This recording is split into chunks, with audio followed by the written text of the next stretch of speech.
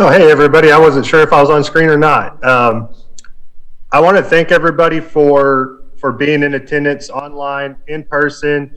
Everything you're doing, this is your event. This event was created. Uh, this was created for you. I mean, it was really, honestly, created to enhance severe weather enthusiasts, chasers, meteorologists, everything we can do to enhance our safety, our knowledge, our passion, everything we have stored to be able to make this a safe hobby profession. Everything we're doing is all about safety, and that's our main theme. I'm hoping throughout today and throughout the rest of what we do. I need to make some announcements first. The main thing I want to talk about is our volunteers. Everybody who is involved with this is 100% volunteers. Um, uh, we've got John Sibley back there in the back. I would like to give him a round of applause for making all of this craziness happen.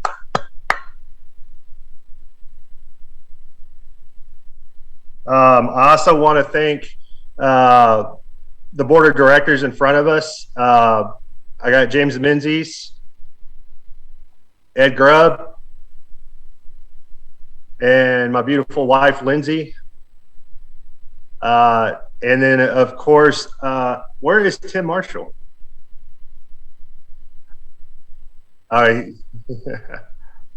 Tim is not on the board of directors, but Tim is an advisor to the board of directors. And so he keeps us on a correct path, going, keeping us in line, giving us great feedback, really making this not only scientifically sound, but he was the first person I called when we started this. Of course, the second person was James, and he created that beautiful video we just watched, which got me going already. I was like, is it April yet, May yet, ready to chase? So honestly, it's going to be a continuous event. You guys, the support we've gotten just by our speakers and the meteorologists and experts that we have talking here, I couldn't do it without them either. I would like to thank them beyond words of what they do for us here. It's all on a volunteer basis. And within that being said, I know there's been some frustration with COVID. Of course, I'm not there because of COVID, and we've had some guest speakers either have to cancel because of COVID or they've gone pure virtual. And I really do thank them for helping us even in any way. And I'd like to give everybody who is involved that way a round of applause as well. So the future. I put out a survey yesterday that basically says where we're going to go, where we may go, and that is basically some insight from everybody where you would want to go, right? Because you're spending your hard-earned dollars to travel to this in the future. And so I would like to, have you guys go where you want to go. And so as a board of directors, we were like, hey, let's move this around. So what we're going to do, unfortunately, because of contractual, last year we had to cancel the in-person due to COVID. We had to put that on the back end, which is next year. So next year we'll be right back in this spot, and those dates are set. Those dates are going to be the first weekend of February. So everybody mark their calendar. The first weekend of February is when we'll have the event. It will be a 3-day event next year, Friday, Saturday, and Sunday. And of course, that's COVID dependent. I mean, if we're still in this crazy pandemic, we may do something different. But as of right now, it'll be the first weekend in February. From there, it's going to be up to the board of directors and the feedback we get from you guys. But we will be somewhere else in 2024 with a whole new lineup and a whole new theme, probably.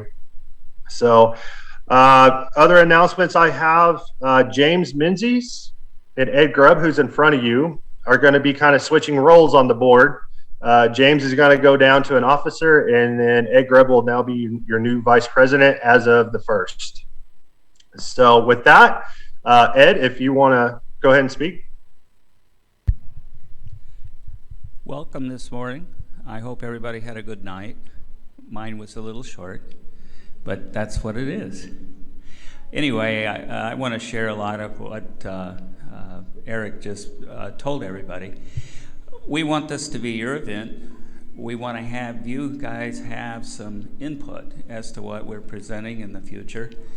Hopefully we can get to the point where we can have some of the breakout sessions that we as a board have talked about, where everybody can come together in a smaller group in various rooms and have a little more like the one-on-one educational components that you would have, like if in school, in college.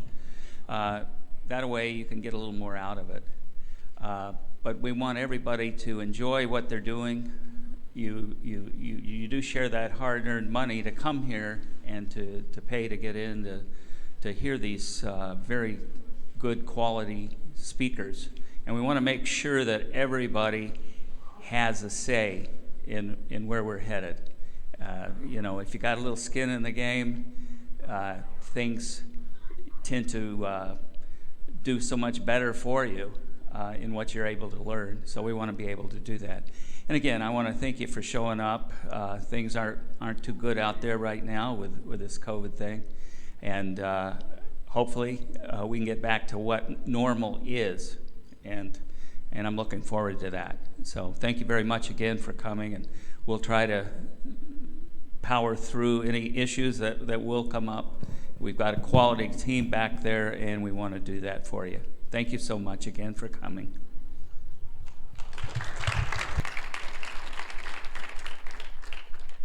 I just want to make this a quick one since we've got to keep on schedule today. But again, what Ed was saying, I want to thank everybody for coming and bearing with us on this. And we've got everything running today awesomely, thanks to the man back there, Mr. John.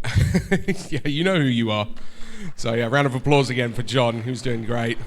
And I just want a quick announcement about the car show entries. If you guys can come and see me, if you want to enter your car in a car show, I'm going to set up the cars out in the car park at 10 o'clock. So I'm going to be out there at 10 to place all the vehicles. But it's $10 to enter the competition. It's a 50-50 giveaway. So come and see me before then and get your car entered if you want to put it in. And we'll go from there. And so see me at 10 o'clock. And I'll be out there organising where all the cars need to park, all right? So anyway, let's get on with the show. So who's our first speaker? No, we're not done, James. We're not done? Lindsay. Oh, okay. Lindsay, do you want to say something? Oh, okay. Sorry. My bad. Good morning, everybody. I'm Lindsay Fox, and I'm the treasurer and secretary on the board of directors. And just want to thank y'all for coming. We put a lot of hard work into this, and all of the volunteers, just want to thank them again for everything. And we are having a 50-50 drawing, and if you come see me at the registration desk, we'll do that drawing around dinner time. And I don't know, Eric, if you want to make the announcement about what we're raising money for. Yeah, thanks, Lindsay, for leading into that. That was perfect. Where's Kathy at? Is she in the room? Registration desk. Oh, can we get her real quick? So as Kathy comes up, Kathy Samaras, everybody.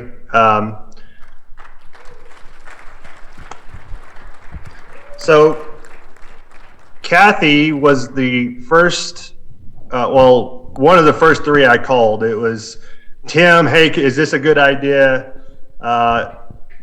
Second was Lindsay, hey, are you going to be able to put up with me during this? And then the third was Kathy. Of course, Tim started ChaserCon originally, and this is kind of the inspiration to continue. And something we're doing that Lindsay just mentioned, we are creating a scholarship fund. And with the permission of Kathy, of course, and Ed's kind of direction, we are starting a scholarship fund in the field of STEM and photography. So any money raised plus a good portion of proceeds from the summit itself is going to a scholarship in Paul Samaras' name. And so I just wanted to say that, every bit of the car show, basically any money, extra money we have is going to go into this scholarship. for an undergrad in either STEM or photography. So we just wanted to thank Kathy for everything she's been doing. Been a great inspiration and a sounding board for us as a board of directors, and of course talking with Ed. And I know that was one of our big things to give back was to, hey, let's start a scholarship. So in the name of Paul Samaras, it'll be the Paul Samaras Memorial Scholarship. So Kathy, thank you so much. And if you want to say anything, please. Thank you very much. That touches my heart, and I really appreciate that. So thank you very much. I know that Paul and Tim are able to, that they're here with us, because I feel them all the time, and I know that they're seeing what's being done, and thank you again. Yeah. All right. Thank you. All right, guys. Well, Dr. Jeff Snyder, if you would like to come up to the podium. So I want to talk about Dr. Jeff Snyder real quick, and then I'll get off the thing. I met Dr. Snyder. Of course, I'm in the media. I met him about, I think it was 2013 at the National Weather Center, and did an interview with him. And I realized I do not know anything about radar after 5 minutes talking with him. So by all ado, Dr. Jeff Snyder. Thank you. Good morning. I hope we're all well rested ahead of a potentially long day here. So today I will talk about some of the ways that we're trying to improve. We being, I'm kind of speaking on behalf of, informally, a larger group of engineers, meteorologists, and other folks, improving how we can estimate wind speeds in tornadoes. So as the presentation loads here, okay, there we go.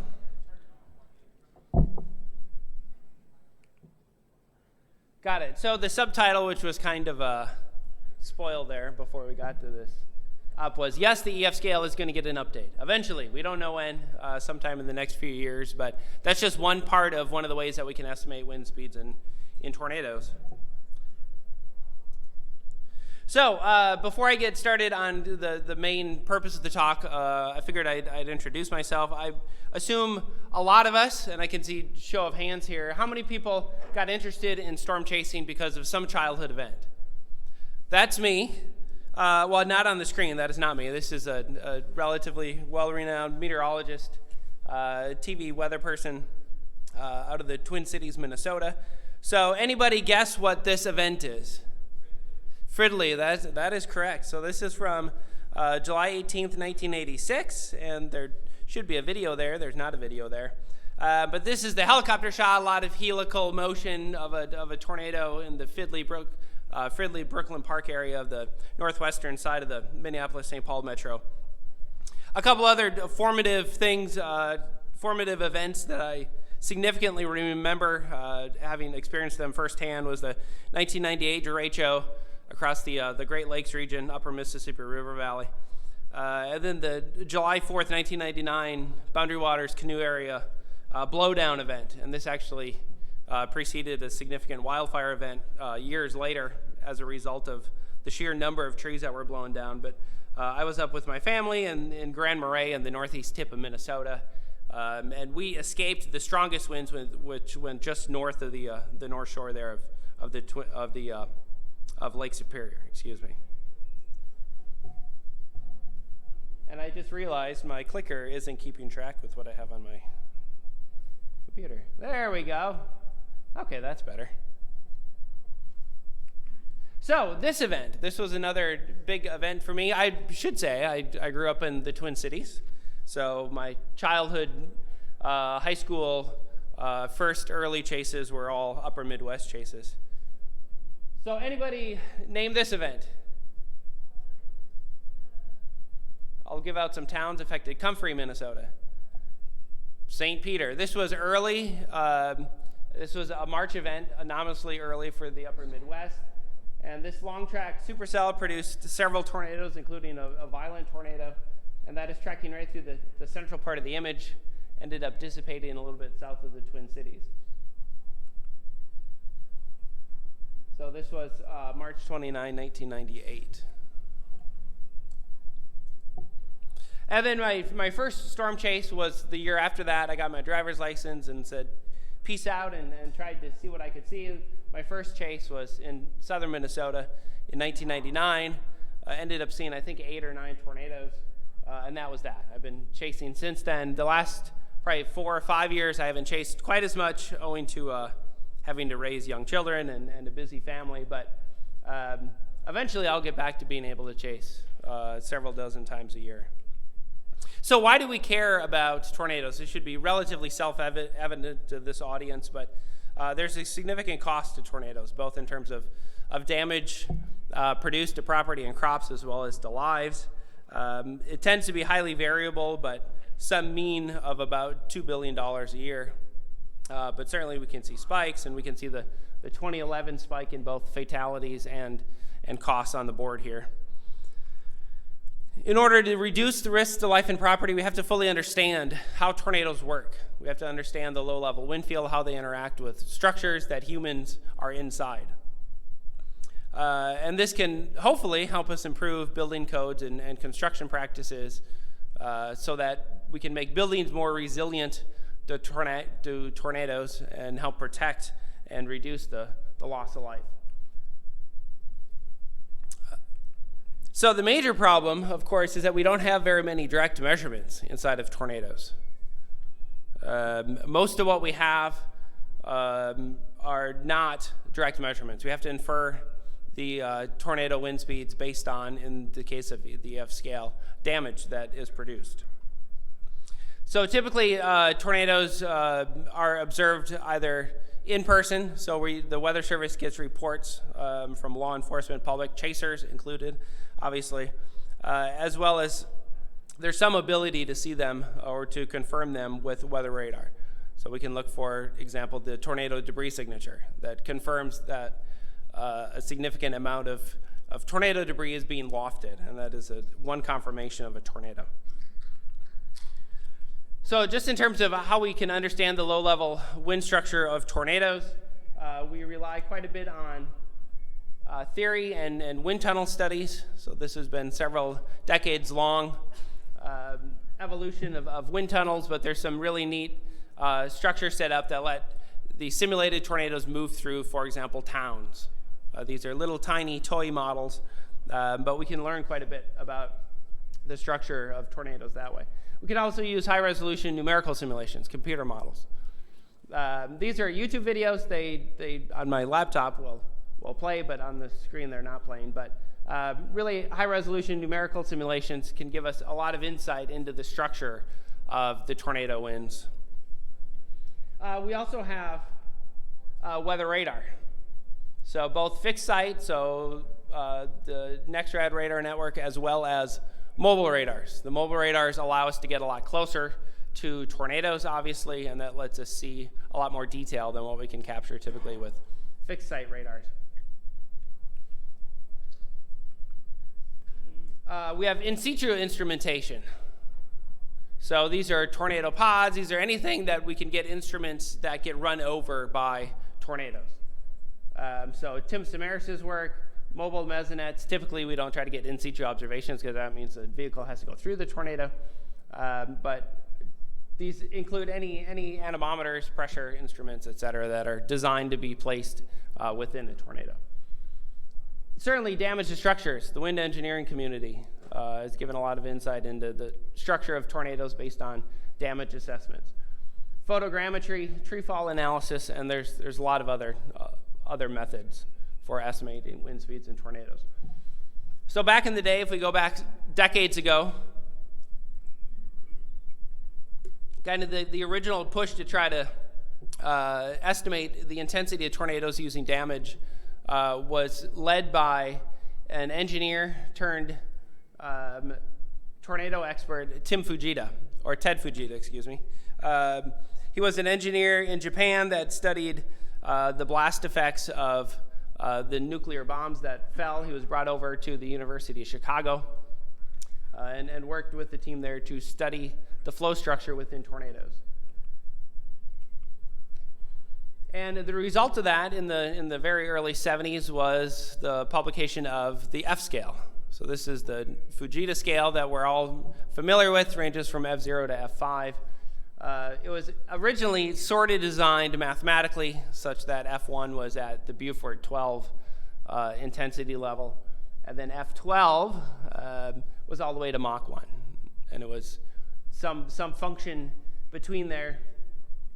F5 at that time was essentially the highest level expected for what at the time was thought the strongest winds and tornadoes would be. So F6 was considered inconceivable and doesn't really show up in any major published tables of the F scale.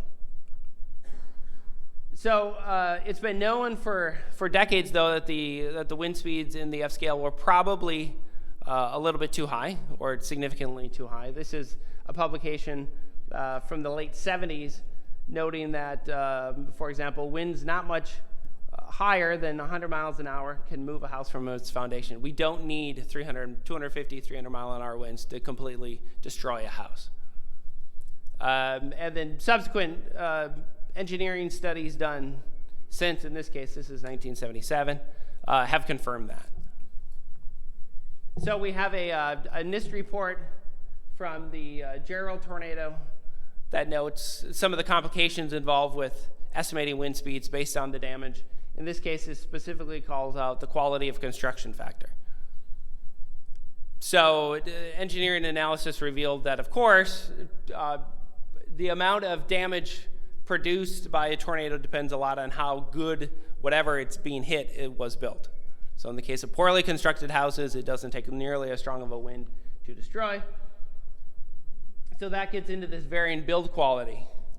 And this is a significant issue. I mean, Tim's one of the world experts in how we can use damage to estimate wind speeds, and this is a very significant complication. And a lot of times it comes down to very small details that are hard to see on individual photographs, so you go in person, spend a lot of time at the site to survey the damage, and you notice that, for example, the lower connection between the wall, the bottom plate, the foundation was poor, and that's all it took to essentially destroy the entire house. We also have lots of other things. So the original F scale was designed mainly from the standpoint of wood-framed houses, single-family residences. There were some other mentions within the original description of the Fujita scale, such as vehicles, etc. But of course, a lot of other things get hit by tornadoes, and there wasn't any actual guidance within the original F scale for how people can relate what they see in the field to, for example, trees, schools, etc., to the wind speeds in tornadoes. So enter the EF scale. This was an effort that kind of began in 2001 with the stakeholders meeting.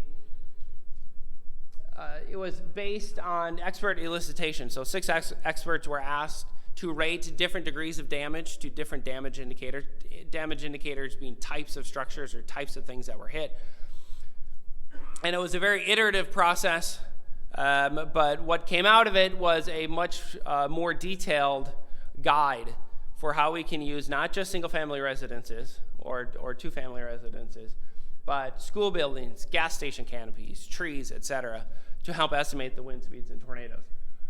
So a total of 28 damage indicators were in the original EF scale. This was the proposal from 2006 that was essentially adopted by the National Weather Service. And again, allows trained but not experts to go out and survey damage from tornadoes in a relatively short amount of time.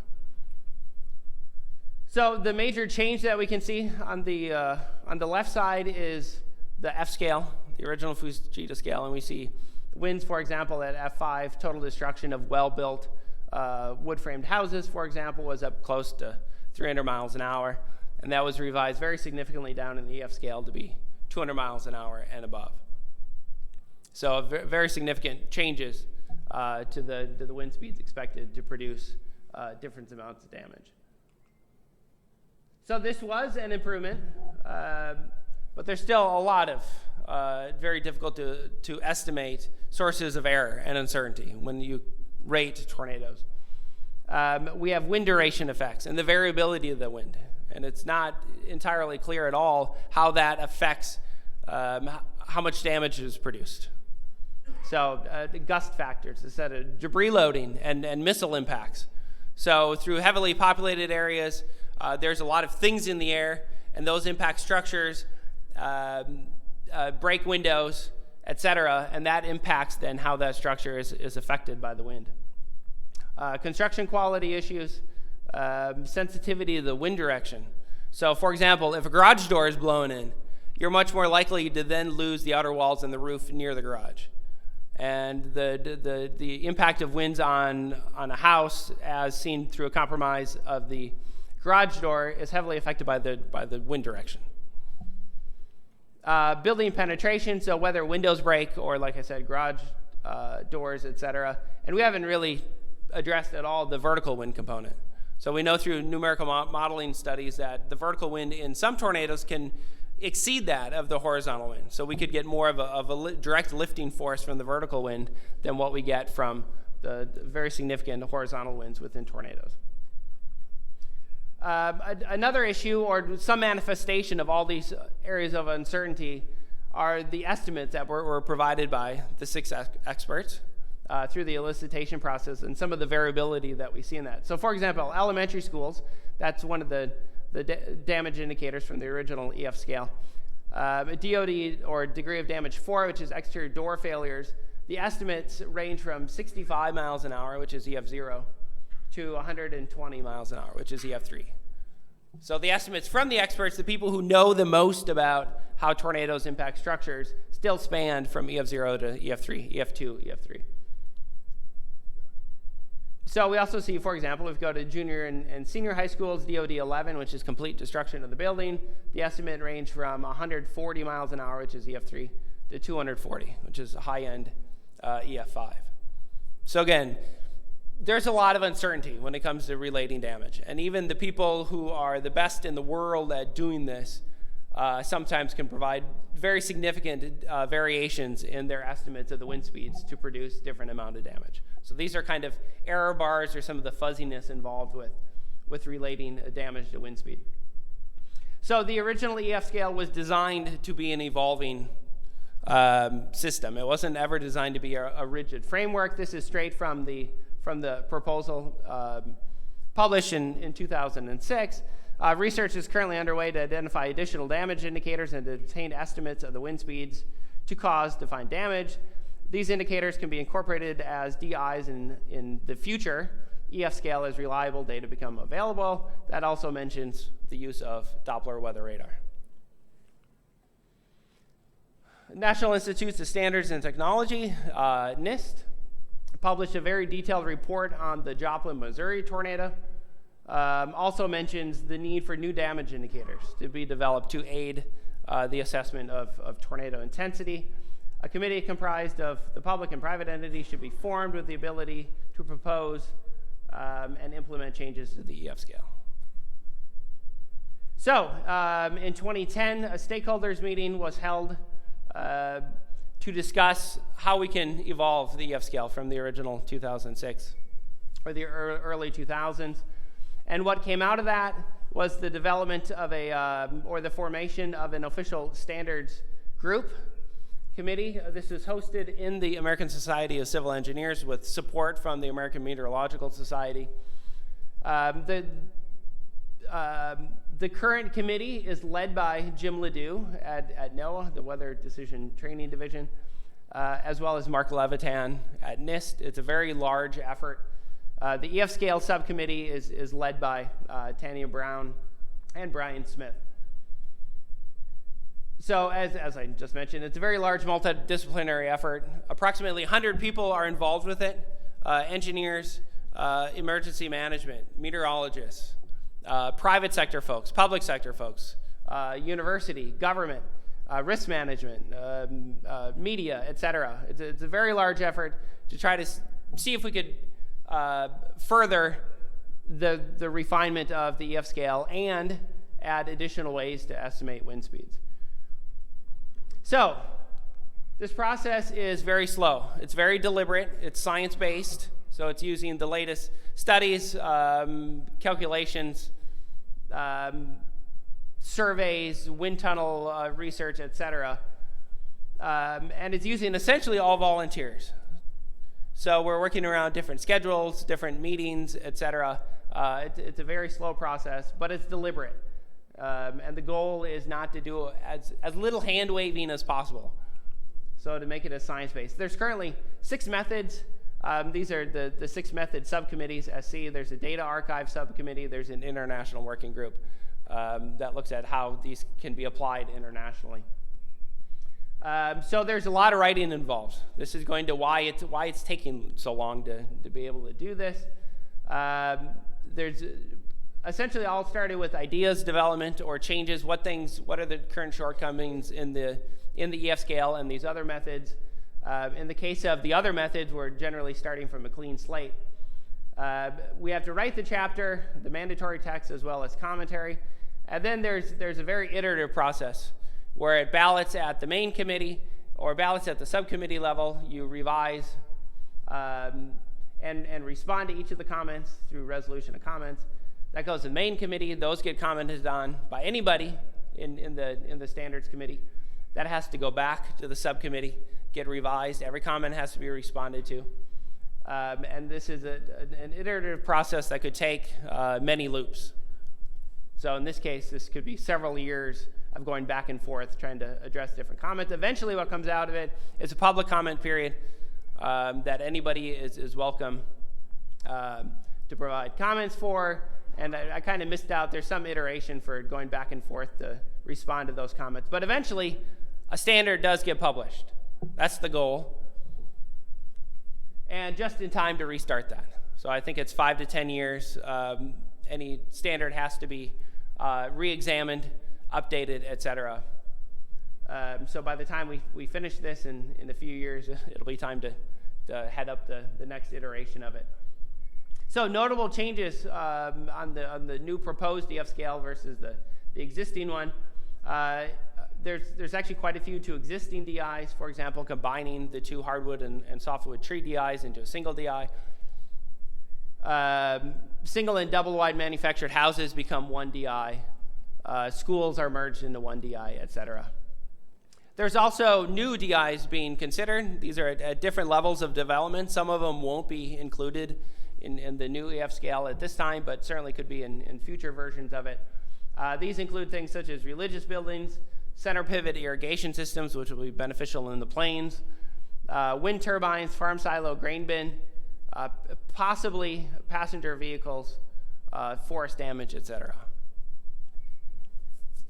The standard also includes a lot of additional details describing what is typical construction, typical resistance, what is weaker than typical resistance, what is stronger than typical resistance. So how can a user go out in the field, take pictures, examine what they're seeing, and then relate that to wind speeds. It also includes a lot of description of the changes from the existing damage indicator EF scale, as well as a lot of pictures.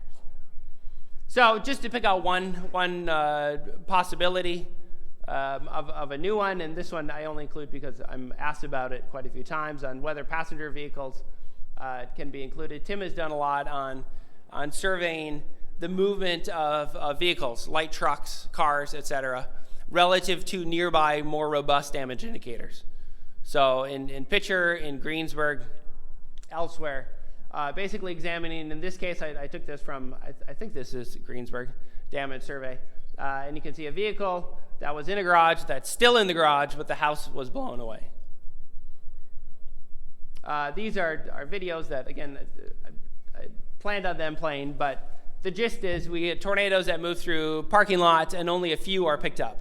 And they don't look like particularly intense, violent tornadoes. But, you know, in the case of this bottom one, intense or a tornado moves through a relatively large parking lot. Only a few vehicles are lofted, are flipped over. Several are slid. Most of them don't respond at all, apparently, to it. So there's a significant amount of variability on how vehicles respond. So are DIs like that useful for adding? Does it provide any additional information? There's been some wind tunnel studies. Fred Hahn and collaborators have looked at simulating vehicles on wet pavement, dry pavement in wind tunnels. And generally, in that case, sliding occurs around winds consistent with EF1 and lofting by about EF4. Field surveys, though, show much larger variability. So, for example, if we look at even EF4 tornadoes, where in the wind tunnel there was a lot of lofting occurring, almost half of the vehicles next to EF4 damage don't move at all. That's a significant issue. So if you look at, for example, vehicles that are rolled, if we go to the right and look at vehicles that are rolled, then this is divided up by EF scale intensification. There are still a lot of vehicles rolled that are in relatively weak tornadoes. So again, a lot of variability. It's very difficult to know how to use passenger vehicles in this case, and there's other proposed damage indicators as well. It's hard to know how to use that to estimate wind speeds if there's this much variability. We also have a significant dearth of DIs issue. So in the US, we generally use the maximum intensity along the entire track. And we say, for example, that the F5 Moore tornado, or the EF3, maybe EF5, EF3 El Reno tornado. And you can go 2011 or 2013, and those two fit. But of course, what you end up with, if you can only use damage to estimate wind speeds, is what we see on the screen. Anybody know what this town is? Take a guess. No, not Greensboro. Greensburg. This is Pilger. So in Pilger, this was a violent tornado. We can see a few damage indicators. These are the green triangles outside of town, but almost the entirety of the survey was restricted to in town. That's where you have things that could be hit. If you don't have anything, you can't rate it. So this is an issue with the EF scale. And that then presents a sampling issue. So we have a significant issue with what are the probabilities that we're capturing the most intense winds that are occurring in a tornado, depending on the density of damage indicators that are hit by that tornado. So out of time, I won't mention this, but this has been looked at using very high resolution large eddy simulation data of tornadoes. Nathan Dahl and collaborators essentially placed mock damage indicators in a very short path of this and look at what's the probability that this tornado hit those. And the gist is that especially for fast moving and small tornadoes, you need a very high density of DIs in order to be greater than 90% chance that you're going to pick out the global maximum intensity of the tornado. So the different methods included in the standard are the EF scale. This is what we've been talking about so far. There's a forensic engineering chapter, which looks at damage and tries to relate wind speeds. The difference generally is that the EF scale isn't intended to be used by experts in the field. So you can be trained in it, weather service meteorologists, et cetera, and they can survey a large area in a relatively short amount of time. So a short track tornado might take a day or two to survey. In contrast, forensic engineering is focused more on very, very detailed measurements, very detailed observations that occur, and that could take hours and days to study one building. So different users, different methods. These are going to be two different chapters. We also have a tree fall pattern chapter. So there's several folks who have looked at digitizing trees based on satellite and aerial photography. You digitize how the trees fall. Then you can use a simulated tornado to move through that and compare the observed fall pattern to different models, different widths of tornado, different intensities of tornado. And you can do a pretty good job of fitting modeled tornado to observed tree fall patterns.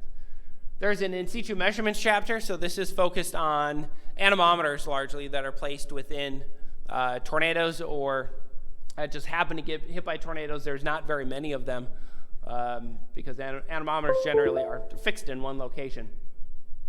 And so the odds of any one getting hit by a tornado are very small, even in the plains. There's a radar/LiDAR/active remote real-time sensing chapter for how we can use radar data to rate tornado intensity. There's a remote sensing chapter that is focused mainly on post-event analysis. So after a tornado occurs, how can we use, for example, satellite data or aerial photography or drones, unmanned, uncrewed aircraft, LiDAR, etc. So radars have a lot of advantages to seeing inside of tornadoes, largely because you can get a lot of very high resolution data, high update time, so you get the time evolution of the tornado over a very large area of the atmosphere. So these aren't generally point measurements. But one of the main cons is that they don't measure the actual wind. So radars are going to be measuring the things that are being moved around by the wind. So raindrops and hail, et cetera, in normal times for normal weather radars. But of course, when we're looking at tornadoes, we're talking about roofs, branches, pieces of grass, bunches of dirt and dust, et cetera. Sometimes those things move with the wind. Sometimes they don't. So especially near a core of a tornado where the winds are very, very high, maybe the radius of curvature is very small, there's a lot of acceleration, things get pushed out of the tornado, centrifuged out, we would say, very quickly. So the difference between what the radar sees and what the actual wind speed can be very significant in those cases. It's also extraordinarily difficult to measure at building height. So we can put a radar out in the plains, in a field, for example, Dodge City in 2016, and scan relatively low. But a lot of times we have trees, we have buildings. It's very difficult to get a radar to be able to see a relatively small volume of the atmosphere very close to the surface.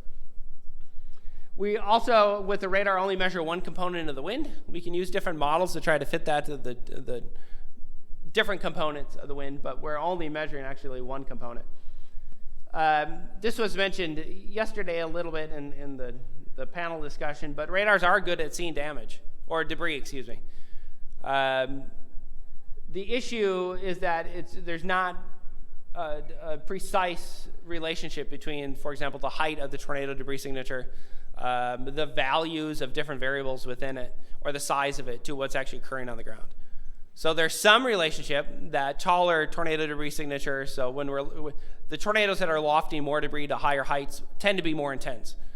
But that can't be applied to saying, okay, this building at this time had this wind speed. So we just can't do that with that type of signature.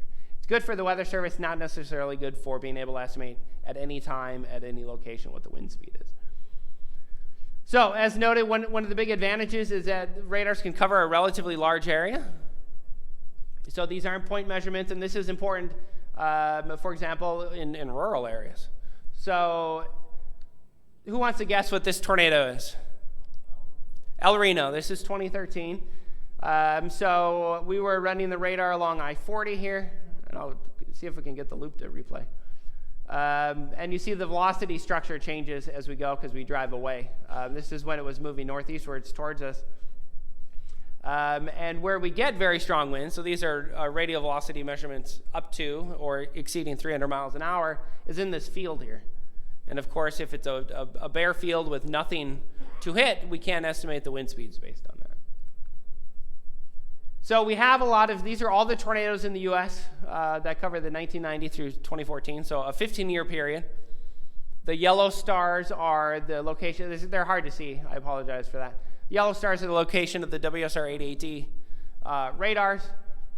So at this time, in this 15-year period, we had approximately 30,000 tornadoes. A lot of them from the Rockies eastward. There's issues being able to assess and report on tornadoes west of there. So there's probably more that occur in the mountains, but the vast majority of occurs east of the Rocky Mountains in the U.S. The issue is that we really only care about the ones that are close to the radar. So there's a couple physical reasons why this is. As we get further away from the radar beam ends up farther above the ground. and the radar beam spreads out. So the radar sends out basically a cone of energy, electromagnetic energy. That cone spreads out. So when you're far away from the radar, we get worse resolution, such that entire tornadoes can easily fit in one radar volume,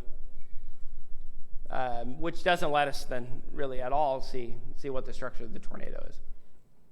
So if we look at only tornadoes that occur, this is within 75 kilometers of a WSR-88D, that dropped it from 30,000 to about 10,000 over this 15-year period.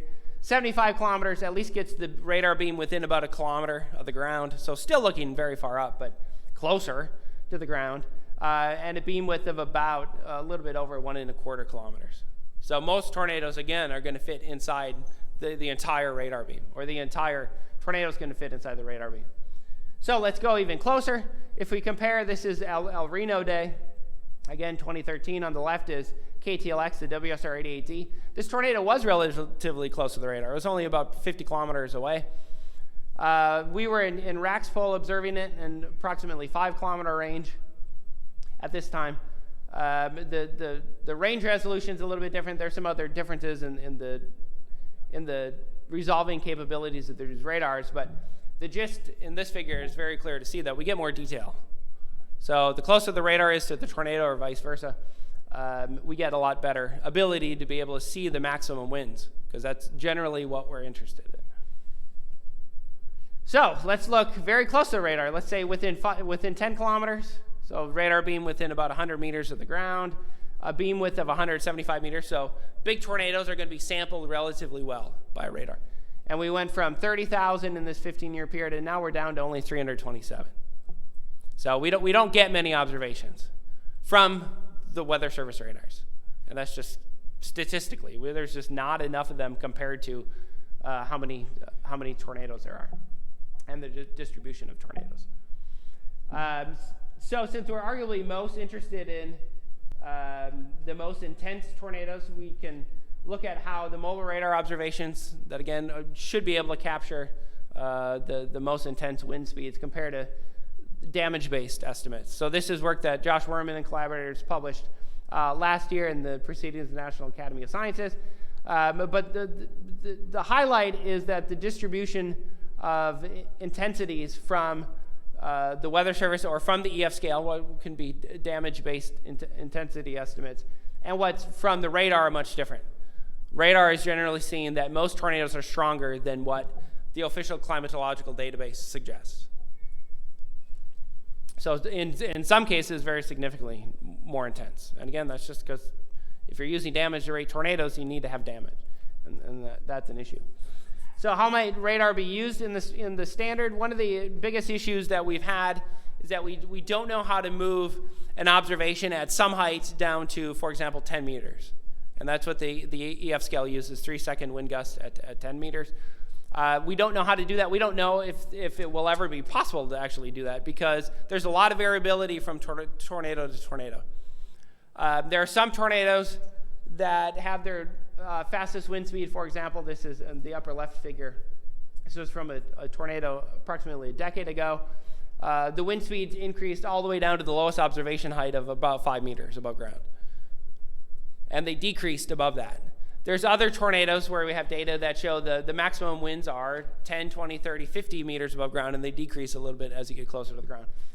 It's very possible that this varies a lot from tornado to tornado, from time within the tornado, by what the tornado is impacting. So as it moves through forested area, perhaps there's a greater reduction. As it moves out into rural areas, open areas, where the frictional effects are less, perhaps there's less of a reduction. We don't really know. This is a very significant issue.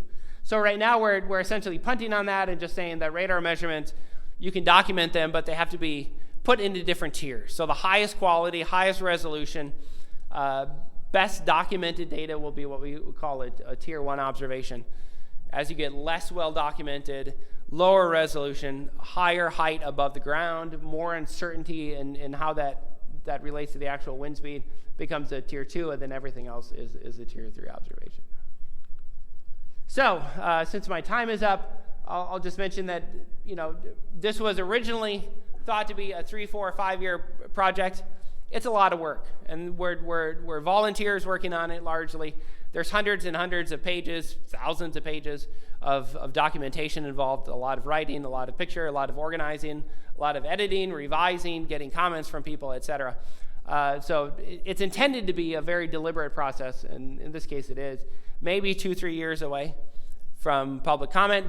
How the Weather Service uses what ASCE puts out, and if it ends up in another standards body, we don't really know. That's not necessarily the point of the standard, and whether the Weather Service uses it. So with that, actually, I'll just leave this up here and take any questions. No questions? Yes. One question.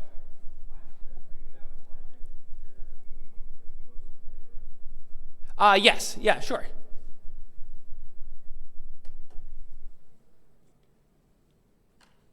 Yeah.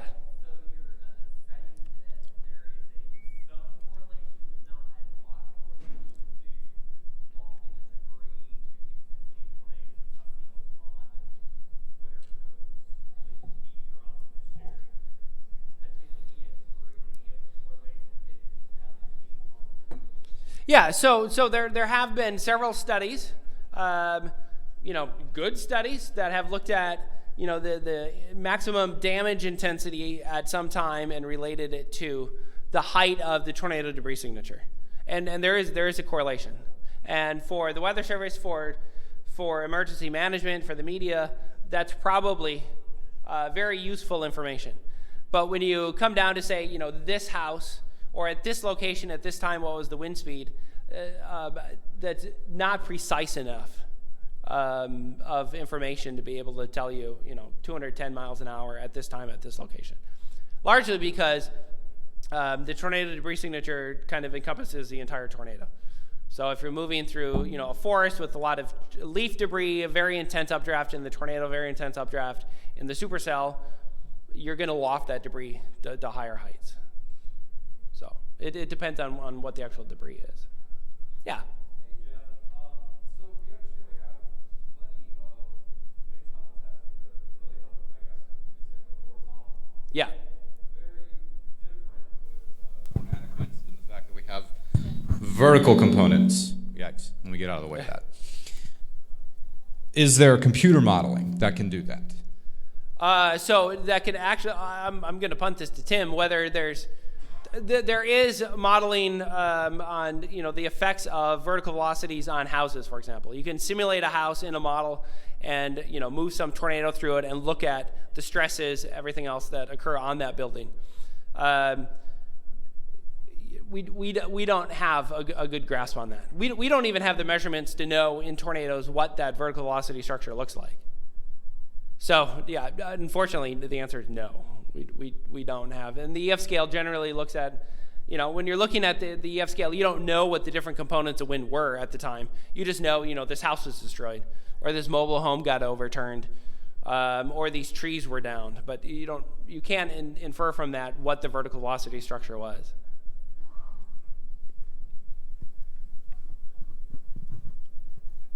We really need to measure that. And right now, radar, of course, just sends out a beam, comes along the radial.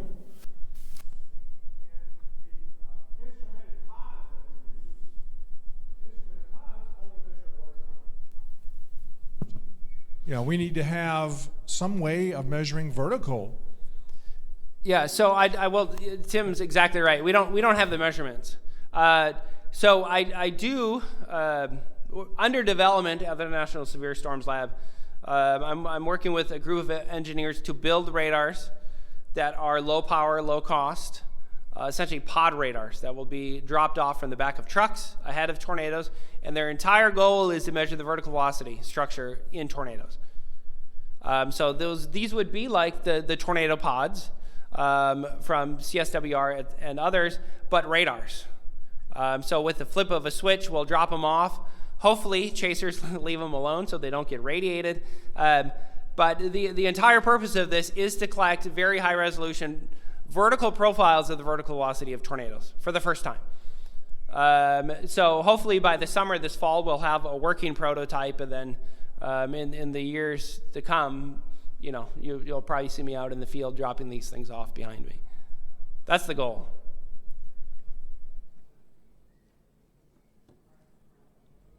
Okay, thank you. And as most of you know, Jeff's always pretty much on the leading edge of the technology that's coming as it resorts to chasing. So I'm eager to hear what you have to say, sir. I hope you don't make it boring. Excuse me? I say I hope you don't make it boring. No, it won't be boring, I promise you. I know it won't be. Thank you. Thank you, Ed. Appreciate it. Hey, so the talk's going to be talking about the future, right? And how we're out in the field storm chasing. So about 3 years ago, I presented Kathy with an idea. And that idea was, let's sell our gas-powered vehicles and let's go electric. She said, we're going to do what? And that was the reaction. So we can start if you guys want to play the opening scene there. Yep. Just hit play on the bottom there. Yep. Yep. Perfect.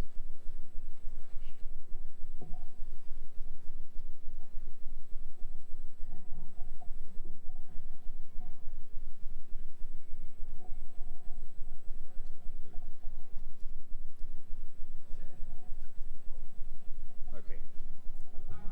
We'll skip that. No big deal. Okay. Oh, there we go. Okay, that's fine. So I had, as many people know, back in 2002, I had a Chevrolet Avalanche, right? Drove for literally about 15 years, put about 300,000 miles on it. Great vehicle. It saw a lot of tornadoes, a lot of blizzards. Got me out of trouble all the times, four-wheel drive. It was a great vehicle, right? So Kathy had a 2011 Pilot. Great vehicle, loved it, performed great, right? So I took two of those vehicles and I said, hey, here's what we're going to do. We're going to sell it, and we're going to buy a little Leaf. And your reaction laughing is about what she did with me, right? She said, we're going to do what? And so I had a lot of learning to do, right? I had to figure out, first of all, what's it going to cost, where I'm going to find one, because back in 2015, they're pretty hard to find here in the central U.S. California, East Coast, they're more available. So I'm running along a tip that Nissan takes a lot of their lease vehicles. It goes back to near Marietta, Georgia. So I contacted a local dealer down there that actually had quite a few of the Leafs. So I called him on the phone and I said, hey, I found this one online. Is it available? She said, sure. And I said, could you give it to FaceTime with me? Let me see the inside and outside of the car. And she goes, well, great news is one owner. It's 2015, and it only had 9,000 miles on it. I'm like, wow, it's like brand new. I said, yeah. So one of the things I had to learn is when you pop open the front, depending on which model you buy, you got a plug on the right and one on the left. Well, what is that? Okay, I didn't have a clue. So I had to do a lot of homework. So you got J1772 on the right, and it's a level 2 is what they call it. And on the right, it's a CHAdeMO charger, which is like 50 kilowatts on this particular vehicle. So that's what it looks like when you open the plugs, okay? So what I did at the house is I ran basically NEM 1450, which is basically a 1450 plug, which is like a dryer vent plug, right? And run a 50 amp breaker, and it's a 40 amp charger from Cripple Creek. And there's many, many chargers out the last 3 years, which we'll cover. So this particular charger on my particular vehicle, it adds about 30 miles of range in about an hour of plugging it in. I live about 5 miles east of Owasso in northeast of Tulsa Airport. And most of my commute on a daily basis, if I go into town to Owasso, I'm about 5 miles in, 6 miles in, go to the grocery store, the bank, and do that stuff, come back to the house, I use 15 to 20 miles out of the car, right? So most of the time, I don't use a lot of miles on my daily commute because I work out of my house. Kathy's retired, so I don't do a lot of traveling, except maybe on weekends, got to go to Tulsa, go shopping, those kind of things. So it cut the time, how much I have to charge down, and it's very convenient because when you pull in the garage, you basically just pop the little hood switch, and you plug it in. 15 to 30 minutes later, an hour later, my car's totally charged. But here's where it gets really fun. So when I plug it in, there's the J72 level 2 plug-in on the left. I plug it into the right side of the plug. If you look up on the dashboard in the upper right-hand corner, you'll see the lights are blue up there, and it's just telling you, hey, the battery's this much charged, right? So you get to see, it's charged. So I leave every day in the house, it's fully charged. I don't have to go to the gas station. It's very empowering, right? It's just great. Wow, just like that. So the beautiful thing is, this is gonna be fun. Where the battery go?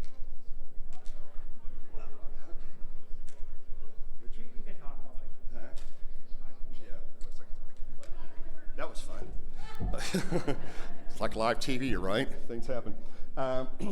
So Francis Solar in the state of Oklahoma, here about a year and a half, 2 years ago, they had some grants and they put in hundreds of chargers around the state of Oklahoma. 3 years ago, except for Tesla, the charging stations were very limited, right? So you couldn't go very far from the house as far as like out chasing, those kind of things. Well, they've added hundreds across the state of Oklahoma, and I'm gonna show you an app here in a few minutes that will show you where all these charging locations are. So this is over near Tahlequah, right? So when you plug in on the CHAdeMO, which is 50 kilowatts, when you plug in, there's two things that really affects how fast your car is going to change. One's called the onboard charger. So on the Leaf, on this particular Leaf, it's only the max you can charge is 50 kilowatts, right? That's the max. That's in ideal conditions. Well, that a lot has to do with, believe it or not, the weather. What's the outside temperature of your battery? What was your how low your charge is? So in other words, if I go to a charger, if I'm at 20% or lower, I'll get that first 50 kilowatts for the first 5 minutes, 3 minutes, but as you fill that battery up, the charge rate descends because it's for safety for the battery. It makes it longer life, but the longer you're there, the slower the charge will go. So you start off really high, right? And then it just slowly descends as the battery charges. And most of the time, what I found out from experience is that 90% of the time when you're stopping at a charger, now, storm chasing is going to be a different story, but 90% of the time, you don't need to go to 100%. As a matter of fact, most of the time, in this particular case, I started at, 18%, I believe? Yeah, 13%, whatever it was, on the left side, 28% in the upper left-hand corner. I had about 40% of power. I didn't need 100% to get home. I knew my range because it's 25 kilowatt battery. It gives me 100-mile range, right? So I needed to add about 30-mile range to get home. So I didn't have to I didn't need to go to 100%, right? So a lot of times when you're out charging, in most cases, especially if you're at your house charging, or if you're going on a trip somewhere, most of the time you don't need 100% to get back home. Probably 90% of the time you don't, right? That's been my experience, right? So anyway, then we're going to talk about, this is probably the more exciting part, is a lot of locations such as hotels, shopping centers. This is the Tulsa airport. They have multiple level 2 chargers. They have 4 places you can park. When I travel and I'm going on trips, I've got to park somewhere, right? So I'll pay them $12 a day to park, which is the normal rate. But the good thing is I get to charge my car free. Okay, I'm going to say this again. I park there, I charge my car. So think about this, okay? So that's a benefit for charging it, right? So this, I'd highly recommend taking a picture of this. This is kind of the utility rates nationwide, right? Each state's broke down. It gives you the charge rate. Oklahoma's like 9 cents average. My personal house up in northeast of Tulsa, I'm on a rural electric company there. I pay 7 cents a kilowatt, okay, per hour, right, for my electricity, which is fairly low. But you can see it varies state by state. And it's going to vary county by county because a lot of times you have a city utility, there'll be a different rate than maybe a utility that's in the next county, right? They'll have different charging rates and different times of the day. You pay different rates. Okay, this is a little example I gave. You driving 100 miles. And again, this is going to vary depending on what vehicle you're driving, how many miles per gallon you get. For today, let's say gas is now around $3 a gallon. I personally think it's probably going to push $4 by spring. 20 miles and you're driving, put 5 gallons in an SUV. I know there's cars out there that get 40 miles a gallon. Now there's cars, you're driving a truck, you're going to get 15 miles a gallon. Because I've had all those vehicles. So on a 25 kilowatt battery, and I get average about 4 to a little under 4 miles per kilowatt hour. So I got a range of about 100 miles. I charge it home at 7 cents a kilowatt. It charges me $1.75 is what my true cost is to go 100 miles, okay? So as the gas goes up and down like this, weekly, daily, my electricity and my cost to run that electric car, it stays level and the same. Because electricity is not changing daily or monthly, right? A lot of times it's a year or a couple of years, the rates are the same, which is really nice. The other thing, like, for example, the Model Y, it has better efficiency, lower color efficiency as far as air drag on it. They get a little bit higher. They're in the 4.3, 4.2 range as far as miles per kilowatt hour, right? So on that same deal, if you took a 75 kilowatt battery on a Model Y or Model 3, you get about 318 miles on a 75 kilowatt battery. So what normally would take you about $50 to go 300 miles, you're doing it in a Tesla for around a little over $5, right? Charging it at home, which 95% of the time you're gonna be charging it at home, right? So your cost goes down dramatically. Well, if you think about applying this, and I'm gonna slow way down here to think about this, I know when we're out chasing, there's times that we charge sometimes twice in a day. because we have to fill up the tank twice, right? Driving 500 miles, 400 miles, you got to get there, then the chase begins, you drive another 100, 200 miles while you're there, and then you got to get back to the hotel. Well, gosh, you could spend $100 easily in gas in a day. I've done that before, right? We all have, right? If you're driving an electric car to get 300 mile range, you're talking about bringing your cost down from about $100 a day, if you're filling up twice, down to about $10 a day. That's a huge savings. Well, I don't know about you, but $90 in the savings in a typical, long chase day, that just paid for your hotel. Then it's going to get better, okay? So this is off the Tesla website, and it gives you, one of the most important things is in the far upper left-hand corner, it's your onboard charger. If there's anything you walk away from today, there's really 3 key elements you got to look at on any vehicle you buy. Any vehicle, it's the onboard charger. How fast can I suck juice into the car, right? What kind of battery is it, which is very important. How big is that battery, and how fast can I accept juice? So if you look at Model S and Y, their highest charge rate on their 60 amp is basically it's a 48 amps into a 60 amp breaker. And then the next slide here, this gives you miles. So if you go 60 amp on the charger, and the 48 is what you're actually putting in, is the 15 kilowatts. And if you look at their models, their Model S and the earlier versions, you have 34 miles per hour. The Model 3, which has the newer, still the 2170 batteries, but it has the newer voltage and things as far as high powered in the car, you're adding about 44 miles an hour. And then the same thing, 30, drop back down the older Model X, 30 miles and 44 on the Model Y, which is the newer Model Ys, okay? So you can charge pretty fast at home. Most of the time on my little small battery at 25, an hour and a half, my car is totally charged. I think in 3 years, I've had my car down to less than 10%, less than a half a dozen times in 3 years, and it took maybe 3 hours to totally charge the car at home, right? Okay, so here's where things get real interesting. So when Tesla unveiled the Tesla Cybertruck, it got a lot of attention. People either love it or hate it, right? It's both, right? It's really both. It's a very interesting vehicle. This next Wednesday, they have an earnings call. It's our fourth quarter earnings call, and Elon's going to give a big update on the Cybertruck. Rumor has it online is that it may eliminate one of the versions or a couple of the versions I see up there right now. Maybe let's go to 2 different versions, maybe 2 different sizes. We still don't know what the battery pack is, right? Originally, on the Model 3 trial level, if you look over on the far left-hand side and see what it says, 500 plus miles on a charge. If you're out storm chasing, I want that 500. I'd take 1,000 if I could get it. Because when you're out, when you leave point A to point B, you want as many miles to spare as you can, right, when we're in rural America, right? So we don't know, nobody really knows what that number's gonna be yet. They haven't officially told us yet, okay?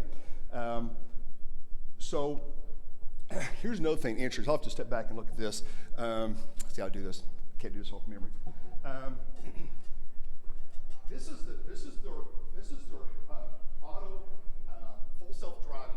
But what you really pay attention to on the very top line, back in 2018 third quarter report, for if you have autopilot and self-driving fully engaged, they have one accident every 3.3 million miles. Thank you, sir. Okay, that was in 2018. And then as you go down, if you disengage autopilot and you have the other safety features engaged, it's like this basic, light avoidance and things like that, you have one crash every 1.92 miles. The National Highway Safety Board, and these numbers don't change a lot, they report an accident 1 in every 492,000 miles. So you see, if you have autopilot engaged in a Tesla, I mean, you're about 7 times, in 2018, you're about 6.5 to 7 times safer in a Tesla fully autopilot engaged, right? If you go down here to 2000, this actually just came out last week, 2021, look at the difference between 2018 and 2021. Now, with it fully engaged, if you got autopilot full engaged, you're only one accident, 1 every 4.3 million miles.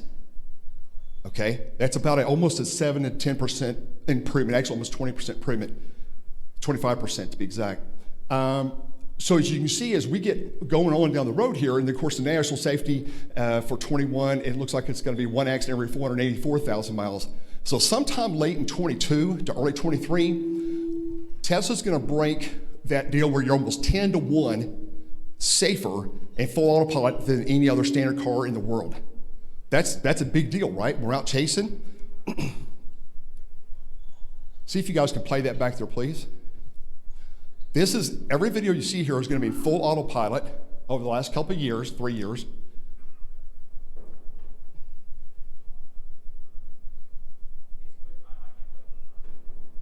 I didn't hear you. Okay, won't play. That's fine.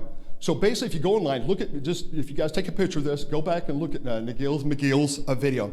This is a competition over the United States of autopilot full engaged, and you're going to see all kinds of different accidents, from being crushed between an 18-wheeler and a car. You're going to see a tire come off down an interstate and goes over the Tesla, and the car Tesla actually moves over and comes back into the lane.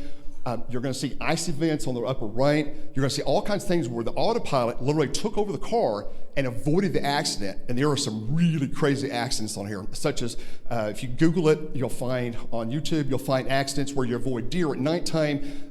You'll see a bear running across the road with the cubs, all kinds of things. That's with the autopilot engaged, which is really very, very impressive. Okay. Dr. Jeff Dahm up at Halifax, he's one of the leading researchers worldwide in lithium batteries. He's got a lab up there, and he does a lot of research. So I talked to Jeff earlier this week, and he has a partnership with Tesla, and what their students have done in their lab is, this is kind of one of these myths, where it's like, how long will batteries last? Are they going to last, 100,000 miles?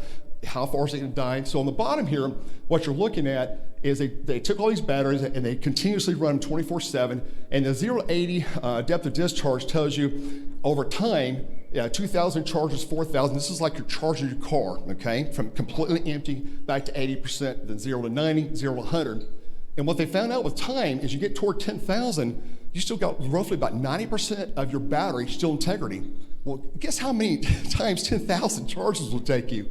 How about almost 2.5 million miles?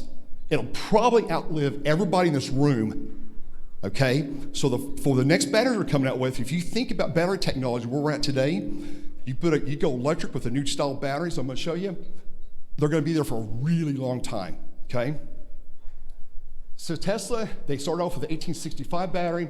That was the early days. That basically tells you that 18 by 65 millimeters is the actual size of the battery. Then the 2170, which is their current battery that's in the Y, S, and X. And then we've got the new 4680 battery, which is going to be in the Cybertruck and the Semi, which is starting to ramp up. This is a new type of battery. It's got tabless batteries, so all the energies at the end of the roll. And this gets real complex, how these things charge. But the bottom line is, what you really want to know is compared to the 2170, it has 5 times more energy storage, it has 16% more range, and it's 6 times more power. So it can accept power really, really fast, right? And it gives you a lot of power. And that same battery now gets you farther down the road. So you don't have to put as many batteries in a car compared to the 2170, so you reduce the weight of the vehicle so it can actually go farther, okay? Which is important.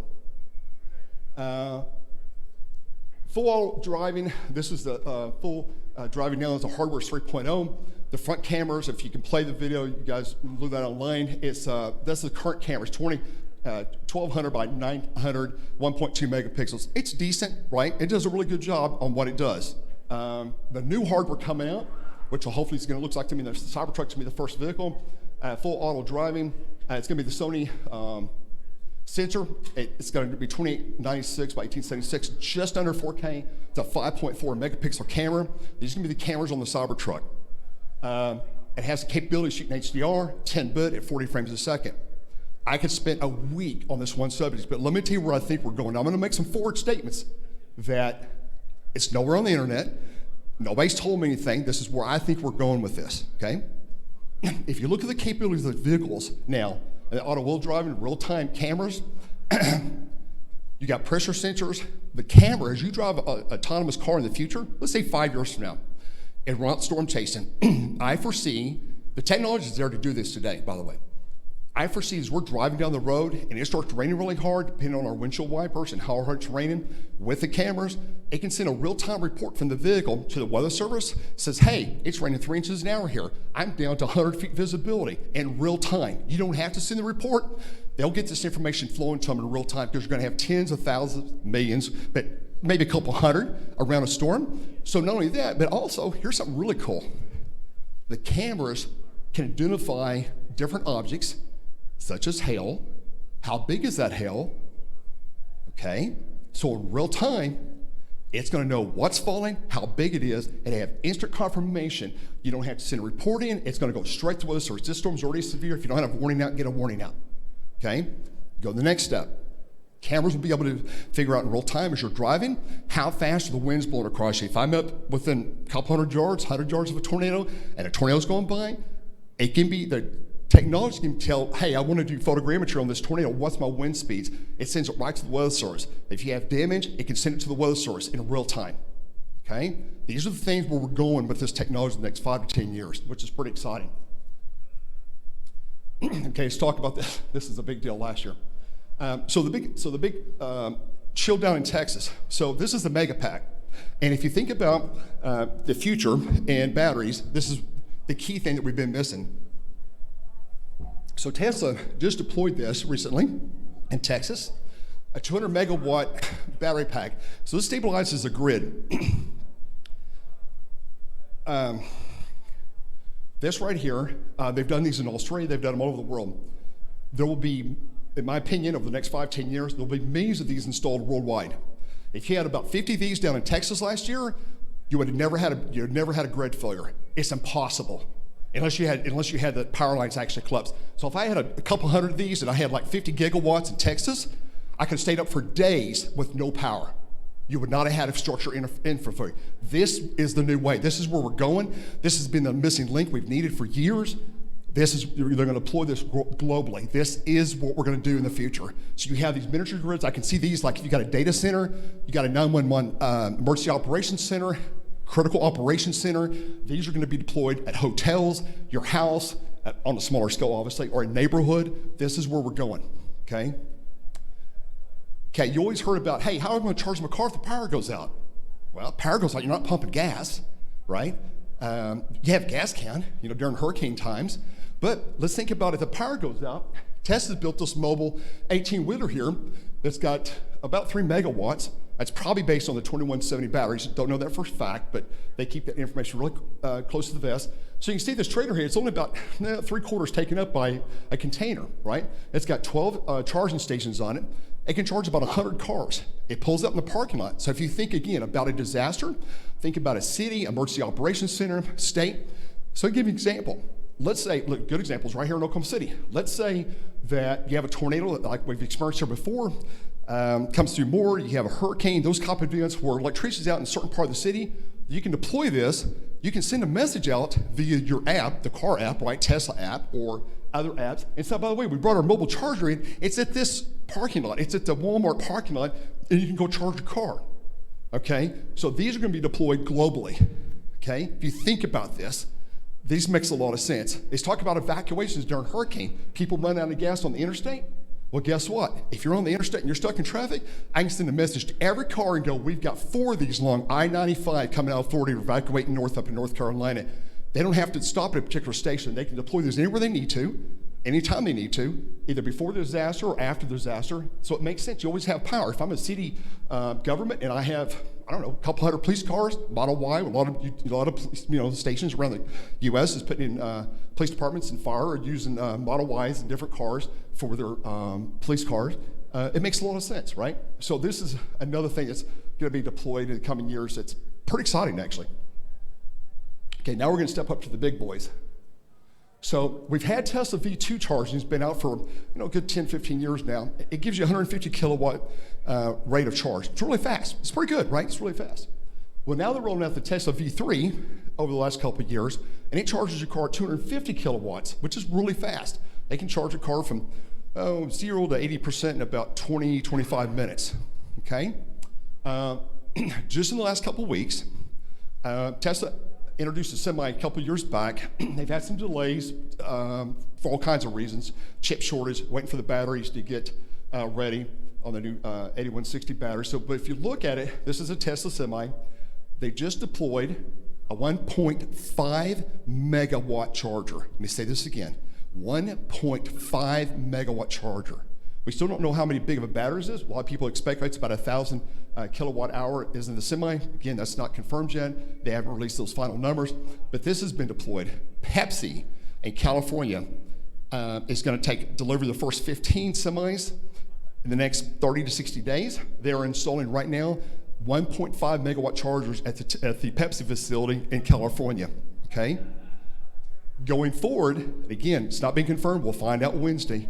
If you want to Google the earnings call on YouTube on Wednesday, listen to what they say. I'm not sure yet. My gut is there's a possibility, not being confirmed by anybody, that the new Cybertruck, it may be able to charge at 1.5 megawatts. Don't know that for sure. That's my gut. Nobody's told me anything. But I think it's going to have either dual chargers on it or possibly that kind of speed of charging, which is going to charge the car really fast, depending on what kind of battery's in there. You have lots of options when it comes to chargers. You got the Tesla charger, if you're a Tesla car, probably a Tesla charger.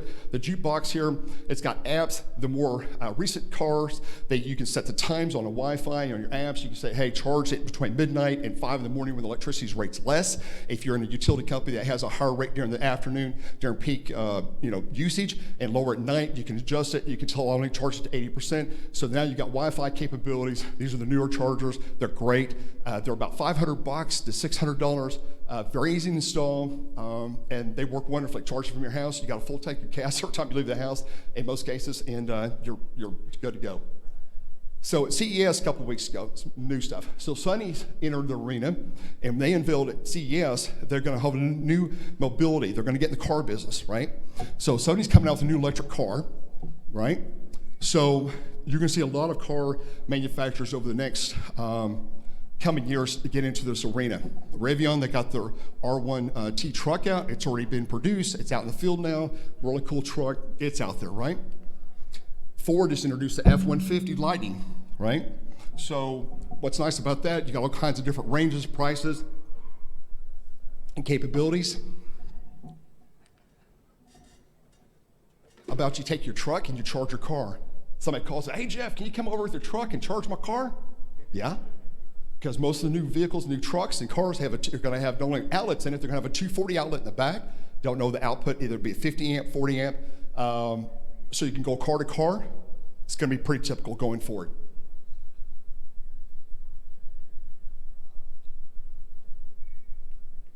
Fords are installing the chargers at their dealerships. Ford also does, this has been coming for years. It's going to be getting more popular. You heard Randy Denser last night talking about solar backfeeding the grid. This is called V2G is the official name. Vehicle to Grid is what it stands for, okay? And basically what the theory is that, and this, it does work, is if your car has a 100 kilowatt battery in it, let's say 7,500, there's no magic number. So the charger on the wall takes AC and converts it to DC to put it in the batteries, right? So when you have a vehicle to grid, those new chargers are coming out now. It takes the DC from the vehicle, goes back to AC in that box hanging on the wall. You'll have to have like auto transfer switches. You'll have to have the main breaker off in your house so you don't feed the power utility grid back to the utilities. And the linemen or firemen, if you get power lines down. This is where the technology is going. There's lots of ways to do this. This is just one option. The other thing that has been talked about by a number of people, including Tesla, is if they ever do vehicle to grid, they could actually sign up and be on a network. So if you think about this in a bigger picture, so let's say we have a million vehicles out there, Model Y, maybe it's you got a million of the Cybertrucks out there. People can sign up if they want to, if the grid goes down in your area, they can say, hey, I've got, I've got 100,000 Cybertrucks in the state of Texas, and we got an ice storm hitting, and boy, I should like to tap that battery, some of that juice in there. So you sign up, yeah, I'll give back to the grid today if the power goes out, because I'm fully charged my vehicle. So your car, they can actually notify you. Your car can start the process as far as it doesn't have to start. It'll tell this little controller on the wall, hey, I want to feed battery energy from my car to the grid. So now you get to sell your power back to the utility company. This is coming. It's already in a lot of states, but this is going to really take off in the coming years. Okay? You want to take a picture of this. This is one of the most important slides up today. Sandy Moreau takes cars, and he runs an engineering firm for the auto industry. He has I highly encourage you, very highly encourage you to go online on YouTube, look at Sandy Monroe's content. He takes vehicles, he's been taking vehicles for 50 years, long time. He tears them down, he buys them, he takes them part by part, and it's really for the auto industry globally, right? So he takes a car apart and he identifies what they built, what each component is, how they built it, what's the cost of it. He does a detailed analysis. And the books are really thick. I mean, they're really big, but people pay really big money for those reports, right? Because they want to see what the competition's doing, how do they do it, those kind of things. Sandy does car by car breakdowns, right? So he's done several electric cars. He's done the Model 3, and he's done some other cars coming up. I think the S Plaid, he's getting ready to post that. If he hadn't posted it in the last couple of days, that'll be online soon. So you get a real in-depth understanding from a technical point of view, and he's very easy to follow. He's a great, he's really good to follow. This is a guy you want to follow online. In my opinion, the #1 guy worldwide. This guy tells you the skinny, okay? I mean, it's the real deal. Okay? Now, what I'm gonna do is I'm gonna show you how to save some money. We're gonna do something kind of interactive here. So if you got your phone and your iPhone or your Google Android phone, we're going to plug in my iPad, and we're going to show you a couple apps to download, and we're going to show you guys how to save some money. What do you say? What do you say? What do you say? Yeah. Yes. Switching to Geico, you can save 10%, right? Okay. So if you go to the Apple Store or the Droid Store, and the first thing you can download is, like, for example, the supercharger for Tesla, supercharger for Teslas and Androids, and the App Store's down about middle way. Did that pass it? No, there it is.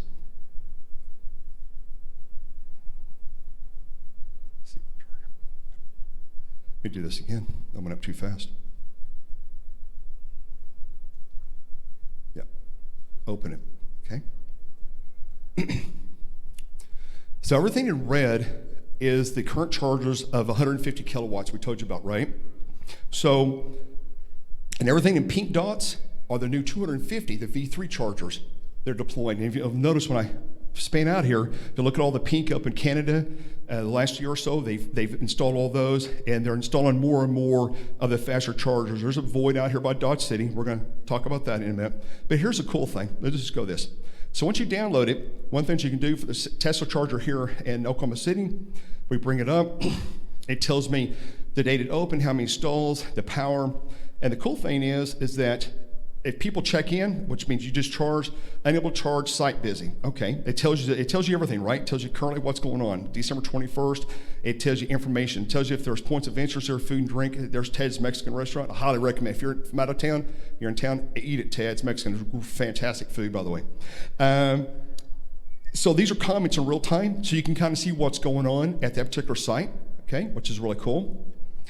The other thing that's really nice is that at those sites is I can come in here and I can do range circle. Well, what's a range circle do? Well, depending on where you're at, let's say I'm in Oklahoma City, I just charged, it's a supercharger, and I'm getting to leave Oklahoma City, and I've got a full charge, maybe my vehicle can go up to 300 miles. I just click across the top here, right? See this? I just move that cursor across there. So that gives me a ballpark idea how far my 300 miles is going to get me, okay, which is kind of cool. So you kind of know I can make it. And also within the Tesla app, depending on what road you're on, it'll tell you what path to take to get to the next charger. And a lot of times you don't have charges at the first one. It could be one, maybe I want to charge at Hayes, Kansas up here, right? They got superchargers there. So now I can click on Hayes, and again, I can turn range circles on and say, well, there's no 300 miles, but I don't even have to do that one. Let's say I go way out here to, I don't know, up here by Rapid City. Let's go all the way to Rapid City and see how far we've got. Let's turn on range circles, and now, I've got a little gap here. So I know I probably need to charge before, probably Goodland or somewhere before I leave Northwest Kansas, and charge so I can get all the way to Rapid City. So it's a real quick way to get an idea of what's going on, right, where you're charging. It's free download. It gives you a lot of education, and it kind of tells you where the chargers are. Well, let's go to the next app. Does anybody have any questions on that so far? Anybody? Next one, and this is one of my favorite, it's called PlugShare. This is going to basically show you every charger that's available, whether it's Tesla, if it's grocery stores, restaurants, Okay, all these right here, all the ones that are in kind of a yellowish gold color there, those are 50 kilowatt chargers and some Teslas on there. So if we just go right here in the metro, let's go over here to Bethany, for example, Crest Foods. It tells me Crest Foods has a charger there. Those are the images right there. As far as it tells you, there's a Francis Solar, right? So it tells you, hey, it's right next to Wendy's. You can get a hamburger while your car is charging. And it tells you everything about that location. People have checked in. It tells you the kilowatts of the chargers available at that location. But here's where the fun part begins in saving you money. So let's say you drive an electric car, and let's say that we're out chasing the Texas Panhandle, and let's say we end up here in Northwest Texas somewhere, and we're at Dumas for the night, right? We're into the day. We're coming in here to the Dumas. Well, gosh, look at that. Hampton Inn. If you stayed at Hampton Inn, how many times have we stayed at Hampton Inn, right? Quite a few times. But click on information. Wow, look at that. Hampton Inn and Borger, Texas, right?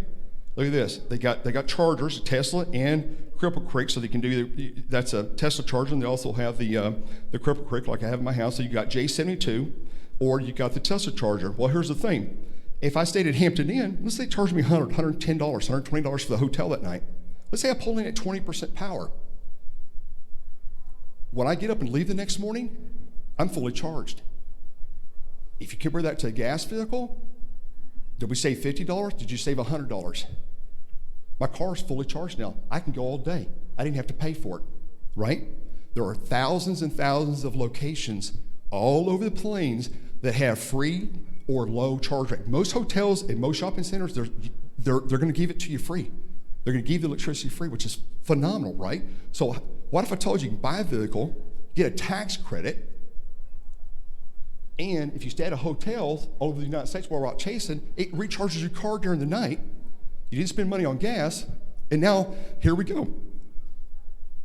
So anyway, so that's a cool deal. Let's close this. Now let's go. And by the way, there's another one here. You got to do this RV park. So you'll have a lot of RV parks that will have chargers and different things. Let's go up here to Greensburg, right? So after Greensburg, they rebuilt the city. There's Liberal. By the way, it's chargers at Liberal. Greensburg, yep. How many times have we been up to Greensburg waiting for the cab to break, right? Quite a few times. Let's look at this. Okay, up at Greensburg, they have a number of chargers, both Tesla and Cripple. They actually got 48 amps. See what that says? Gotta love it. Okay, so if you go to Greensburg, let's say we get up to Greensburg at 2 in the afternoon, waiting for the cab to break, and we're up there for a couple hours. Well, guess what? I top off the car. And guess what? Guess how much you paid for that? $0. Does that have your attention? So this is just, look at all the chargers they have there at Greensburg. You pull up, it tells you your rate of charge, how long it's going to take to top off your car if you need to. And again, different cars you can charge, it doesn't have to be Tesla, it can be any car, right? So these are all over the United States. You can find them in a lot of restaurants, hotels. A lot of the hotels we stay in, they're everywhere, right? So that's basically the message. Is like no matter where you're at, there's basically charge points filling in everywhere. Over the last this year and last year, we have a lot of people that there's a lot of money being poured into building more chargers. There's probably going to be close to there's a lot of different numbers out there. There's probably close to another 250,000 chargers going to be added over the next 2 or 3 years across the United States. Believe it or not, so will the gas conglomerates. Exxon has announced they're going to possibly put in 500,000 chargers in the U.S. And what's going to happen this year and next year is we're getting to the critical part where the batteries cost less than $100 a kilowatt hour to produce. And once they get to that point, at cost parity compared to a gas vehicle, it's crossed that threshold. So you're going to see more and more people, more and more manufacturers bring electric automobiles to the industry, and the cost is going to come down. Both electric car, the range is going to increase, the safety is going to increase, and adoption of electric EVs, not just the cars. We're seeing the same thing in ferries up in northeast, over in the northeast.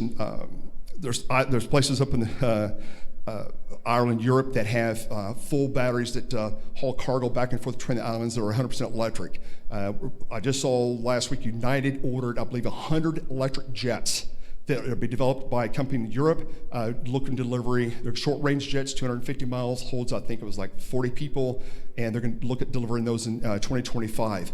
So the entire industry, as we know it today, is turning upside down. So in the next 2 to 3 to 5 years, what you've been used to in the past is going to totally change. But I'm just saying, we're out there chasing. We're kind of out there in these rural communities every day. And I think the earlier you adopt going electric, and I'll be honest with you, it teaches discipline. It teaches you to slow down. Being very candid here with you, the faster you drive, the more power it uses, right? Just like in our gas cars. So it teaches to be more methodical on when you leave. Where's your target? So you're not driving around everywhere. It says, hey, I'm going to go to that next charging station. I'm going to wait for it teaches you patience. I can tell you that. But I can tell you another thing.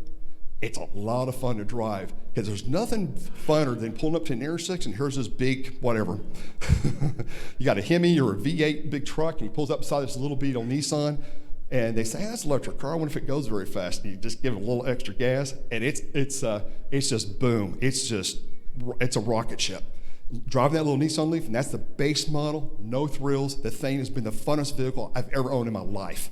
Okay, once you get an electric car, you drive it, you will never go back to a gas-powered vehicle, I promise you, because it's so much fun. And here's the other thing, being storm chasing. When you're out in the field and you're chasing down a country road, maybe it's asphalt, when you come up, go down the road real slow, you're silent. You're dead quiet. I mean, you're silent. It's not like a gas car where the animals, the deer, the cows, the hawks, they don't see you coming. And you'd be amazed. I was actually surprised myself. When I drive the electric car and I go down a country road, it's amazing how the animals don't even know you're coming. You're nearby. Great picture opportunities because you can get some really cool photos. The animals don't even know that. And I can't tell you how many times I'll go down the road and I'll see a cow or a horse raise its head, and it'll look at me like, what just went by?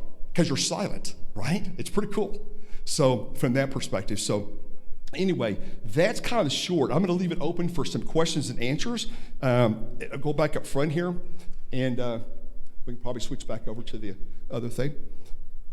So ask me anything you want to do about anything. I'll try to answer it to the best of my knowledge. I highly encourage, again, those sites. Jeff Dahm up in Halifax, he is the global leader. He is a gold standard. He's won so many international awards for battery technology. Absolutely famous. Go look at all of his academic studies. They're phenomenal. He will, if you could read all of his papers, it'll tell you what's happening in the next 5 to 10 years, and it's unbelievable. I mean, it's crazy how fast things are moving. I can tell you, monitoring EV technology online on a daily basis from all over the world, there's literally, some days there's literally 10 to 15 articles an hour on a global scale coming out about this company launched this company launched this company launched this. It's unbelievable how much information there's out online, right? So anyway, that's my pitch. I think we can, if we migrate this way, it's been a lot of fun. I can't wait. I can't wait till the Cybertruck comes out like everybody else. I'm super excited about it for all kinds of reasons. It'll be the last vehicle I ever own. I can tell you that for a fact. And I'm probably willing to bet, even if you're in your young 20s and you bought a Cybertruck, it'll probably outlive you as far as capability, the batteries, and technology, right? And autonomous driving, I think if you go online and look at how safe the vehicles are, how they avoid deer, how they avoid other cars, people run intersections, you do different things, and how it auto brakes, auto stops, and avoids accidents in real time, it's amazing. It's absolutely amazing. Okay, I'll be quiet. Start asking questions. Go ahead. Oh, I'm sorry.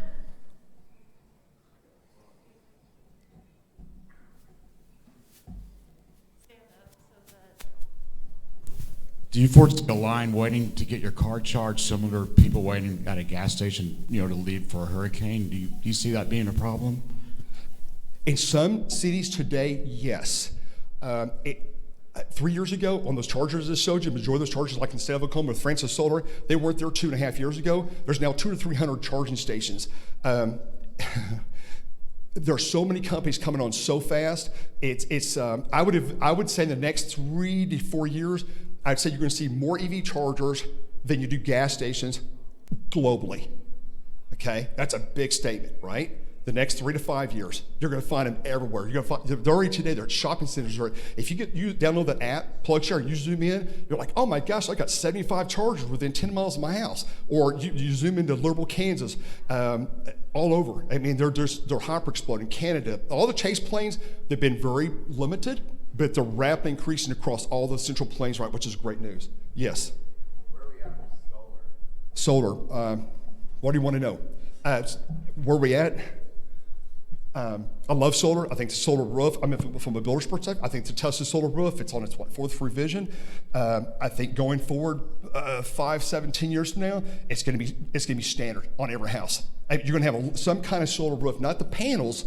You can do panels, that's fine. But the solar tile roof, it can withstand with a baseball-sized hail, okay, and not break, which is very, very important in the plains, right, from hail claims. Let me give you an example. Huh? Oh, vehicle. Okay, on the cars. Yeah. Tesla's talked about putting solar in the back of the Cybertruck and maybe add 10, 15. There's people maybe saving 20 miles a day. If it's out in full sunshine all day, you might add 20 miles. And there's people making claims that it's kind of like everything. Let's get it developed. Let's get it in the field. And let's really see what the real numbers are. Right? I'm a guy. I got to see it to believe it. Right? There's a lot of people make claims in the battery industry, right? In the car industry, there's a lot of claims out there. But until they mass produce it and get it to the customers and people actually use it every day, and you get the real data. Then that's when we can make a good sound judgment on what that's going to be. Yes. Sure, this is working. Here we go. First question. Are you a major stockholder in any electric vehicle technology? In all transparency, not until recently. I own some Tesla stock, very small amount. But I think for Tesla, there's a lot of great startups out there in the EV arena, right? Not only battery technology. Tesla's not. If you think about Tesla's not the car, they're really like 100. They're like 100 companies in one. If you go look at all the things they're into, the SpaceX, Starlink. And I didn't even talk to you guys about Starlink. Just hang on. Right, we know about the mobile deals. The deal. I could talk 12 hours about that. I'm not going to go there because it's a whole can of worms. But it's just hang on. I mean, it's going to come full throttle, and it's starting to come full throttle right now. But you ain't seen nothing yet. Just trust me on that one. I was just poking you at that one. But no, I know you were. This is my real question. Okay, all right. There we go. So this past winter, we had a major snow event right on I-95. Major shutdown. Everyone was locked down. They had to idle in the vehicles. Many of them running out of gas. A lot of people had some comment on that saying if this was an electric vehicle situation, this would be 10 times worse, take 10 times as long to clear out vehicles off of that stretch of I-95. Mm-hmm. I think it was like 30 miles of vehicles just completely backed up.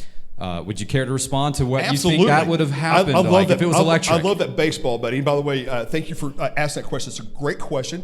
I saw it 1,000 times on the internet. Here's the reality. I call BS on that. Okay, here's the reality. There were Tesla cars stuck on I-95. You can run a Tesla car at 20, 25, 15 degrees, and guess what? It'll stay fully heated for 3 days on a full charge.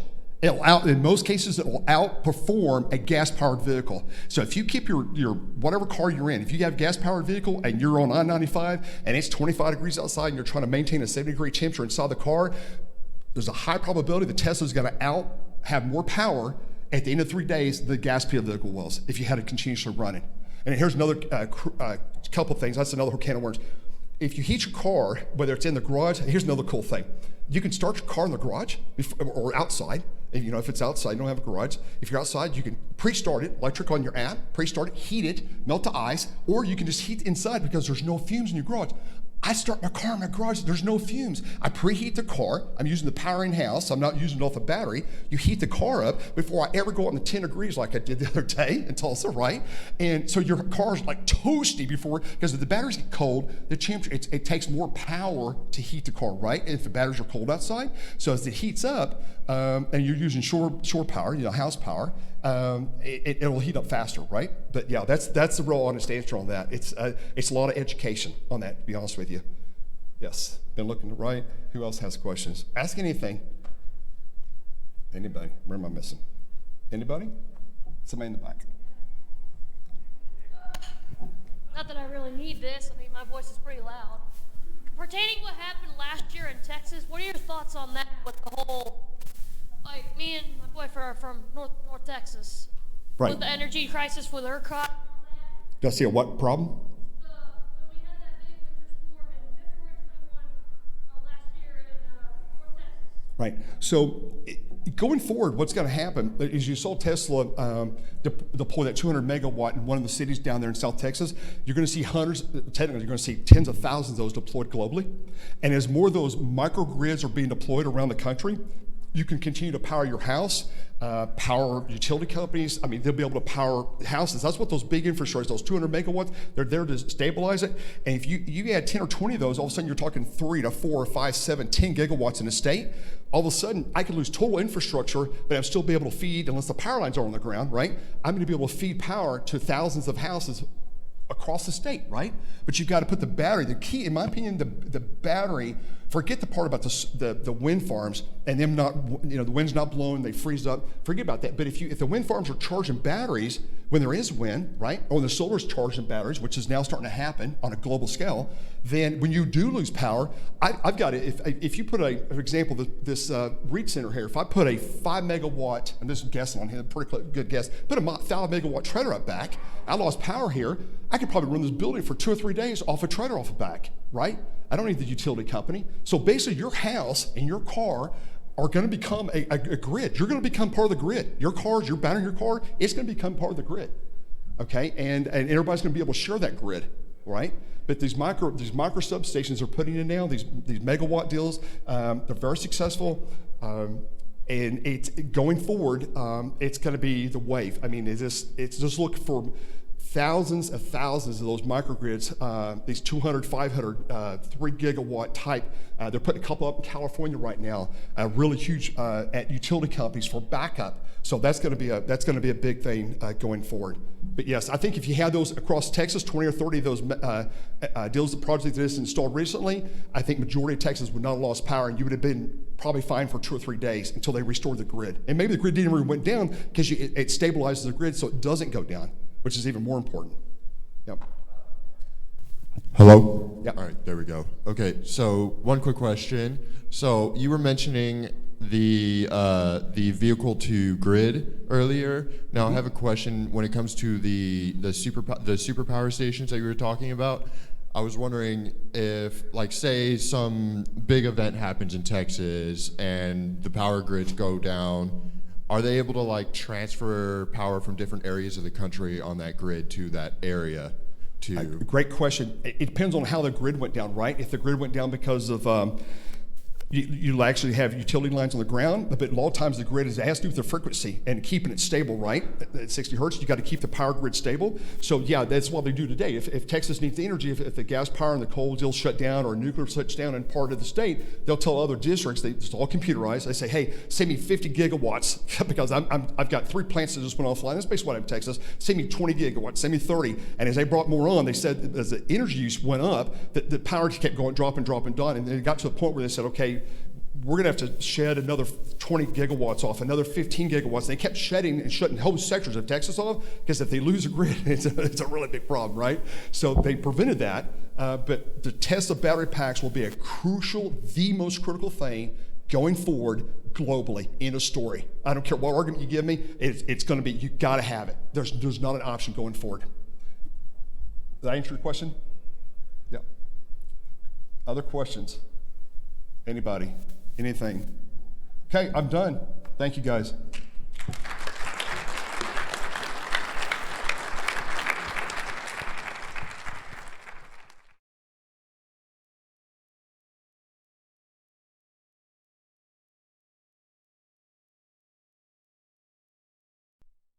I have thrown rocks into tornadoes. I've deployed ground-based probes. I've storm chased with beater vehicles and driven into tornadoes with that. Inadvertently, I've ridden out the near tornado flow, at least the debris field underneath an overpass, and we've launched rockets into tornadoes. We've also flown a drone with a 15-foot wingspan aircraft that is capable of dropping parachute probes out into the inflow region. The goal there was to allow those parachute probes to get pulled into the tornado through the inflow. And then we started to experiment with Zorb probes, those probes where you get inside a transparent bubble and start climbing around.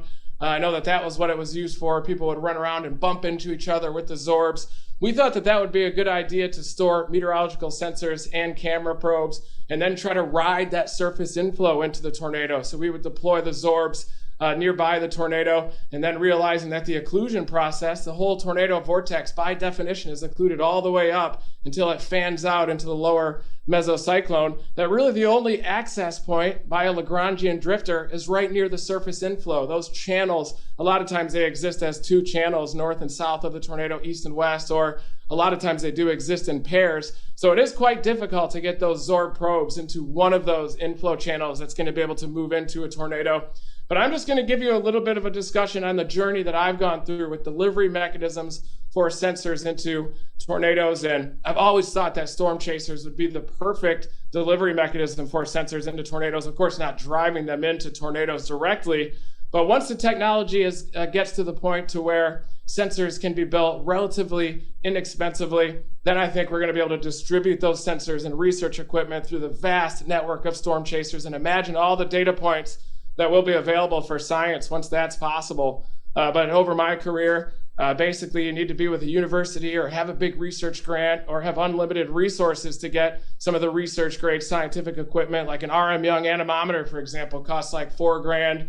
Just a piece of plastic with a little spinning blade on it, wires that feed into a data logger, $4,000. I promise you it doesn't cost that much to be built, but my vision for the future would be for all storm chasers to have research grade instrumentation, live streaming instrumentation as well, and then we'll be able to capture incredible data in and around these tornadoes. But I wanted to also discuss what got me into trying to get data points inside of a tornado. It was actually this tornado on May 4, 2007. That was the same day as the Greensburg, Kansas EF5 tornado.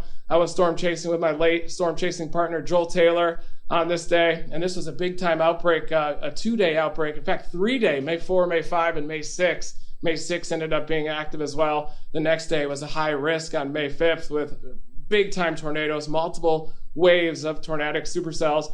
But on May 4, 2007, Joel and I were sitting up into southwestern Kansas. A lot of storm chasers were working the warm front up near I-70 just because of the backed winds. Everybody was obsessed with backed winds at the surface back then. If you didn't have backed winds, they didn't think there would be tornadoes. So a lot of people were working that warm front. We were kind of stuck in between and thought we were going to bust. And then suddenly storms developed in the northeastern Texas panhandle. Some echo tops appeared on there. And Joel kind of tapped out of this chase mentally because he thought we were going to bust.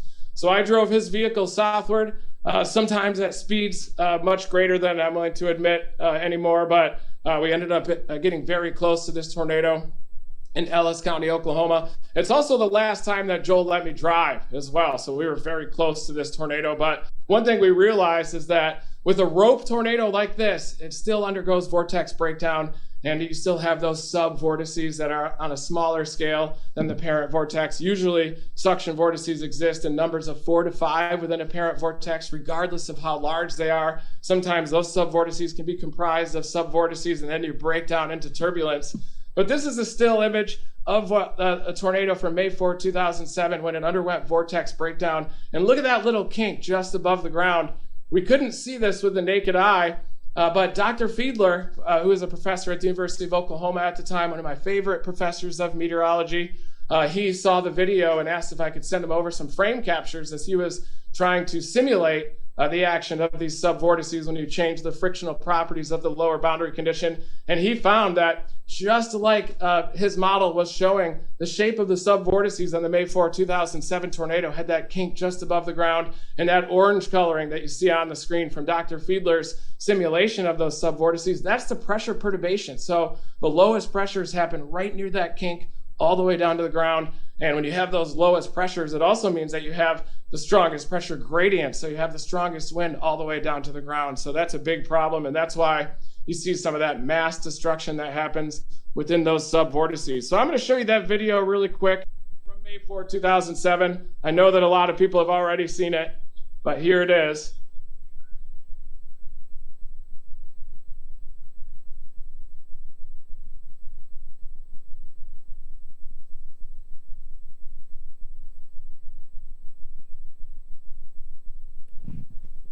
Eventually, it's thinking about it. So here we're heading off to the south. We're in the Bears cage. The crazy thing about this storm is it was a low precipitation supercell, or an LP supercell. Hardly a drop of rain as we were punching through the core, but then you'd see the occasional baseball-sized hailstone on the road. And as the tornado was approaching Oh, you're not seeing the video?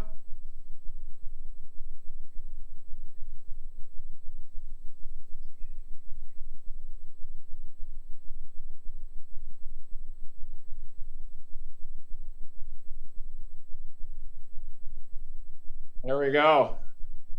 Okay. Sorry about that. Let me see if I can pop it up here.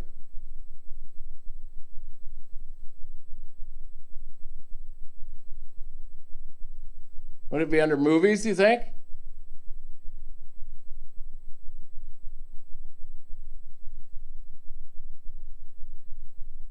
I think that I probably need to back out of PowerPoint, and then I could show you that video at the end as well. So I could stop my share here. Might have to back out of PowerPoint and then play that video directly. Stand by here. You'll see me again. Get through this. I could just go through the whole presentation with the non-video visual aids though, and we'd still be good to go. I just really want to show you this video.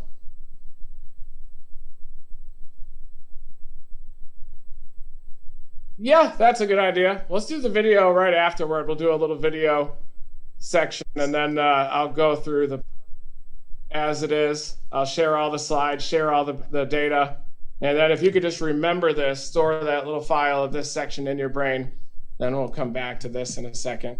But here are some more of those subvortices. I think everybody's already seen that video anyway, the May 4, 2007 video, but you could just imagine Joel and I, or at least me, yelling at Joel. Joel also yelling for me to stop the vehicle, but the tornado was approaching us as a solid vortex, one single subvortex, and then as it approached the road, it passed over the road and then into some scrub brush just to the east of the road, and suddenly underwent massive vortex breakdown. You could hear it, the roar started to increase. You could even see barely with the visual, with the naked eye, you could see those subvortices whipping by the screen. And if you can imagine those small subvortices rotating around, assuming a 200-mile-per-hour wind in the parent vortex, which is definitely not unreasonable for a rope tornado like that that's consolidating. And each of those subvortices are translating at a speed of 200 miles an hour, and each one also has its own rotation. Then it's very easy to visualize that the individual speeds on the ground relative reference frame on very small spatial and time scales could easily be approaching 300 or 400 miles an hour. And so that was our big goal, is to try to measure some of those wind speeds and at least experiment with some of the delivery mechanisms to deploy instrumentation into tornadoes. So these are some of my original storm chasing vehicles. The original vehicle up on the upper left was a 1985 Plymouth Reliant. That was my high school vehicle as well. And it had a blown out muffler, and it sounded like a Harley coming from like 10 miles away. You could hear it. I got many sound violations with that vehicle as well because of the blown out muffler. Then I had a Mercury Topaz for a while.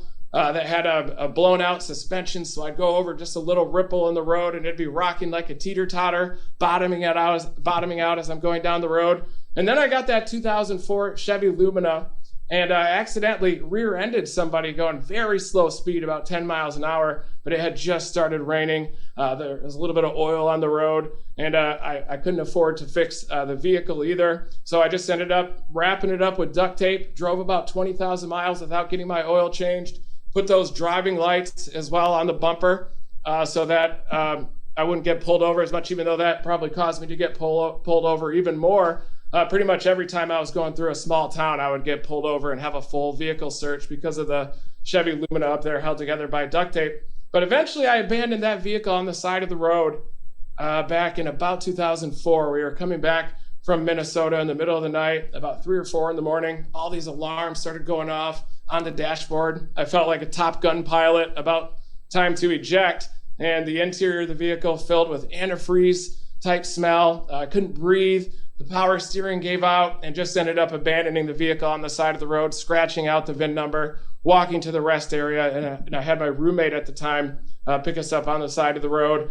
But that was a Clear Sky bust up in Minnesota, and a couple more beater vehicles since then. And then finally, the first vehicle that I purchased from a bank was a Chevy Tahoe 2008, and then I instantly turned it into Dominator 1. And of course, I didn't tell the bank, I didn't tell the insurance company. Eventually made all my payments with the Dominator 1 but I'm sure that you're not allowed to modify vehicles like that much when you purchase it from a bank. But the reason that we built the Dominators is because we experimented with those ground-based probes. Tim Samaras really definitely took it to the next level with the turtle-based probes, and he measured the world record pressure deficit inside of a tornado. That was the Manchester, South Dakota tornado of 2003, and that was on the order of about 100 millibars near the surface. And it's those rapid pressure deficits and the gradient in that pressure right around it that drives the wind speed around these tornadoes.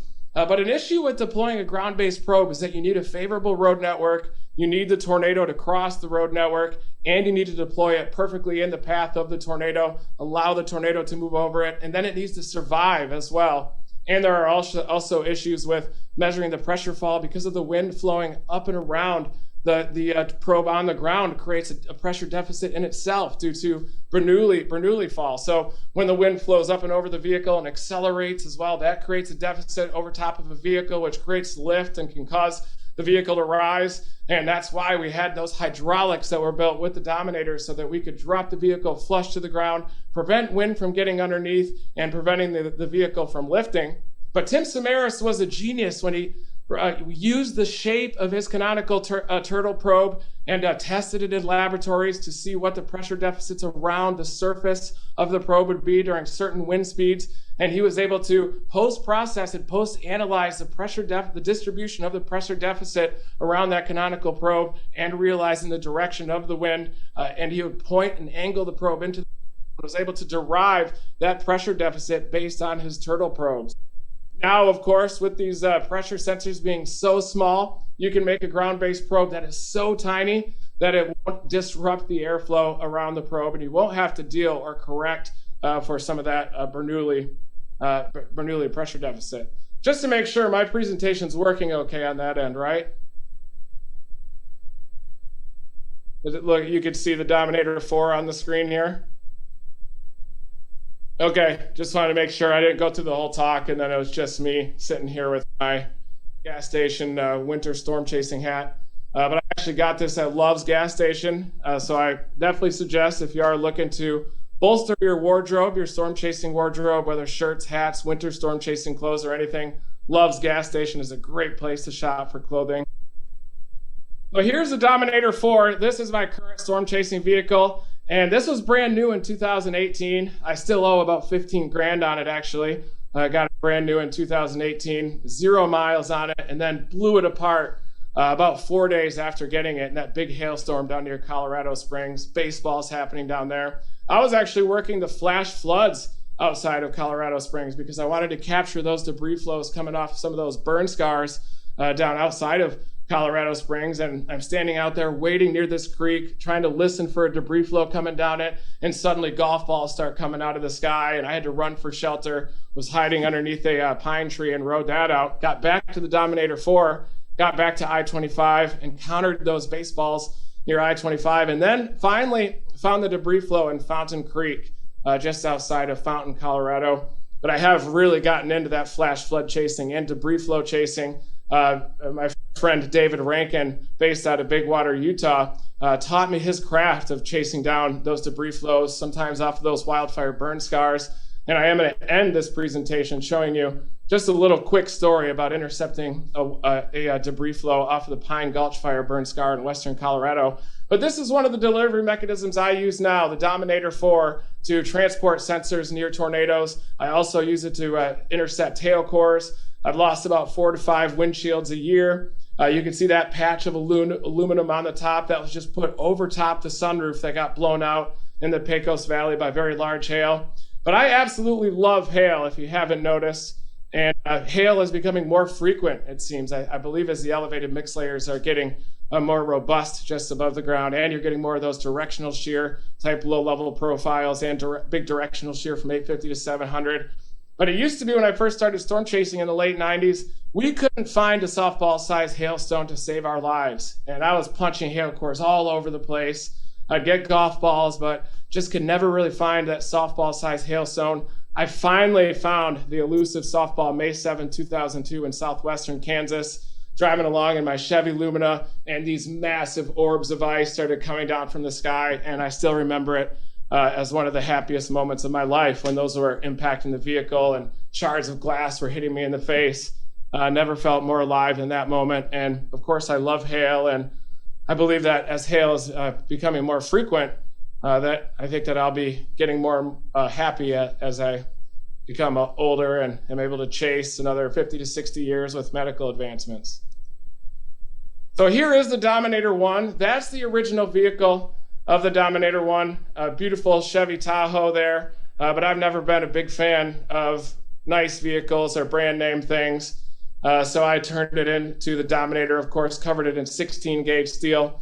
And the whole point in the Dominator was to try to reduce the lift on the vehicle. We were getting up close to tornadoes anyway in my beater vehicles, and we started doing storm chasers. Sean Casey was intercepting tornadoes, or trying to intercept tornadoes in the TIV-1. And since we're already intercepting tornadoes in my beater vehicle, I figured that we'd get cover the Chevy Tahoe with transparent armor. The goal was to get Lexan armor on the outside, and that would allow us to get close to tornadoes so that we could shoot rockets inside, so we could deploy parachute probes. The goal was never to intercept tornadoes directly, and the only person that I knew that could build a vehicle like this, or even fabricate a vehicle, was Kevin Barton, and he was the mechanic at a golf course that I grew up working at up in Michigan, and he's the only person that I knew that could do something like this. And I contacted him about putting the transparent Lexan armor around it, kind of having this bubble, and you can still see the vehicle on the inside, but having a protective bubble on the outside and just drive around with this orb.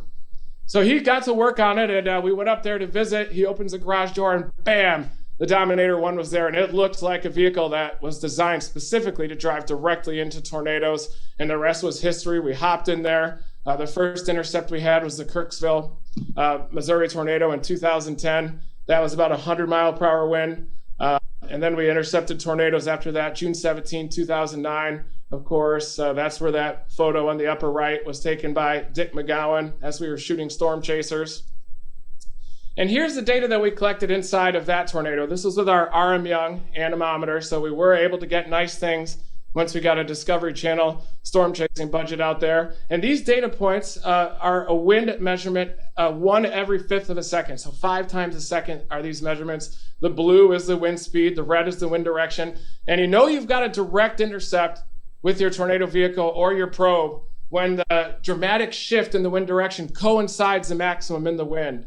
And so overall, this was a weak tornado at the time. It was producing these nipple tornadoes with little weak ground circulations the entire time. We continued to extend day after day to try to get the finale for the Storm Chasers series. And finally, we had this one set up on June 17, 2009.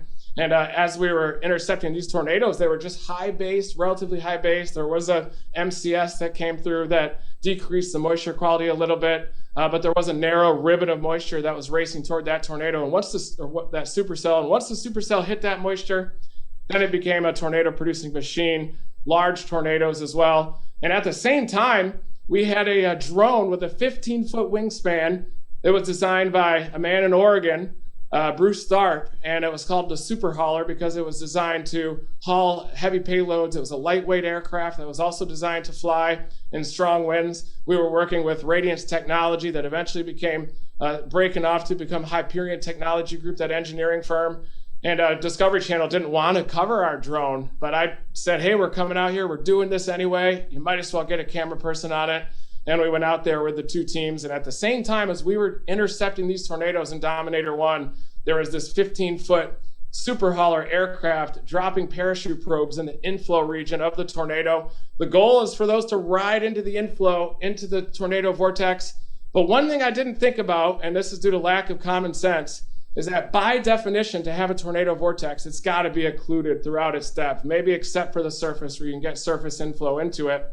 And occlusion means that it has a sheath of sinking air that envelops the tornado vortex, and that's what causes the tornado to form. That's what causes the development of a tornado vortex that's on a spatial and time scale that is lower than the mesocyclone above.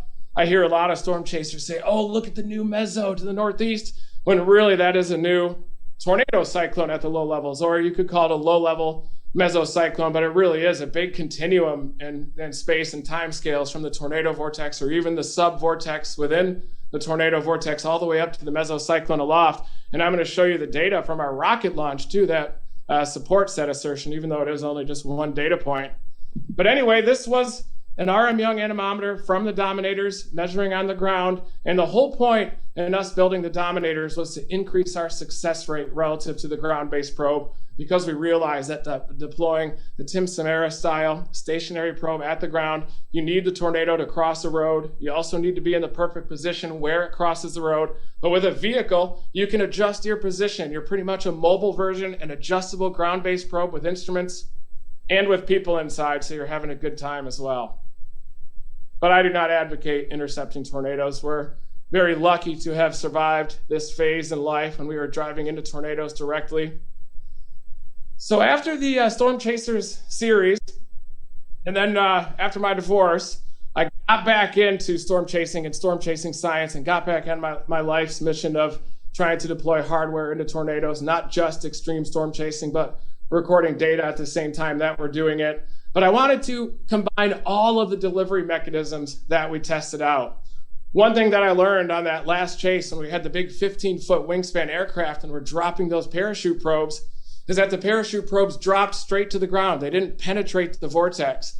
And that's because of that sheath of sinking air that encapsulates the occluded tornado cyclone by definition. It's just impossible to penetrate that sheath of sinking air unless you have some type of propulsion. And that's where I'm going with the need for the model rockets to deliver those sensors into tornadoes. But with the parachute probe, you can't just ride a current of air into the tornado, at least above ground level, above that surface inflow, because the tornado vortex is occluded right there. It hits that sheath of sinking air that encapsulates the vortex. It is a rear flank downdraft on the tornado scale and goes straight to the ground. That data, though, is still incredibly valuable because you're measuring data within that sheath of sinking air that encapsulates the vortex, and even data around the tornado is valuable. But I think that is more because in response to people saying how difficult it is to actually getting a sensor inside of a tornado, then we just say, oh, the focus of this mission is around the tornado instead, because of how difficult the success rate is with getting a sensor inside of a tornado. But here you can see the mobile version of the ground-based probe, that is the Dominator. You can also see the balloons getting launched. That's going to be better off at measuring near tornado environment because of the sheath of sinking air, but maybe the buoyancy of the balloon can get up above the tornado. But you can also see that grid of those pink ground-based probes. That's an array of ground-based probes that we're trying to develop that are really small so that you don't have to account for the wind going up and over the obstacle and disrupting the pressure measurements that you're getting. Those are the gravitron sensors that you may have seen us post about. That's going to be the network of those smaller scale meteorological sensors that are deployed on the ground. But learning from deploying the parachute probes from the 15-foot wingspan aircraft and not penetrating that sheath of sinking air that encapsulates the vortex, we realized that we needed some propulsion.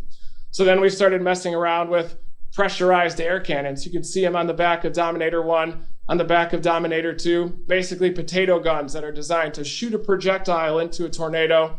The problem with those is that there's very limited range. You can only power up a potato gun so much. We even had incidents where those potato guns would blow apart, blow out a window in the follow vehicle. We had some injuries as well as we were messing around with handheld air cannons. The Bennington tornado back in 2013, we tried to launch a handheld air cannon into the inflow region on foot. Nearly had big problems due to that. But because of the limited range of the pressurized air cannon, that's why we decided just to go with your regular model rocket. And of course, we used RockSim software developed by Curtis Brooks. Sean Schofer, the owner of the Dominator 3, his mechanic of Dominator 3 is Curtis Brooks now. He is an incredible self-taught engineer, and he was able to balance out these rockets so that they could carry our miniaturized sensors that are designed by Mark Simpson, or Chase and Spin, on Twitter, so that we can deliver these live streaming miniaturized sensors into tornadoes. There's a bottle tornado. I always got to include a picture of bottle in every single presentation, even if there's no reason for it. So here is the Dominator 3, and I just finally finished this publication for the rocket launch sensor. We're going to submit the publication. The costs are so expensive for the AMS journals and things like Nature and Science that we're probably going to go for an open access journal. I also think that the peer review process might be more favorable to a Team Dominator type of a paper getting submitted. But I just finished it finally after 2 years. I don't work as fast as I used to about 10 to 15 years ago because of so much storm chasing. My brain works a little bit slower these days when I do busy work or mathematics or trying to write technical writing. But here you can see a breakdown of the Dominator 3. The rocket launch unit on the top was built by Curtis Brooks, and he went around to junkyards and found equipment that was thrown away, and he pieced together this rocket launch array from the roof that we control with a joystick inside of the Dominator. And when you launch a rocket into a tornado, the ionized trail that it leaves in its path could increase the likelihood of a lightning strike. That's why we do have that joystick on the inside of the Dominator 3, just for safety reasons. Not that that's been a priority of ours over the years, but there you can see the launch array on the roof, just the one rocket on there. Before the pandemic hit, our game plan was to get this massive array with like row after row of rockets, so we get up to a tornado and shoot like 12 rockets at a time, up high, one down low, one lower, and just like the 4th of July, just seeing these rockets just hammering the tornado, live streaming data coming down to the surface. But one of the issues back in the storm chasing days when we were launching these trackable sensors into the tornadoes is that we kept losing them. The live streaming data wasn't very effective. We'd be getting drones in the air to triangulate the position. The drone would be at the ground and you couldn't really triangulate it.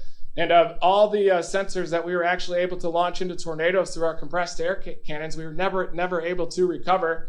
And then we met Mark Simpson, and he basically is a one-person operation up in Canada. He builds all these sensors with his own bare hands. He's built tiny sensors for the human brain even back in the day. So building sensors that are Lagrangian drifters into tornadoes is a pretty easy problem for him. And we're just blessed to have met Mark Simpson, because now we solved the technology problem and we can make these miniaturized sensors that we can track, stream live data, we can recover as well, and launch from the roof of the Dominator 3 or even a beater storm chasing vehicle. So this is a picture of the Zorb probe that I was telling you earlier, and Zorb actually sent us miniaturized versions of the probe that we put GoPros in there, as well as scientific instrumentation. And I think that this would have worked great, because we realized the issue is that the tornado vortex is occluded all the way up, except for at the ground where you get those inflow channels. So that's using what we saw with our eyes, storm chasing and seeing all these hundreds of tornadoes, realizing that the only flow, the only highway into the tornado vortex without propulsion is right near the ground with those two double inflow channels. So the plan was to deploy this Zorb, and then hopefully it would catch one of those channels, roll along the ground until it hits the corner flow, and then just rocket upward and fly around inside of the vortex.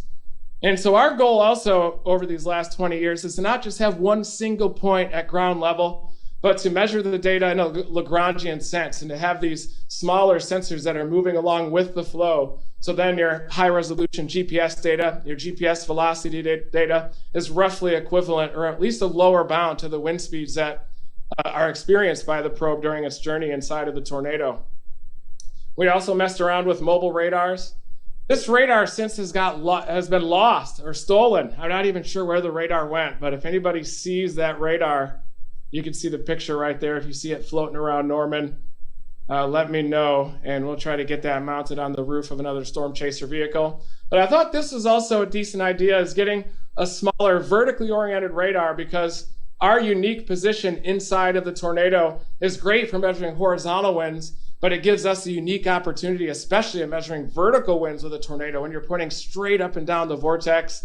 This is very similar to the radars used by Dr. Howie Bluestein back in the late 80s, the handheld radar when he was measuring inbound and outbound velocities with a wall cloud with a handheld radar. So very similar. It even had phased array radar technology, but the radar is gone. We lost it. Might have been stolen. Just kind of looks like a pizza box on the roof.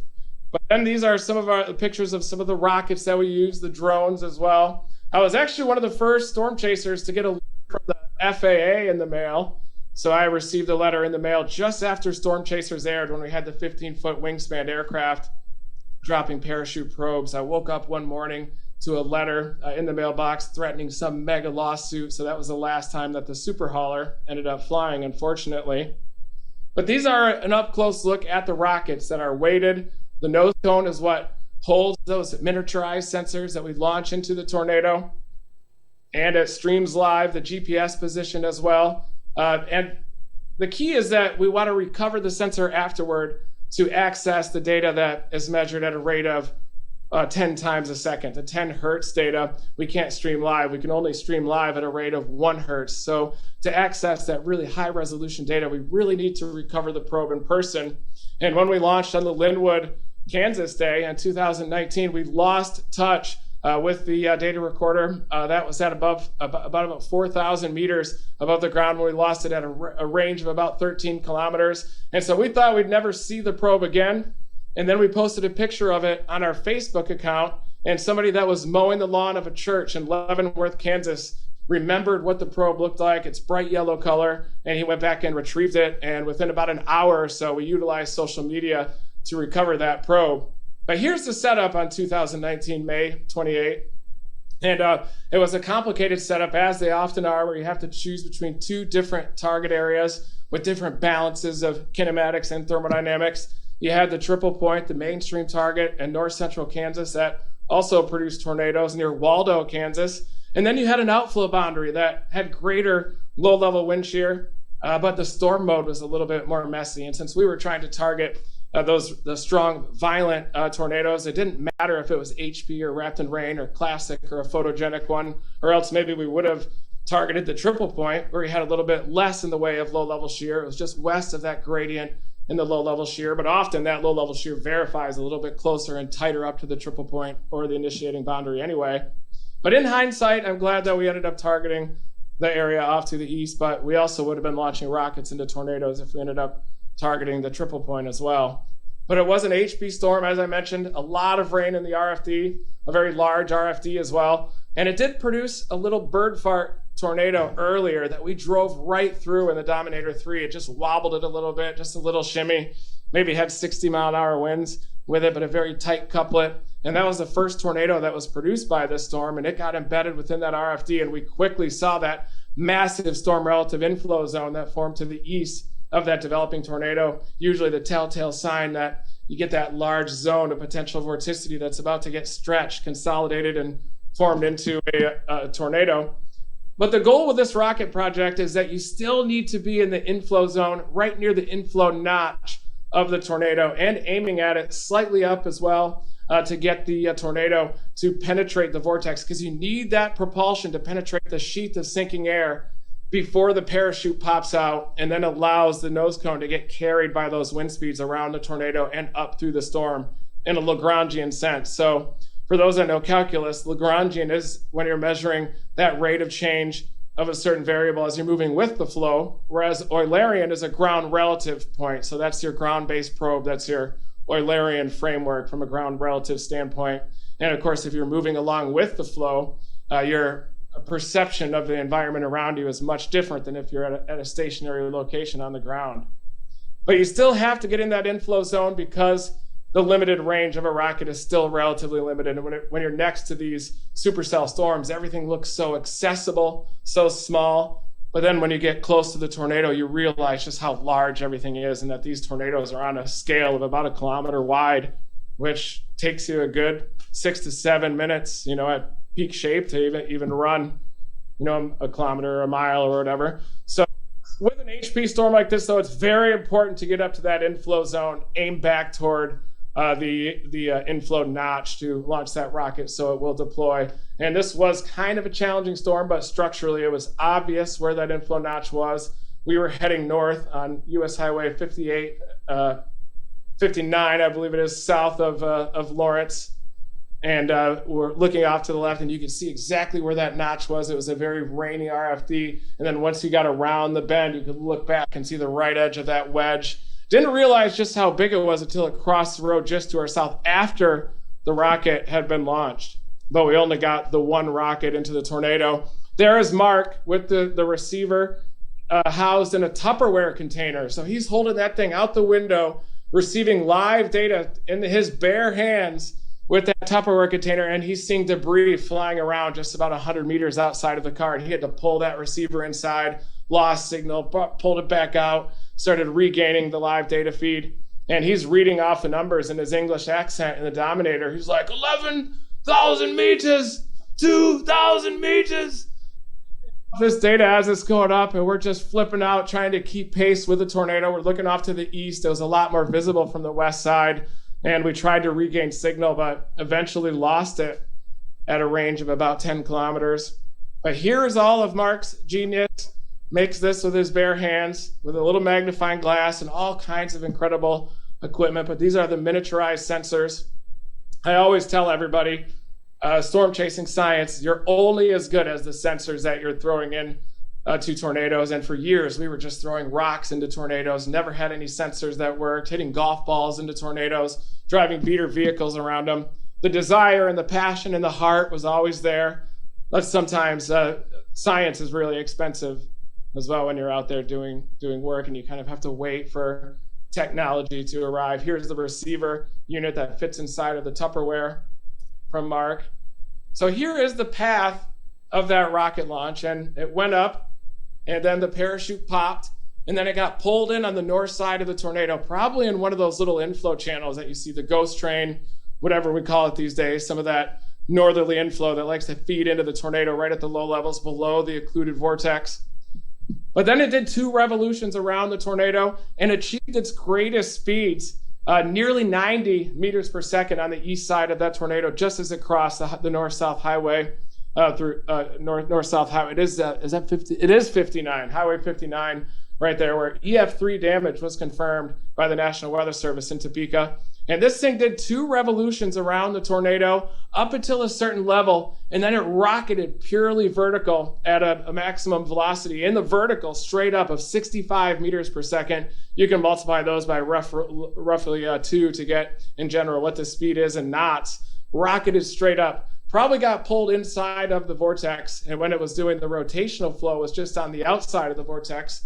If you can envision a mature wedge, the rotational winds are around the outside, and usually it has just a rocket ship of an updraft, a jet right in the middle of it. When tornadoes first form, though, sometimes they form as a single jet-like vortex all the way down to the ground.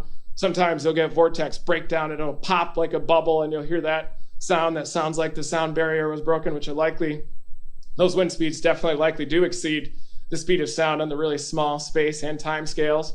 But this was a mature wedge when we had the probe in it, and it circulated around the wedge in the periphery of the vortex, was pulled inside right at the time that we measured the greatest negative pressure perturbation of about negative 113 millibars, and then rocketed straight up. So that also supports that the probe was pulled in near the center of the vortex as it was experiencing that dramatic lift. And then it transitioned to this tilted flow with high horizontal components to the wind and vertical, but basically just a tilted updraft above that is a mesocyclone. It's not rotating as much relative to the tornado scale as you might think, but is largely just this tilted vacuum cleaner right above it, gently rotating with even higher velocities because of that rotation in the vertical. But that is basically that vacuum cleaner up above, and then any gustnado, any organized low-level vortex, an occlusion, a clear slot that happens underneath that's able to excite a vortex, if that gets coupled with that vacuum cleaner that is a mesocyclone, then it'll very quickly develop into a potentially violent tornado at ground level.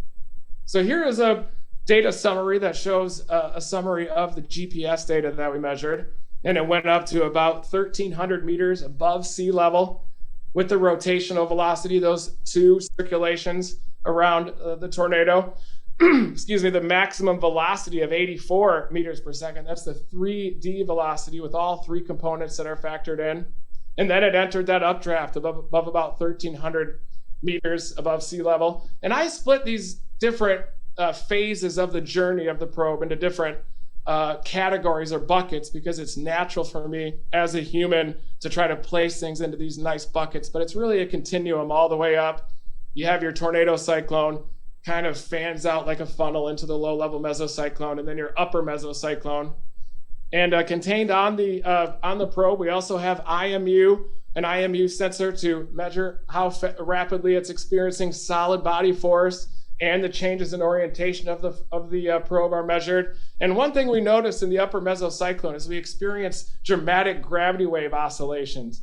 And up there, high up in the mesocyclone, when you're up near 10,000 meters above sea level, the pressure is a lot lower, the barometric pressure. So at that same time, the EF4 tornado was going through Linwood, Kansas, causing all kinds of problems down there, major damage. Gravity waves are radiating up inside the tornado cyclone and the mesocyclone aloft. But finally, once the probe is in the upper mesocyclone with lower pressure, the amplitude of those waves are much more measurable. And the oscillations, the vertical oscillations actually associated with those pressure differences are much larger, so that we're able to see those gravity waves aloft in the upper mesocyclone that are being generated by the interaction of the tornado with the friction of the earth. And then we had the gentle descent or the downdraft. But again, these are all lower bounds to those velocities, but they definitely do jive with that EF3 to EF4 tornado with a maximum 3D velocities of 84 meters per second in the outer periphery of that vortex, and then the vertical winds of 65 meters per second. So our maximum pressure perturbation that we measured inside of this tornado, as I mentioned, was 113 millibars. One issue with launching a single rocket into a tornado like this is it's very important to have a balloon launch or a sounding just outside of the tornado to measure the ambient environment so that you can have a base barometric pressure, base sounding of that barometric pressure to compare with the pressure that your probe is measuring inside of the tornado. And also, you have issues that as the tornado is rocketing upward, the pressure is rapidly decreasing anyway, just because of the decreasing, and it's decreasing exponentially as you go up. So not only do you have this tube of decreased pressure all the way down that is the tornado, but naturally as you go up, you're also just exponentially decreasing the weight of the air above you in terms of the pressure. So there are definitely issues. Altitude derived by pressure is going to be an issue when you're launching a probe into a tornado, because it's going to be registering a pressure way up high, even though the probe is relatively low, measuring that pressure. Thankfully, we had the sounding at Topeka that was nearby, right near the vicinity on the right side of that outflow boundary. The 0Z sounding was very close to our time of launch, and that was the base pressure data that we used to compute that negative pressure perturbation. And here you can see that pressure perturbation maximize right as the probe entered that dramatic updraft of 65.0 meters per second, which is supportive of the probe getting pulled in toward the center of the vortex, coincident with those rapidly rising winds in the center of the vortex. And then you can see the gentle lift inside of the lower mesocyclone. Interestingly, though, the wind speeds, the rotational wind speeds of about 85 meters per second that were measured inside of the tornado vortex are roughly equivalent to the 3D velocities that were experienced inside the mesocyclone above. A lot of that, though, is due to the U component, the horizontal component, as you're embedded within about 100 mile per hour, 100 knot jet streak in the mid and upper troposphere. So you definitely have that as well. You also kind of have to think in a reference frame as you're moving along with the tornado. Let me go back accidentally. But these are our plots that show you the rotational velocity. Notice the linearly changing GPS bearing that was measured as the probe was moving around the rotational component of the tornado. And then when it got pulled into the middle of the vortex, suddenly your heading's not changing and the thing's rocketing straight upward toward the mesocyclone, splitting this up into the different phases.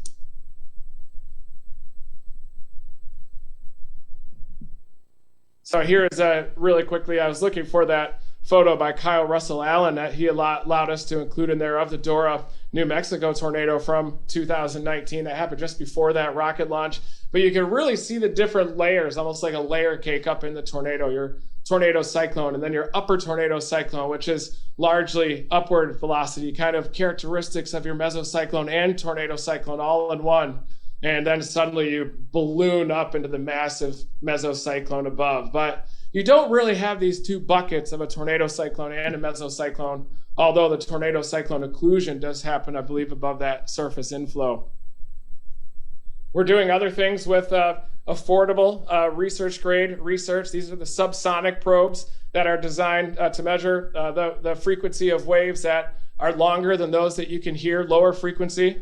And I've been deploying these around storms and tornadoes. The Gravitron network are those really high resolution pressure oscillations that could even measure a literal bird fart, even a human fart right around it. You can measure it with these Gravitron sensors, really high resolution pressure data.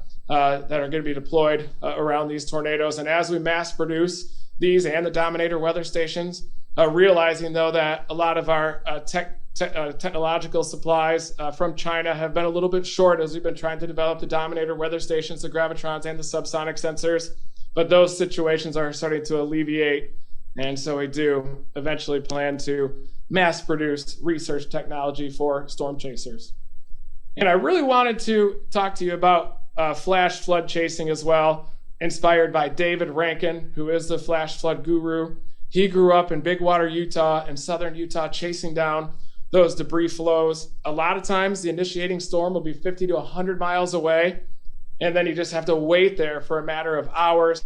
But kind of the perfect combination of geography, factoring in topography, the timing of the flood, looking at which rivers and creeks, dry creeks, or which canyons might be impacted by that flood. But this was one in western Colorado, a storm that even had a little bit of rotation evident in the reflectivity pattern, as it was certainly releasing big time latent heat out there. A lot of times when you see just a little bit of rotation in the reflectivity pattern, it means that those rainfall rates are going to be insane. Doesn't necessarily mean it has tornado potential during monsoon season in the southwest US, but it does mean that there's a lot of latent heat getting released, diabatic, or a lot of heating, a lot of pressure falls in general, creating those mesovortices within the reflectivity pattern. So this one had a lot of that spin. As I was heading west to east down I-70, I'd already intercepted a bunch of debris flows down near Phoenix, one in Escalante, a couple down near Big Water. David Rankin was now casting for me, teaching me his craft in the Big Water area. I was able to start to apply it in watersheds outside of that. So once I saw this storm starting to drift over the Pine Gulch Fire burn scar to the north of Grand Junction, I knew there was going to be a debris flow, and it was just a matter of picking the perfect creek.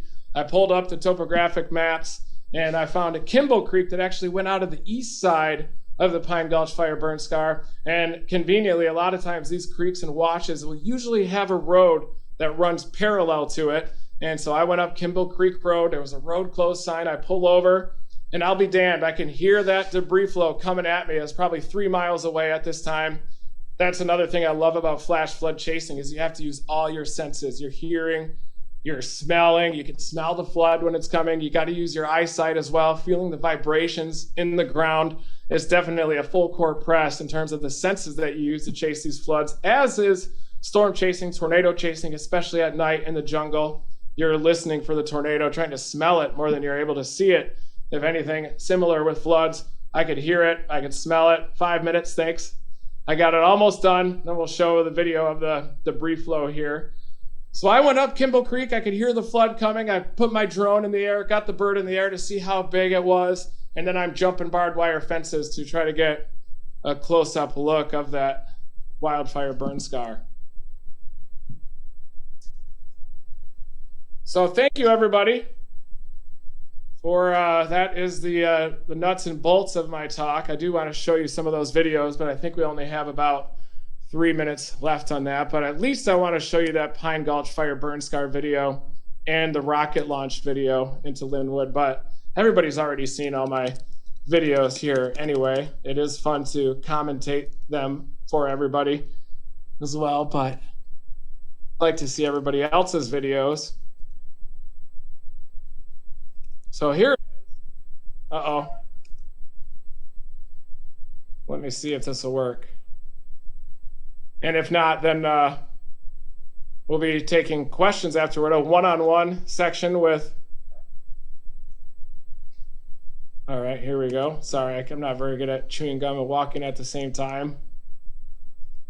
Okay, can you see it? Okay, so this is, I consider this one of my favorite chases of all time. Tornadoes, floods, anything. Just because using that technique, finding Kimball Creek, realizing that it was a Pine Gulch fire, and kind of using the new skill set that David taught me. So here it is.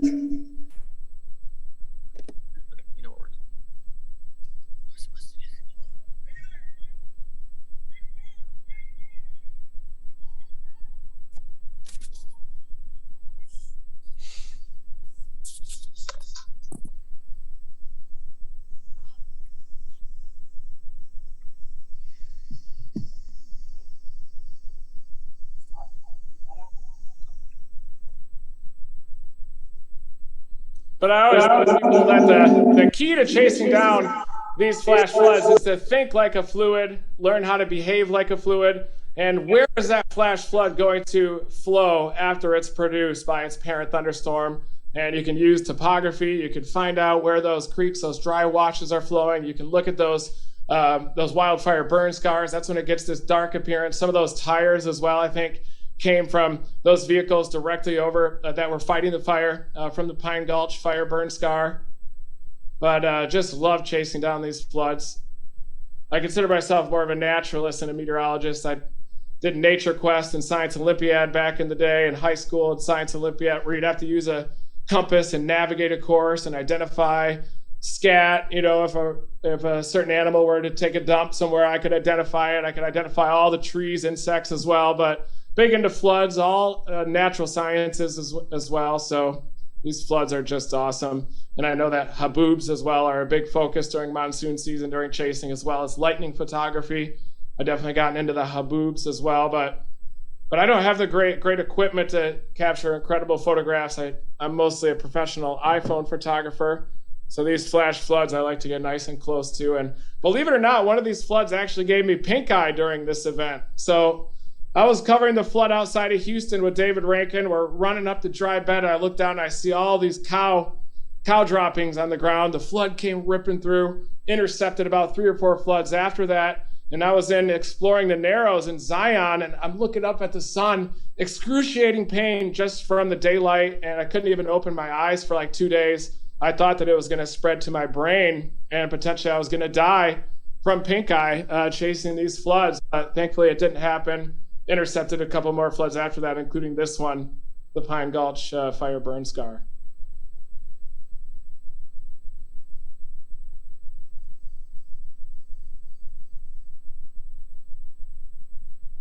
But it actually hit this makeshift dam up here too that somebody put in place, spread out, and I thought this was going to destroy the flood their entire building out, and then suddenly it broke, continued to go down the dry creek bed. I wanted to get it up a little bit closer to the Pine Gulch fire burn scar, but beautiful terrain out there too, and just chasing floods is awesome. All thanks to David Rankin. You can follow his page, Rankin Studio, on YouTube if you ever want to check it out. So thank you everybody for accepting my virtual presentation. I wanted to be there in person, and I will be very soon. And definitely thank you to everybody who is putting on the National Storm Chasing Summit. We definitely need a home for storm chasers to come together, socialize, share videos, share science, share ideas. And there's no better place to do it than right in the heart of Tornado Alley, beautiful Oklahoma City and Norman, Oklahoma there. So thank you everybody. I wish I could have met you in person, but thank you from the bottom of my heart for allowing me to give this virtual presentation. Ladies and gentlemen, Dr. Reed Timmer. All right, yeah, definitely. All right, so we're going to take 1 or 2 questions because Reed's got other commitments. Real quick, No, good heavens, no. red jacket. Hello, Dr. Timmer. This is Cody. I'm an undergrad student at UNL. I have a quick question for you. So 2 parts. First part is, when it comes to like the vortex breakdowns on smaller rope tornadoes, is that more friction induced, or is that more from the occlusion of the parent mesocyclone? And how could we use your data from drones to expand upon not just the tornado cyclone itself, but more towards the entire supercell, and investigate how the environment itself supports steady state tornadoes on long track tornadoes? Well, I think that's a good question about vortex breakdown, is whether is it induced by the friction of the earth or the strength of the tornado cyclone, the force balance within. And the easy answer is both. I think the tornado is always interacting with the friction of the earth. It always has a relationship with the friction of the earth, and that definitely plays a role in the force balance. Sometimes you'll even see these water or supercells that'll come off the Gulf of Mexico where there's minimal friction, and suddenly they hit the friction of the earth, and you can kind of see the role of friction in even just the ambient low-level shear profiles that suddenly they encourage a tornado to form. But I think that a tornado is such a delicate balance that you can change anything, the strength or even the maturity of the RFD, the speed of the storm relative to the RFD. Like on December 10 and 11, you had a storm that was moving roughly equivalent to the speed that the RFD was advancing, so it just never cycled. Whereas sometimes those environments where you have easterlies in the lowest kilometer or two flipping over to westerlies, like more of a high plains type of a sounding, you can get stationary tornadoes that'll pinch off tornadoes one after another and are just cycling machines, which even that is an example of vortex breakdown with your clear slot punching in that cross isobaric flow that allows the clear slot to advance into the mesocyclone and carve out enough mass on the other side of the tornado cyclone to stretch into the vertical and still generate a tornado, because sometimes you'll see those little skinny occlusions that get peeled off on the backside and you just know that your wind shear isn't quite appropriate and you're not getting that purely streamwise vorticity. But drilling down onto the really small scales, you may remember that a video that Scott Peak shot up in Wisconsin where you had a vortex breakdown bubble. And I was recently emailing with Dr. Dahl, D-A-H-L, out there at Texas Tech University, and he wrote a whole entire paper on vortex breakdown, these bursting vortex breakdown bubbles and vortex breakdown bubbles that are descending from aloft and boom, hit the ground and then will burst and cause the whole entire tornado to dissipate. Or the vortex breakdown bubble happens aloft and you still get a jet-like vortex below it that strengthens as the vortex breakdown bubble's getting closer to it, and bam, it just explodes, and then you hear those weird noises a lot of times. So I think that it's just one little thing gets thrown off and you'll see these crazy features with a vortex breakdown bubble. It's something that has so much torque, so much balance, that dissipation is usually something that's going to happen very dramatically and as a big step function. And those descending vortex breakdown bubbles hitting the ground and then blowing up, I think is. And one thing to note also is that all we see is the condensation. So there's a lot of flow that is not condensed, that is tornado and complex and has eddies in there and subvortices, and also that just how visual those vortices are below cloud base depends on how high that cloud base is, the subcloud base moisture environment. So I think all of those things are playing a role in the nature of vortex breakdown.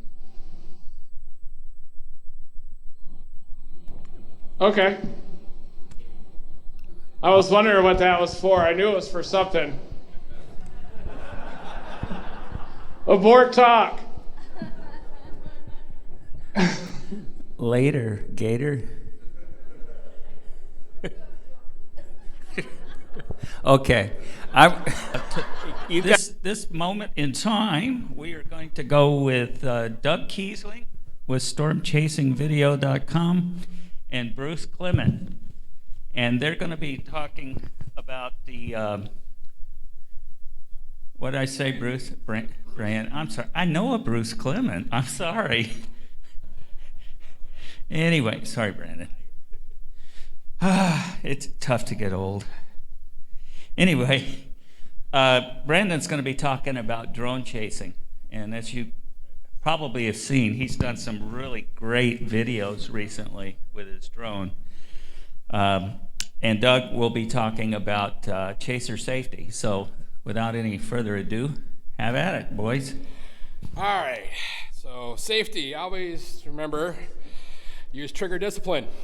Never point your weapon at anything you're not willing to kill or destroy. Wait, wrong room, sorry.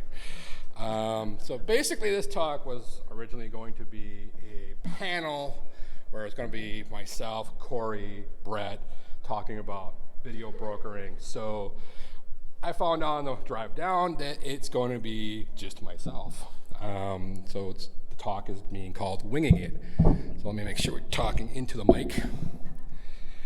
All right, so basically, I'm not sure what happened to Corey. Okay, we're working. And Brett is out chasing a winter storm somewhere, so I'm just going to try to cover over the basics of doing the stringer work and the safety work and your sanity trying to do media work, because there's a lot more out there to life than just weather, because honestly, you're chasing water vapor and wind currents. Quit taking yourself so seriously. It's supposed to be fun going out to chase. So let me go through my notes here. All right. So basically, I had like an hour to write this up last night when I found out that I was doing this, so forgive me. So anyways, my name is Doug Kiesling. I run a company called Storm Chasing Video. I'm based out of St. Cloud, Minnesota. And so We work with all the major media companies. I've been doing this since the late 1990s, basically before there was FTP, social media, YouTube, and all the ways you can push video out. We used to have to go and hook up with different TV stations to push video out over satellites. And very few of us remember those days. I mean, I know one person here I can see who probably knows Tim, and you see Jeff Petrosky around here. He's probably one of the only other ones that's done that. It was a pain. You had to set up different satellite uplinks. Different TV stations had to be willing to do it, and it was just a nightmare.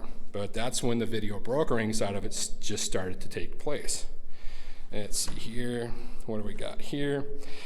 All right, so the video brokering, it is a very competitive business, and it can also be fun, but one of the things I like to do also is I like to stay home because I don't like traveling all that much. I prefer to go out and chase the Dakotas, follow the storms back to my home. So living in central Minnesota, it's very easy to cover everything off to the west, northwest, southwest, and just follow it home. So let's see here, what we got here. Honestly, I have not been back to Oklahoma to chase. I haven't even been back to Oklahoma since 2013. And the last time, let's see here, we get it. Here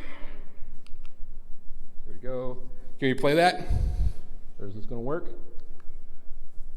John, is this play or is it a video?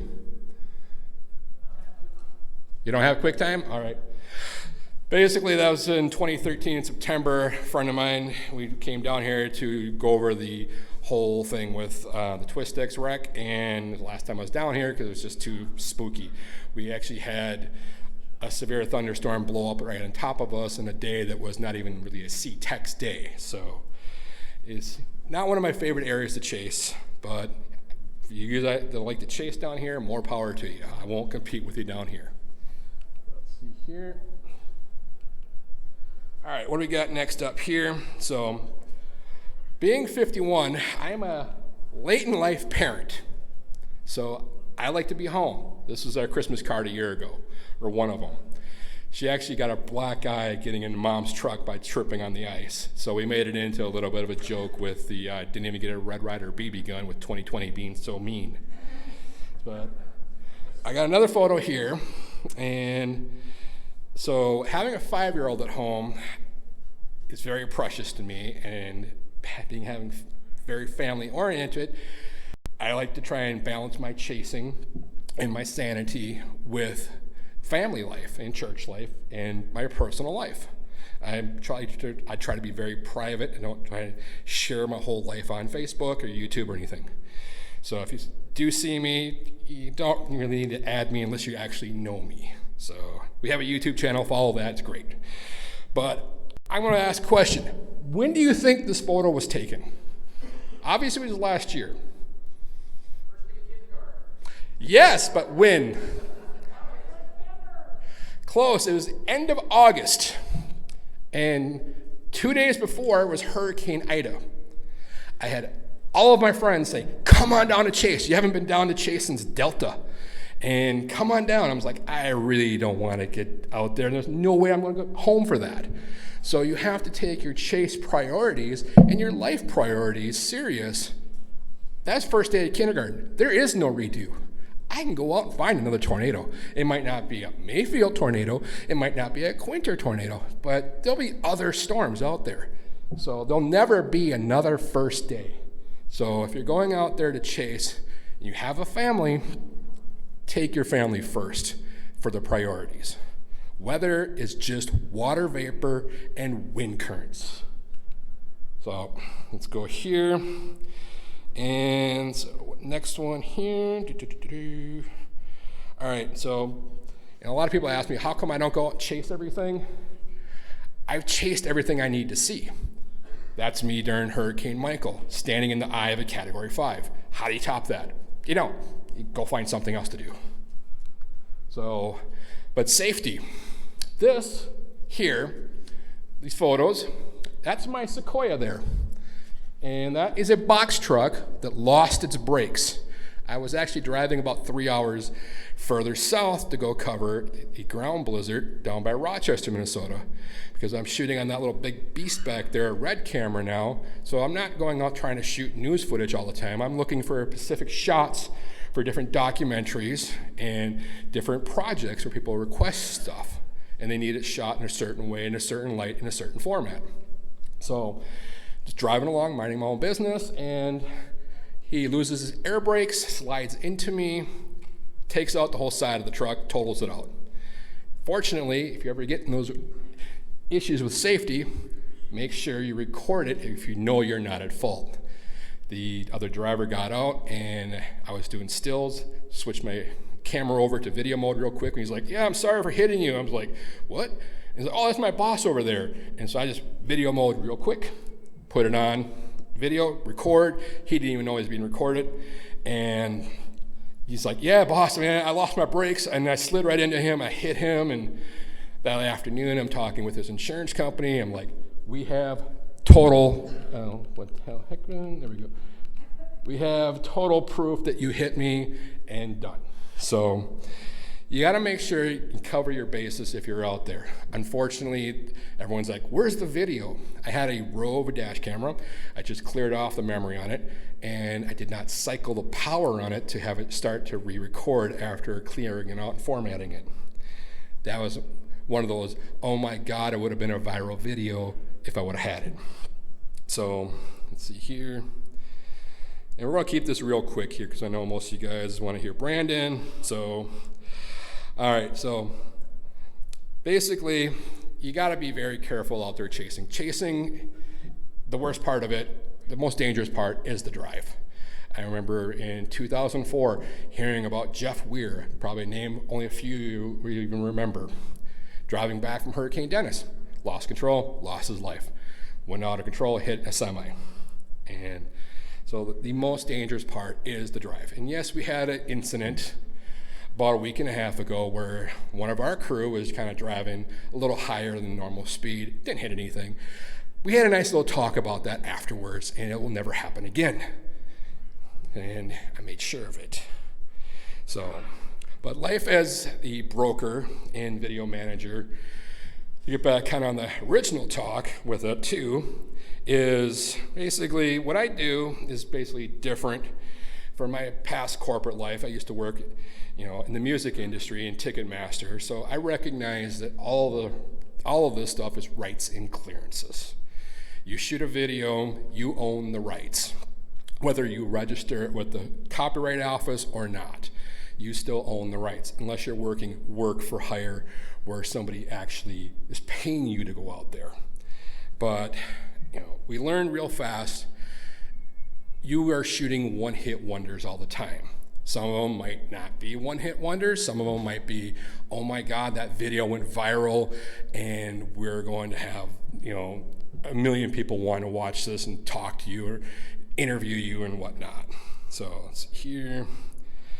So basically what I do with Storm Chasing Video is I work with different freelancers and I try to help them refine their style, their videography skills, and train them, to be better photojournalists. And to make sure if you're going out there, you're not grabbing your phone and going, hey, look at this. This is called tall screen. This is widescreen. This is for a pizza shop menu board. This is for a television. Unfortunately, now you have the TikToks, the YouTube shorts, and all the other social media platforms that saw TikTok become the #1 website out there, and they want tall screens. So if you do get something great and you need to put it up on the social media shorts and TikToks, shoot it like this if you want to sell it. Shoot it like this if you just want the viral video views. You might make some YouTube revenue off of it. TikTok really doesn't pay you anything. Good luck trying to get paid from Facebook. Actually, I talked with Brandon about that, and he basically told me the numbers it took him to make money was insane. Can be done, but it's a pain. Let's see here. We got here. Like I said, I only had like an hour to put this thing together. So, all right. Another thing out there I want to talk to people about is Privacy Protection Act. So If you guys are shooting video and you work with a broker, me or yourself, TV station or whatnot, you need to know about the Privacy Protection Act. I had a little incident that happened last year. I do pro bono work for a local news station. Where I live, there are no TV local news. It's all radio or newspaper. And they asked me to go cover a scene. They said, go find out what's happening, see if you can get us some B-roll, just something so we can say what's going on. And took the drone up, I flew the drone, I looked, I made sure I was completely legal, because being the owner of a video production company, I know I got a target on my back just as much as he has targets on his back running a drone. So made sure Class G airspace, no TFRs, no flight restrictions, nothing. Made sure I didn't fly over anybody. And so I took it up thinking, oh, there's lots of flashy lights over here, and let's get this, let's get the crazy, police, vehicles here. You got the big old camper crime scene thing there, and I see him like putting away a pup tent, and I'm like, going, okay, this thing's done. I swing the drone over, and all of a sudden I see a little outline, and it's a dead body. And I was like, it's like, okay, this will never air. This will never see the light of day. I don't want nothing to do with it. Bring the drone back, land it. One of the St. Cloud sergeants shows up, gets out, give me the drone. I'm like, no, I'm media. You can't do that. Sorry, I keep hitting the button here. There, okay. And set that down. And the Privacy Protection Act basically prevents any law enforcement from taking your equipment. And if they do, they will basically be in a lot of trouble with their city or county attorneys or state attorneys. And we found all this out from NPPA. And if you're a freelancer, if you're not tied in with any brokerage, and I'm not saying you have to be, I mean, honestly, some of these people, you can go out there and do this stuff now on YouTube and, go out and do like what, what's his name? Hall Y'all is doing, and just doing the whole forecasting thing and creating a whole social media. He doesn't need to have any of the TV networks. He's actually competing with the TV networks for views. But if you're going to go out there and do any kind of freelance work, I highly recommend you spend the money on a yearly membership with NPPA, National Press Photographers Association. They have lawyers to be able to help you out and answer questions if you come into any kind of incident. They do lots of training on how to make yourself a better photojournalist and a better photographer. So you kind of want to get, training, help behind the scenes, education. You have discounts on insurance and everything. So it's a no-brainer. So they got student membership. So it's nppa.org. So you'll be the best money you ever spent on anything for chasing other than camera insurance in case you drop something. So, all right, let's see here. All right. So, next question I always get from people about freelancing is, what can you make? What can you expect to make? How much is the cuts? What's going on with the video sales and so forth? So I make it very simple. It's no big secret. 75% on all news we pay out. And you have 65% on stock video, because there's more going into stock video sales. And the thing we started up early last year, 50% on YouTube revenue. And people wonder, 50%? Yes, 50% on YouTube revenue. So with the news stuff, obviously that's going to be your weather channels, your Fox Weather, ABC, NBC, CBS, CNN, AP, all of them. And we have to deal with them. And the reason we deal with them as brokers is so people who are out shooting can just focus on shooting. And what happened with one of our guys during the tornado back on the December 10th, I ended up getting all the phone calls from all these places around the world that wanted to interview him. So I got to screen, is this going to be worth your time? Because he was actually up for a day dealing with people wanting to do interviews at certain parts. So, hey, I need something at this time, I need something at this time. And so it was insanity. So he would have been up for 3 days doing interviews nonstop if we didn't filter out like, okay, you're a radio station from New Zealand.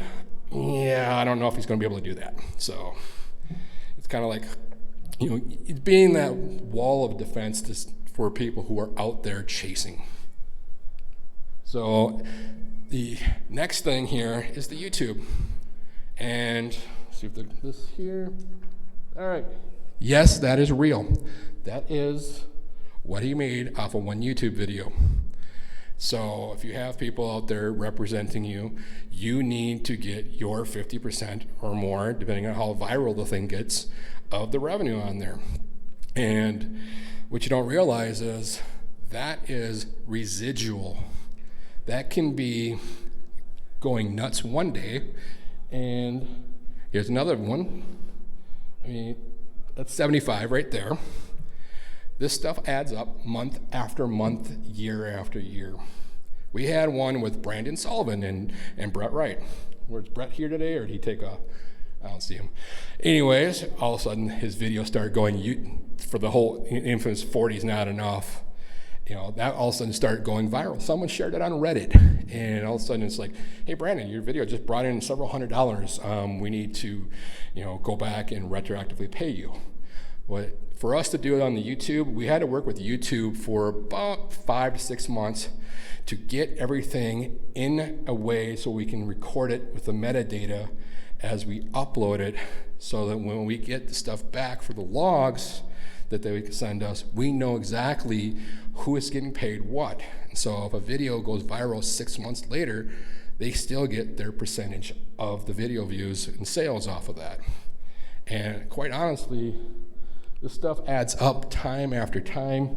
And which one is it? This is just one from the other day. You know, $161. You gotta remember that keeps building and building and building year after year. So, you know, if this thing keeps building for someone sharing it, you know, looking at it a couple years down the road. I mean, I had videos that I thought weren't ever going to get another view on it. Obviously, like this one here, you know, you see it keeps trending and trending. And let me go back here.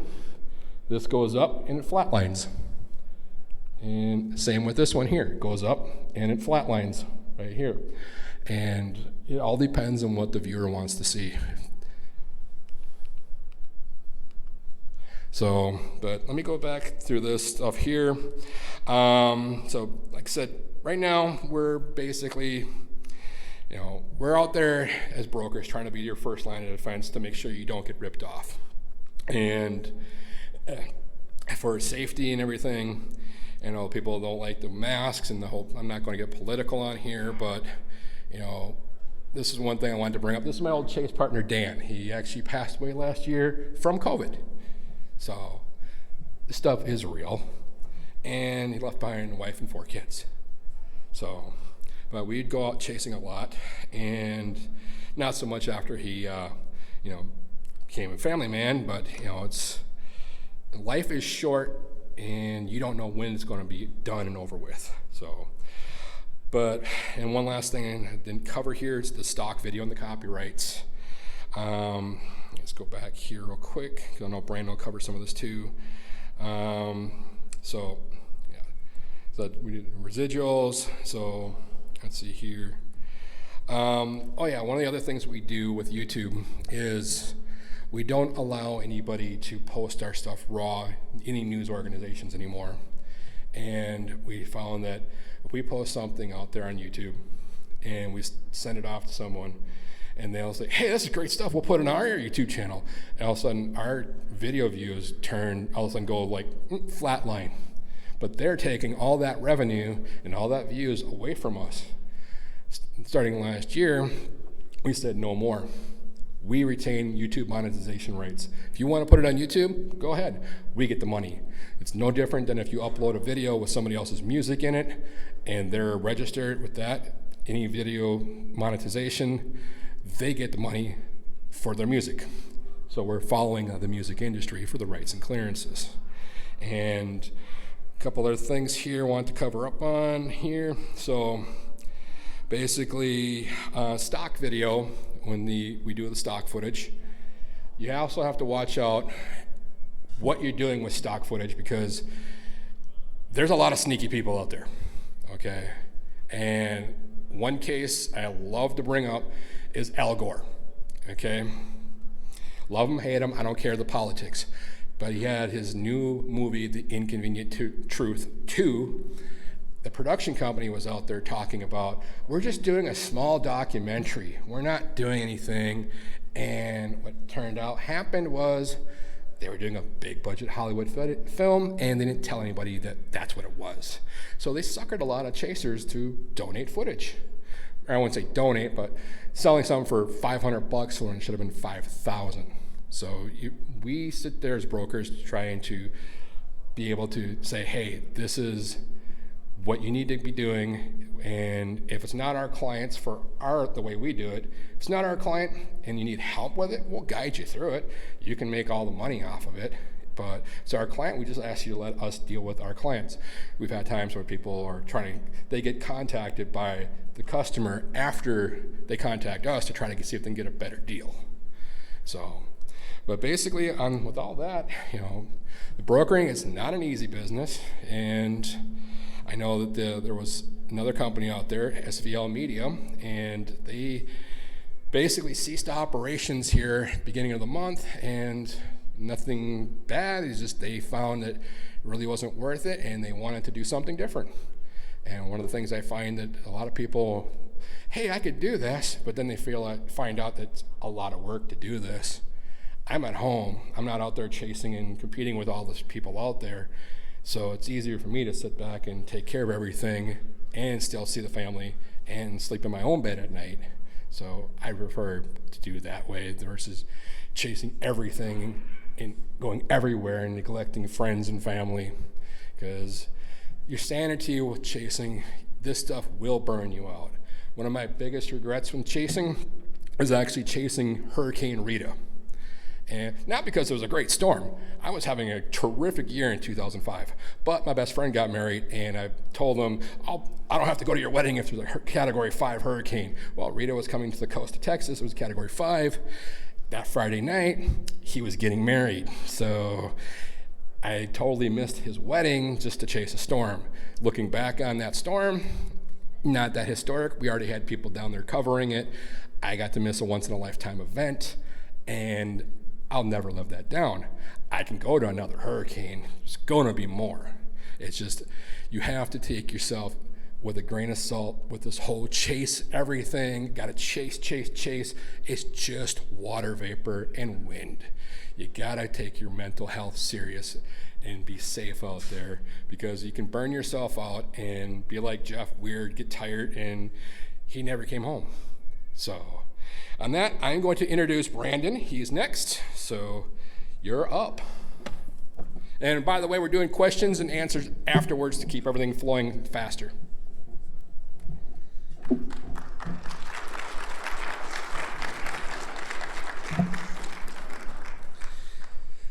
So since we had a few late changes, we're kind of doing things a little different. And at the end of the Q&A, I'll do it with Doug. We'll do about the brokering end of it, and then as well as copyright and drones.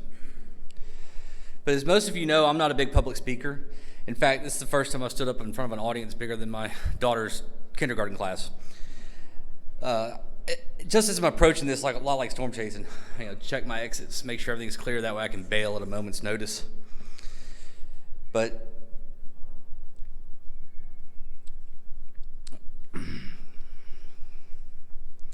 so everybody kept saying, just imagine the audience in the underwear.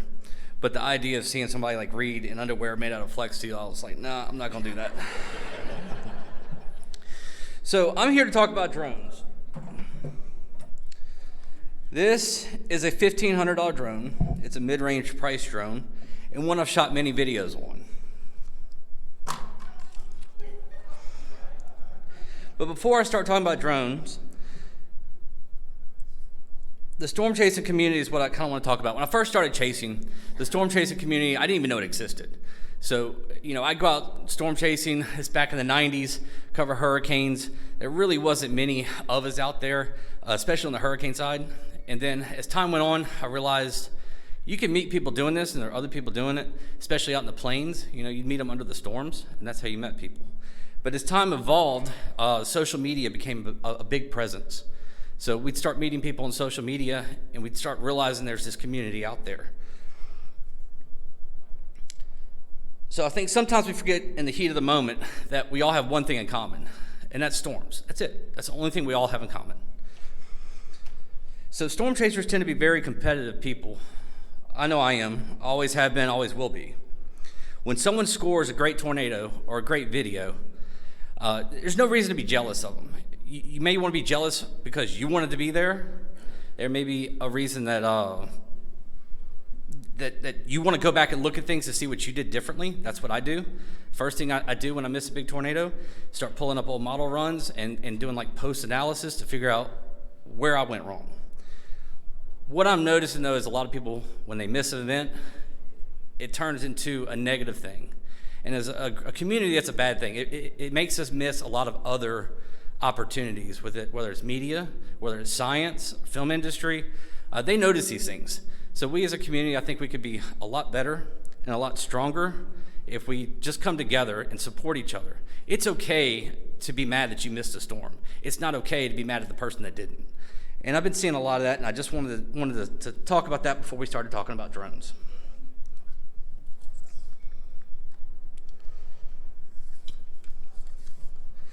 Now back to drones. This is a $1,500 drone. It's a mid-range price drone, and one I've shot many videos with. So how many of you are considering getting a drone? Well, don't worry, both of those drones were damaged beyond repair. So I've lost drones many different ways. I've lost them. The first one I threw was Hurricane Isaias. Lost it in the Atlantic Ocean. Luckily, I found it when somebody pulled up and said, "Hey, you missing a drone?" It happened to wash up on their carport, and they saw me flying it before. So I was able to get the memory card back out of it, but the drone was obviously toast. Now I've invented new ways to lose drones. Back in Tropical Storm Beta in South Texas, I'm sitting on the side of the road shooting storm surge come over, and there's no cars for like miles. And all of a sudden I look up in the rearview mirror and there's headlights closing on me faster than I can react. I put the car in drive, and as soon as I did, somebody hit me going 70. They came across 2 lanes, across the shoulder, and they rear-ended me. My window was down, the drone was up on the dashboard. Little did I know, it was like 5 minutes later when the police arrived and they started picking up all the car parts. And he picks this thing up out of the water. He's like, "What is this? What kind of car part is this?" That was one of my drones that was sitting up on the dashboard. There's another one lost.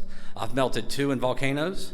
I've had 2 drones with critical battery failures just fell out the sky. Another one I've hit power lines that fell into the Red River. One of my first drones, I'm sitting there, beautiful sunny day, and all of a sudden it decided it wanted to go inverted, full throttle, and just fly into a lake like a meteor, ducks scattering. I'm like, man. So I've lost drones in Nazaré, Portugal, when I was shooting some big wave surfing. The winds were high. It started picking up, and it's right there on the edge of a cliff, and the cliff acted like a wind tunnel and started pushing that drone up, and it just started getting smaller and smaller and smaller, and I'm sitting there full throttle, and it's going negative 16 miles an hour. And I'm like, I never saw that one again. So my point is not to discourage everybody from getting drones. My point is to think about what you want to use these drones for. So show of hands, how many people are still looking at getting drones? Good. Now, what I suggest for everybody that's thinking about getting a drone is decide what you want to use that drone for, what your risk level will be. If you're expecting to go to Best Buy and buy a $300 drone, take it out of the box, drive out to the plains and fly it around a tornado, you're going to be really disappointed. But if you want to take that same drone, put a little practice into it, put it up over the trees in the south and see if maybe a tornado's in the ground, you probably have a high success rate. Like anything else, drones, you'll get out of what you put into it. The more you fly, the better you'll get. The more money you spend, the better camera and better drone you'll get. There are many different ways to approach drones and storm chasing. Just like storm chasing, there's a million different variables that go into this. So you have to decide first, say 3 days you see a weather system coming in. You're starting the variables right there. Do I chase this event first? Then where do I target? Then once a storm goes up, what storm do I get on? What different road options are there? Where related to the storm do I want to be? There's so many different variables and they move so fast. Drones is like doubling down on this. So if you're wanting to take a drone and use it for storm chasing, you're going to run into a lot of problems. Drones in really high winds and rain, hail, lightning, there's a lot of different factors. This doesn't even include the airspace and different factors you have to look out for safety. So when you're taking this drone out, you have to keep all these things in mind. It changes the way you chase. If that's what you're after, it changes the way you chase. You have to, I target areas differently based on looking for certain sounding types and certain photograph shapes where I think I can get a clear shot. I try to know my airspace around different areas where I'm chasing before it even goes out. That way I know, okay, if it goes here, I can't. If it goes here, I can. Different angles with drones. You have to know your inflow winds. You have to know the winds around thunderstorms and how they act, what type of hail conditions there may be that day, or where the hail may be relative to the storm. There's a lot of different angles. So you have to really consider how much money you want to put in the air. So you're not only investing the money in the drone, you're investing the money in the time, because in order to do any type of commercial drone work, you have to get a Part 107 license to the FAA. That Part 107 license is not easy to get. I don't want to scare anybody to overcome that, because it's pretty easy to do. It just takes time. It takes a lot of studying, takes money. You have to take your time out to go get the license. So there's a lot of investment that goes on before you throw that drone out. And you can lose a drone quite easily. So the purpose of me throwing those 2 drones today was to let you kind of get the idea of what it feels like to watch a drone hit the ground. And when it's yours, I promise you it's worse.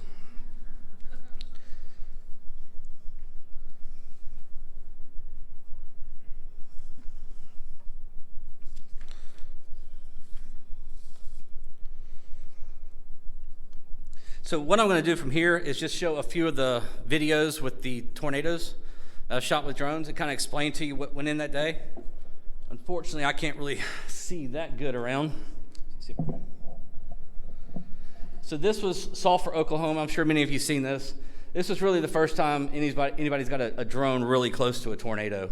That morning, I think it was a moderate risk day. We were set up to go around the Red River.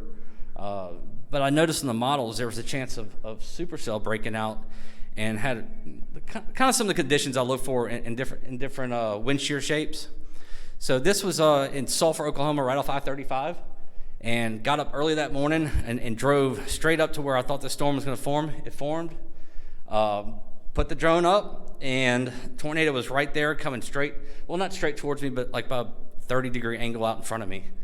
And as this tornado's coming, I'm kind of doing a half moon with it. So I kind of went to the west, cut back north, and came back around with it. So it was never very far from me, and the tornado actually passed right in front of the road in front of me with the drone.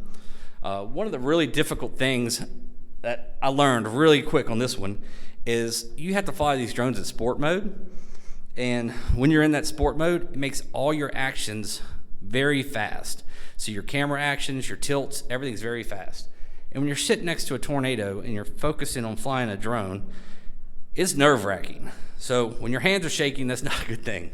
So you have to focus on really keeping your hands still, focus on keeping everything center framed, focus on following, and you have to decide what path you want to do, because you don't know what that tornado is going to do next. You got a pretty good idea, so you have to anticipate. So as I'm flying next to this tornado, I'm realizing the wind currents around it, they're really not that bad, so I can do whatever I want. It's a very weak tornado, but it was just a cool look, so I kept getting in closer and closer. And finally, it started running across this field, and you can see all the little multi-vortices at the bottom. And up until that point, most people didn't think of a tornado like this as multi-vortex, but you can make that argument looking at these videos. So this is all in 2x speed. I never got more than maybe a half mile from the tornado. So it was really interesting flying it, and I learned a lot from it. It took years to get to that point where I felt comfortable enough to fly that close, and it took years to get to that right tornado. Maybe 5% of tornadoes you can get good drone shots on. In those 5%, they have to be close enough where you can get close enough to it. They can't be out in the middle of nowhere. It's got to be in good airspace. You have to be close enough to where you can fly the drone, but also not get hit by the tornado. So there's a lot of different stuff going on. The next one is Canton, Texas, the second Canton, Texas. That day, that morning, I actually started off in Lawrence, Kansas. They had that EF4 the day before, and I was like, man, I like the setup down in northeast Texas. So I get down there, and every storm was rotating, and then I saw this one cell go up south of I-20, kind of all by itself. I'm like, oh man, that's going to be a good one. As soon as I pulled up, took my drone out, put it in the air, and this is what's going on. So it was just like right away. And unfortunately with this one, I could have got really close to it, except I couldn't get myself close enough to it from my position. And it kind of made a change. It was moving more northeast, and then started moving east. So I thought it was going to come closer to me than it did. But I couldn't get as close as I wanted to, or I'd have been capable of doing, just because it wouldn't have been a legal flight. It had been outside my line of sight. So you have to keep the drone in your line of sight while you're doing this. So as you see here, it's showing up power flashes. It throws up a tree at one point, and I'm just dying, wishing I could go get closer, because I could flown the drone like right up to it.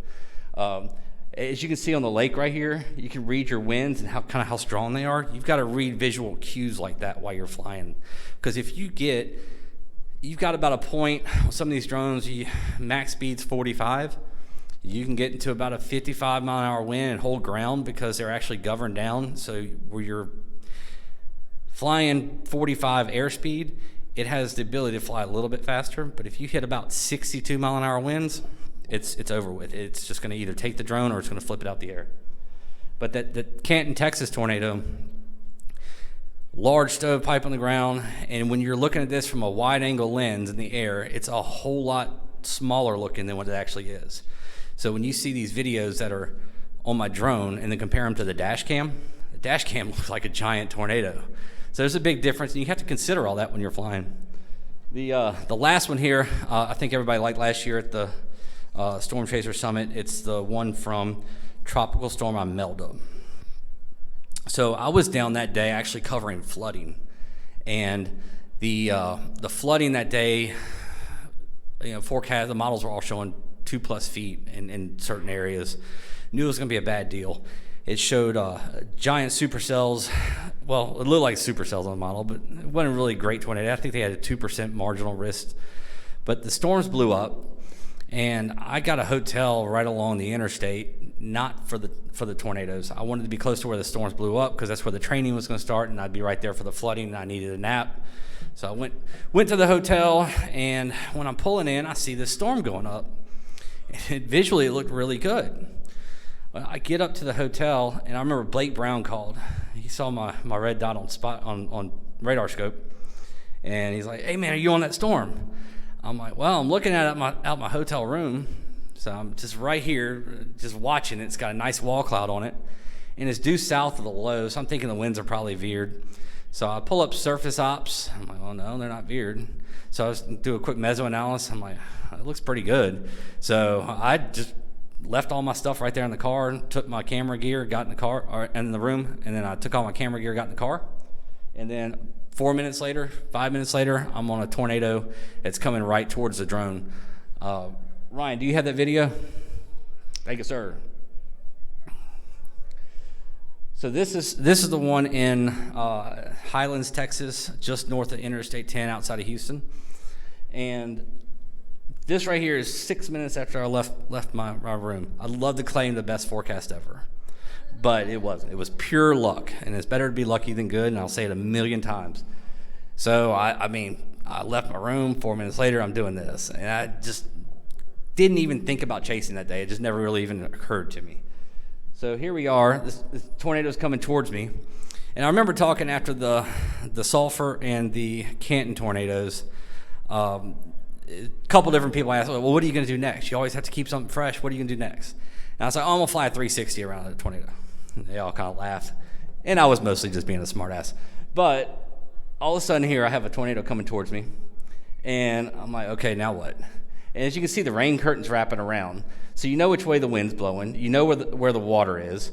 So I'm like, all right, I'm going to do that 360, or at least try it. So as tornado gets in closer here, it's like, all right, I've got all the video I can get just sitting here. It's not going to look any different. So I'm like, all right, I see the winds. They're not too strong. You see how fast they're moving on the outer edge. I'm like, I think I can get really close to this thing and do a 360 around it. So this is where I kind of take the drone down, get a little lower to the ground, and I let the wind currents push the drone. And I'm using the camera right here. I'm not center framing it, because if I center frame it, then all the water's blowing into my lens. So I'm slowly getting around, working around where the water stays off my lens, do the 360 around, come up. At the end, you can see the bright lightning flashes on the screen here. I'll wait for it in just a second.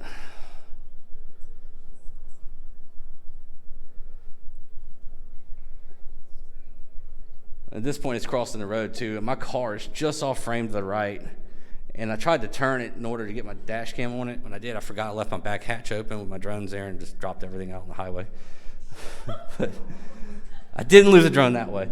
But when you see these bright flashes, it looks like lightning. Everybody's like, oh man, it must have been really close. It wasn't lightning. That was just the last video this drone's ever shot, because all the rain getting in it. It was shorting out the video processor. But, you know, there you go. So when I go to land this thing, tornado just crossed over in front. All my crap's laying all over the highway. I'm sitting there trying to pick it up. People on the highway were hit as the tornado came across. Luckily, it was about an EF1, I think is what it was rated. Didn't do any damage, didn't hurt anybody. So I get all my stuff cleaned up and go chase it. And the whole time I'm chasing it, all I can think about were those white flashes. I'm like, man, I know that wasn't lightning, because there was no lightning. So I knew that the drone was in trouble. And all I could think about is, please let that have saved to the memory card, because nobody's going to believe it. So, but anyway, I get that one, pull it out, and pop it in, and pull up on the computer, and it's like, oh, it's there. So those are just some of the examples of what you can do with drones in storm chasing. Keep in mind, those are very rare. Chase a lot, seen a lot of storms. That's 3. You know, I've got other ones that are farther away. It's just not the same. It's really not going to get that same reaction. Doesn't have the wow factor. It's pretty cool. Those are a little bit easier to get, but to get those close ones, it's really difficult. It takes a lot of luck. It takes a lot of skill in forecasting, and takes a lot of storms. So just keep that in mind when you're going to purchase a drone. If you're wanting to get that kind of video, it's going to come at a high risk. Be ready to lose your drone, and it may be years before you get it. So from there, I want to show that storm chasing is not the only way to use drones. There are many other uses. So when you find that you have this drone and you're not storm chasing, or you're doing something else, like when I'll be on the other side of the world, it's like I take my drones. That's the number one thing I take with me, because I want to shoot different stuff. So I think Ryan's going to play a video.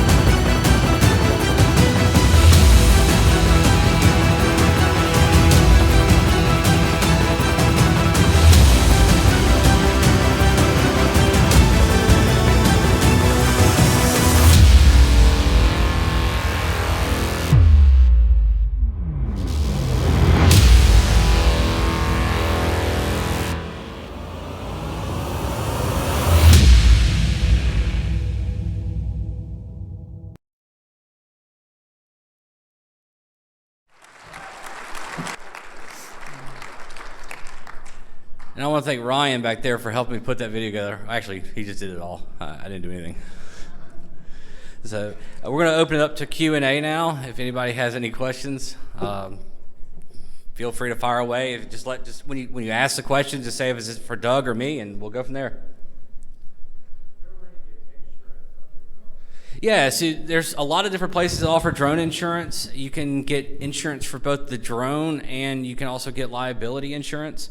So I shoot some for documentary companies, and I also keep it for myself. So I have like $5 million in drone liability, and then it can also cover the drones. I don't cover the drones because I know what they're going to say after I lose about 6 or 7 of them. So it's just a liability only for me. But yes, you can.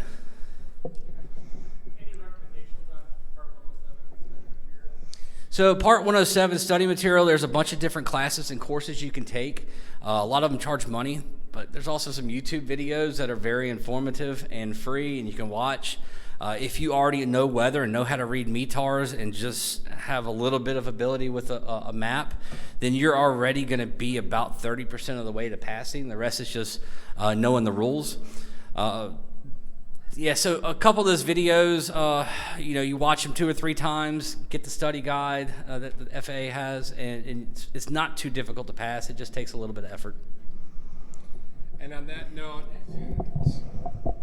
being a pilot myself, I went to school for commercial aviation.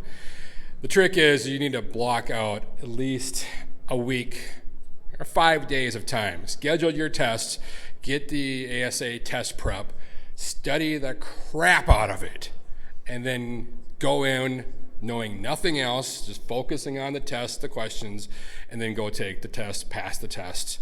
And then basically 5 minutes later, most of it just kind of oozes out of your brain going, whatever, and then go out and learn how to fly and learn your airspace. It's not that hard. I mean, it's a pain to pass it, but if you knew that that's how most of the commercial and private pilots got their license to take their ground schooling tests. They just crammed and then forgot most of it afterwards. Hi, my name's Cody. So do you use any of your drone footage for specific like scientific research and stuff? Like I saw the video where you could see almost like one of the vortices lagging behind the actual main vortex of the tornado itself.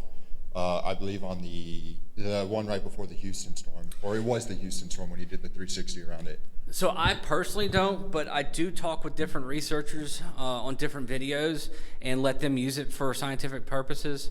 So Dr. Orff has had a theory about different tornado patterns, vortex patterns inside of a tornado, and we saw some swirls. Brian Emfinger and I droned the actual entire path of Mayfield and then clipped it all together as one continuous path. And there was one area in the field where it had some very interesting markings going through, and it matched up a lot to his research. So we're giving that video to him and letting him do all the analysis he wants off of it, and giving it to him in the full format so that he's got the highest quality possible. I had some other people from different institutes call me about the sulfur tornado, the one where you saw the vortexes. They were, or the vortices lagging behind. They were calling about wind modeling inside tornadoes and trying to model, so that they were using the video for that as well. There's a lot of things that showed up in supercomputers and modeling before that they haven't seen before until these drone videos, just because it does give a different perspective. See, if you're shooting that from the ground, you probably don't see that. It doesn't look the same because you got debris and moisture and everything else in the way, and you just can't see it. So we're getting signaled that it's time, so we'll be in the back asking questions. You're going to be here all night? Yeah, I'll be here for at least next couple hours. So. Yeah, so any other thing, we'll be in the back.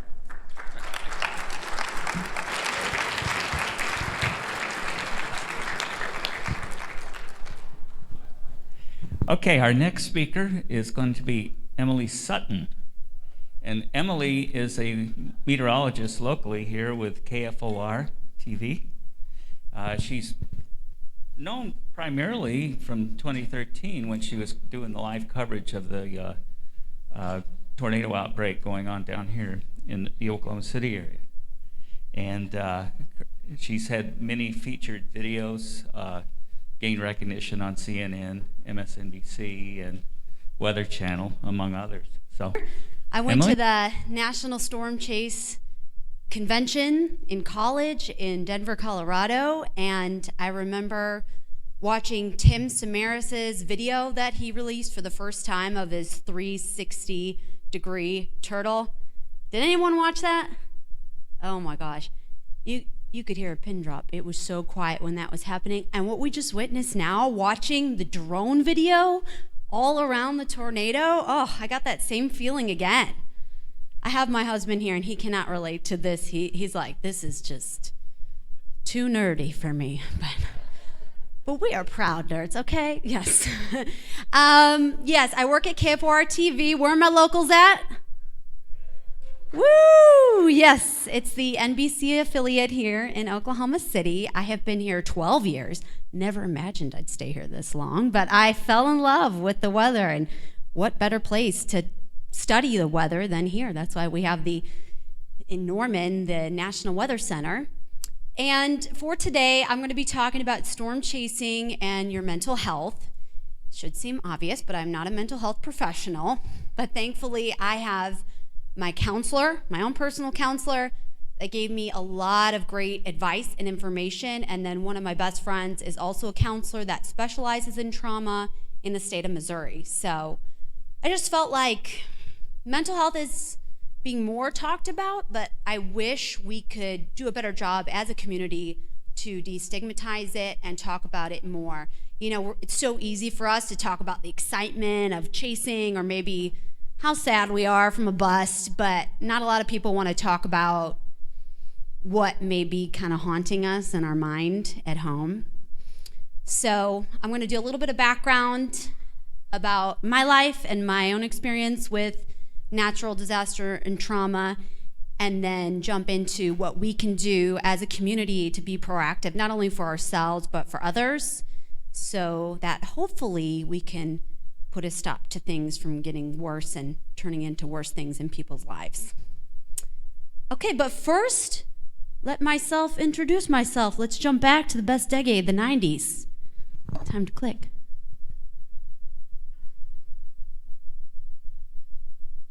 There should be some volume.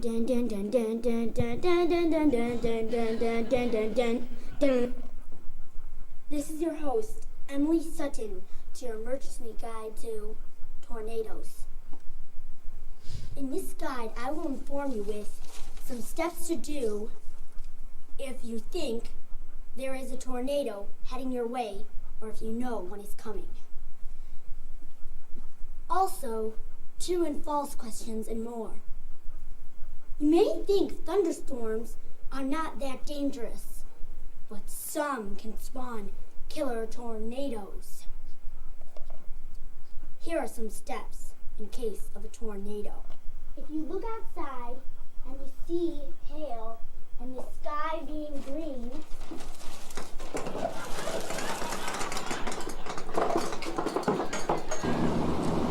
debris flying in the air, you might have bad weather coming for you.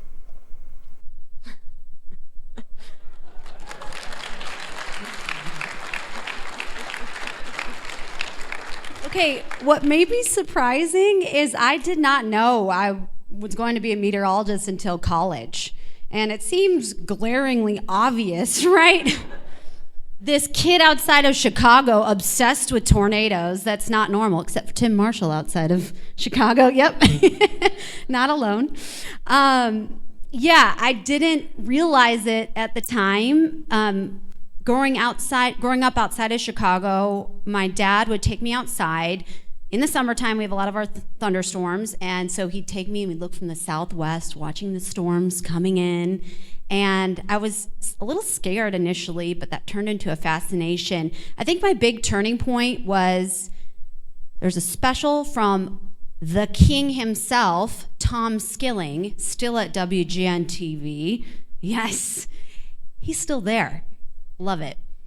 But he did a special called It Sounded Like a Freight Train in 1992, and it was based off of the Plainfield tornado in 1990, which I was too young to even realize, but now researching it's the only F5 in the month of August and the only F5 in the Chicago area. And so, yeah, it was a big deal. And he created this special, and of course, what it was showed houses exploding and talking about people dying, and I was in second grade, so that was terrifying. But I turned that fear into fascination, sought out every library book I could. I turned my Barbie duffel bag into a tornado safety kit. Thankfully, never needed it. And then in 1995, a fifth grade project, I could choose any safety thing, and I chose the safety topic of tornadoes. So that's what that is. And I think the reason why I never considered it as a career is because I didn't grow up seeing any females doing the weather on TV in Chicago. What did plant a seed in my brain was Jo from Twister. She was a female scientist rocking it, right? And I think that planted a little seed. And so then fast forward, I went to the University of Missouri, actually for journalism, because that's what they're known for, and it's a certified botanical garden.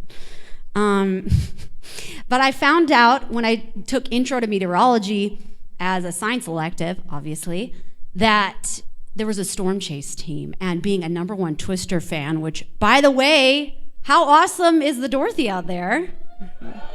Yeah, love it. And if you have not gone to the Twister Museum in Waukeeta, Linda is the sweetest lady you'll ever meet, and it is so fun. So you should take a little adventure out to Waukeeta sometime if you haven't already. But ended up, you had to add a minor or a major to be part of the storm chase team. So I was like, I'm in. I'm not actually going to be a meteorologist, but I just want to chase a tornado. And so ended up going. My first storm chase, of course, we had to do base team first. But then my first storm chase, I was supposed to sing at Greek Week sing the national anthem, and I ended up telling them that I couldn't because I was under the weather. It's not a lie.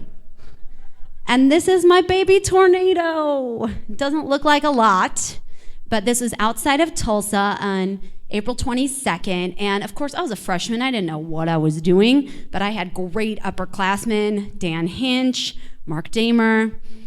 They knew what they were doing. We would drive up next to the hotel so we could bum their Wi-Fi to look at SBC. I think one time we went in a Best Buy to look at the SBC, use their computer. But yeah, those were the days. And that was my first tornado.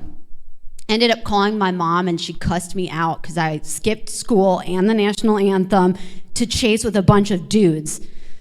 She was not happy. All right, here's the next one. May 12th, 2004. I could do a whole talk on this one, but we ended up seeing 5 tornadoes. This was just magic. You know, I feel like I just don't get this anymore, where you see a beautiful tornado out in a field, except for that drone video we saw.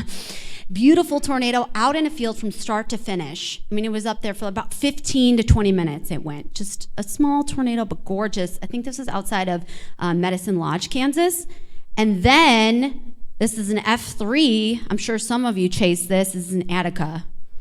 And yeah, I was on the Weather Channel too, where they had the video of the house peeling up. And that was the first time that I made the real connection where you go from cheering something on like, oh my gosh, this is amazing, to then you start seeing insulation falling from the sky, and then it clicks.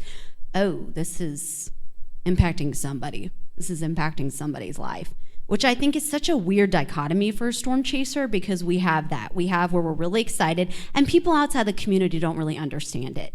You know, we're cheering on the tornado. I can't do that publicly, you know.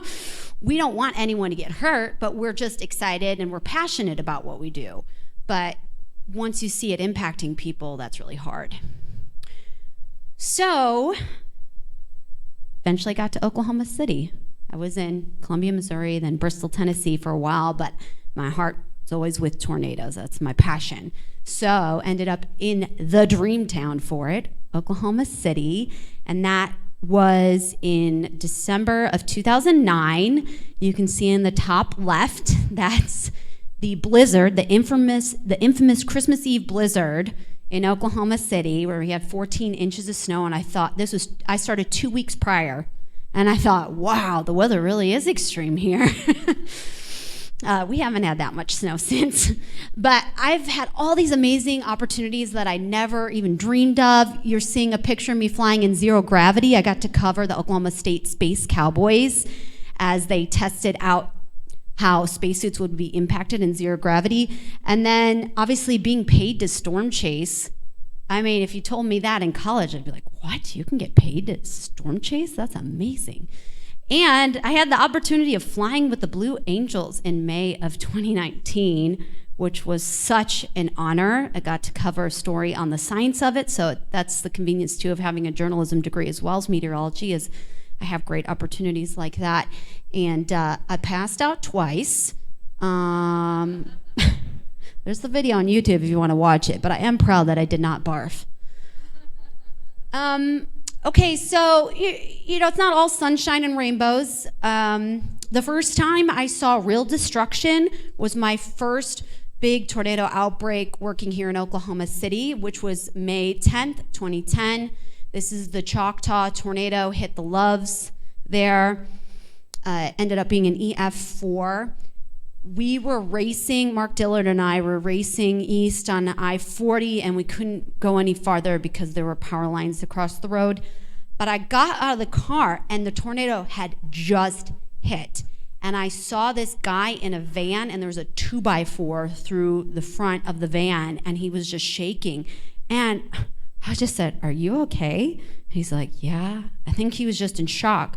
But now thinking about it, I'm like, what could I have done? I was 25, no skills of saving people.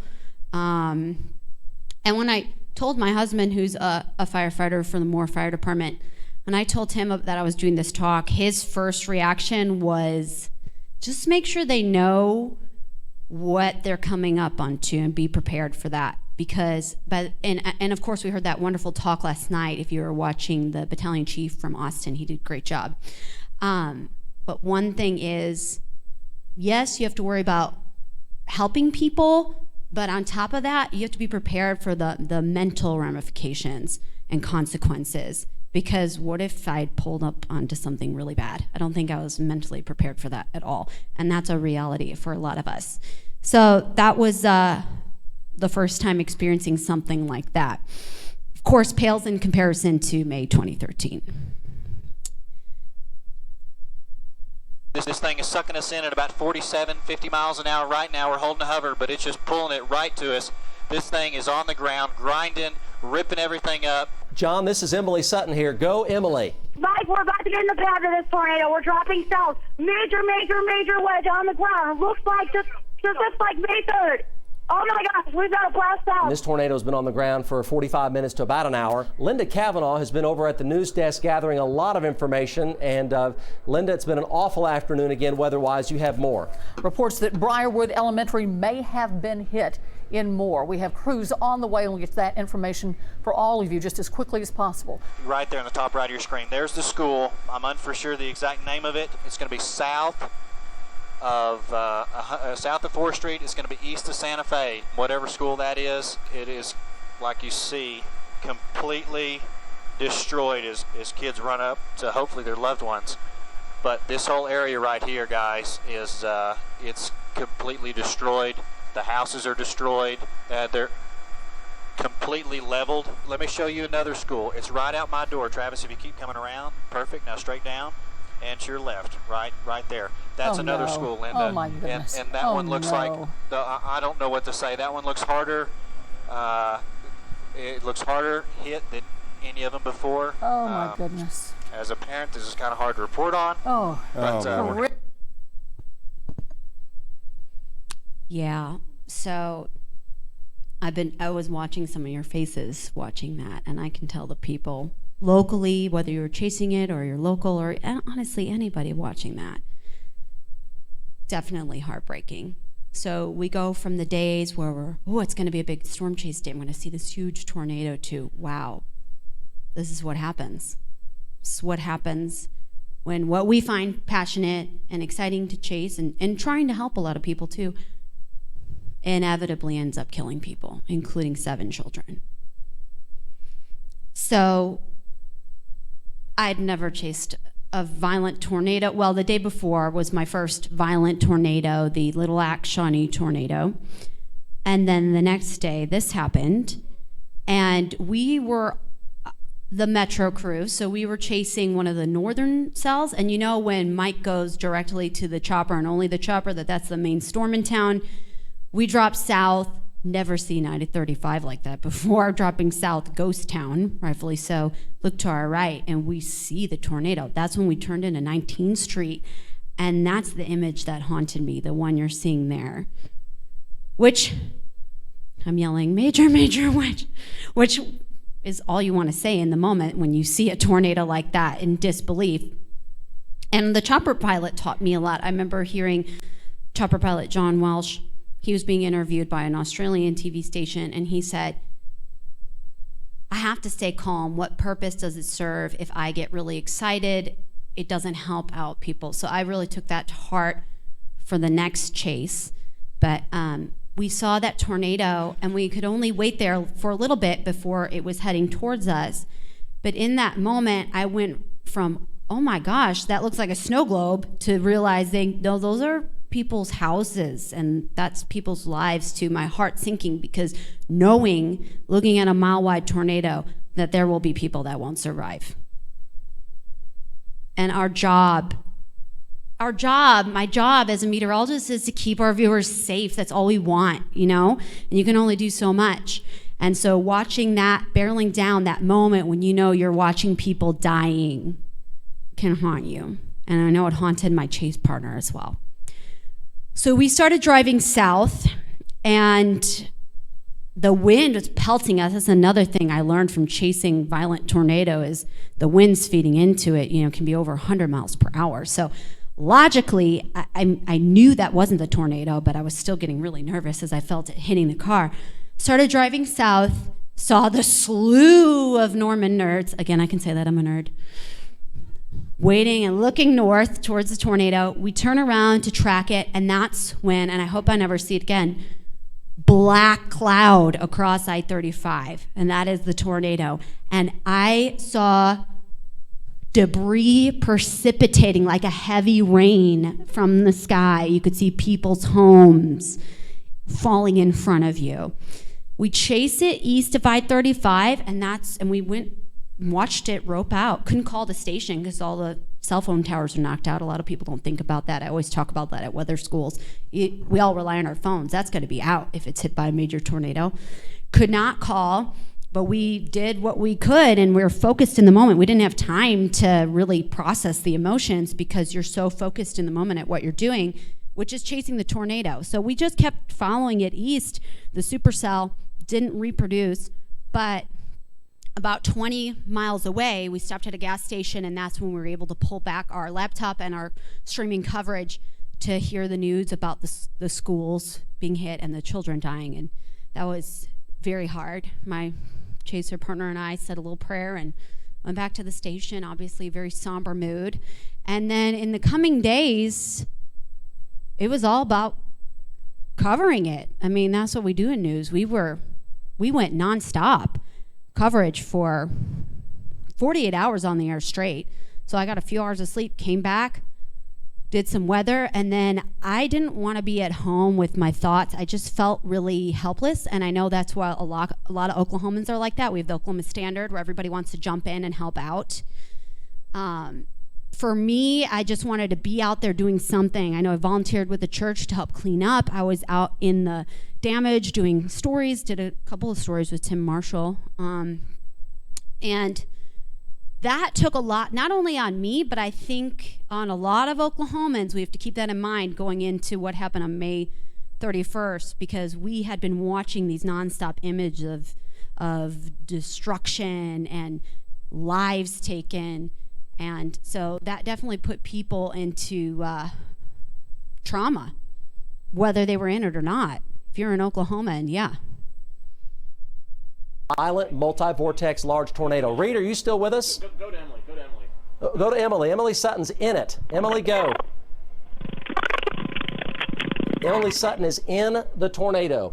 And the center, and her, as you might imagine, her phone is breaking up. This tornado is now located on Reno Avenue Reno and 10th Street North at Manning, just west of Banner Road. Reno and 10th Street North. Emily's in the tornado right now. Emily, we're going to try you again. Are you there? Go. Are we okay? Can we go back? You're there, Emily. We're simulcasting on the radio. Take your mobile device and get out of the way of this thing. Whew, gets my heart racing watching that one. Yeah, so I know I wasn't the only one caught by the outer bands of that tornado. So I feel like May 20th taught us that, wow, schools should have storm shelters. Should have already thought about, right?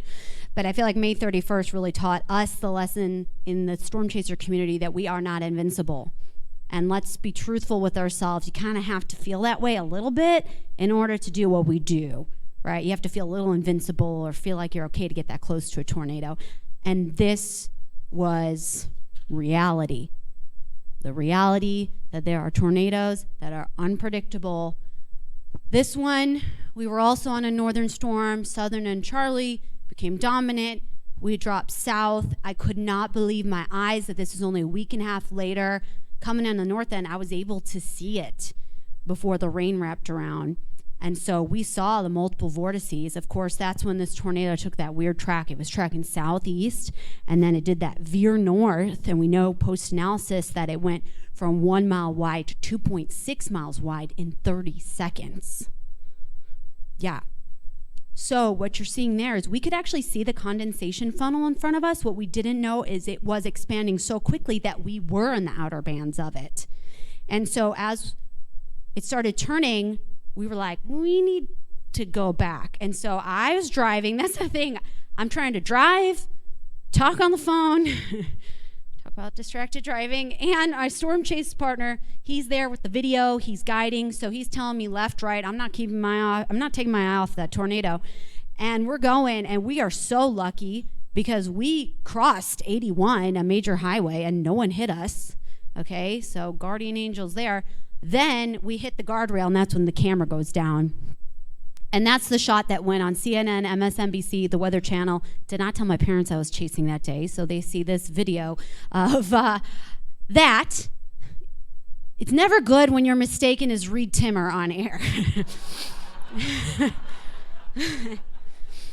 So we're driving backwards. The wind's picking up. We can see some sort of big bird flying up in the air. I think it was a goose or something. I don't know. In my mind, I was like, as long as that white truck in front of us doesn't fly up, we're okay. Weird how you rationalize things. And all of a sudden, I felt prickles on the back of my neck, and I knew that the back window went out. And my own mental self-soothing was, it's okay. David Payne had power lines flying over his head, and he was fine. This is what I thought in the moment. So we're driving backwards, and we end up hitting the guardrail. It was slow, but then we drove away, and that's when we encountered Reed, and then the Dominator had its hood ripped off. We saw the mobile radar right there. That's when I saw the Weather Channel truck out in the field completely crushed. That was terrifying. And so we saw this damaged house, and we finally kind of assessed what was going on. We're like, oh, okay, we don't have any cuts, we're fine, but obviously chase is over when your back window's out. So we started driving south, and that's when we saw a few more tornadoes. Couldn't even avoid it at this point, knowing now that a lot of those were just satellite tornadoes of this monster tornado. And then we ended up having to go way around this big storm to avoid the rain, and ended up turning into a big flooding event, and that killed a lot of people as well later that night. I think at least 12 people died due to flash flooding. This is a picture. Yeah. So it's kind of funny, but not. When I look at it, I see shock. This was immediately after. Now, I think a lot of people usually respond to trauma or serious things with humor initially, because that'll help block it out. I know on a podcast that somebody was giving us crap for this photo, but I'm saying that person took it out of context because we didn't know about anything at the time. This was immediately after. We didn't know about any deaths or anything like that until a few days later. We're in shock here, not realizing how close to death we were. And you don't want to acknowledge that for a while because it's too dark of a truth. And of course, we all found this out a few days later, which I'm sure was shocking. I know it was shocking for the community that if a veteran storm chaser, this can happen to a veteran storm chaser, a pioneer in our field, we are all extremely vulnerable. And we are all lucky to be alive doing what we do. That was a jarring truth. Rest in peace to the Twistex team. This is actually the memorial, if you've ever visited in that area, for Tim, Paul, and Carl. We were actually just about a mile west of them before we crossed back on 81. So it was that same exact road. So just thinking of them, and I think it's wonderful that we're doing the National Storm Chaser Summit and a lot of this to leave his legacy, especially that scholarship that we're doing. That's wonderful. Okay. 70% of American adults say they've experienced trauma, and that's likely a low statistic because a lot of people don't want to admit it. In the days following, I am very, very lucky that one of my good friends, her next door neighbor, was a counselor, and she heard my voice. I think it was on May 20th. She was like, is Emily okay? And my friend said, I don't think so. So she volunteered to come to my house. I would not have sought this out at the time. Said it was in denial. Didn't think I needed it.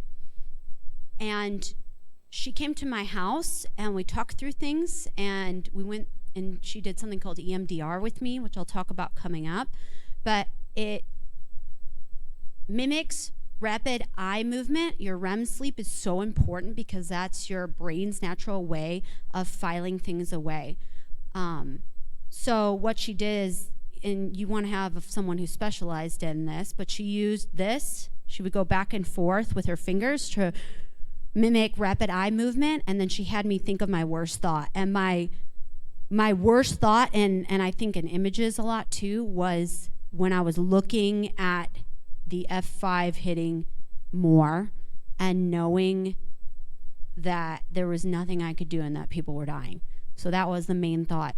And the whole thing is that hopefully you process that out so it files it away in your brain instead of it taking over in your body, because that's the biggest thing that I've learned from my friend and then my counselor is that there is a huge mind-body connection, and if you think you may be shoving something away or sweeping it under the rug, or maybe like me being a busybody and ignoring it, it will find its way into your body and surface in some form of another. Okay. So trauma overwhelms our abilities to cope, and coping mechanisms can mean journaling, working out, hanging out with our dogs when it doesn't work anymore and leads to us feeling hopeless and helpless. And the body likes to hold on to trauma or stress. So my friend explained it as good stress versus bad stress. It's all one bucket. So for storm chasing, the stress can be really exciting. You know, it's time to go.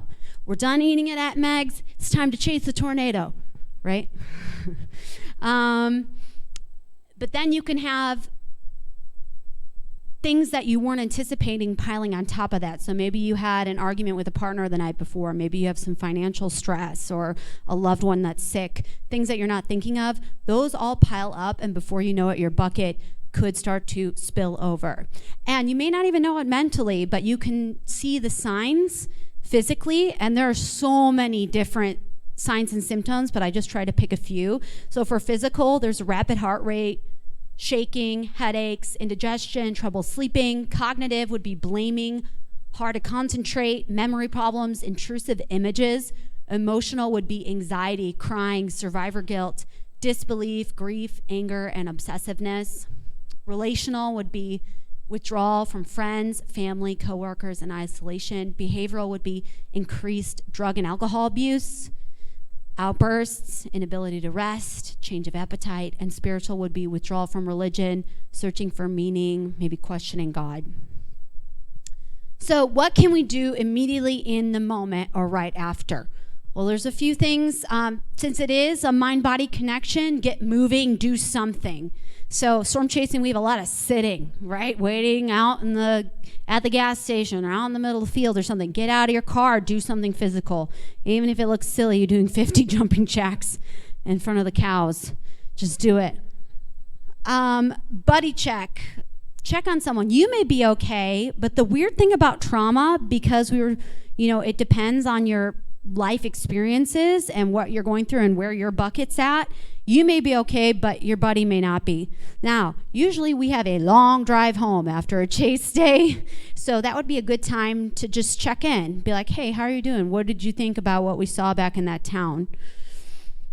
Breathing exercises, that's a great way to do it. And then the butterfly hug, which I'm going to have everybody try and do right now that my friend taught me. So just go like this. I'm waiting. Good. So your hands go on your shoulders. I can't do this like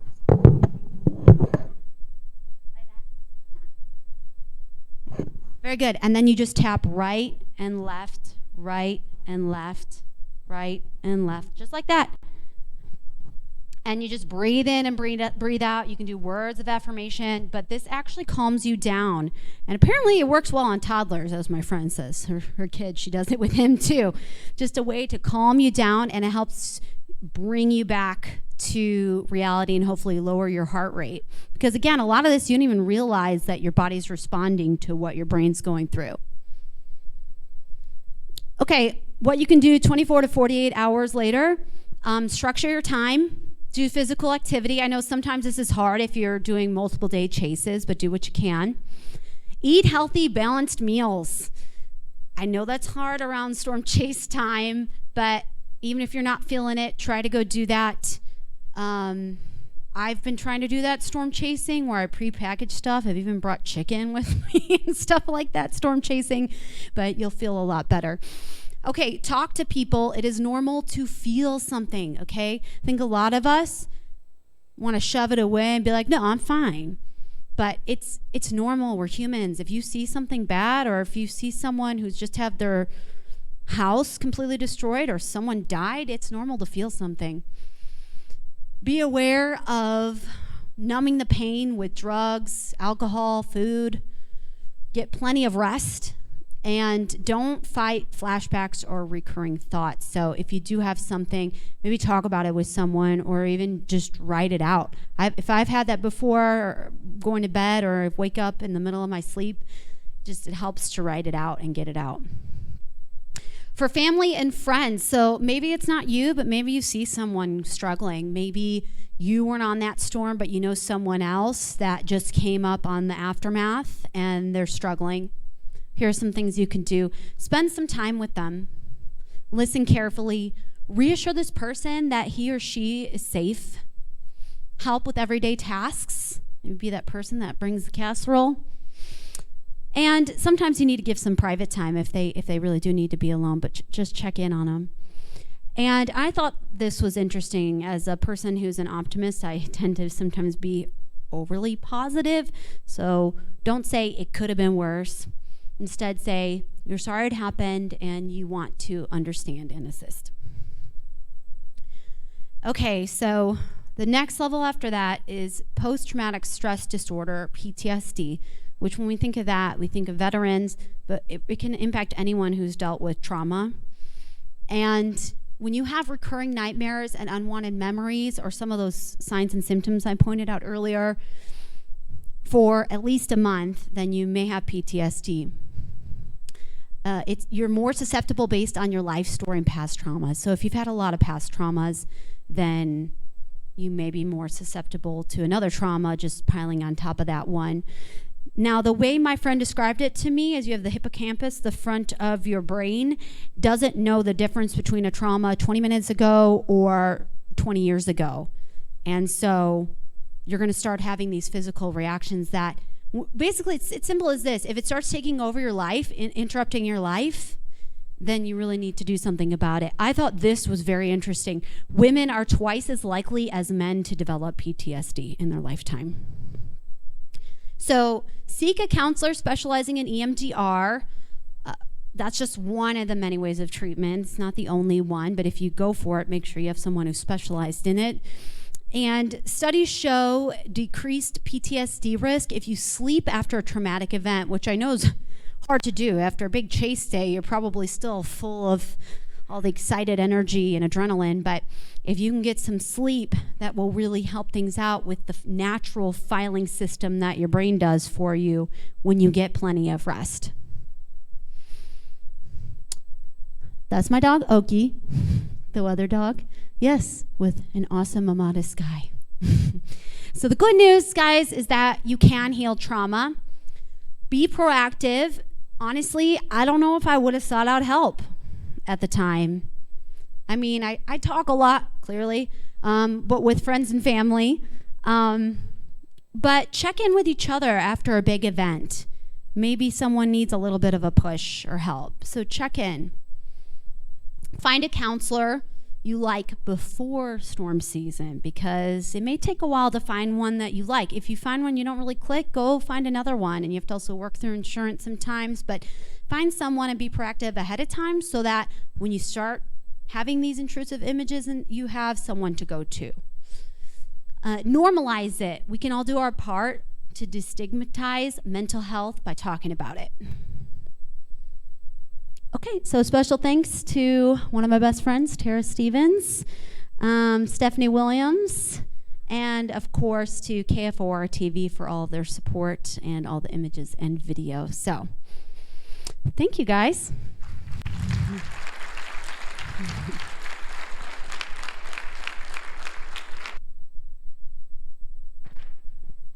You want to do it? You want me to do it?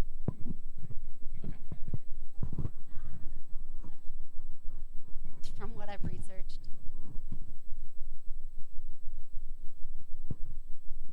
Yes?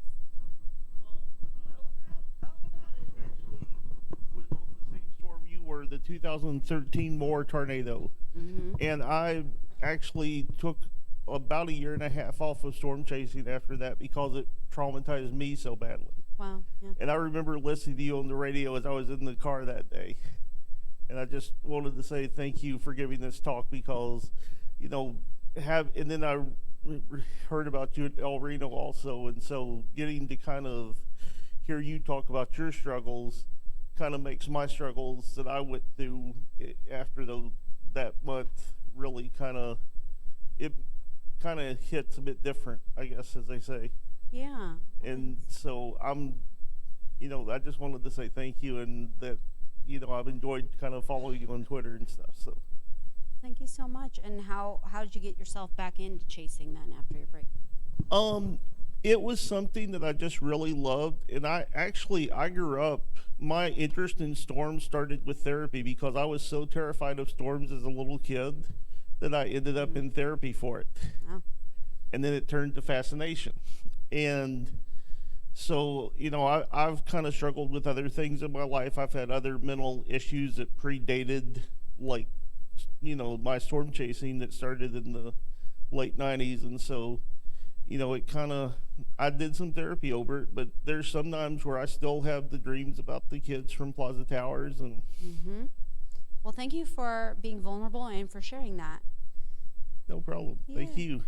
I remember the first time I got caught in a circulation after all of that, and I almost felt like I had a panic attack. My heart was racing, I was sweating, and I think that's completely normal, but just talking about it and recognizing it, and also realizing it's not worth getting that close if it's going to impact you. But I also applaud you for recognizing that, hey, I need to take this time off for my mental health. That's great. Anybody else? Yes? Unless I'm missing somebody?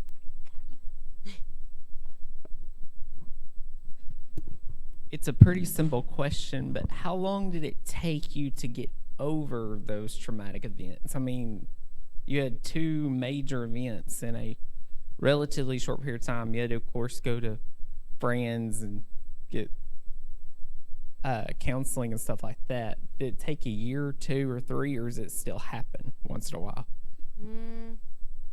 I think when you live through seeing a big event, it may impact you forever in some sort of way. It may come back up. But I did counseling for about a year, and that helped a lot. I think just knowing, processing it. And also, sometimes you need a second party to tell you those are irrational thoughts, you know? That's the biggest thing.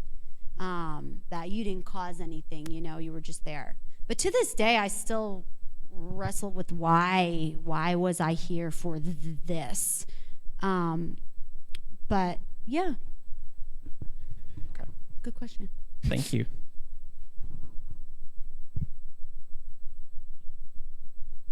Hey.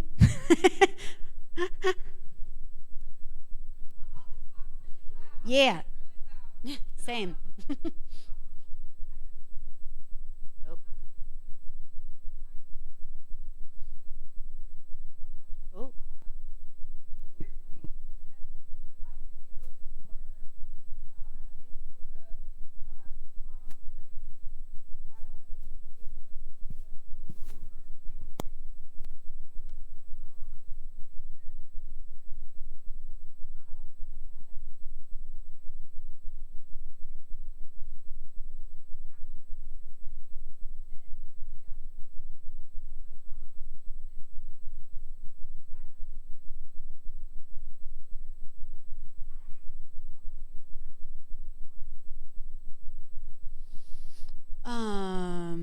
Okay, so you're saying,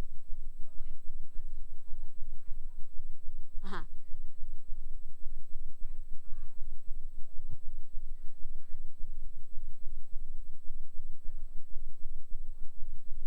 Yeah.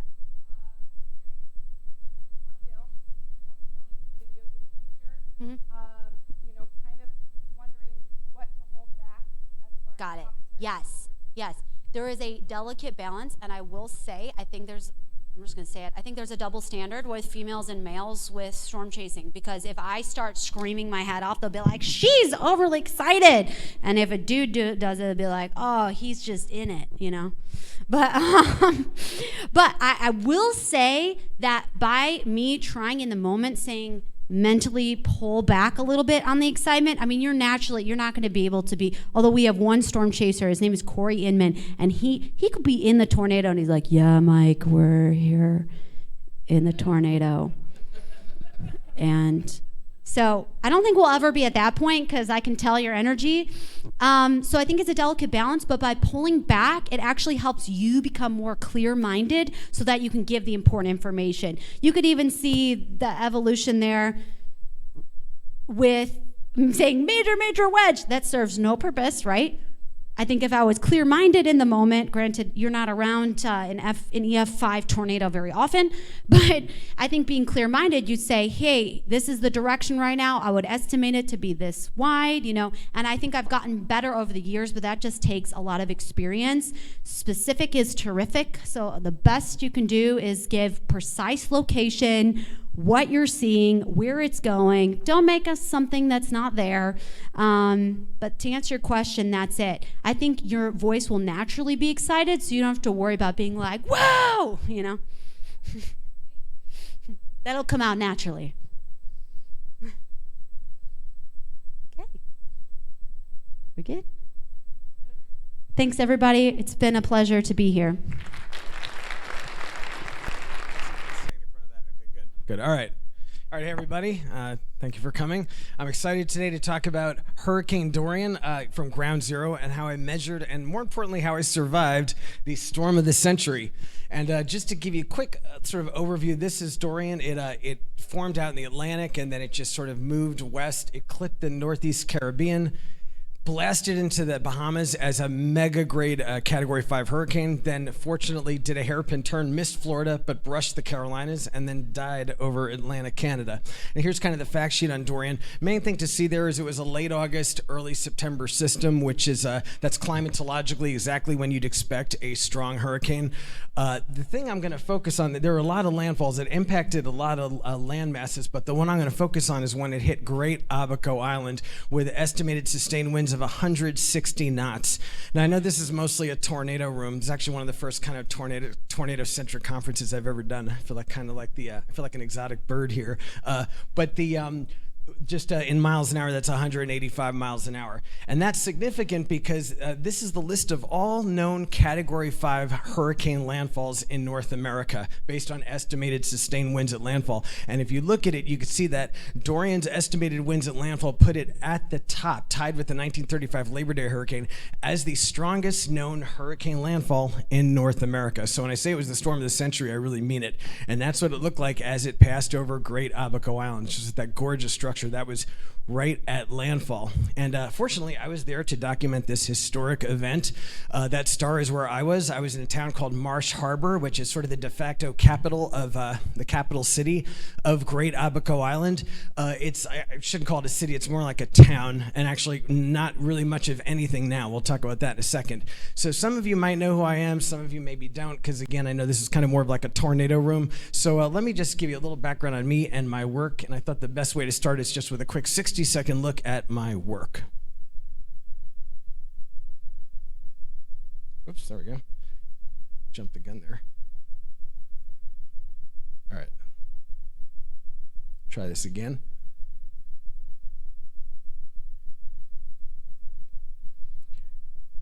Here we go.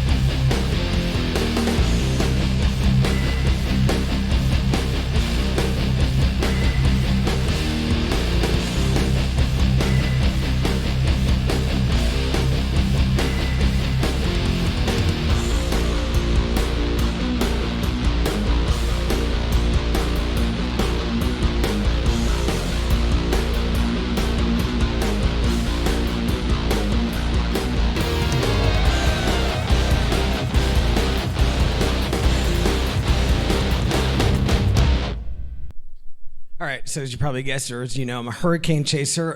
My specialty is super narrow. I only chase hurricanes. I know a lot of the folks in this room are very versatile. I admire it. Like Dr. Timmer, for example, chases everything. He has expertise in everything. He's really good at everything. Not me. I do one thing and one thing only. I don't chase any other kinds of weather. And I've been that way my whole life. I've been chasing over 30 years. I started really young, and I chase all around the world, north, south, east, west hemispheres. I go for it all around the globe. And in fact, up until the pandemic, I didn't chase in the USA that much, just kind of once in a while. I was mostly focused on other parts of the world where they get more intense storms more frequently. But the last couple of years, I've been really, just kind of USA and Mexico bound because of the pandemic. That's really kind of cut down my kingdom a little bit. I like to be upfront that I do not have meteorological credentials. I'm not a meteorologist. I'm not a scientist. I actually studied history in college. So, but I do play a role in the scientific community, and I'll talk more about that in a minute. My style of chasing is very aggressive. I really go for it. That means going for storms in faraway places in kind of the weird corners of the earth. And I chase in a very competitive way. I'm very competitive about it, and I'm very unapologetic about saying that for me, chasing is a sport. And some people are offended by that. Oh, well, that's me.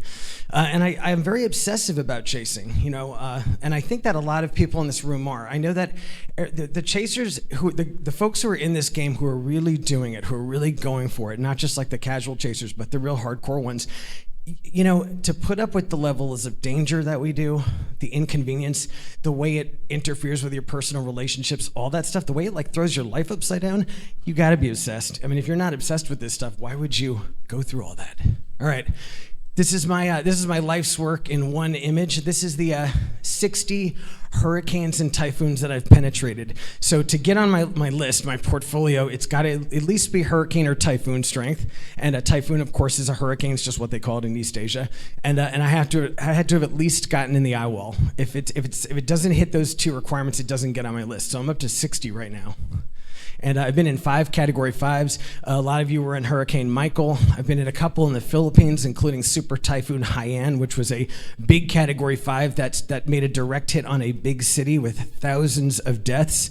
One in Mexico that was actually I lost my Category 5 virginity to that one. That was a while ago. And the one I'm going to talk about today, Dorian in the Bahamas.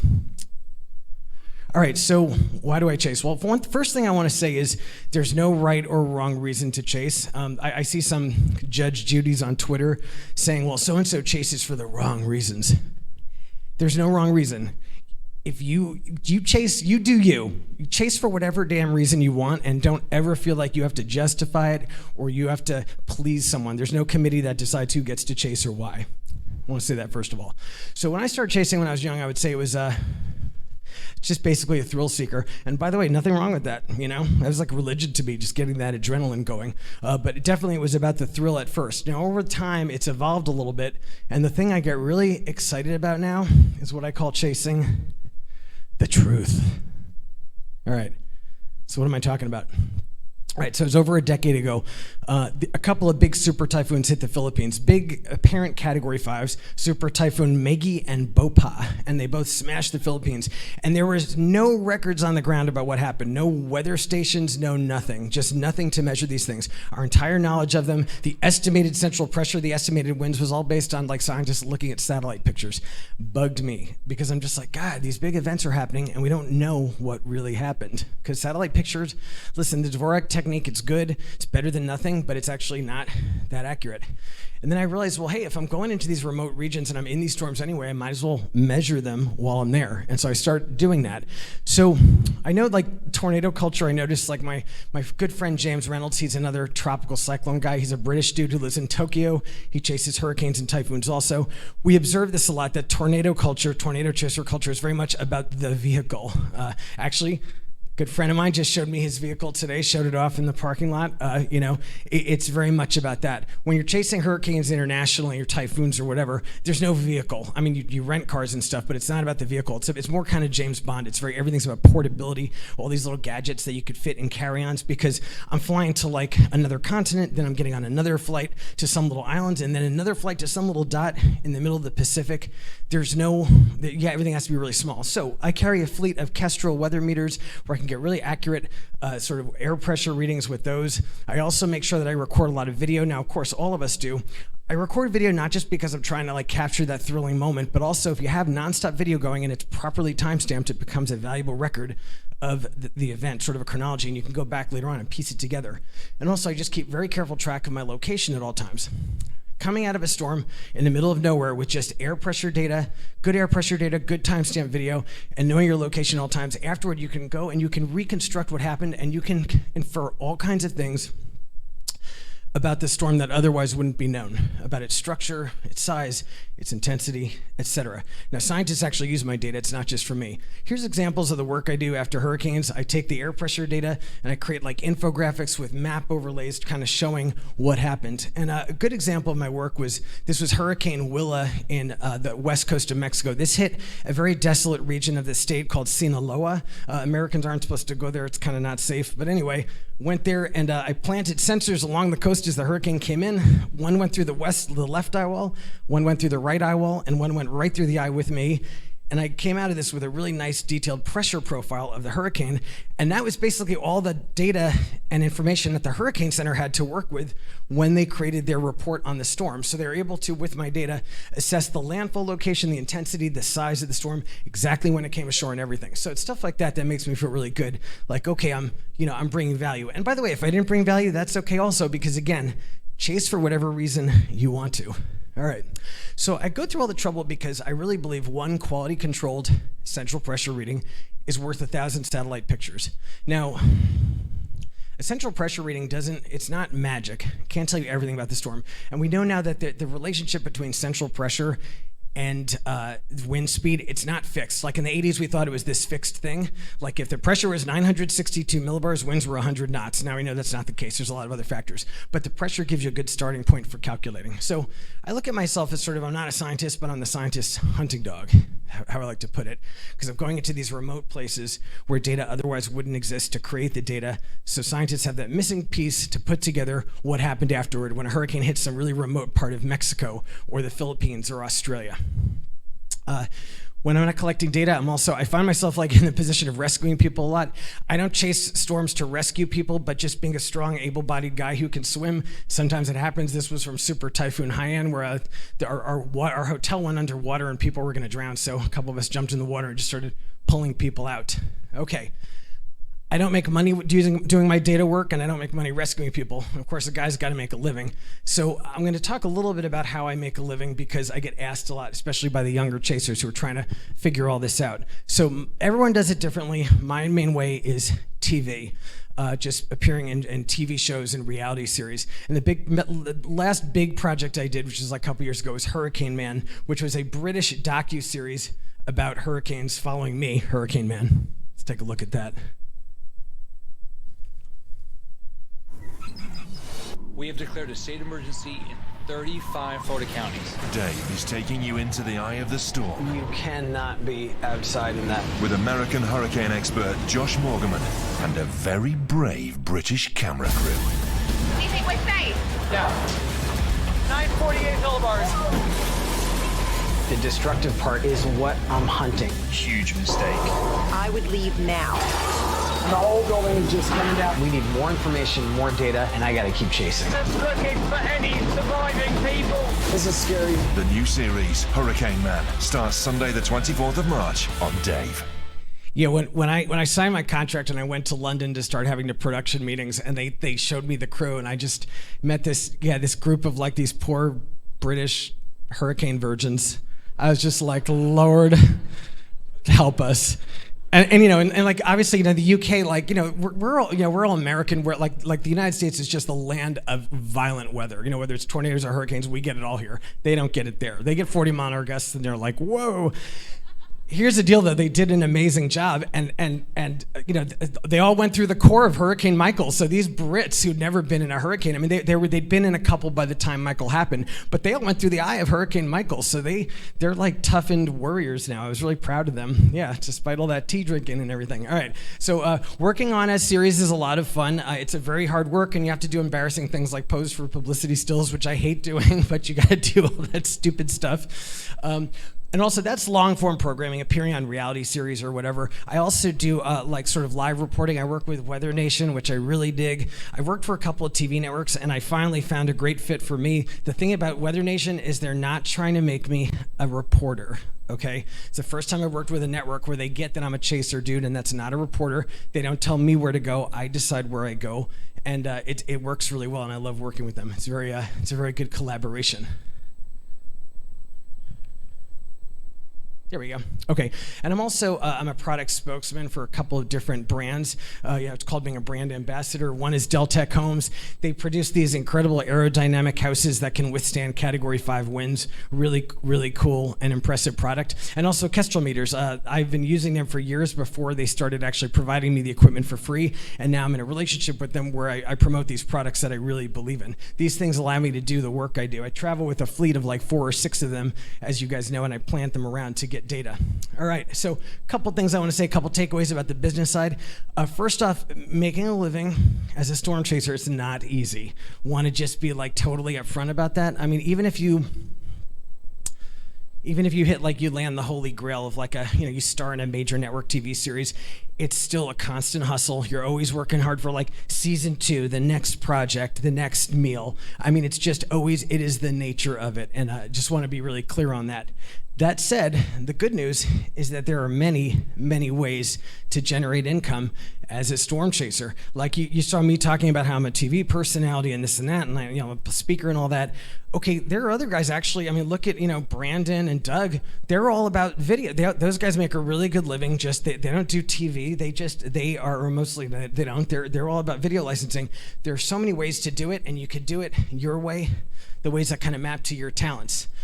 Another important thing I want to say, I'm very defiant on this topic, and I encourage other chasers to be. Never apologize for how you make a living. You see some people on Twitter and they say that chasers are vampires. We're profiting off the misery of others. And I won't even engage with people like that. My response to them is seriously like, screw off, okay? Never apologize for this, okay? When a tornado flattens a town, when a hurricane devastates a coastline, we are recording history. We're recording something important that's happening, and we're getting the story out there. Everywhere I've filmed catastrophes, the people who live in those towns are always like, thank God someone captured this. It's like, thank God someone recorded what happened to our town, okay? And you have a right to monetize that. You're spending money, you're risking your life, you are bringing value, you have a right to monetize it. Never feel bad about it. Don't be like, evil about it. Obviously, help people in need, all that. Don't be critical, don't cheer it on, but absolutely never apologize for how you make a living. And don't even engage with people that try to make you feel bad about it. And finally, I want to say that if you have figured it out and you are making a living as a storm chaser, feel really good and have gratitude. All right, now let's go back to Dorian. So let's talk first about the hunt. So on epic chases, I feel like there's two sort of conflicting objectives. One is I don't want to bust, and I take busts really hard. I mean, Emily was talking about that, about how you could have some depression after a bust. I don't bust often, man. I have a high batting average, but when I bust, I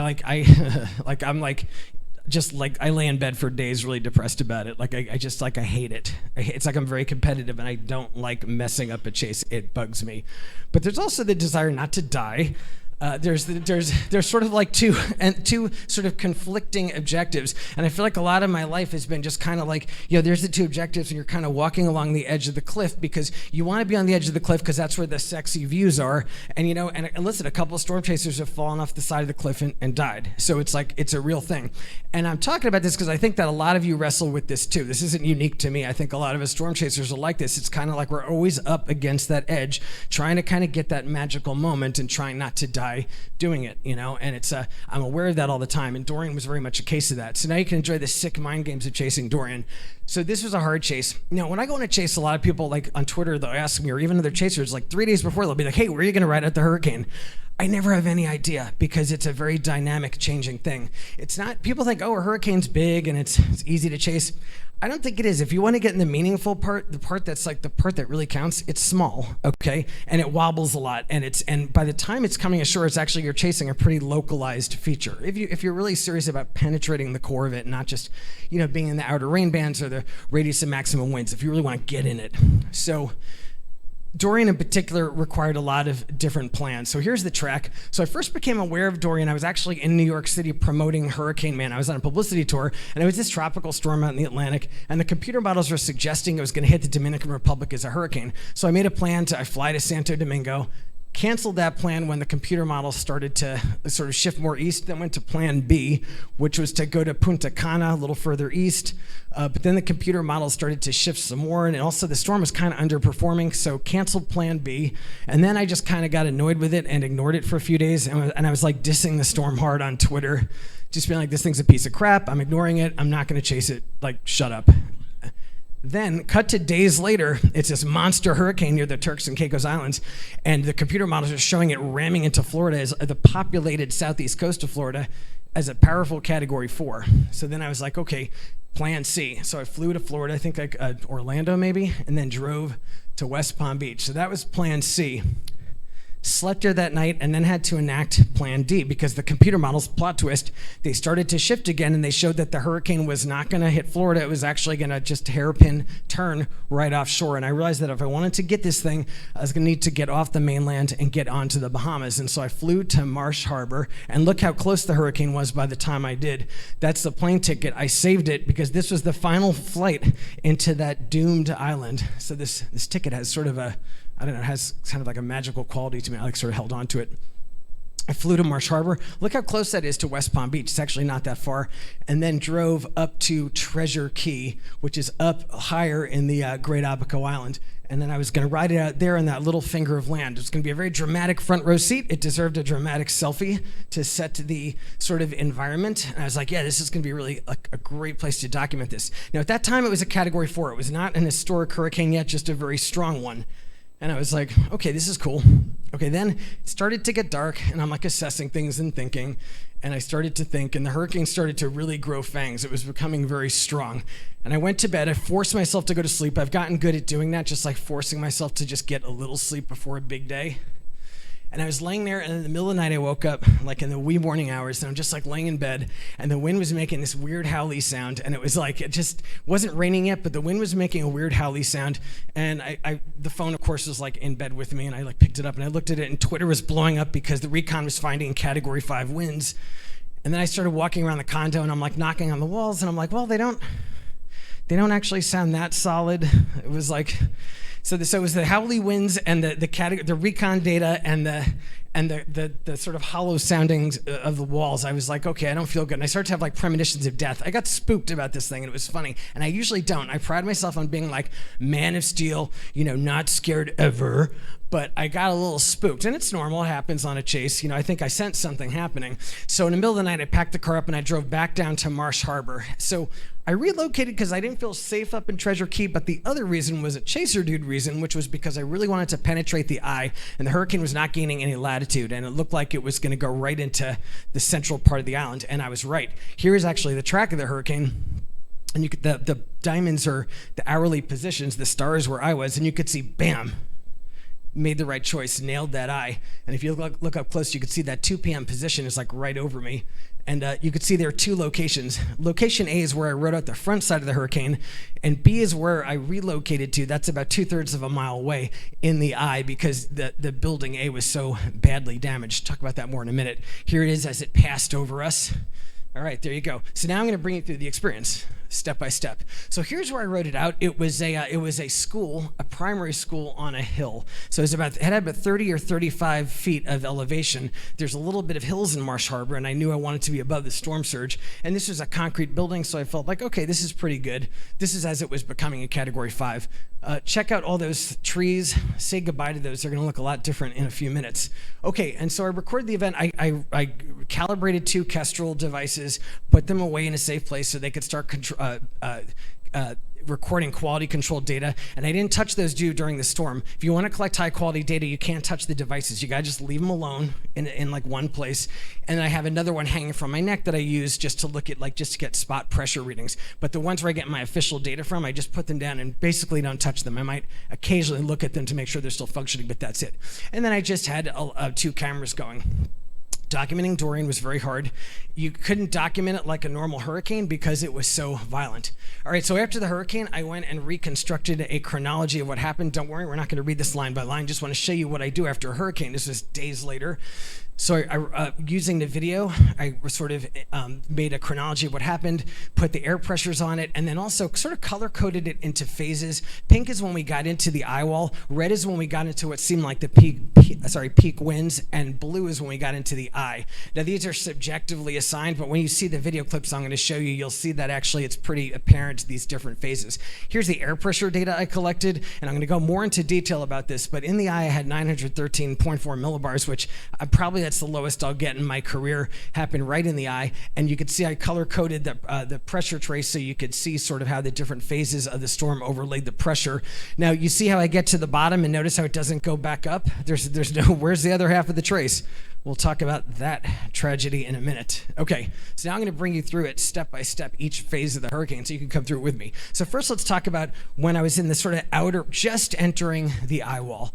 And if you look at a radar, it's when we're about here. Just as that outer, Bahamas has radar, which is really cool. Not all countries have radar. Like most of Mexico used to have radar, but doesn't. So for example, in Mexico, you have to chase without radar. You gotta figure it out other ways. You have to do stuff like look at infrared images and look at the wind direction and all kinds of crazy things because it's really hard to chase without radar. But thank God, Bahamas had radar. Not that it mattered by this point because I was hunkered down.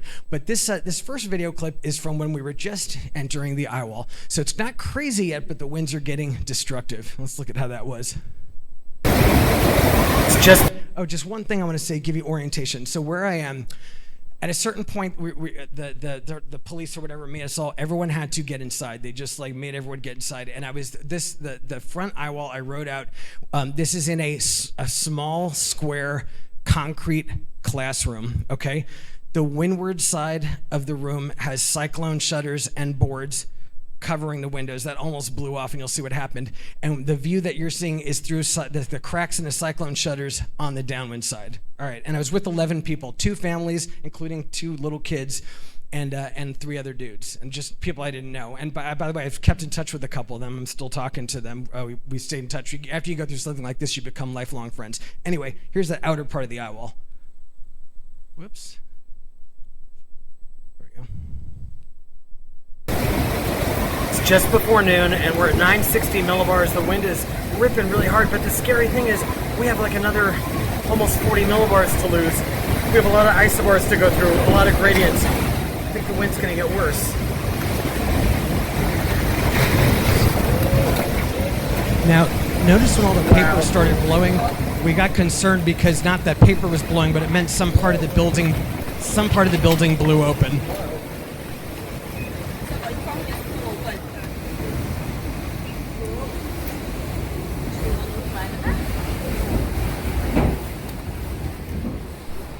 That's the upwind side of the room. It has shutters and boards on it. So you see some flying debris starting. That was a big 2x4 that just blew by. All right, so that was what the outer part was like. Okay, now I want to show you the transition from that outer part of the eye wall into the inner part where it starts to get really hairy. And I want you to see the transition. So this is something really cool. So I looked at the data, the pressure data afterward, and noticed that when we're in the outer part of the eye wall, the pressure drop was fairly smooth. And notice as we got into that, deep into that inner eye wall, this is the part where we get the whiteout and everything, it gets really jagged and crazy. There is some like mesovortex action, I'm pretty sure, because some of the damage I'm going to show you, like cars that just got moved in like random directions, like it didn't all, not everything blew one way. It was actually kind of weird, but there was the pressure gave us clues that there were some crazy things happening. All right, so this next clip you're going to watch, so you're going to actually see the transition, the pulses of wind and the rain. It just all starts to get heavier and more hairy as this clip progresses.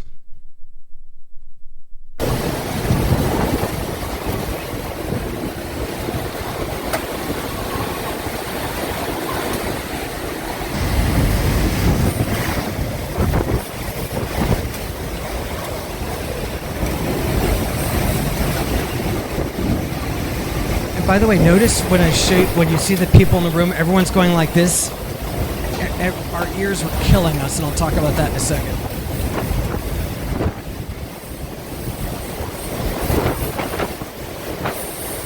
Well, the cars are like picking up. I'm ready to learn.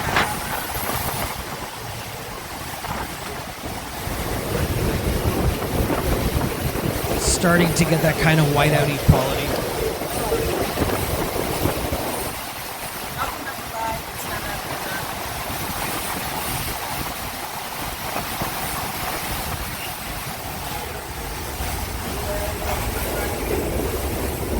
See that dude like with his ears, and then see him, and I was doing it too.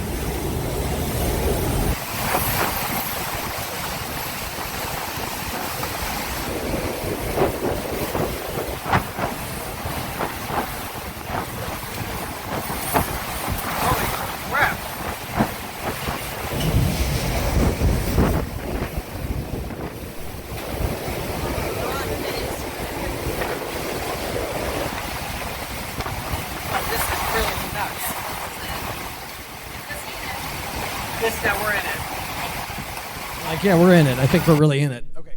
So everyone was like, our ears were killing us, and it's not, people think it's because the air pressure is low. It's actually not. It's not the barometric pressure. It's that when you get these extreme gusts passing over the building, they cause just very sudden and temporary pressure changes, and your eardrum just kind of bulges in and out, and it really hurts. In a hurricane like this, it was very painful. All right, so finally, there's the money shot.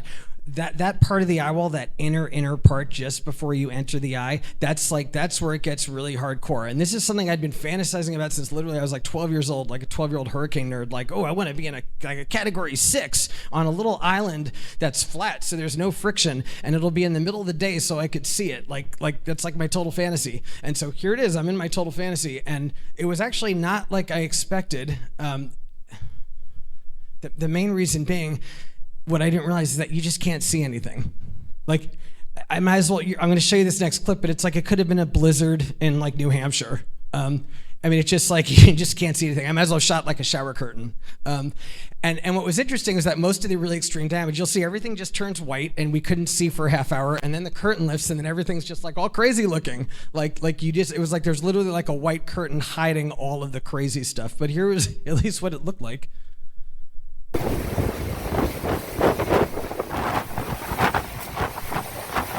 Occasionally see some pieces of the building blowing by. If you look closely, you could see like pieces of roof and stuff just blowing by.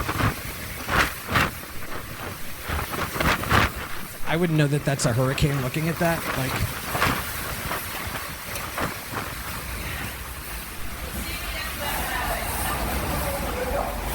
so notice the boards are still on the windows, but they're about to come off. The building at this point was just getting absolutely hammered.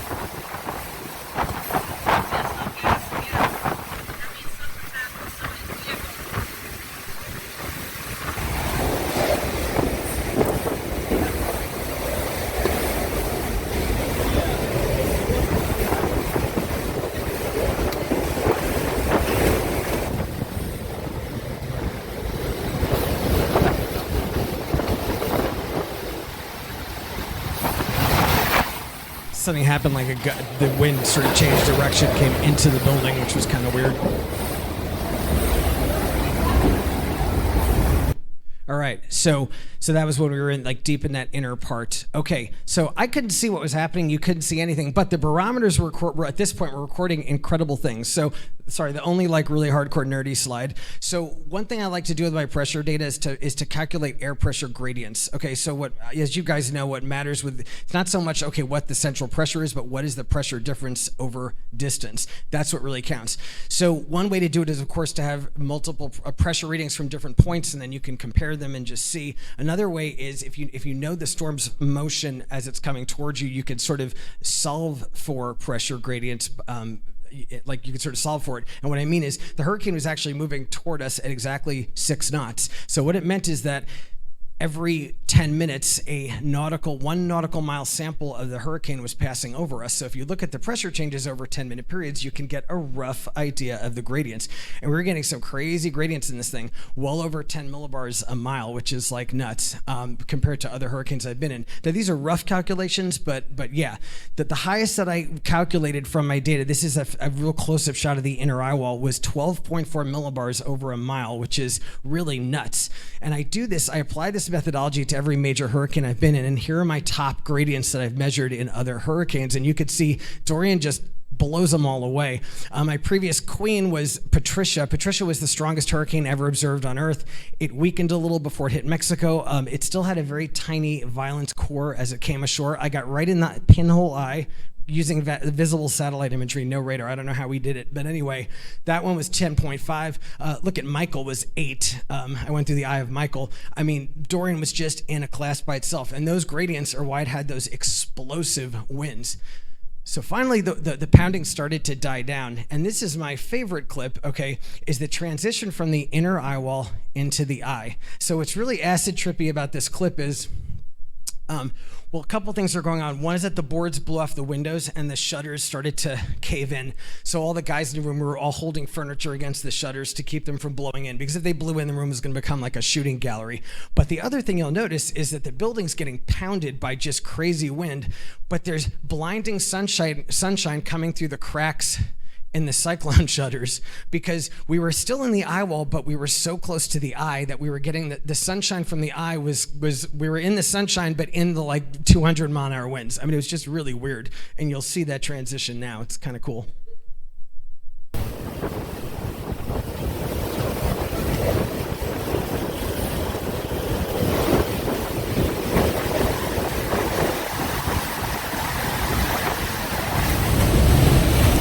The boards blew up the windows. We're trying to keep them out, keep out the wind.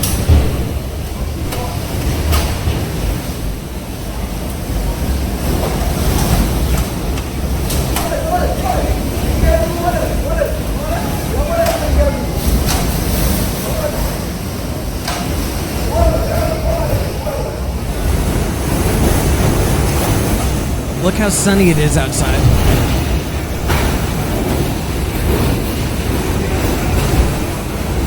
That's like total sunshine.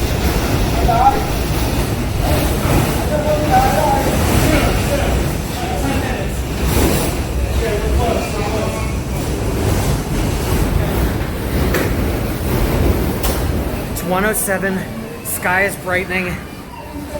Pressure is like, it's been fluctuating between like 914 and 918 millibars. I think we're almost in the eye. Now, keep in mind, we had no radar, no nothing. I had no idea what was going on except what I was seeing. We were cut off from the outside world.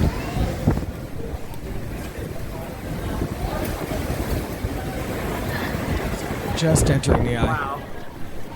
Cars just thrown all over the parking lot, like every which way. Wow. All right. So I took this picture. It kind of almost has like a religious quality, but it was when the sunshine was coming through and we realized we were in the eye. I love that picture. Okay, so finally we're in the eye, and there's the radar money shot. We're in the eye of this 185-mile-an-hour hurricane. And now this next clip, this is a 2-minute clip. It's just showing you exactly what I saw as I came outside. The door was wedged shut. It got hit by so much flying debris that it was just all it was all wrecked. But we managed to force it open, and now you'll just see what I saw as I came outside.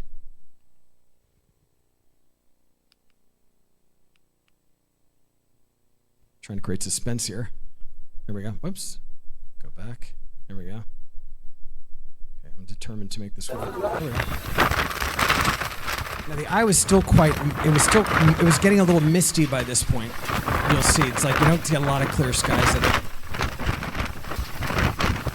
Those cars were not parked there. See the concrete smashed, cars just thrown all over the place. None of them were parked near there.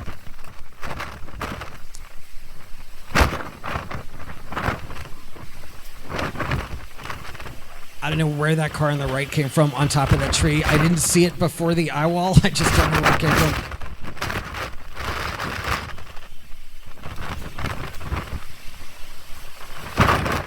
That tree that's on top under it is the one that you saw from the window.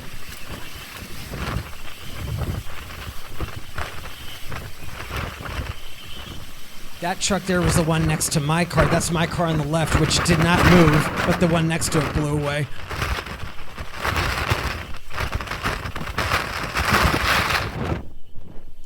And so here the mist cleared for a second, and then the stadium appeared. You could see it, the mist just kind of cleared just for a second, and you could just see the structure, the gorgeous structure of it.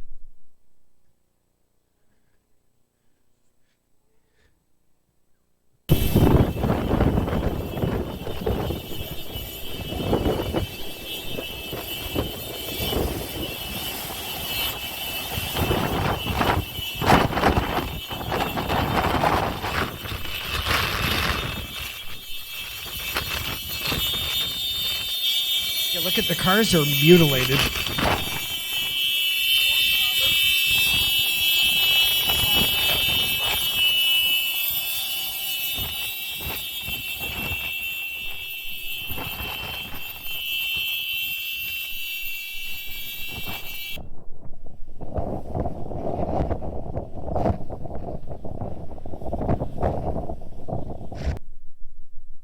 So there's that stadium shot. Yeah, it's really cool with that like totally defoliated tree under it. Kind of looks a little bit like a tornado thing. Yeah, so the cars, they weren't just destroyed, they were like mutilated. Like the hoods ripped off and like parts of the engines ripped out, like crazy stuff. The concrete parts of the building were broken up. The wood parts, forget it. And these are other parts of the school. Our room actually did the best of all of them because the roof stayed on. Most of the other classrooms were blown open. We were actually the luckiest of all of them. A couple of befores and after. This is before. And the little black car is actually mine, and then you can see the truck next to it. It just kind of, this is right after. You could see it had blown across the parking lot. Look at the tree on the right that we saw it blow down in an earlier clip, and then during the eye, there's a car on top of it. I don't know where that car came from. It was nowhere near there before the hurricane. I don't know I don't know which direction it came from or anything. It was just there when the white curtain came up. Here's the school grounds that morning, and here's after. Really, I've seen a lot of defoliation in my career, but like this was complete. I mean, this is like a Russian winter. I mean, there's just nothing there. All right, so the data tragedy. So I measured 913.4 millibars in the eye. So why did the trace end in the eye? The building was so badly damaged that we realized, I was with these 11 people I didn't know, but we realized we had to get somewhere else during the eye. And by the way, people in the Bahamas, they're very hurricane savvy. They knew, they understood we're in the eye, we're only halfway through it. And we realized we had to get somewhere else. Now, you can't move devices while you're collecting data. If you move them, the data are contaminated. So, and I didn't feel like it was a choice to leave them. So I had the choice to stay in the damaged building or to go find other shelter. And I almost was just gonna stay. I was like, screw it, I just want these data. The problem was, out of the 11 of us, almost everyone's cars were destroyed or blown away. I was one of the few people who had a functioning car. So it was like 4 people were counting on me to get them somewhere safe. So it was kind of like a moral decision. I just was like, all right, I gotta pack up the devices and get people to safety. So packed up my devices, piled a bunch of people in my car, and relocated. Obviously I feel okay about it because I feel like I did the right thing. It was more important to get people to safety. But it's possible that the pressure was lower than 913.4 millibars. It is what it is. Here's where we relocated to. That's only 2/3 of a mile. I was actually a little spooked getting on that highway because we had no radar. We didn't know anything. We had no connection with the outside world. All we knew was that we were in the eye of a nuclear-grade hurricane. I didn't know if I was going through the middle part of it or we were just clipping the side of it. And these really intense, sort of deep tropical storms, actually, the Bahamas aren't in the tropics, but the deep tropical style of cyclone, the dividing line between the eye and the eye wall is very sharp. It just, the hurricane winds come back very quickly. You have no time. And if you'd been caught out in the road on these winds, you would die because the flying debris was crazy. So we got to this. This is the Bahamas government complex. This is a big, sturdy building. The Bahamians know how to build for hurricanes. This building, there's some cosmetic damage, but look at that roof. And look at those walls, and look at the windows. This building had almost no damage, and it shows you if you build properly, it'll survive. So this was one of the most incredible things, by the way, coming up to this building, and I didn't film it because there was so much going on. I was carrying stuff and I was helping people, but we got to this building and people from every direction were running to the building. People like us who were in buildings that collapsed, people who were in houses that had collapsed, people who had swam for their lives out of storm surge and swam up onto the hill. I mean, from every direction, people running to this building and like getting into every door and just cramming in before the backside of the hurricane hit. I mean, it was one of the craziest things I ever saw. So this is a little quick clip of the backside, watching it through high quality impact glass. And you hear me laughing a little. I'm trying to comfort a child that I was with.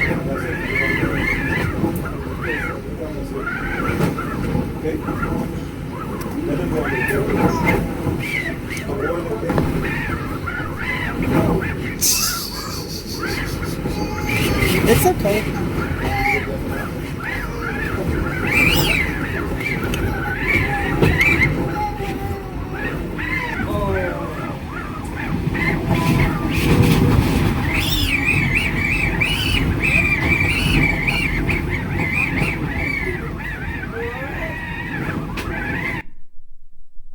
All right, so the worst of the storm passed by 4.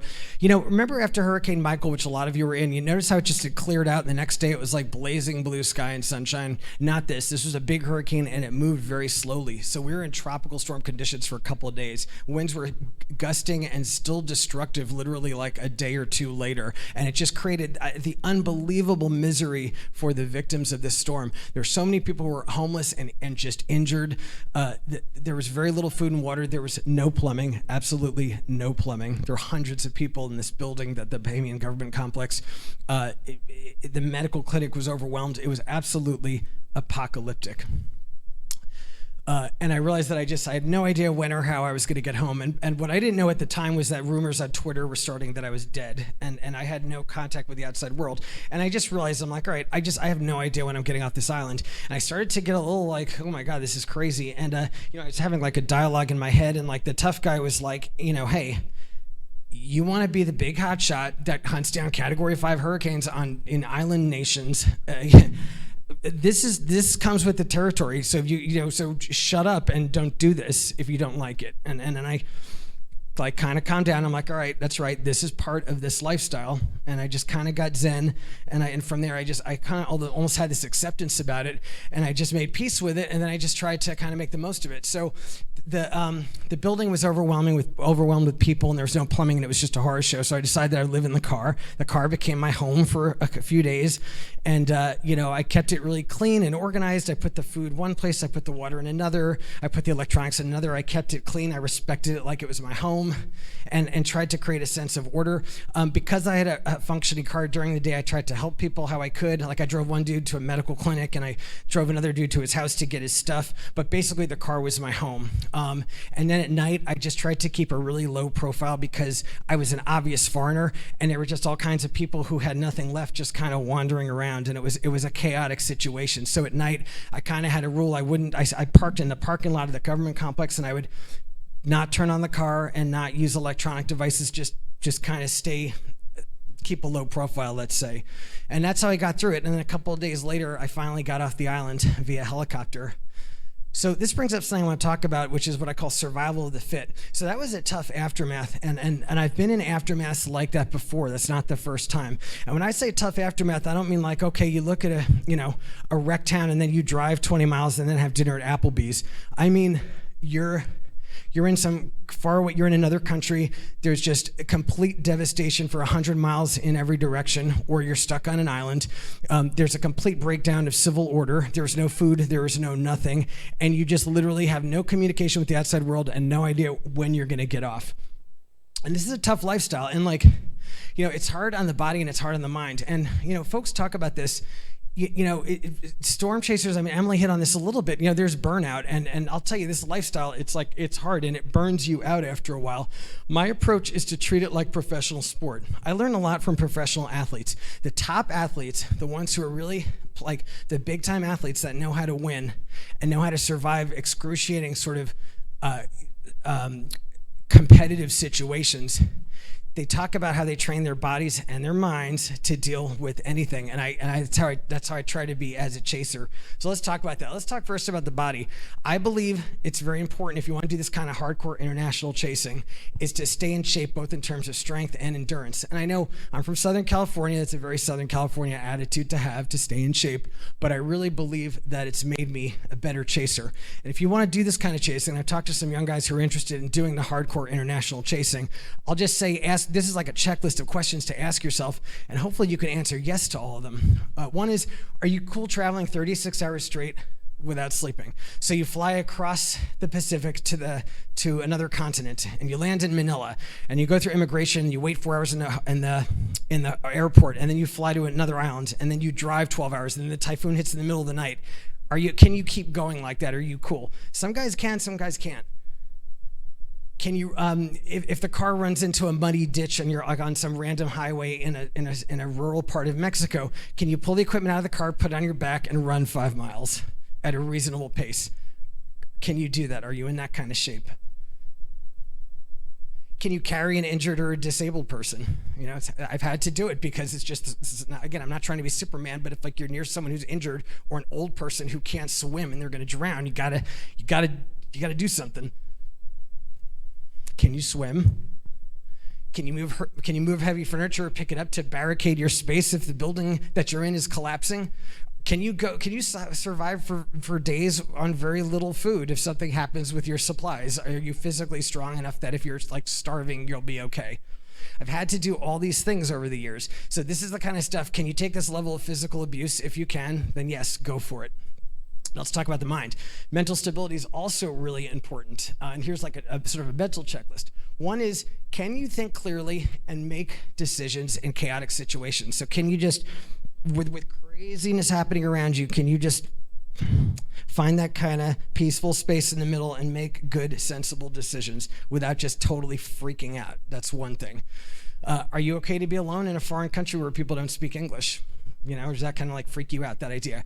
Are you at peace with unlimited uncertainty? When I fly to the Philippines to chase a typhoon, I have no idea where I'm going. I'm going to land in Manila, which is the main international airport, and then I'm like, I might get on another flight, or I might drive. I don't know. It depends where the typhoon's going. It's very fluid. Some people don't like that. They like to have a plan, but with this, it's like you're winging it. That's the nature of it. Can you accept that you have zero idea when you'll get home? Now, this is a problem. I chase mostly alone. But there's a couple guys that I chase with sometimes, and this is an issue. One of my best chase partners has a family. He can't answer yes to that. He can't. It's not okay for him to just be away from home for a week because he has kids. So it's something, it's like, and chasing, it's like this way is not for everyone. But if you want to chase hardcore internationally like that, these are things to think about. Okay, let's quickly wrap up with, I want to talk about the aftermath of Dorian in the Bahamas. So Marsh Harbor, which is like that capital city, devastated. I mean, this was 2 years ago, 3 years ago now, and it's nowhere near back to how it should be. I think it's going to take over a decade. The storm surge was over 20 feet. It just wiped out the commercial area, and a couple of poor neighborhoods where there are a lot of Haitian immigrants were completely swept away. I'll show you those in a second. And the higher up neighborhoods had really extreme wind damage. But even here, construction mattered. The houses that were built properly, even in this extreme hurricane, did really well. So as you guys saw, the car damage was wild. It was really mutilated. I like this picture because it shows that mutilated car, but look at the Bahamian government complex in the background. Look at the roof, look at the walls. Like nothing happened. I mean, the windows are all intact. It's, again, good construction.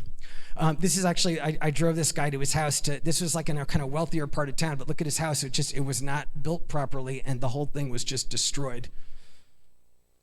This is in the same neighborhood. Now, what's really interesting about this is look at the house. Okay, the cars are all thrown around, but look at the houses behind them. Those are well-built houses. Look at they have those nice hurricane roofs. You see a lot of those in Mississippi where I live half the year. But look at the roofs. Look at the walls. Those houses did fine in this Category 6 hurricane because they were built properly. Here's some other examples of the wind damage. These houses did pretty well considering this was a complete failure. This was a more heavily damaged one. We saw a lot of this with like heavy damage to second floors. And here's the storm surge damage. This is sort of the waterfront sort of business district, just piles of rubble afterward. Concrete or wood, the damage was similar. And here's some really interesting aerials. So this is the Marsh Harbor before the hurricane. And you can see my locations A and B, the two places where I rode out the hurricane. That's before and that's after. So one, notice the vegetation is just all dead. But then also you could actually see the sort of destruction with the buildings. That's before and after. Let's zoom in on a couple of neighborhoods. This is called Central Pines. This is sort of like it's a suburban subdivision. It's a wealthier part of town. And that's what it looked like before the hurricane, and that's after. And you can see a lot of the houses are destroyed, or they lost their roofs, and there's no sort of vegetation. And you can see in the upper right is the school. That's where I rode out the front side. I was in if you look at that school, location A, I was in the lower left building, and if you look, you could see it was the only one that kind of held together in one piece for some reason. Like, I don't know, we just got lucky. Okay. So this view, the lower left is the Bahamian government complex. That's that really sturdy building. Up northeast of that is that kind of really, actually I forgot I have a little laser thing here. There we go. Okay, this neighborhood is called the Mud and the Pigeon Pea. It was a poor Haitian neighborhood, but that was a whole neighborhood with like houses and stores and all kinds of stuff, and it was gone. It was low lying, and the whole thing just got swept by storm surge. And this is what it looked like. This was a community. There were houses here. There were businesses. There was all kinds of stuff. It looks like EF5 damage. The whole place was just completely swept away, and there were like dead bodies and everything. It was absolute bloodbath down here. You can see that one building, that pub, Duke, is still standing. And here's what it was like to kind of walk around that area afterward.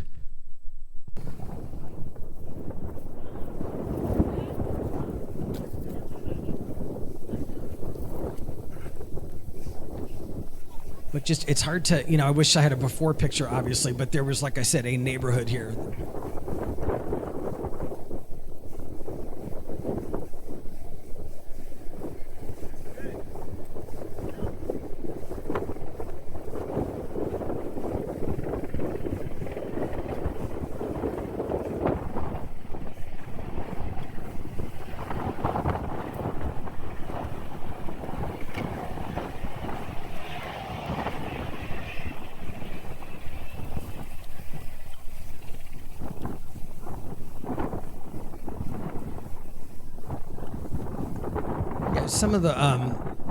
Some of the worst hurricane or typhoon destruction I've seen anywhere. And folks who know me know that I'm more about the meteorological side of things. I'm not as much into like human impact or getting the human story. It's just not my thing and what I do. But I was really I was walking and I saw this guy and this man in this woman, I believe, husband and wife, were like, they were on top of either their destroyed house or their business, trying to like just fix it or whatever. And the wife burst into tears, and he hugged her, and I just took a picture of it, but it was really poignant. And I felt like I felt what they were feeling, because I knew it wasn't just the destruction, it was that their lives had been changed forever. Because when you looked at Marsh Harbor, it's going to be more than a decade. I mean, the destruction is so fundamental. It's like I stayed in touch with one of the families that I wrote out the typhoon or the hurricane with, and I talked to them, and it's nowhere near. It's going to be a really long time. All right. Thanks very much for hearing me. I really appreciate it. I want to thank the conference. I want to thank Eric Fox for having me here. It's been awesome to come here in this tornado zone to talk to tornado people and just to share my experiences. I really appreciate it. And if you want to follow me on social media, there are my handles. Thank you.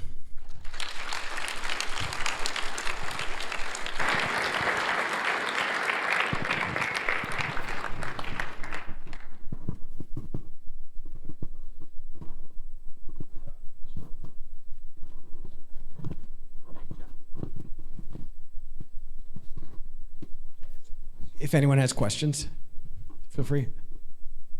I knew I could count on you. Yeah. Cody was going to ask me a question. Now he has good questions. Hopefully he goes easy on me. Hi. Just a quick question for you. So, since you've been on so many storms, you come across a situation where you have a good idea where the eye is going to make landfall, but there's like no town there, or if there is a town, the construction's not very well on the houses. What do you do in that situation for you, since you are so keen on being in the core of the storm? Yeah, it's a great question. And if it's a category 4 or 5, I won't do it in a car, and I know that some guys do. It's just like, that's my limit. I've been doing this 30 years, and I'm still here, and I've only had minor injuries. And I think it's because I know where the edge of the cliff is. And so category 4 and 5, like Patricia in Mexico, that was one where it was coming in as a category 5, and all we could find was a hotel that was kind of flimsy, but that's all there was, so we just had to make do. I wanted to take that risk rather than being like, okay, I'm not happy with this building, I'm going to bail. So it's a great question, though. I mean, it's a balancing act.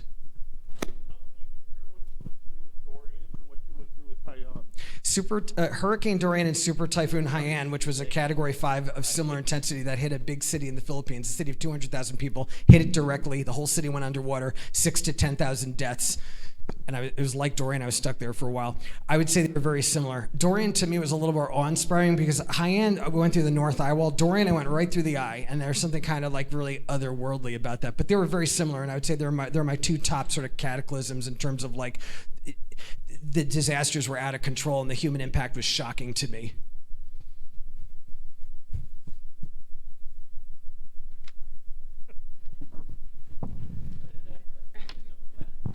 I am running.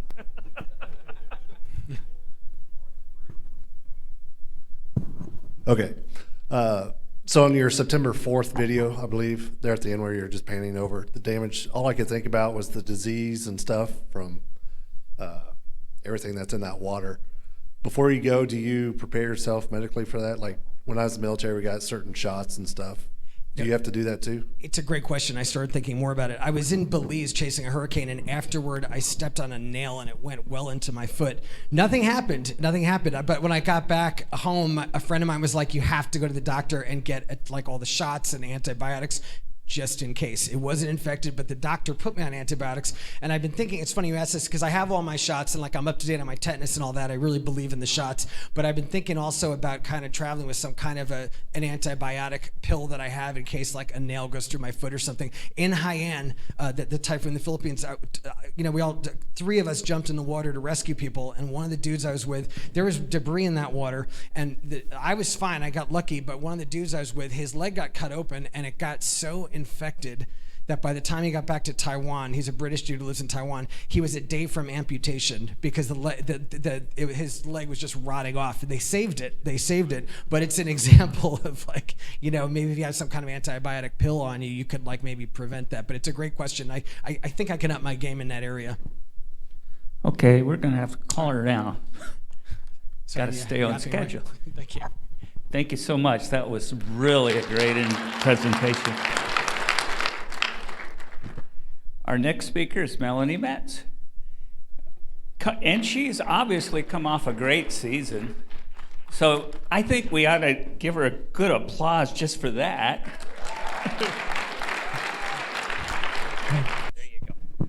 Hey everyone, it's great to be here and to get together again after a couple of years of not being able to see each other much.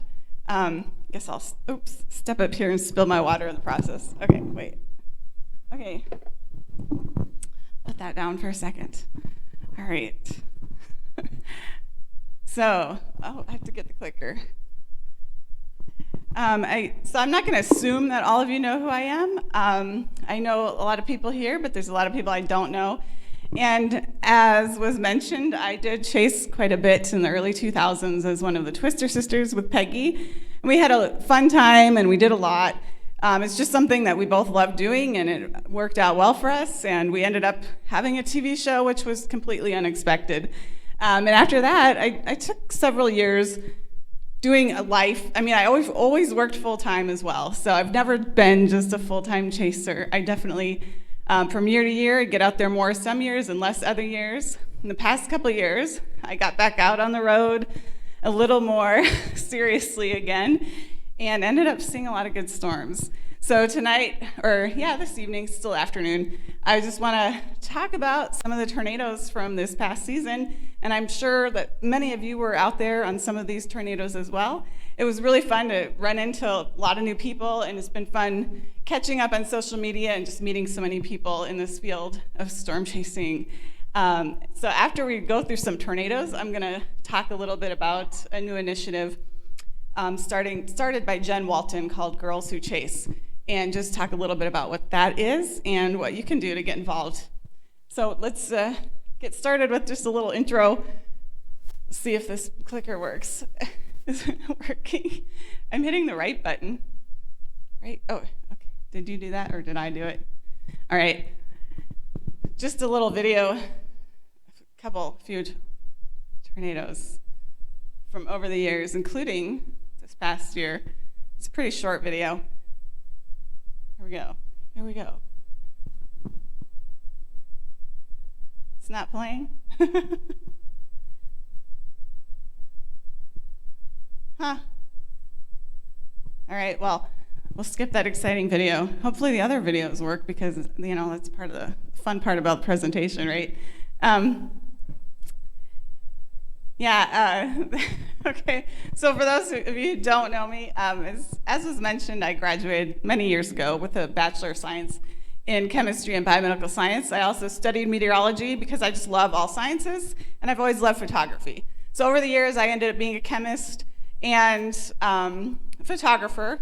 I always did part-time work and sometimes full-time, back and forth, and I always chased storms since I graduated from college, but I never completed my meteorology degree. But I like having that knowledge base, knowing how to forecast, because I think it's important when you're chasing. All I wanted to do was chase. I didn't have any goals of becoming an on-air meteorologist or anything like that. I just wanted to see good storms and capture the best video and photos that I could, because that's what I enjoy doing. And it's just been a fun adventure over the years with Peggy and meeting everybody else, and now meeting a bunch of new friends out there. I'm gonna move on. Okay, it's working now. So now I'm out there just on my own, Melanie Metz Storm Chasing. I have a Facebook page, and my goals right now with my storm chasing are to continue to just capture good video and photos and share it with everyone. I certainly don't make much money doing this. I do sell some video through the broker, through Doug. And that just helps pay the gas, that sort of thing. And I've recently collaborated with Jen Walton for the Girls Who Chase initiative, which I can't wait to tell you more about, because that's going to be something fun as well. And I will be I'm excited to do an interview with Stormfront Freaks because I love them. They're great. And I've recently also been getting involved a little bit with photography and NFTs in the cryptocurrency world. So I'm not going to talk about that tonight, but if anybody's interested or has questions or wants to argue about it with me, I'd be happy to talk to you. Just reach out to me privately, not publicly, please. It's actually been a fun journey and something interesting. All right, so let's move on to the next slide. As was mentioned, this was the tornado from Ashby, Minnesota. in 2020 that was licensed and used as the movie poster and cover for 13 minutes. So this movie, this is something very exciting for me as a photographer, since that's what I love most, to actually have my photo chosen, and it's a really great honor. It just reminds me to just continue to follow your passion, living your dreams, and you never know where it's going to take you, because I certainly never imagined this would happen. And I still really can't believe it. It's pretty exciting to look at that picture. The movie it's fun. It's not a twister. It's not an action-packed film. They focus more on community and focus on the effects of tornadoes on a community and coming together in that sort of disaster scenario. So so for people who were hoping it would be another twister, it wasn't, but it's still a great movie, and it was really fun to be involved with. It is available for streaming now on Amazon. Let's keep going. Okay, clicker. Okay.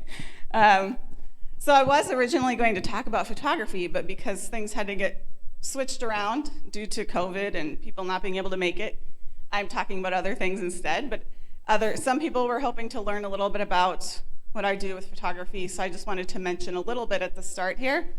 I'm not going to get into any teaching right now, but I just wanted to mention the gear that I use. And I will tell you all, I am not somebody who is who keeps up with the latest and the greatest gear. I love it, it's great, but it costs a lot of money. And I don't use the best lenses all the time. I finally bought a Nikon 24 to 70 2.8 lens this year, which is a great lens, and it's an expensive lens. But I've never invested a lot of time into new gear, or not time, but money. Well, time is money sometimes. But I really, I haven't done that, and yet I've been able to accomplish a lot with the gear that I do have. So no matter what you have, even these days, cell phones take amazing pictures. Just get out there and get your pictures with whatever it is you have. You don't have to have the latest and the greatest gear. So I personally use currently a Nikon D800, which is not even the most updated DSLR for Nikon. That we've got the 850 and now the mirrorless, the Z7s, and of course the Sony mirrorless cameras are a big thing now. Thanks. But it still works for me, and I like it, so I'm gonna just keep going with it until maybe I come upon a lot of money, and then I'll upgrade. So I actually use often my Nikkor, which is Nikon, 28 to 300 millimeter lens. And it's not the best lens, but I get great range. And I like the versatility personally, because you just never know where you're gonna end up, how far you're gonna have to zoom in to get that tornado, or how far you might wanna zoom out. And I know a lot of people actually prefer to use wide angle lenses, even wider, well, a lot wider than 28, and get really close and get these nice wide shots. But that's never really been my thing. I do have a wide angle. I use a little bit more these days, but I like that range.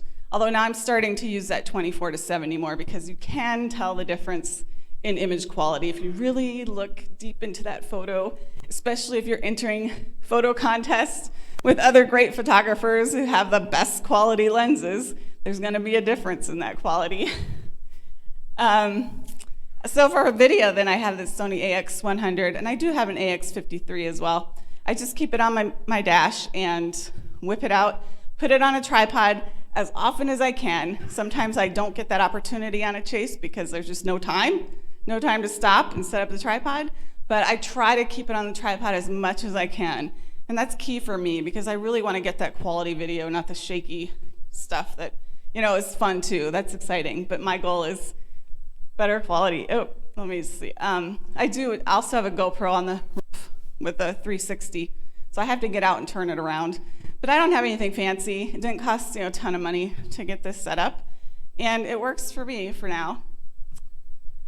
Oh, by the way, I always keep my camera on manual. I never have it on auto settings or shutter priority or anything like that, because I like to keep my photos underexposed, especially in situations with storms, because we can get a lot of backlighting, a lot of low light, dark situations where that camera, if it's on auto, it's gonna overexpose some areas of that picture. So I like to underexpose my images and then bring them out in the editing process.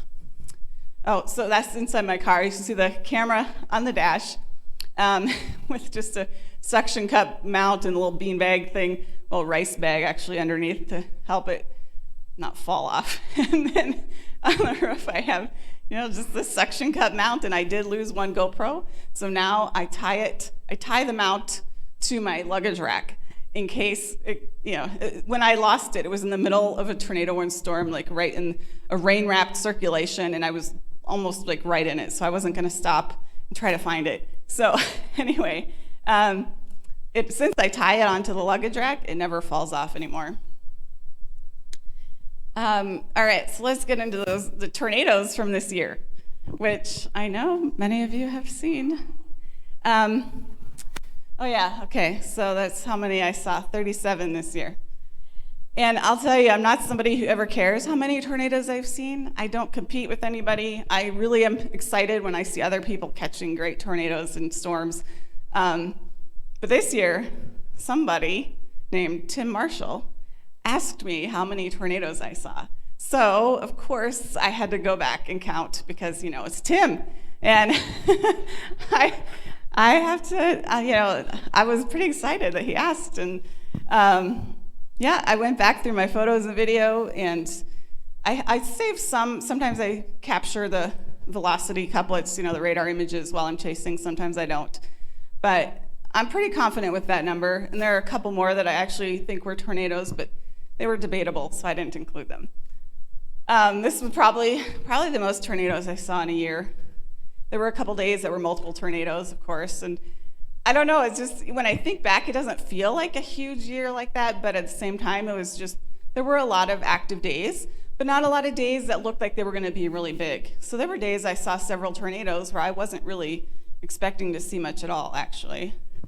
And really, I'll tell you, the number one key, I feel like, to my success is persistence, and it's just getting out there and chasing, right? I mean, the more you do it, not only the more opportunity you have to see a storm or to catch that perfect tornado, but you also gain more experience in the process. So a lot of that for me, I don't really consciously think about. It's just that pattern recognition.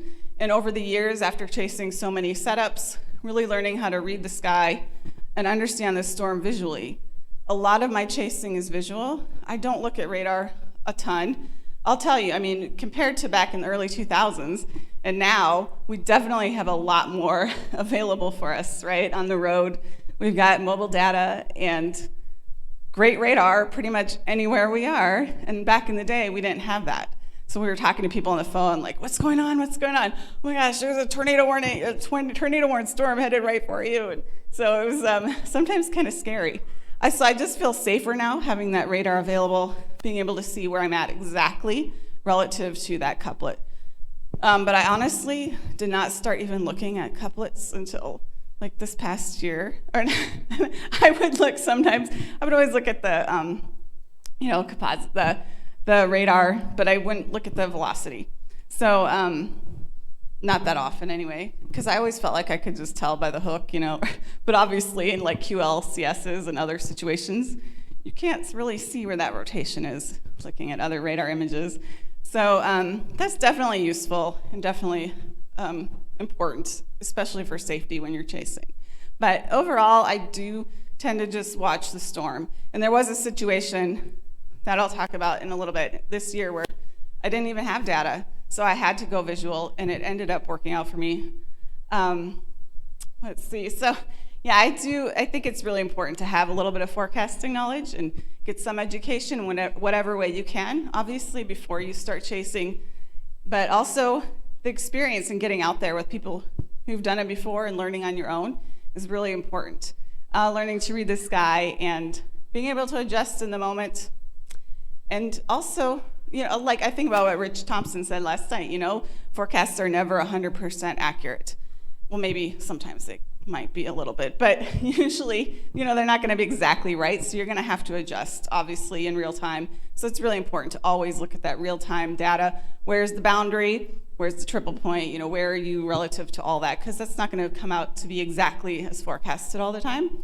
So I honestly, you guys, I don't even spend a lot of time forecasting, like really analyzing the model data. I did in the past. I would always, look at all the levels of the atmosphere, figure out, where the best setup is going to be. But things change so much. The atmosphere is so dynamic. I just really, I look the night before. Obviously, I'm looking days out because I'm excited, but I don't want to get too excited. And then 5 days later, everything's completely different, right? And then we thought there was going to be a big outbreak, and instead, it's just going to be a lot of rain or blue sky bust. So usually the morning of, I will look a little more at the model data, but I don't get really, really into it. And I know a lot of people do, to really analyze every little aspect. Where's the LP, where the storm's going to be low precipitation versus high precipitation, or blah, blah, blah. And all I really do is look at where the boundary's going to be, or the triple point, where do I want to be, where's the best year, where the best parameters are. But I don't get too tied into it because it's more important when I'm in the field to really pay attention to real time and to read the sky for me. So let's, I don't even know what time it is. I don't even have a watch. What? 4:31, okay. I kind of put this together somewhat last minute, so keep me on track here. Okay. So happy Texas 2021, March 13th. How many of you guys were there? Girls, guys, we're in Texas on March 13th. Some of you, yeah. I know, Melissa was there. I know, so that was an interesting day. I'm not gonna get into a lot of the science on these chases. I'm just gonna go through the days and some of the pictures, see if the video works.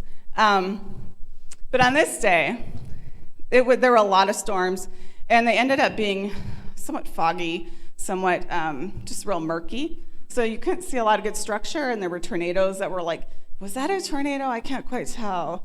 So the first storm I was on near Nazareth, so I met up with Pecos Hank. I'm sure you guys know who he is, right? He's one of the best videographers out there on the road. And so I thought, for sure, I'm going to see a good tornado today. I'm with Hank. Of course, it's going to be good. And anyway, it was fun hanging out, and I saw this little tornado. Maybe it was a tornado, maybe it was just, start of a tornado on the storm. And then the inflow winds were insane, and the storm was moving north. And the couplet still looked really strong, but there was a storm to the south that was coming up.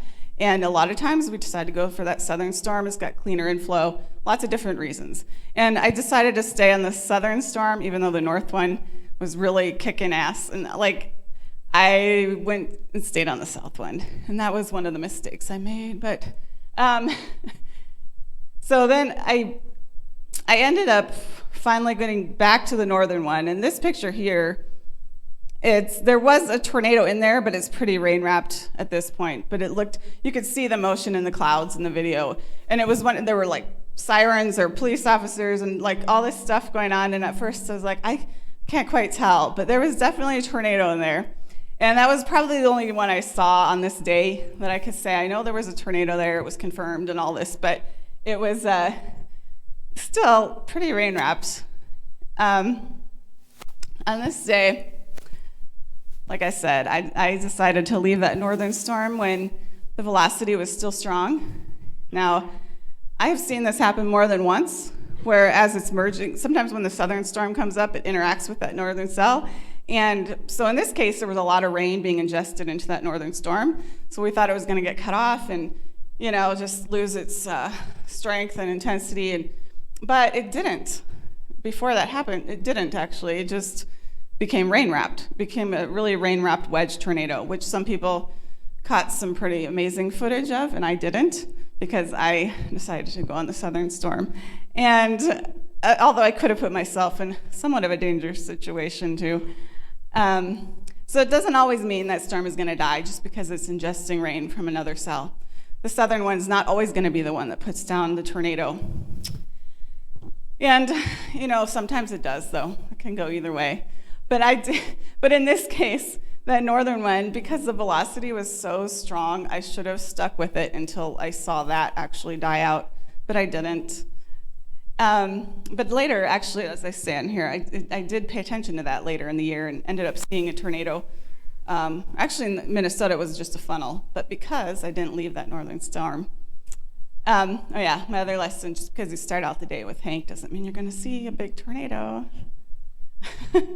And, all right, so in Minnesota, so on this day, it looks like a tornado on the right, but I don't know, I think it was just a wall cloud.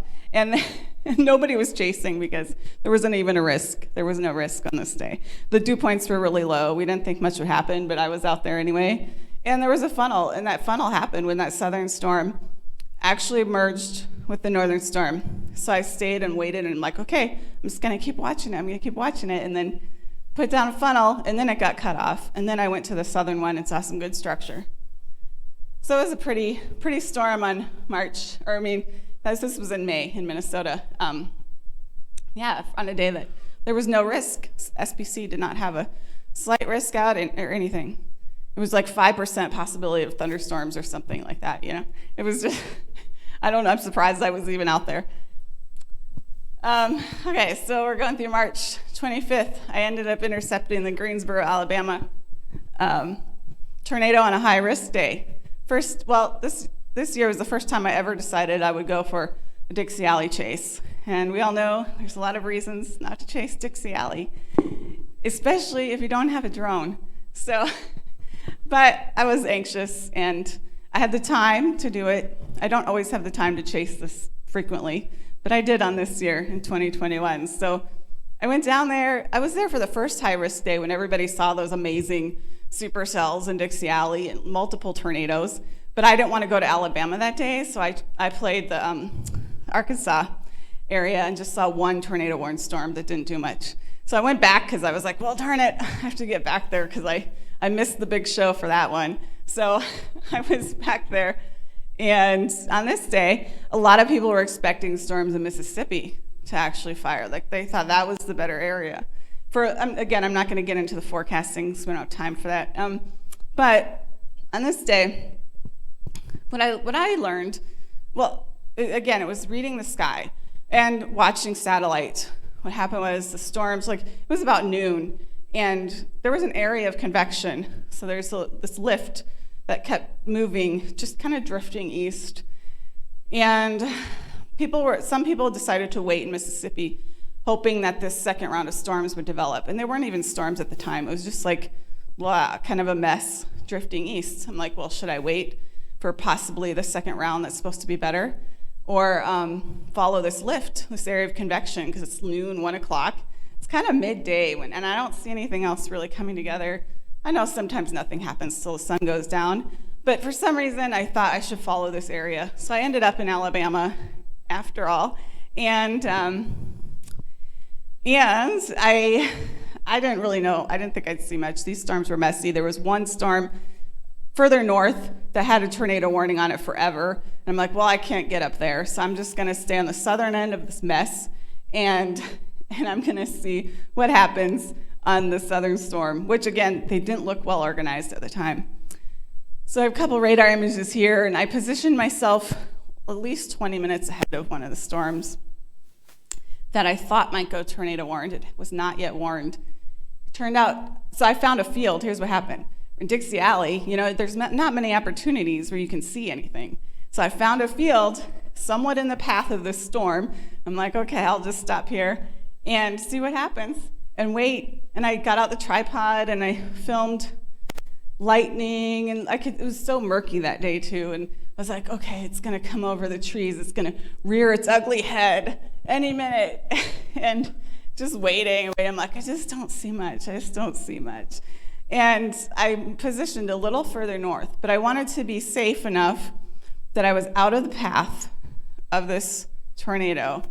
So the bottom radar image, I don't know if you can see the blue circle, but that's me. I didn't highlight it red or anything like that, but there's the velocity in the bottom left. So as it finally got to me, I was pretty much right next to it, but just barely outside of the path. And yet I really hardly saw this tornado at all. It surprised me. I know I could have been a little further north, but then I wouldn't be able to see because of all the trees. There were no other fields. There was nowhere to see. I didn't have a drone. So I stayed where I was and ended up just, I kind of saw it again, rain wrapped. doesn't look like that the most impressive picture of a tornado, but that was it. And I saw it for about 30 seconds, and it was moving fast, of course, early spring, and took off, and unfortunately hit the town of Greensboro and did quite a bit of damage out there.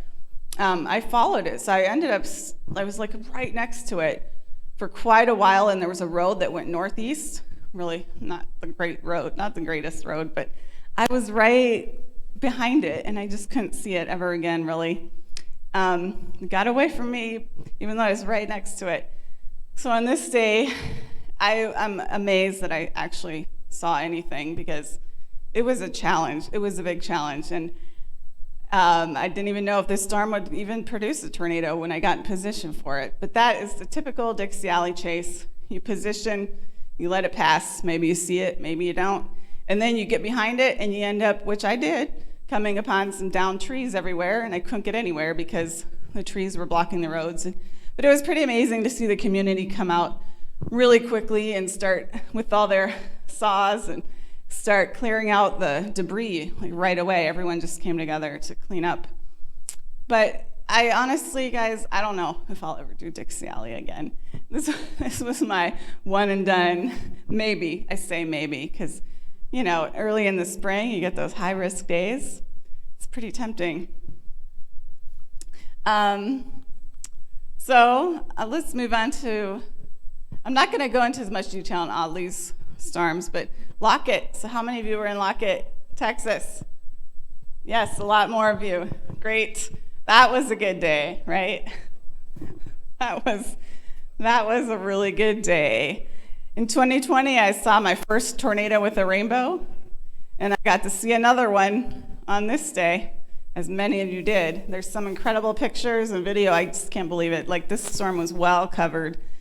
My dilemma was I live in Minnesota, so looking at the forecast a few days out, at that point, I do have to decide a couple days ahead, am I going to chase or not? Because I have to get to Texas, and that's not an easy drive. So I have to leave at least the day before. And I kept debating, and I was talking to other people. We were all debating, is this going to, there were some model inconsistencies, and one run would look good, another run wouldn't. And in the end, I was like, okay, well, there is a low, there's a dry line. I'm just going to go. I'm just going to go for it.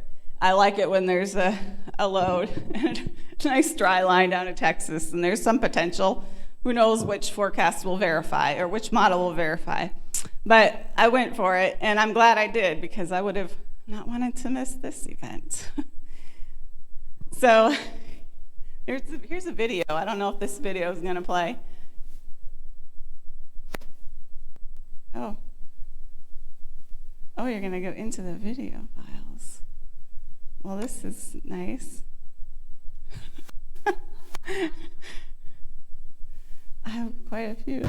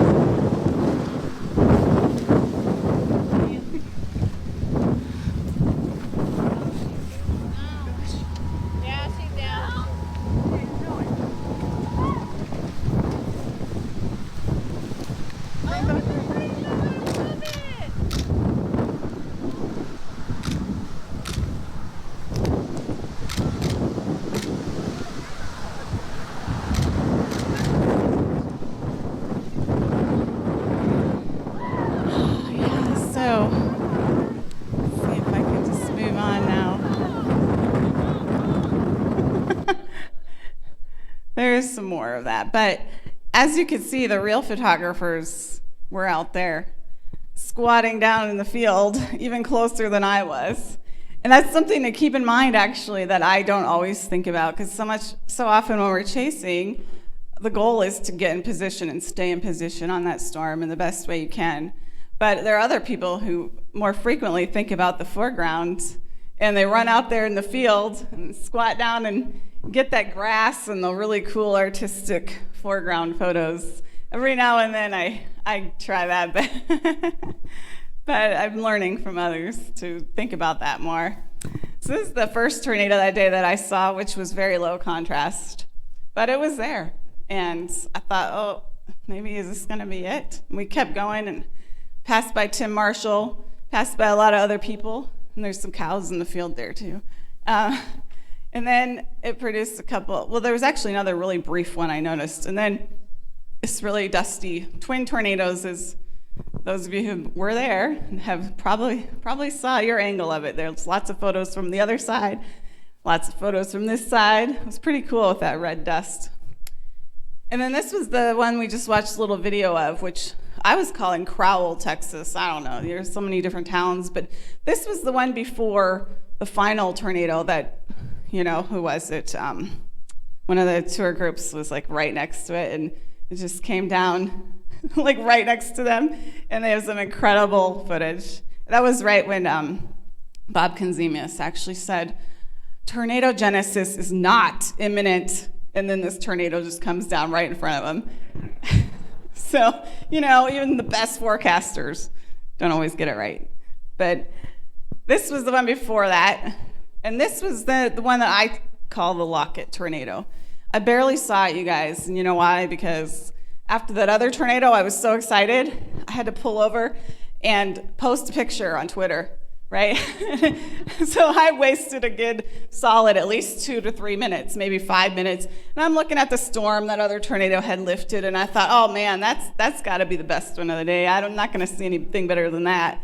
And so I'm like, I have time. All I see is rain. It doesn't look that interesting in the moment. As Bob said, tornado genesis was not imminent. So I was sitting there just uploading my photo and trying to get it out there. Also, I do like to take time to upload and tag the National Weather Service as well when I can in the moment, just so they know what's going on. So I did that, and then I got back on the road. I'm like, wait, there's a funnel in there. And I got this view of this Lockett tornado. I pulled over, got a couple shots, and then the rain came in around it. So from my angle, it was quickly obscured by the rain. Had I not stopped, I would have probably been a lot closer to it. So that was one lesson I learned on this chase. Do not pull over until that storm is really, really done. That is if you're the only one driving. It's always nice if you're in the passenger seat and you can actually do both at the same time, right? Keep driving. Okay, so this was the tornado as it's roping out. And I saw several great pictures of this angle as well, with that wind farm there, the rainbow, the rope out phase. It was pretty cool. All right, I already talked about my lessons, but when there's a dry line in Texas, you gotta go. And this year in 2021, there were a lot of good days in Texas. Not so many in Oklahoma, but Texas was good. Another thing I didn't mention yet, but as far as photography, I actually, when I really look at the detail of my photos, I don't think I have a single one of the best tornado there that's really, really sharp, like really, really in focus. And I'm not sure if it was my shutter speed, because again, I manually set everything, and sometimes I just forget to reset my settings. And but I just jumped out of the vehicle, took as many pictures as I could, as fast as I could, and I regret doing that because I should have taken a moment to actually make sure things were in focus. I do use autofocus usually, but I think I was shooting so quickly that my focus was having trouble too. So pay more attention to that, because I would love to have the sharpest, best quality image of that tornado, and I don't. So I'm not going to be winning any contests with those pictures. They always look good on social media, but when you really look at the details, they're not always the best. All right, so I was also streaming this day. It was the only day. I actually invested a lot of money into some equipment for streaming, and this was the only day it actually worked for me. the entire chase. I couldn't believe it. 3 hours of streaming, and I was able to hold my signal the whole time, but it made it so challenging to get good photos and video and stream because I was trying to talk to the camera, and it was just, I don't know, it was hard to do it all. So now I stream sometimes I don't, depends on my signal, and if I have a chase partner that day. All right, so no, it's not April 23rd. This was not April 20th. What date was this? April 25th? 27th? I think it was the 27th. Haswell, Colorado. Yeah, was it? I don't know. So I forgot to update my slide there. But on this day, I ended up in Colorado. Well, a lot of people were in Texas chasing, and they saw there was a big rain-wrapped, low visibility tornado in Texas, kind of in the same area I had been on the 23rd. So I could have just stayed in Texas, but I decided to go for the Colorado play this day. And I'm kind of glad I did, because I've never experienced a Landspout Fest. And this was my first Landspout Fest. And they just make for really cool photos. Yeah, it is. Okay, the 27th. Yeah, so I know there were a few handful of people out there. But then this one right here, so then the whole, you could see the rotation in the base, and there was, you can see it on radar. And this was actually, I've talked about this a lot with a few people, a meso-driven tornado. Not just a landspout, but the dynamics of it were actually a tornado, like meso-driven tornado. A landspout is a type of tornado, so we can still count it, but there was at least one actual meso-driven tornado, and some will argue that more of them were that day as well. Now we're going to Akron, Colorado on May 22nd. The lesson on this day was always get to your target earlier than you think you should. And I did that a lot in 2021. And a lot of the days actually turned out to initiate earlier than I had anticipated, including that Lockett day. I think that storm was going by 3 o'clock in the afternoon. It took a while to actually start producing tornadoes, but I didn't think there'd be initiation until 5 o'clock or so. But I was glad I got there early. Well, on this day, it was like noon. It was like 1 o'clock, 1:30 when this tornado came down. So I was not there early enough. Well, I was there, as you can see, but I was like, I don't know how many miles away from that tornado. And I stopped because I could see the wall cloud and there was all this action under the base. I'm like, I better get my tripod out, even though I'm not nearly as close as I want to be. And as soon as I set up the tripod, turned the camera on, literally within 5 minutes, that tornado came down. So I captured it, but I was far away. And that video was pretty shaky because it was so zoomed in. But there were a lot of great pictures I know I saw from everyone else out there that day that were closer than I was. So another thing to keep in mind, always get there earlier than you think you should be. Moving on to May 23rd now. In Woodrow, Colorado, there were a lot of people chasing this day. You were? Yep. And, so Bob's Road, right? This was my day of Bob's Road. I ended up, and I know a few other people ended up on this road. This was not just a muddy road. It was not just a pothole-filled road. This was a road that looked like this one with that Jeep. Like, that's in the mountains somewhere. I wasn't in the mountains, but that road was like, seriously, I don't even know what they were doing to it. But there were boulders and like dips and like weird things everywhere. And I could barely get through that. And there's this storm like right next to me. I actually didn't even notice it was producing a tornado. So I finally get off the road and I look over and I could see it and I grabbed a picture. This is a bad picture, but I got it. I caught it, but did not get good pictures of it. It was a challenging chase day. A lot of storms on this day. A lot of them were rotating, but not a lot of tornadoes. So this was another one from that storm that a few other people saw. I know Willard saw this one. Willard, yeah. Yeah, you saw it too? Yeah, it was another one on this day that, again, they were just like come and go. It didn't stay that long. By the time I caught up to it, it was gone.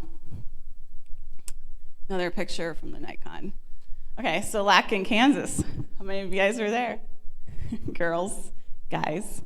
So on this day, May 24th, this is when you should have been in Selden, Kansas, not Lacken. If you wanted to see a good tornado, right, Tanner?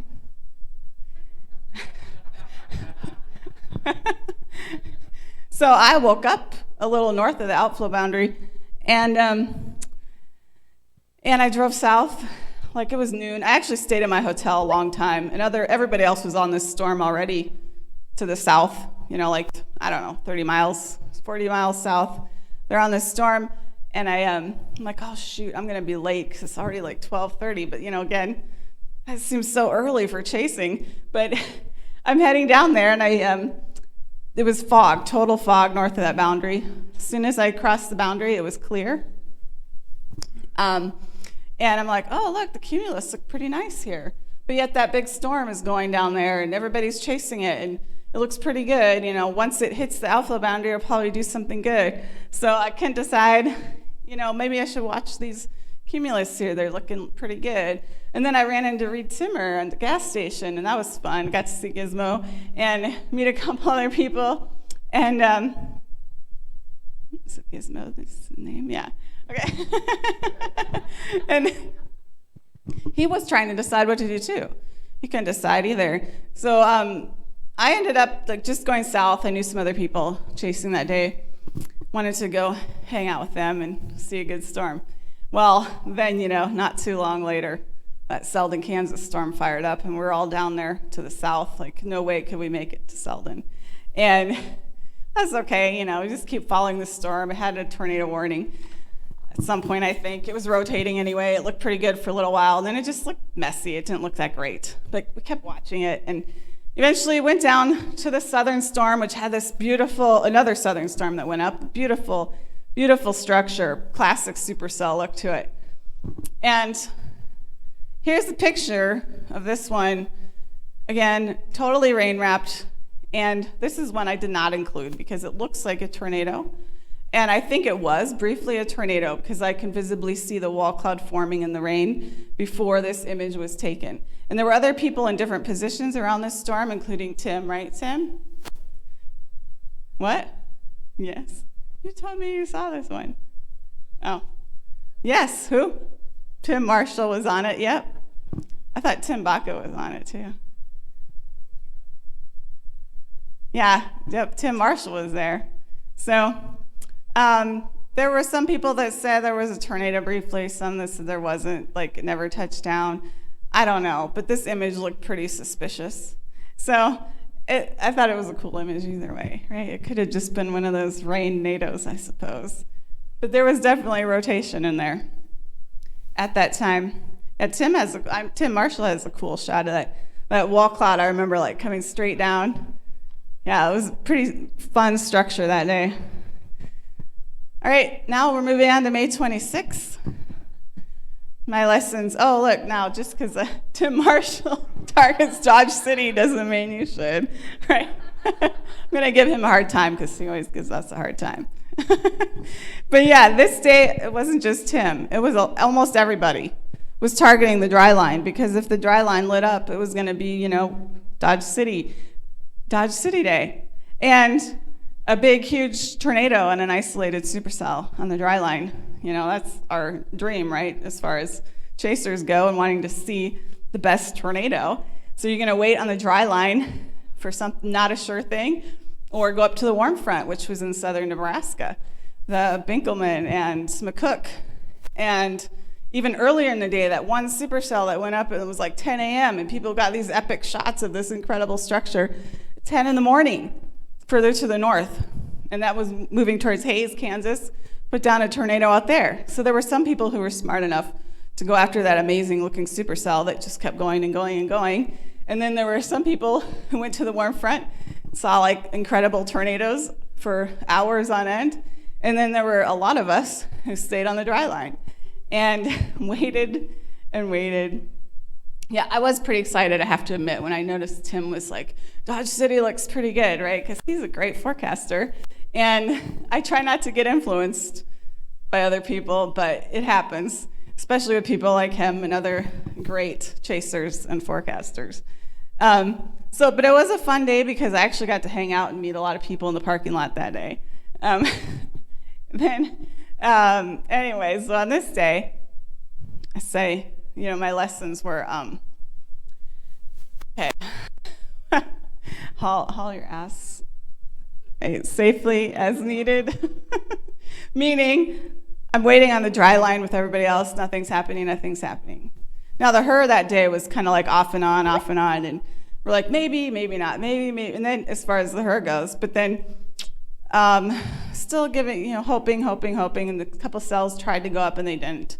So I ended up deciding to get to that damn warm front. That warm front that was way up there by Nebraska. I was going to get there before the sun went down, and I was going to see what I was going to see, because I wasn't going to let this be a bust. Oh, okay, I don't have much time left. Wow, okay.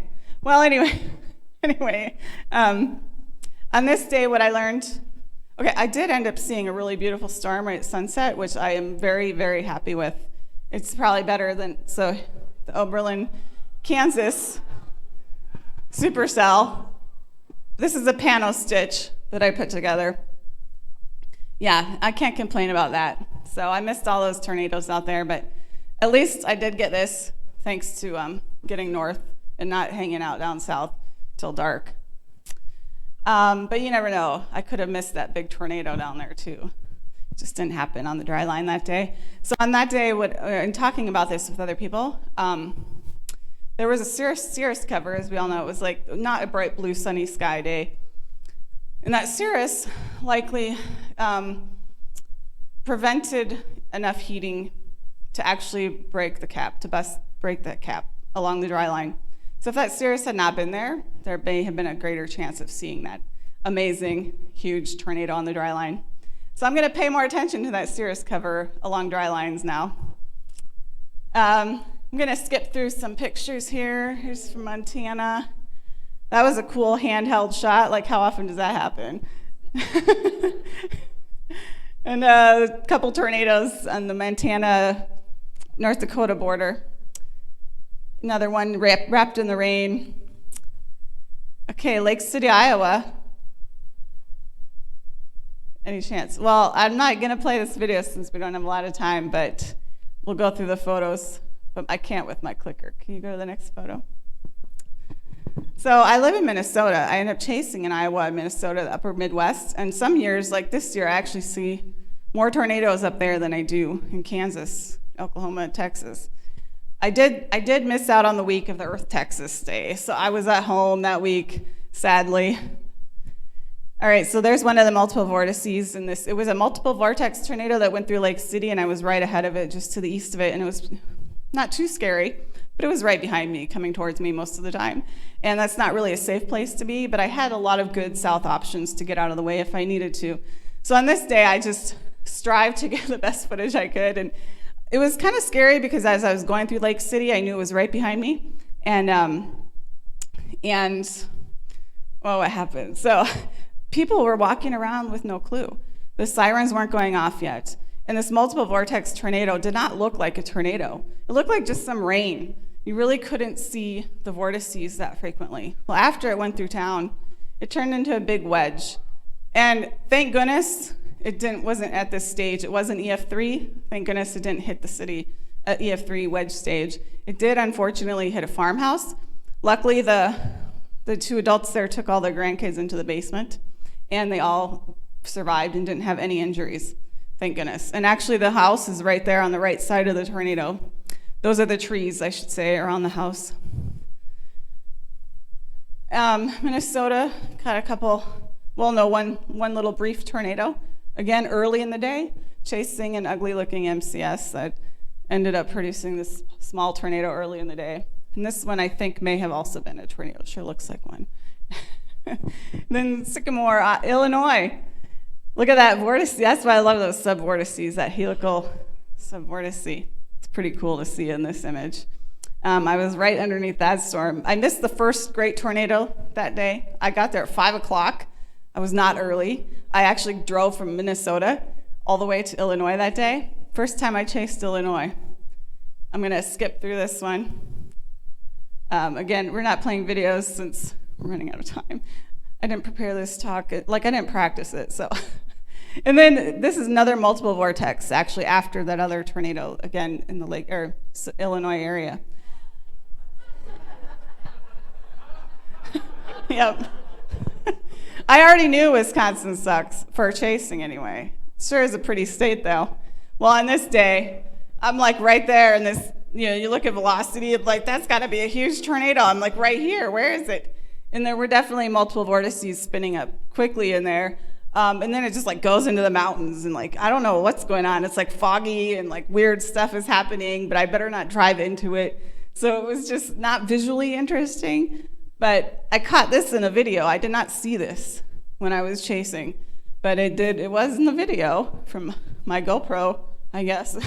So there was a moment where it looked like a tornado. And maybe that was, who knows, I don't know. But yeah, it's so hard to see in Wisconsin, just like in Dixie Alley. A lot of trees, a lot of hills, and even though I live in Minnesota, I rarely decide to chase there. All right, Marble Rock, Iowa, another multiple tornado day. Okay, I'm gonna skip, just scroll through these photos so I can talk for a minute about Girls Who Chase. Another cool vortice, if you look at the bottom there, I thought it looks like a DNA strand. Look at that double helix, pretty cool. All right, and then last October, tornado with Brad, fall colors tornado, not the prettiest tornado, but there was a bigger one that formed, and that was just the start of it here and moved up towards Purdon in Missouri. And pointing out December 15th real quick, which I did not see, I did not chase, I was working that day, but it was a pretty significant day. When in the total, they are now estimating there were 117 tornadoes on December 15th in the upper Midwest. How unusual is that? Tornado broke a record for most tornadoes in a day, Iowa. So anyway, it was mostly a big QLCS system derecho event with a lot of embedded circulations. And as they're doing surveys, they're finding there was actually a lot of tornado damage in that system. So Minnesota had 21 tornadoes, first tornado ever in December in Minnesota. All right, let's talk for a minute about Girls Who Chase before I get kicked off the stage, because it's always fun to talk about photos. And Girls Who Chase is an initiative that Jen Walton, I don't know if you guys know who Jen Walton is. She's fairly new to chasing, but she's really a great person and a good chaser, and she decided to take this initiative, which I am now just starting to help her with, to empower and inspire girls and women globally who are interested in weather and chasing. Really, it's about giving women a voice in this community, giving women the opportunity to share their work and to get them seen, and hopefully someday make more significant progress in this area. It's a community-driven initiative to elevate the content and voices of females and female-identified storm chasers. And of course, we want to be clear, this is not something that we're trying to say anything bad about men. We love, men are great. This is a great community. There's a lot of men in this community who are great chasers, and but a lot of women tend to get overlooked. There are a lot more women chasing these days, and we don't even know who they are. But I see a lot of women here now, a lot of women sitting here, but I'd love to meet all of you, and it's hard to connect sometimes events like this with everyone. A lot of great chasers, a lot of great photographers, videographers. We just want to help elevate them and get their work seen. And all right, so maybe, can you play this one video, please? It's the promo for Girls Who Chase. We're launching it this week, actually. So this is just a little quick video. Girls Who Chase. Is it in there? I don't think it's in. It's probably in the Girls Who Chase folder. Promo video. There it is. Right, the one video in that folder. That was the Ashby tornado. I'm like a caged up tiger. Wanna run till there ain't no road. I am the underdog fighter. Ring the bell and it's down they go. Taking off the gloves, I've had enough. It's in my blood. I was born for this.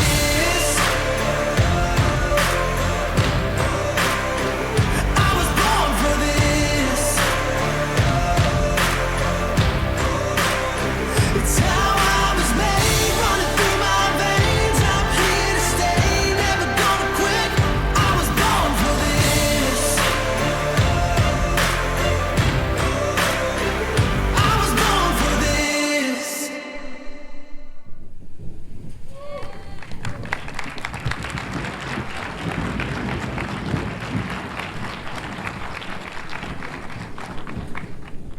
I'll be honest, it makes me emotional to watch that. I mean, I don't get any credit for that video, by the way. Like, Jen is the one who's really been putting a lot of work behind this. Yeah, it's just special to be a part of it, because I think there's so many great people, so many great women out there that just haven't been seen yet. And back when I started chasing, there weren't many women. I'd go to conferences, you know, and Catherine was there and Peggy was there, and maybe a couple other women. Chris, I think I met. But yeah, nowadays there's so many people, but we want to get to know who they are. So we won't get into too much detail here, but I know I probably have to get off the stage. Again, yeah, just increase media exposure and coverage of female chasers, and provide resources and education as well. Not only for women, but, you know, if there are guys out there, you know, who are interested in chasing, and, you know, it'd be nice to have a place where we can have some resources, how to get started, how to get involved, because there's a lot of people who love this and don't know what to do. Tornado Titans, Titan U is a great resource for some education if you're just beginning in this field of this hobby, whatever you want to call it, of chasing. And so Jen has been partnering actually with Rachel from Tornado Titans to create some content and resources for people. So this is just in the beginning stages right now. Future plans are to perhaps broker some content. And okay, wrapping it up here. Sorry, but we are launching actually on Twitter on Tuesday. I'll get there in a second. Maybe provide some mentorship programs for people, and resources, community building, education. And we'll talk about this more on Tuesday at the launch party. So if you want to get involved, which we'd love for you to get involved, they're on Twitter. If you're on Twitter, Tuesday, 25th, 8 p.m. Central Standard Time. There will be a space, a Twitter space, if you've been on one of those before. You can join, just follow Girls Who Chase on Twitter, and there will be an announcement. You can join and listen, and we'll talk a lot more about it then. So here we just wanted to introduce it, give you a little bit of information about what this is all about, and we're gonna go into more detail on Tuesday the 25th. Other ways, we just launched a Patreon account. You can go check it out and see what benefits are available there. YouTube channel's getting launched, and Jen has been doing some podcasts, not only with women, but also with men. People like Reed Timmer talk about women in chasing. So it'd be really cool. She's launching those Tuesday as well. I'm not sure when Reed's is gonna come out, but that's something to keep an eye out for too. Oh, and I have calendars if you want to order one, but we won't talk about that. Just go to my website, melaniemetstormchasing.com. Thanks, everyone.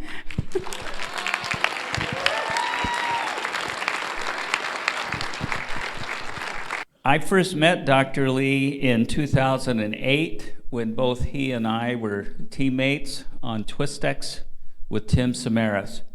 Dr. Lee was the science director for all our projects. He oversaw the mesonet vehicles and the data collection from those mesonets. I found him to be very, very personable. If you ever run into him in the field, he's more than happy to share his knowledge with you. He's certainly was a mentor for me at the time, and I have always appreciated everything that I learned from him. So without further ado, Dr. Lee, you are on. Well, thank you for that gracious introduction. I seeing Ed there and some of the group, it's brings back good memories of Twistex past. So it looks like just my face has driven a few people out of the building. It looks like there was a mass exodus when my face came up. So I hope a few people filter back in. So anyway, I'm going to share my screen here. Hopefully that will come up okay for you. And let me do this. Okay, so hopefully you should be seeing full screen my slideshow here. Okay, great. So again, thanks for inviting me to your this large enthusiastic group of storm observers, and hopefully you'll remember something out of this little seminar here. So I tried to pick a topic that would be really applicable to storm enthusiasts, people that are going to be out there actually, physically looking at these storms. what can you gauge and what can you tell about storm evolution from looking at supercell outflow changes, whether that be on radar or what you actually see out there? So before we get started, I'd like to recognize some of my research collaborators. First is Professor Kathy Finley. She's a professor of atmospheric sciences at UND, and Kathy has been doing collaborative research on tornado work, tornadic supercell work, and some related severe local storms topics for over 2 decades now. And another collaborator is Dr. Lee Orff. Lee's been collaborating with us for about the last 7 or 8 years, and Lee is an expert in making simulations, very high resolution simulations of tornadic supercells. And in these simulations, we're not talking just a few million grid points. We're talking billions of grid points. The other thing Lee is probably the foremost expert in visualization of large data sets. So he's best in the field in terms of visualizing data. And I bet you a number of the people at this conference have seen some of Lee's videos. And posthumously, Tim Samaras. Tim Samaras was certainly a friend and colleague of ours, and I no doubt a colleague of and a friend for some of the people in attendance at your conference today. We had a great time with Tim in the TwistX years, and some of the research that we've done in subsequent years was certainly spawned or encouraged through those TwistX years. So why pay attention to supercell outflow changes? Well, that's a pretty good question to ask right at the forefront here is, well, think about this. Supercells without much outflow rarely produce tornadoes. If they do produce tornadoes, sometimes they're of the landspout variety, but they're not really like the normal, what you consider mesocyclone tornadoes. So you ask yourself, when's the last time you saw a nice tornado with a LP supercell? The answer should be not very often, or I haven't seen one. And if you think you saw a tornado with an LP supercell, I bet if you had close radar data, close mobile radar data, you'd find that that supercell was maybe a little closer to classic than actually LP. So the point here is that tornadic supercells, the tornado production part of it, maintenance part of it, needs outflow. Much of the rotation feeding the low-level meso is associated with outflow. And nearly all of the rotation feeding the tornado is outflow related in some shape or form, okay? And finally, outflow bounding the tornado influences its motion. So if you're out there observing tornadoes, depending upon where you are with respect to the tornado, you might really care about outflow changes that are going to move that tornado, change its heading or change its speed. So we'll talk about some of these things in relation to the topic here. So you can monitor outflow via radar. This is the El Reno storm from 2013. So you can monitor outflow changes in the radar, assuming you're within 100 125 kilometers from it. So you can actually sample the outflow with the nearest radar. So the beam isn't overshooting the actual outflow. In this case, there's a rear flank gust front is the solid line here, and the couple of lines internally are the leading edges of rear flank downdraft internal surges. Those are the internal secondary surge boundaries. So we're going to talk about the El Reno case a little bit later in the talk here. Or sometimes you can actually see the outflow changes, basically out there, in the wild. So this is sort of a neat picture from TwistX 2009 for some of you that may remember the Aurora tornadic supercell from 17 June. And this is looking down Highway 34. You're looking basically to the west here, and you're looking at basically a leading edge of a rear flank downdraft surge off to the left part of this image.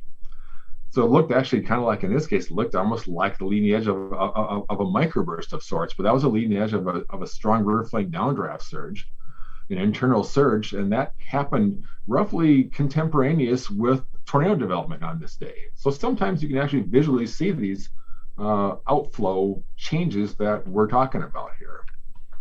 Now, for this audience, I'm going to pretty much assume you're storm enthusiasts in a pretty big way, you probably know your way around structurally a supercell very well.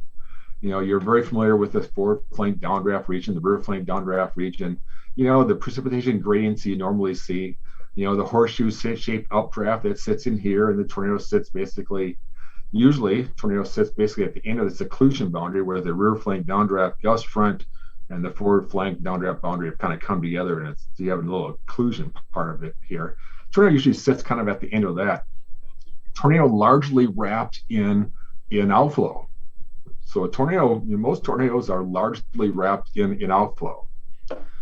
So it begs the question, outflow is inflow. So it's like, well, if a tornado is surrounded with outflow, you know, that's kind of odd, you know, what's happening there?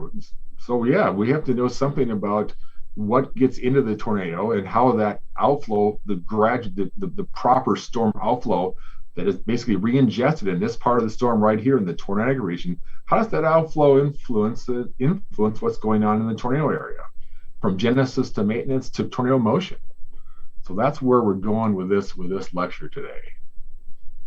So I'm going to focus on 3 outflow changes and potential implications. The first is the rear flank internal surges and their association with tornado development and intensification. Second topic is large and intense surges. Sometimes we call these massive surges that influence tornado motion. And the third topic will be the introduction of streamwise vorticity currents, something we call SVCs, and their supportive flow field for low-level meso-intensification. And that's really key for both tornado genesis and tornado maintenance. Those are the 3 topics we're going to cover today. So first off, let's talk about rear flank internal surges. It's probably a topic that many of you have heard about, have thought about, read about, you know, in terms of, well, what do those mean for tornado development and maybe intensification? So I'm going to start out with this radar time lapse. Basically, this is, I don't know how many of you remember, but there was a pretty prolific tornado-producing tornadic supercell near Jasper, Texas. This is 22 April 2020. And this storm tracked pretty much straight east across southeast Texas and into south central Louisiana. So this is a radar image from Fort Polk after the storm got to its east. You see a nice, you know, well-developed supercell here for sure. Nice structure. So let's take a look at its storm relative velocity, an animation of that. And I'm going to let this run a few times, but you can kind of get the idea here. So you've got basically rear flank developing, but nothing to write home about, you know, but it's developing. The rear flank, you know, flow is developing back here. The low-level meso, when it's developing, it's going to be right in there someplace south of Hindstown. And let me run this forward, and you see, wow, what's going on here? Wow, there's a rear flank downdraft surge. Bam, tornado genesis and development immediately with that. Rear flank develops again here, another surge, and bam, tornado development right there. And this thing actually produces another tornado. It surges again and produces another tornado up here off to the northeast a bit. So I'm going to run through again here, and now I'm just kind of step this through. So as we move along here, you see the rear flank, you know, flow fields develop, kind of pushed out in front here. But look at this now. Now, as this rear flank surge develops, you get a couplet developing concurrently with it. As this surge develops harder, tornado develops along with it.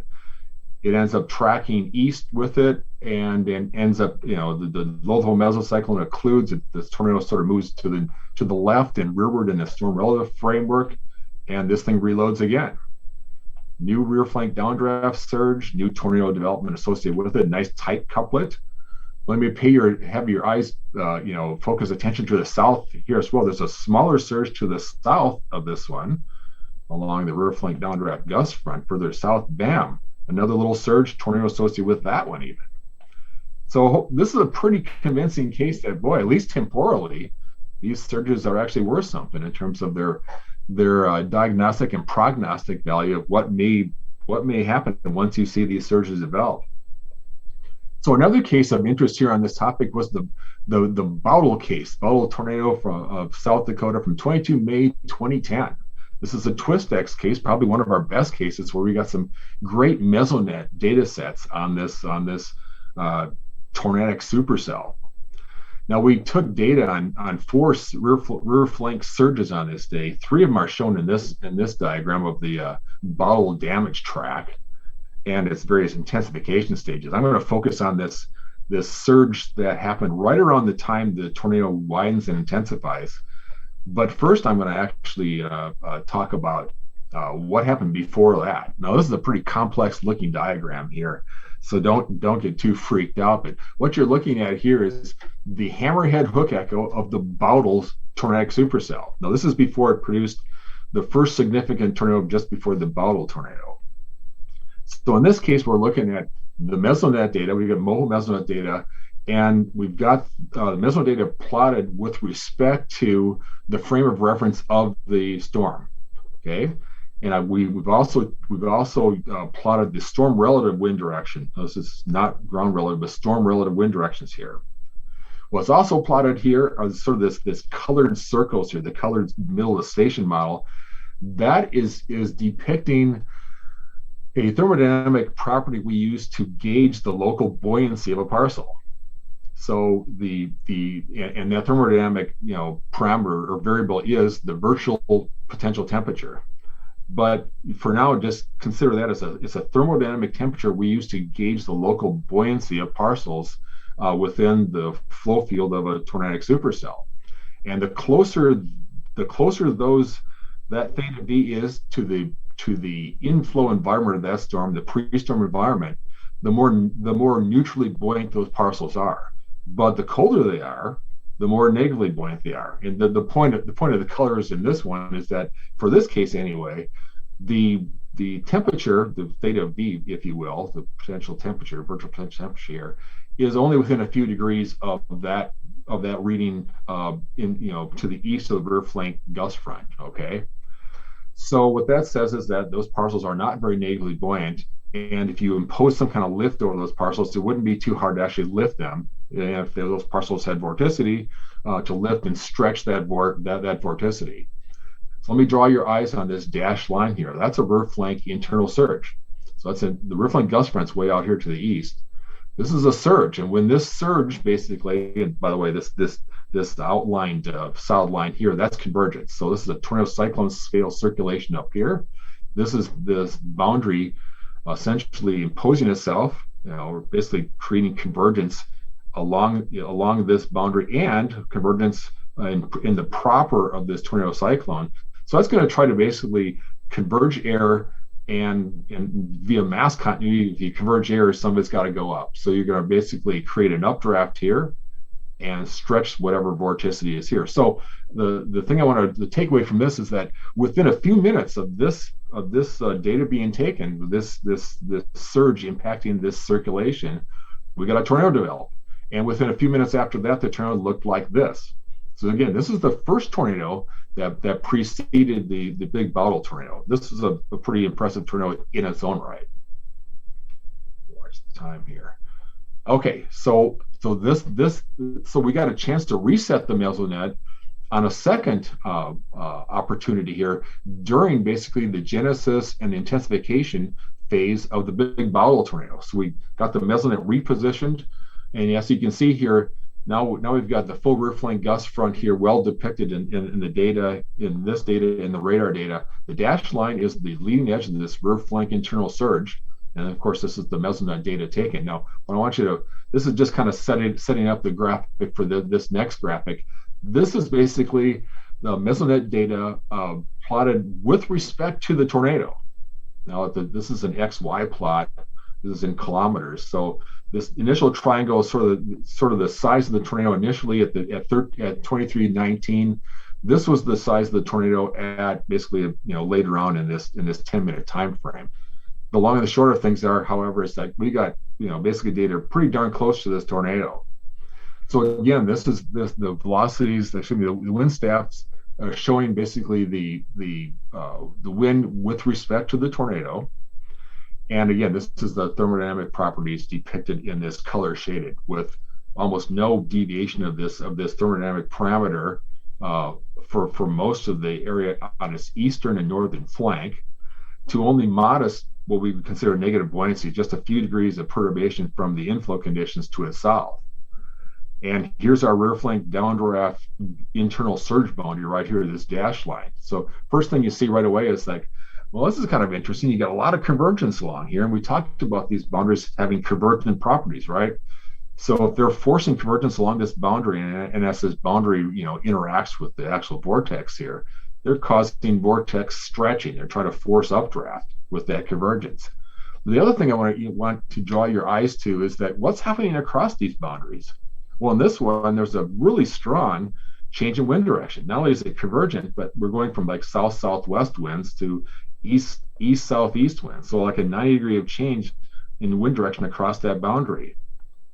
Well, if you think about it, you take your right hand and kind of like turn it in the sort of the direction that that wind is turning, with the thumb basically pointing up out of the page. That's vertical vorticity.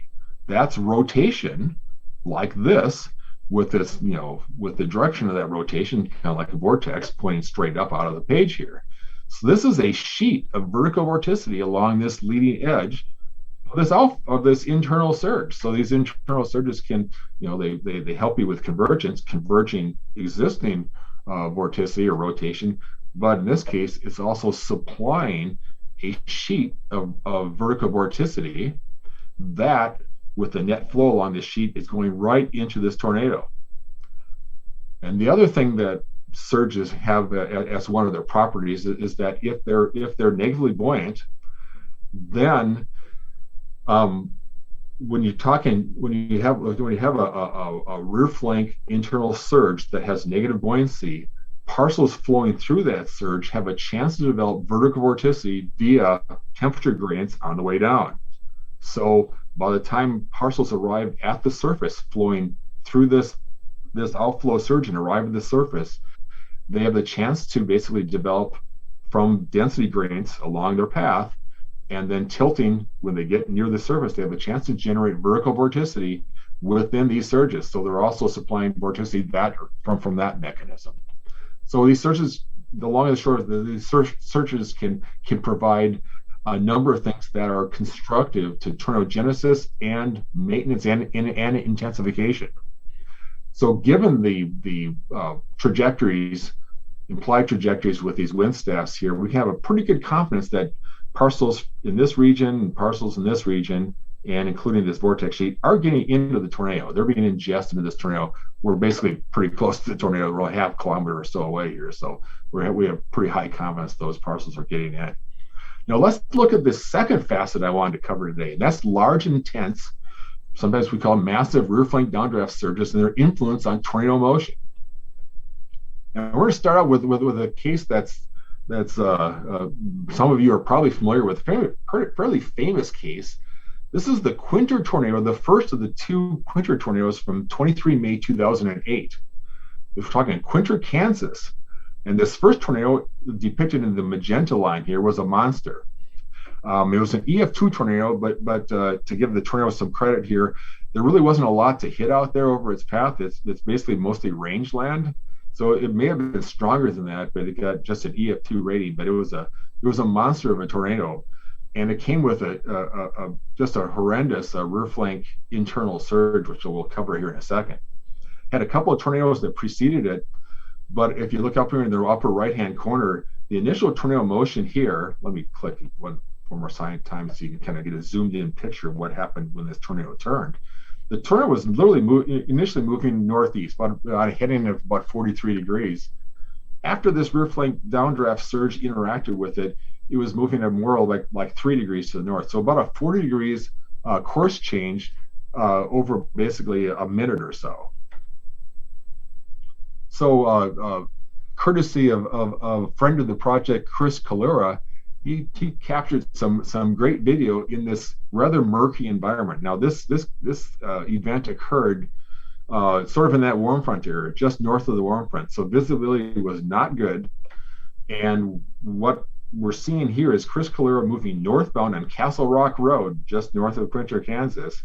And this vehicle in front of him is actually Kathy Finley and myself in M1. We are directing the Mesonet on this day. And let me roll this, and hopefully you can hear the audio.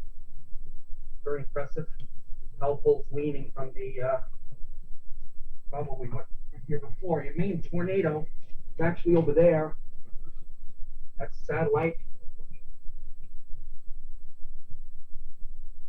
Large wedge tornado. To my west there. Large tornado, large wedge tornado. Satellite right there. I'm gonna point the cards to the mid here.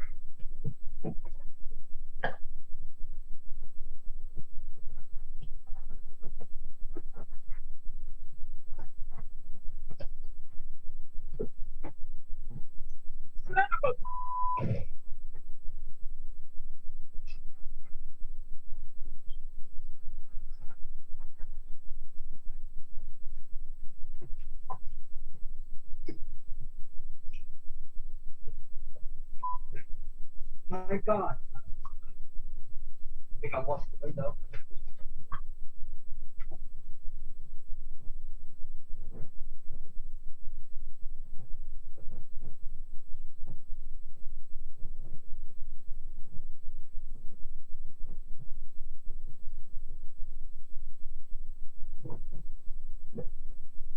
Wedge! Look at that!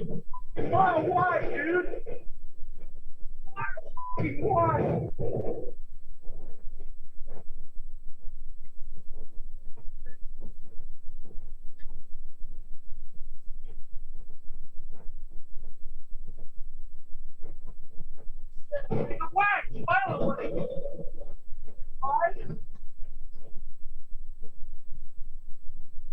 So you get the impression, obviously, a major rear flank internal surge, and Chris held his composure pretty good there, actually, given what was playing out.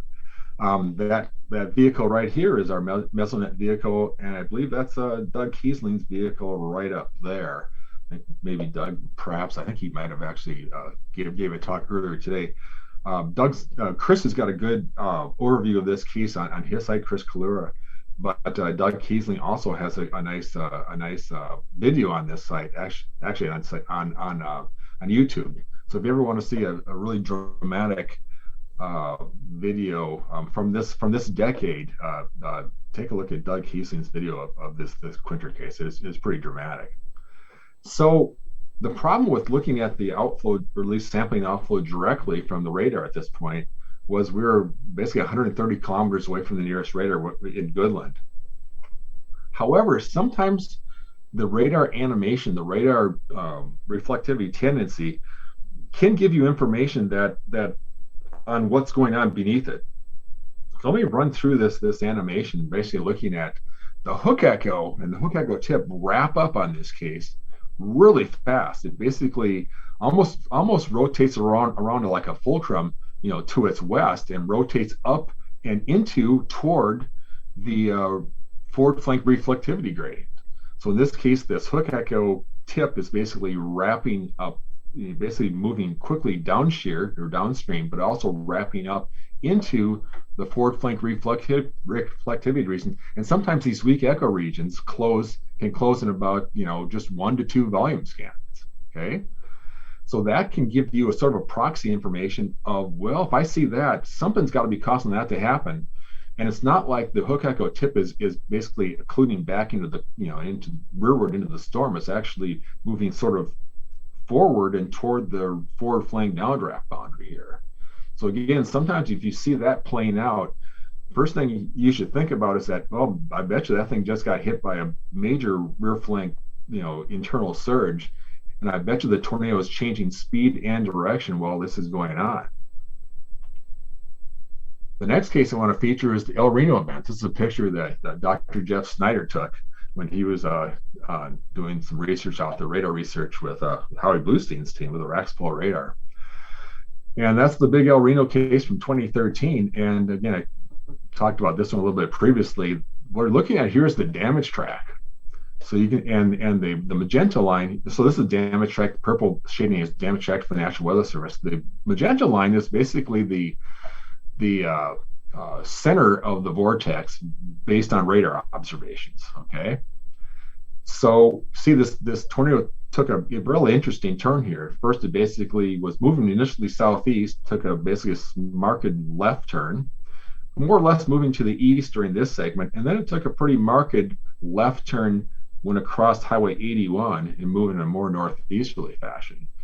So the thing I'm going to focus on here is sort of what's going on in this piece before it gets to Highway 81 and then its turn. That turn is pretty marked. We're looking at a turn over 50 degrees. And unfortunately, this turn was also instrumental in the casualties on this day, sadly. So let me run a reflectivity animation and see if you can see some commonality with what I just showed for the Quinter case. Wow, look at that. Basically, the hook echo tip gets basically extended to the east, and then the hook echo tip wraps up into the forward flank reflectivity gradient area. But it's not wrapping up back into the storm as if the circulation was occluding toward rearward into the storm. In this case, it's being influenced to move forward first, sort of stretching out that hook echo, and then the tip rotates back up sort of northeastward toward the forward flank reflectivity gradient up here. So on this day, the multifunctional phase array radar was operating at the National Weather Test Bed, and this actually has 71-second updates, so we can actually see how this surge developed. And you can see up in the upper left-hand corner here, we got the initial surge here.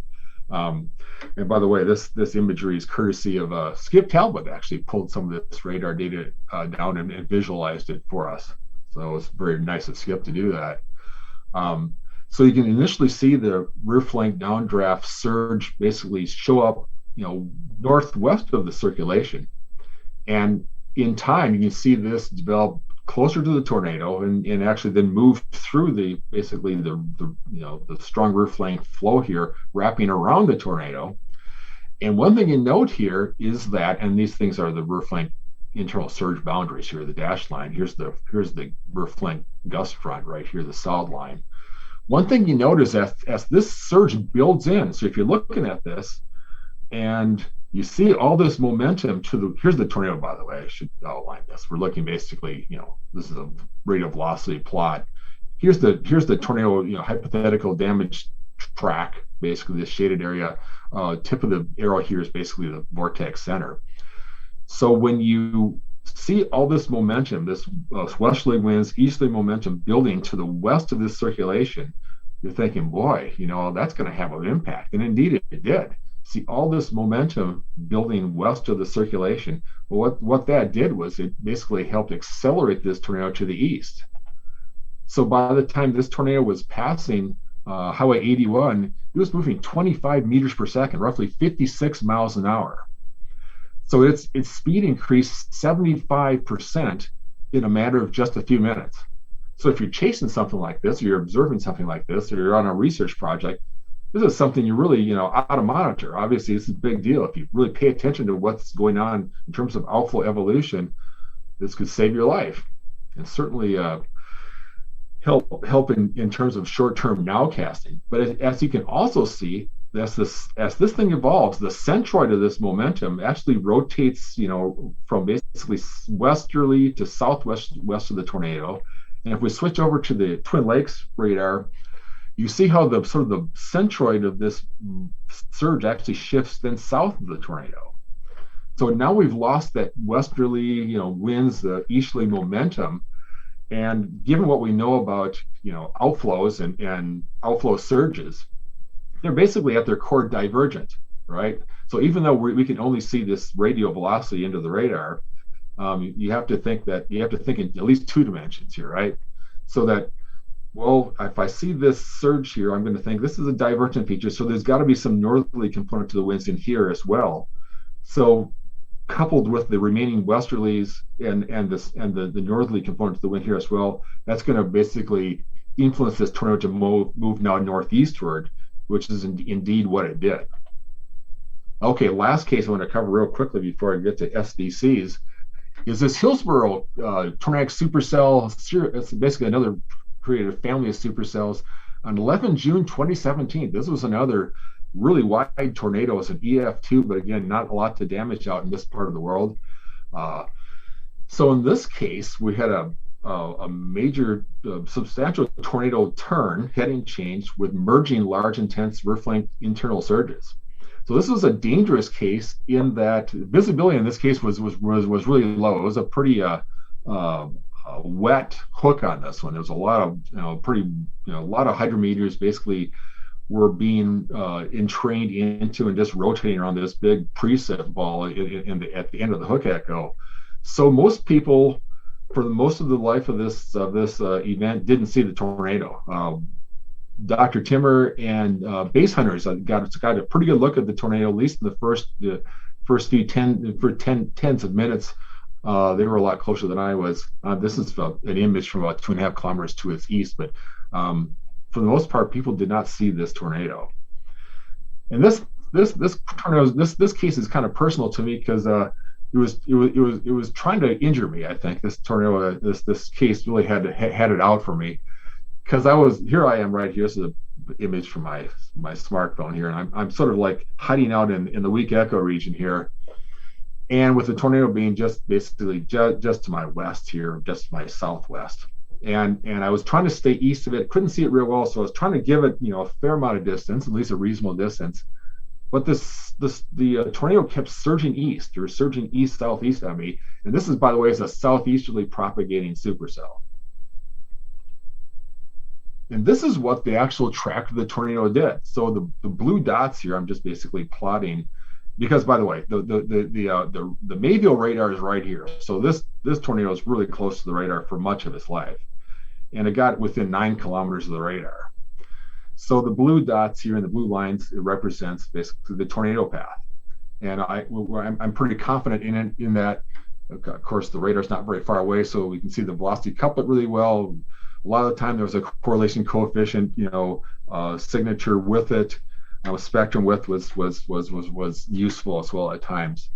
So you can see what happened to this tornado path. It's moving southeast pretty steady, and then it kind of bumps over to the east a ways. It's like, oh, that's kind of interesting. Then it basically turns. It takes a right turn, moves south-southeast, almost due south.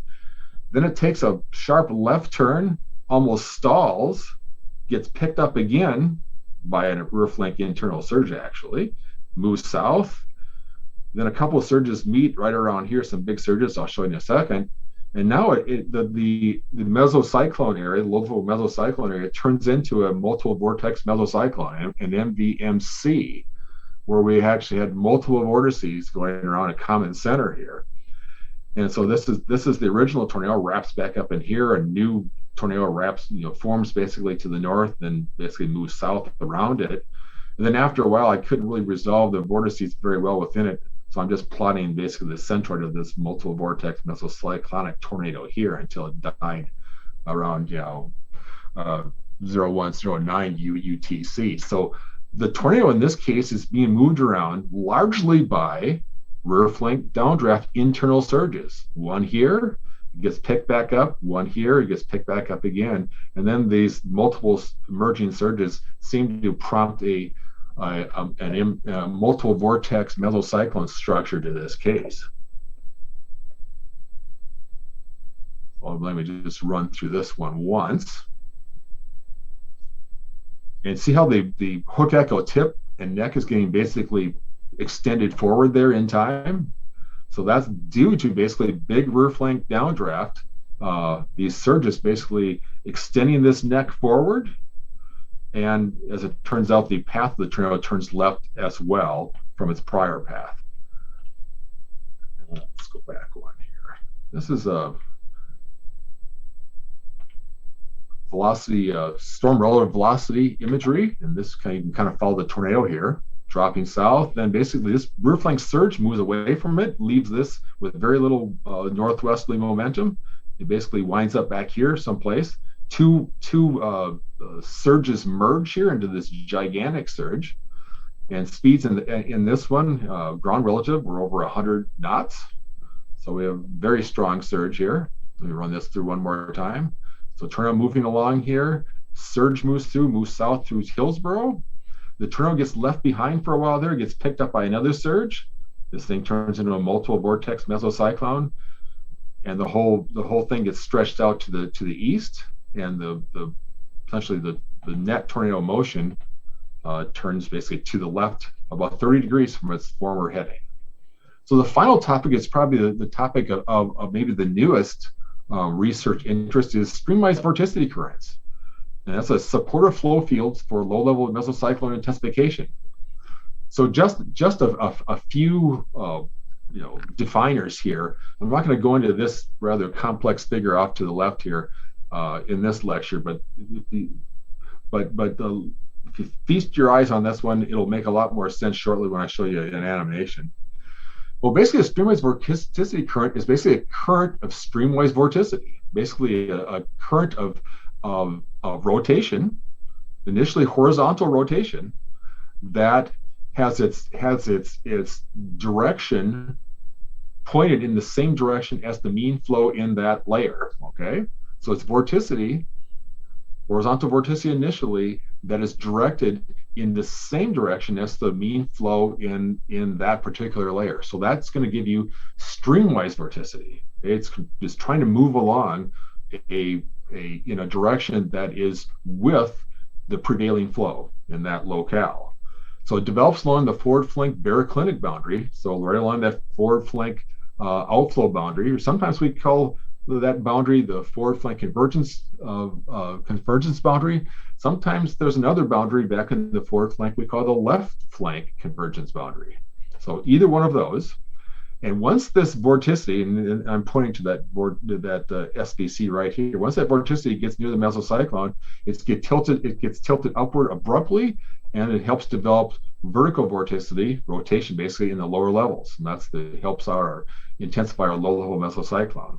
So it builds basically vorticity and intensification of the low-level mesocyclone, importantly in that 1 to 1.5 kilometer level above ground.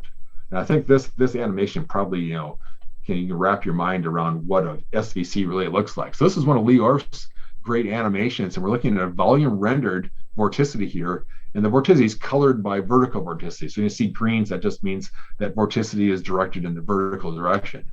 Well, he's releasing thousands of weightless tracer particles within this streamwise vorticity current right along the forward flank downdraft boundary. That purple shading you see at the surface is basically the temperature being depicted there, the deviation of that temperature from a base state pre-storm level. So you get a real nice picture here, I hope, of that vorticity being generated and then being tilted into the vertical, right into the low-level mesocyclone, essentially building essentially the base of the deep storm mesocyclone to a lower level as well.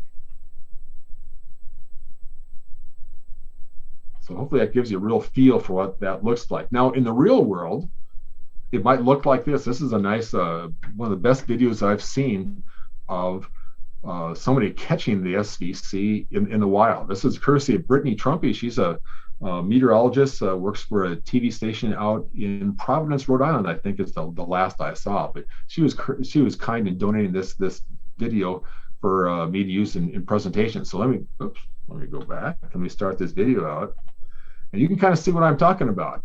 We're looking southwest at this supercell. This is like a skeleton of a supercell. There's not a lot of intervening precipitation to block our view. And just look at that candy cane rotation right down that boundary. That is the SVC. And it's there because essentially we've developed rotation, what we call baroclinically, along a density temperature gradient there, right at the leading edge of a boundary. So that is like the best video I've seen of it. Also, there's another boundary here. You can see it develop later on, and I've studied this pretty closely. This doesn't capture too much of it given the wide angle nature of this video, but this boundary is rotating as well. So if you see this kind of thing going on out there, you can now think in your brain, it's like, okay, that's a new vorticity source, an obvious vorticity source for the low-level mesocyclone. So we're developing more rotation within, let's say, a kilometer or so of the surface. And we've got, I'm not doing too good on time here. So we've got other computer animations that actually show things like this. And I'll skip that one in the interest of time here. But the question is, can we detect SVCs on the ADADs? Well, first we have to put a caveat out there. Given the shallow nature of these SVCs, basically these solenoidal circulations, right at the leading edge of that forward flank downdraft, they're only about 1 kilometer deep, sometimes less than that. So because of their shallow nature, and because it's easiest for the radar to see the lower piece of this, where you're basically confining flow to the lowest 300 meters, either toward or away from the radar, you can really only readily detect these things 30 kilometers or so from the radar. So that's a big caveat, that storm has to be pretty close to the radar. The SVC orientation has to be roughly on an angle of 35, 45 degrees from the radar beam. So the radar beam has to cross at about a 35, 45 degree angle, or you're not going to be able to detect horizontal vorticity present along the boundary. And then I'll just feature one case here. This is the San Antonio case from 18 May 2019. Here's the damage track from it. Here's the supercell. And by the way, this is an early morning case. Talk about waking up to something maybe unexpected, right? So this is basically 09010Z. This is what it looked like basically at this time. You've got basically the reflectivity. This thing's really close to the radar. Again, the ideal case to pick here. So this is the reflectivity shot of it, and off to the right basically is the base velocity shot. And what I'm pointing out here is these are kind of interesting like signatures of something narrow in the enhanced inbound signature.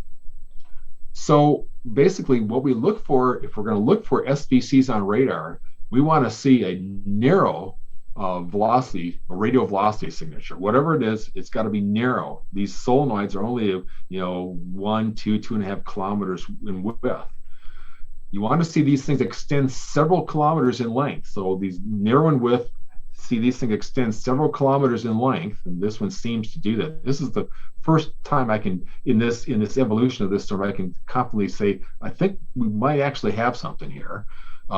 Persistent storm relative position. We want to see these features persist in a storm relative sense, on a locational sense, for basically 5-10 minutes or longer. And you want to see vertical shear along these as well by looking at higher tilts. So here's where I've got the SVCs, the candidate SVCs painted on this radar. In this case, looked at some higher tilts, and just within 410 meters of the lowest tilt here, the radial velocity changes by 25 meters per second. That's roughly 50 knots in just 410 meters. That gives you a pretty high value of vorticity here, or shear, 0.06. Basically, when I say vertical shear, it's basically proxy, basically horizontal vorticity along this boundary. Now, these coherent features remained. Now this is basically going downstream. Another roughly 10 minutes or so. Right? This was roughly about 10 minutes, and you see now these features have become even more coherent. Our tornado is going to be sitting right in here. That's a little weak echo eye from the tornado there. But you see these features right here. They match our definition. They're basically persistent storm relative location. They're narrow. They're long. I have them depicted there with these lines. And this is just one volume scan later where I had vertical tilts to use. They had a sales program going on with the data recovery, data taking on this day where basically a higher frequency of low level scans, but I had higher level tilts at 1024 here where I could look at the vertical shear. And in this case, along these boundaries, we're still getting, in this case, 24 meter per second change of the winds, the radial velocity, went over just 700 meters, and about similar change in this feature right here. So can we see SVCs on radar? I think we can. This is a same volume scan here where we got a couple of lobes here at the 5.1 degree tilt. These are outbounds now. The reds are outbounds, a lobe here and a definite lobe here. And let me overlay or underlay, if you will, what the 5 degree tilt at candidate SVC positions were. And that's the dashed lines here. So you can see they align rather well. And this is what the boundaries might look like in a case like this, where you have sort of this bifurcated boundary in the forward flank, this one being the forward flank convergence boundary. That initial boundary, that first boundary you see when you transition from inflow storm inflow to basically outflow air in the forward flank. And this is another boundary that we oftentimes see back here in supercell. It's called the left flank convergence boundary. And both of them can host SVCs. And in this case, I think they indeed did. I won't get into that piece anymore since I'm kind of running out of time here. So just a few final comments as we wrap up. Now this is a picture from Roger Hill, by the way, looking at a well-sculpted supercell out in Montana, big tornado on it. Here we have an SVC. The video from this shows nice rotation along this boundary. So this is our SVC in this case, and you can see it tilt right up into the mesocyclone right here. So it's going to deposit all that horizontal vorticity developed along this baroclinic boundary, this temperature thermal boundary, right into essentially the base of it looks like the base of the deeper storm mesocyclone as well here. So I won't get into too much more here. So a few takeaways from this little talk here is recognizing supercell outflow changes, radar visual observations can provide insights on tornado evolution. And this is especially important for you all that actually, are out there observing tornadoes, and sometimes, you want to position yourself properly and safely. Now you can kind of, at least in part, physically conceptualize how some of these outflow changes can influence tornado evolution. So now you can use them as like, okay, I think I know what's going on there, and I think at least I have an idea what may happen based on how I'm watching these outflow changes evolve. And some of these insights could have large safety implications. So large safety implications associated with some of what we just covered. And the identification of the likely present development of these SVCs, these streamwise vorticity currents, should be regarded as a constructive flow field development regarding tornadogenesis or intensification. So if you see something like this develop, it's not a sufficient condition for tornadogenesis or intensification, but it's something that you can look upon as being, okay, at least where the research is at right now, we can at least say this is going to be a constructive as in, helpful for tornadogenesis or tornado intensification as the storm continues to evolve and as these SVCs evolve and get stronger. And conversely, if you lose an SVC, that may say something about the drop in the influx of rotation into the low-level mesocyclone. Okay, so I kind of sped up there through the end of this presentation. So let me end it there and finish up with basically this research has been supported by the National Science Foundation and the University of North Dakota. So especially some of the latest stuff. I end this presentation with one of my favorite slides with the guys here, Tim, Carl, and Paul, doing what they like to do best at the end of one of our TwistX missions. So having said that, finished up, I'll be happy to take a few questions if you have the time. Yeah, thank you, Dr. Lee. We've got time for a couple of questions anyway, so anybody have anything they want to question him on? Okay. Oh, back over here. Hang on, I'm coming.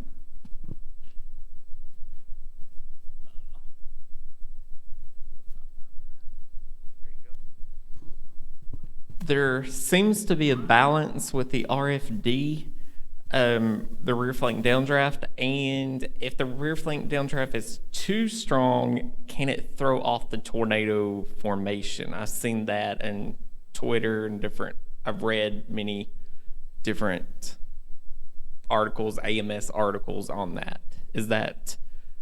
What do you have on that information? Yeah, I think that's exactly right. So it cuts both ways actually. So if the RFD is of the proper strength, it will balance in terms of a momentum balance across the tornado area or across the parent circulation of the tornado. If it's of the proper intensity, it's going to balance the storm relative inflow. So when it's just strong enough, it's going to keep that tornado underneath the updraft and updraft forcing of the storm locally above the tornadic area. However, if the outflow drops off, let's say you had a surge go through, or just the rear flank outflow drops off, then the inflow can penetrate deeper into the storm, and that's where you see these tornadoes take a left turn late in their life and end up basically moving left in a storm relative sense, rearward into the storm, and then die back there because they're getting further away from storm updraft and they're getting further into the negatively buoyant part of the storm. So the further you go back in the storm, generally the colder the outflow gets. However, in the case you just made, if the RFD gets too strong, it's going to basically push the tornado forward and perhaps out away from the updraft forcing as well. So that's going to be a case where you can have a tornado actually move forward and actually sometimes to the right in a storm relative sense and move out away from the updraft forcing area, the ideal updraft location as well. So it cuts both ways, but excellent point to make. Thank you. Okay, we got one more, and I'll run on over there real quick. Don't trip me.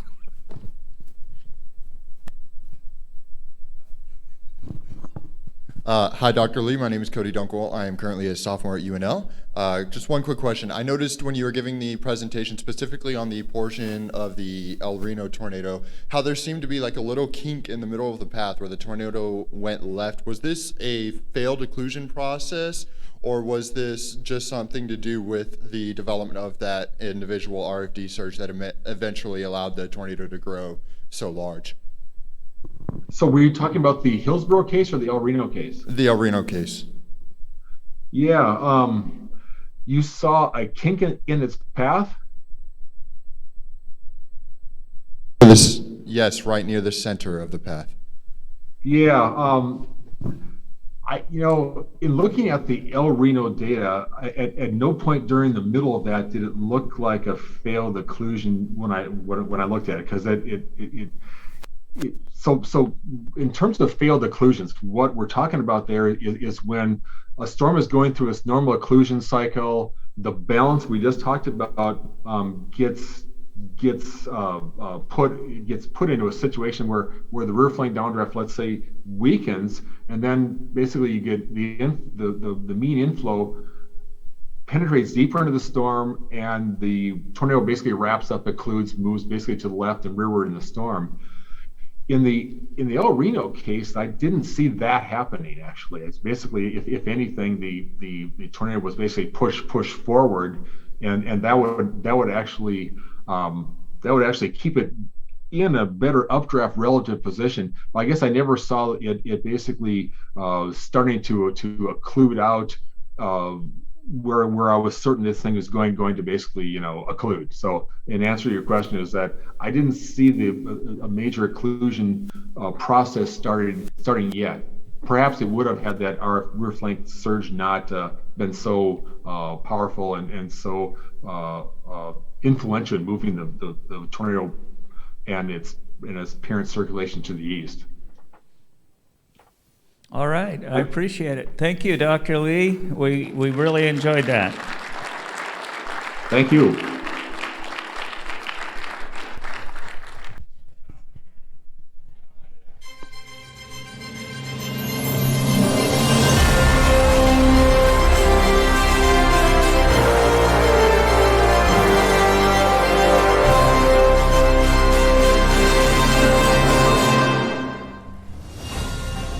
Welcome to the Reed Center Theater in Midwest City, Oklahoma, for tonight's presentation of the first annual Vortex Awards. Please welcome tonight's Master of Ceremonies, Billy Crystal and Bridget Bardot.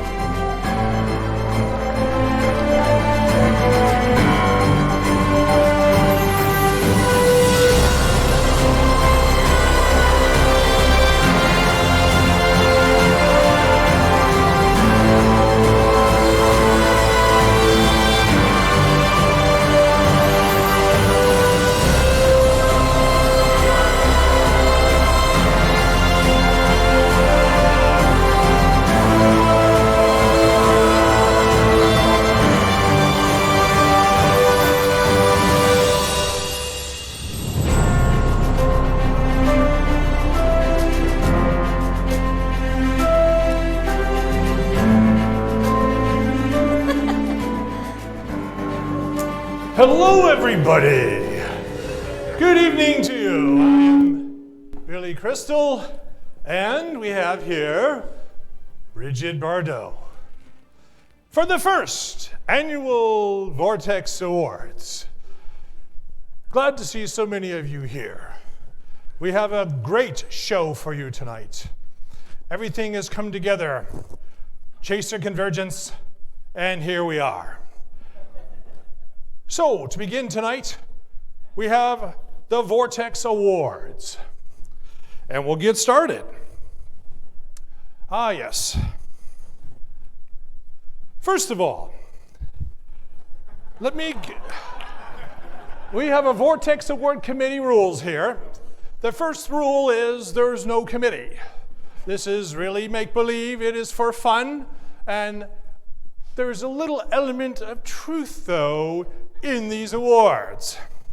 And I must say, you look marvelous. Marvelous. I mean, you look absolutely marvelous. Okay, and then back to the eligible for an award, you must have appeared on FB. What does FB stand for? Frontal boundary, correct? You must have appeared on a frontal boundary. How many of you have appeared on a frontal boundary before? Raise your hands. Oh my gosh, there's everybody here. Okay. All right. If you have never appeared on a frontal boundary, you are lucky and can rest. But everybody raised their hand. So guess what that means? It means they're all winners. They're all winners. Okay. You don't have to be present to win a Vortex Award. All attendees and registrants have been nominated. So congratulations, everybody. You have all been nominated. Your frontal... Yes. Your frontal boundary pages have been scanned by the award committee. Data mining has undergone every frontal boundary page out there. If you've registered under a correct name and not a pseudonym, we found you. And we have looked at all of your photos. Okay? So, that's right. All your photos. All your photos. Even the profile pictures we've really looked at. Okay. Even the parties 5-10 years ago we've looked at. If you win an award, come on up here. My beautiful and lovely assistant here will be reading the awards and handing out the awards to you, and you have 30 seconds for an impromptu acceptance speech. That's right. So all of you think about it now. If you win an award, what are you going to say? Who are you going to thank? All right? That's right. Only one award per participant. So if you win, then you can rest assured you will not be given an award again. All right? So here's how the game plays. I should say this, that all the votes were tallied by the accounting firm of Hurrow, Whirl, Twirl, Swirl, and a girl. All right, so for our first award, in this category, you have to take a selfie. How many of you here have taken a selfie? You all have been nominated. Yay! Including those of you online, you have been nominated. However, you must take an extraordinary selfie, one that has a tornado theme. And it could be done on a clear day. In fact, we insist that it be done on a clear day when you're waiting for the dry line to bubble up. What are you going to do? You take a selfie. But since you're a storm chaser, you want to make sure that you take a selfie with a tornado theme. So Bridget, if you will, would you read the first winner here? This is so exciting. Okay, and the winner is Dr. Reed Timmer. Dr. Reed Timmer is a what? Dr. Reed Timmer. Yes. Obviously, a tornado theme here, and you must love yourself. And that is another thing that happens. Yes. Very good. All right. Now, Our next category is those of you who chase with cats. How many of you here chase with cats? Actually have them in the vehicle? Aha! Very few of you do. Well, actually, there was actually one person in this category. So, Bridget, if you would. Okay, and the winner is Colt Forney. That's right, Colt Forney! Bob the cat. Yes! Takes his cat. Bob the cat. Bob the cat. And accepting the award for Colt, since he's locked in Canada, is Scott Peak. Scott, would you come up and say a few words for us now? And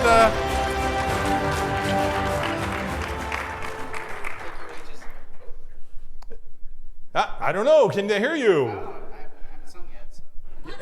Please do not sing. Please.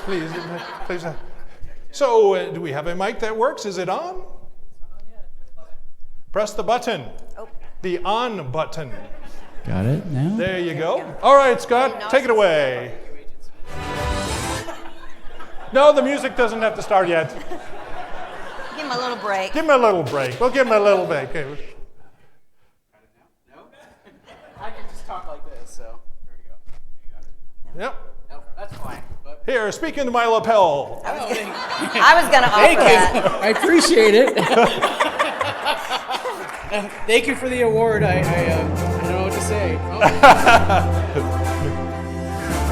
Thank you very much. Yes. You may be seated now.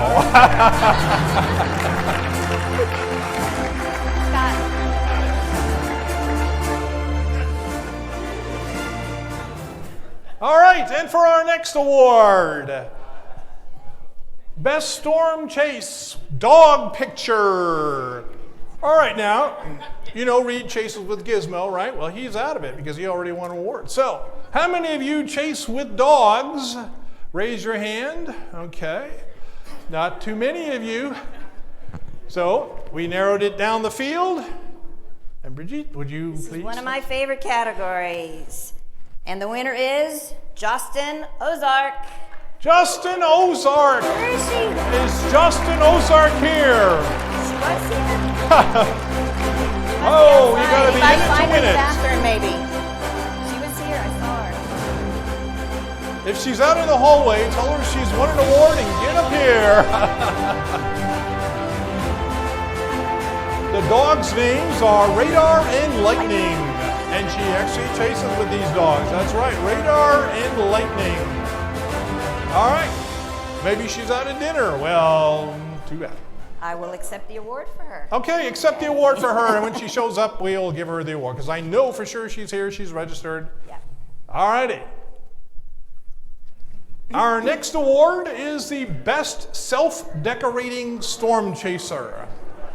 These are storm chasers that like to have tornado earrings, like to have, yes, lightning necklaces, who actually self-decorate themselves with various tornado themes.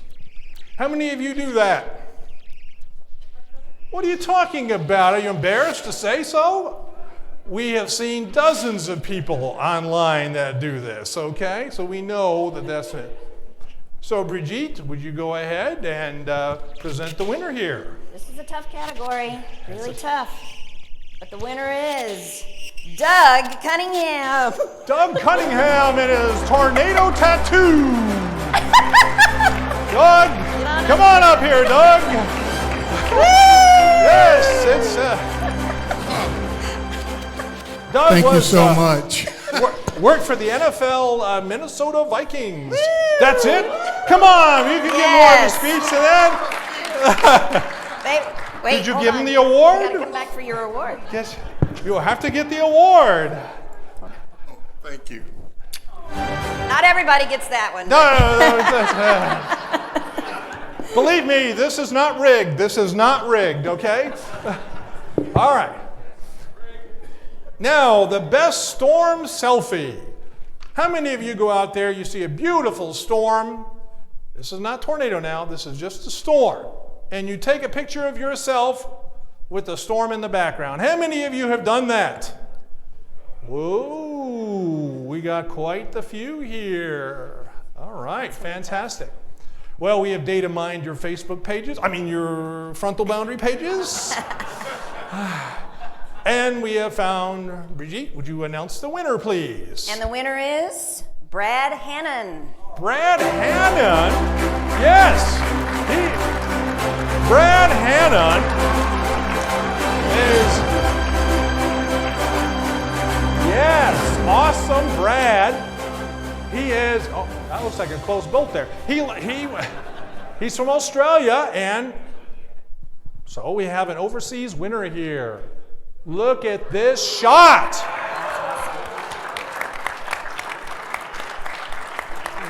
Absolutely phenomenal. So now you know what to shoot for, right? But do this when there's not much traffic, please. All right. Now we get on with the main program. Thank you for all attending here. I'm Billy Crystal, Bridget Bardot. We're going to be talking about some of the chase cases of last year. How many of you went out storm chasing last year? Excellent, everybody did. How many of you went out and chased from March through May? All right, the heart of the season, fantastic, excellent. So I had a pretty average, or maybe a slightly above average year. I had some pretty big misses. But the big ones were April 23rd, Lockett, Texas, and May 17th, the Sterling City tornado. I went all the way up to Colorado and just saw tornadoes off in the distance, not very good photographic ability, and yes, I missed Selden, Kansas. I was down at Scott City on the boundary where tornadoes are supposed to be, not up in the upslope air north of the boundary. But tornadoes do not follow my rules, as you've already learned at this conference, okay? All right, this chase case is sponsored by Scud Light. That's right. For all you new chasers, this Scud is for you. I must admit, I have consumed plenty of Scud in my day, especially in college. But we won't go into that, will we? No, okay. All right, April 23rd, 2021, the Lockett, Texas tornadoes. How many of you were out there near Lockett, Texas? Oh, come on, more of you were out there than that. The roads were packed with chasers. Come on now. All right, so let's do some meteorology, shall we? Okay, let's look at the 850 millibar map. You all do know what an 850 millibar map is, right? Yes. So we're looking here for moisture, and we're looking for the low-level jet. Now look at over Texas. 35 knots coming in from the south, southwest, very nice. This is at 12Z. So that's what we like to see, moisture coming up from the south. Then look at 700 millibars, a weakness. Now this was something I didn't like particularly, this kind of movement that was going back and forth here, but you have to look towards the upstream. And El Paso was, or Midland, was 25 knots, El Paso 20 knots. And that's marginal. You know, you're hoping with a trough like that in the west that maybe there's some speed max that the upper air does not pick up. And this is the thing about today, we're still launching balloons like they did back in the 40s. Are you kidding me? I mean, with all this technology, cell phones, 5G, electric vehicles, we're still launching balloons twice a day? That's just ridiculous. And at 400, 500 miles apart. But that's what we have to deal with. So there could be some upper, higher winds that we don't see there, okay? And let's look at 500 millibars. Nice, beautiful, broad flow. Look at across Dallas. 45 knots, 50 knots at Midland, 45 knots El Paso. Sweet. But it gets better yet. When you go up to 300 millibars, kind of the jet stream level, the blue really indicates lots of ventilation of that updraft. So that's very nice. We have a little weakness at 700, which is typical. But if buoyancy can overcome that, we can get some nice rotating storms going on. The 60-hour GFS, I don't normally go out that far, but it showed a nice short wave moving through. I like that with the Speed Max. Okay, very good. Looking at, I picked Jolly, Texas that day as kind of a target. Looking at the 60-hour NAM nest. Looking at PDS Tornado there. Critical angle only 80, not too bad, but we're looking at more of a speed shear. There's some directional shear there, especially when you're talking about easterly storm movement. If you can get an easterly storm, nice parameters there at the bottom, with Cape. And it's just like Rich Thompson told you, though, even though you get this kind of thing, it doesn't necessarily mean it'll happen, right? But it looked good. Met the bar for me.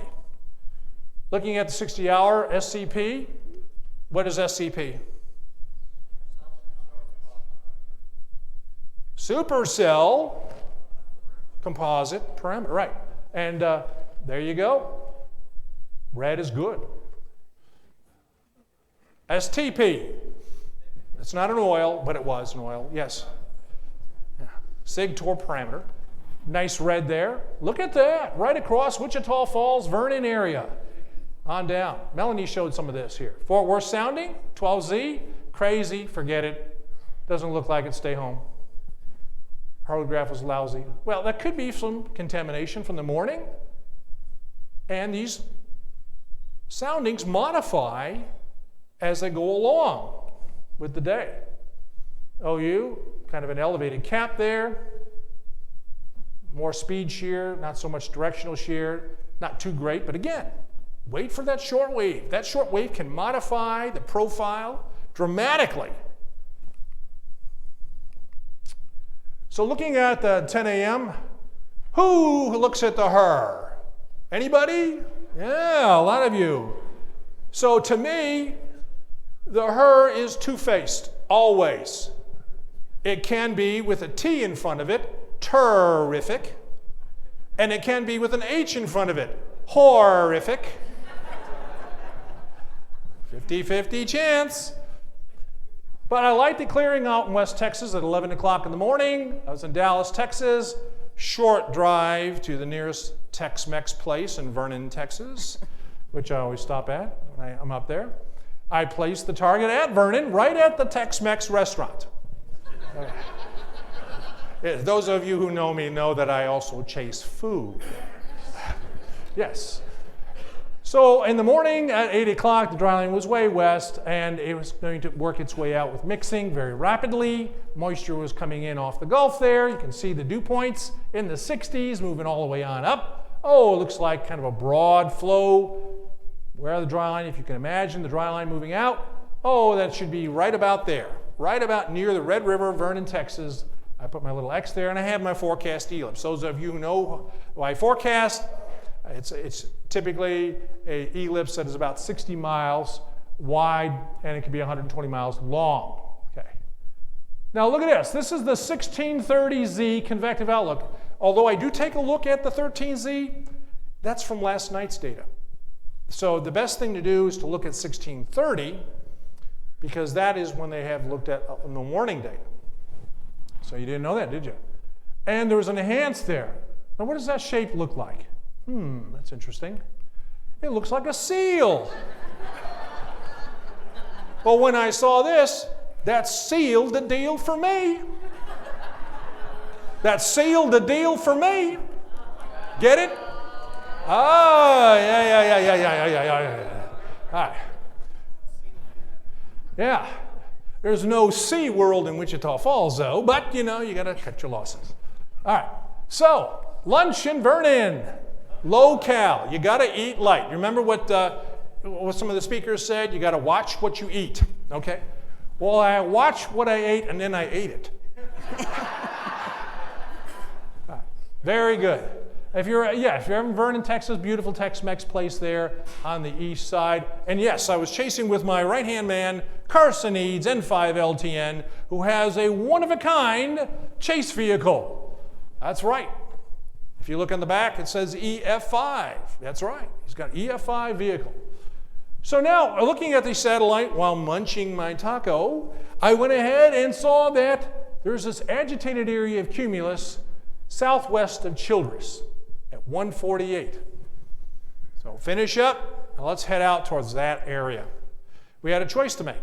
From Vernon, do you go northwest to Childress, Texas? Do you go southwest to Paducah, Texas? Well, being on I like the south end all the time, we decided to go to Paducah. Now, this is what I call a tornado sky. And some people look at this and go, what are you talking about? It's beautiful weather. It's gorgeous. Wind's blowing out of the south. See those strato cues ripping by, blue sky above? This is a tornado sky. I get excited about it. Heating's going to take place. All of a sudden, boom, the tower's going to blow up, and it's be Chase City. SPC comes out with kind of an update on their MD.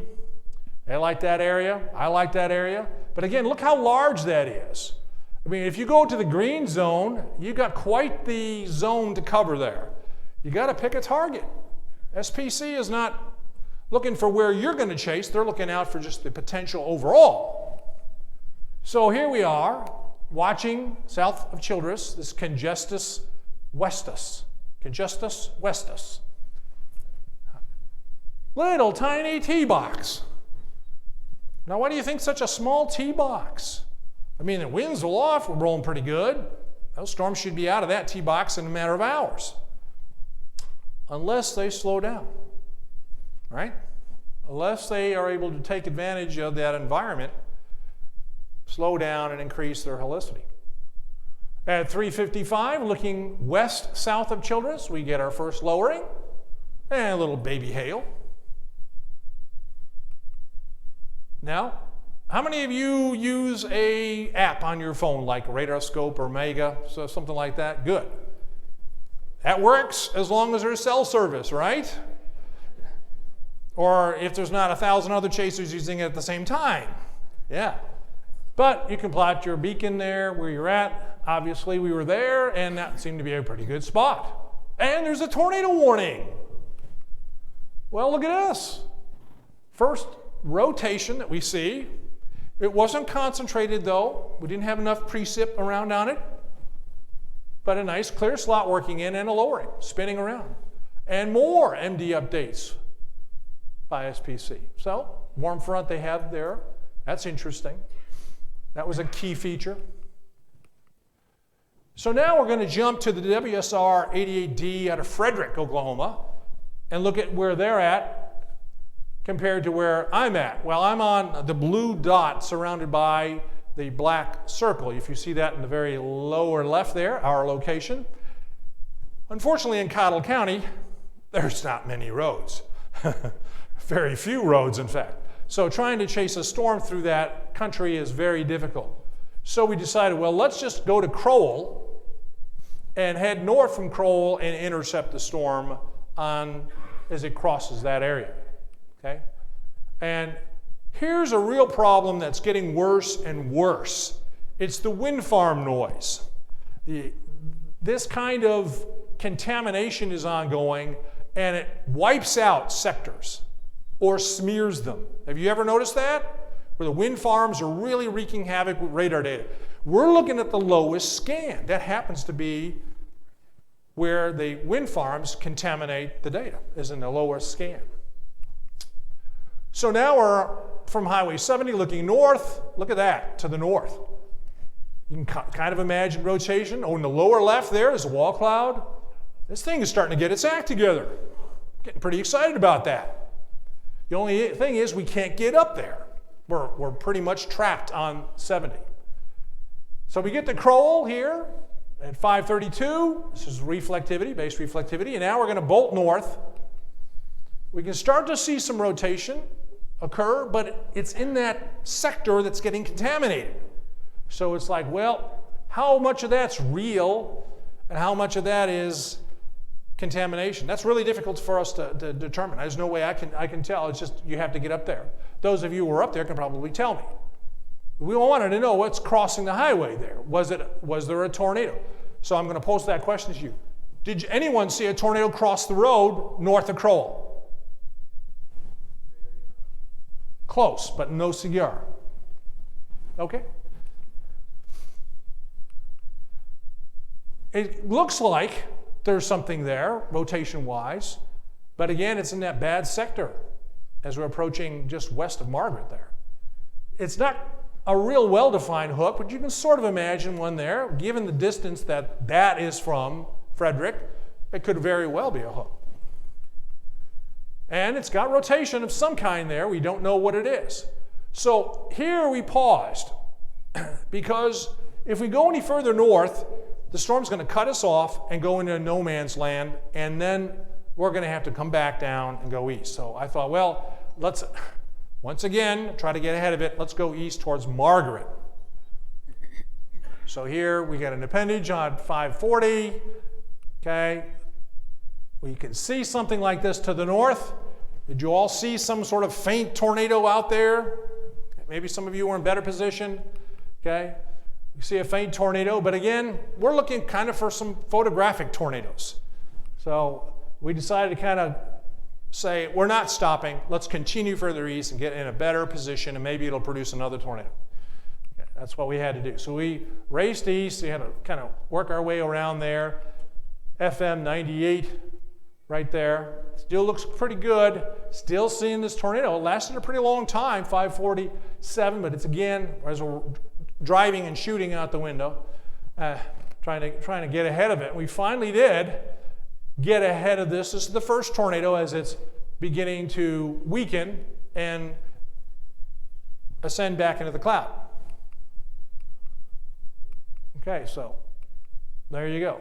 We stopped for a little bit, and Carson got out his tripod and put his camera on it, but then that killed the tornado.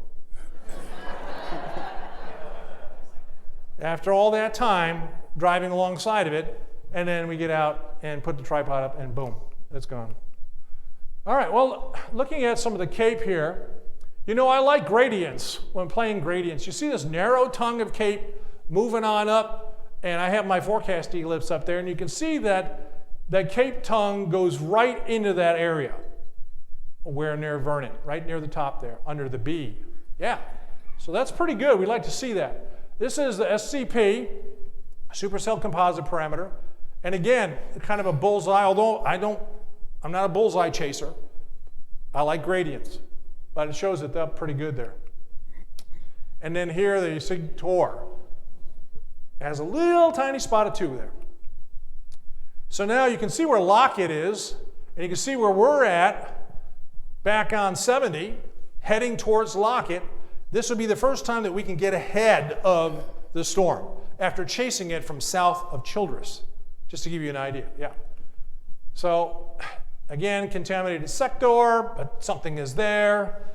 All right, move on up, getting closer. Thank God for that rogue turn into the northeast, huh? And now we're starting to see a couplet. This is emerging out of the sector that's contaminated into uncontaminated area, and this is the first sign. At 608, we start seeing things really coming together here. What do you think about that? Yeah, nice rotating wall cloud, couple of little sticks, blades of grass maybe. No, that's a tornado. That's the first sign of a tornado. So we want to get good angle on it for light. But it kept moving fast. Now it's getting more of a defined hook here at 610. Now we're still seeing a couple at 610. So now we have something that's persistent, a persistent rotation. We feel pretty confident. It's a couple of tornadoes. Melanie showed you that she was west looking east. We were south of it looking north when we saw this double tornado. Brief, but very interesting, kind of a very thin spout there on the south, and then a wider whirl to the north.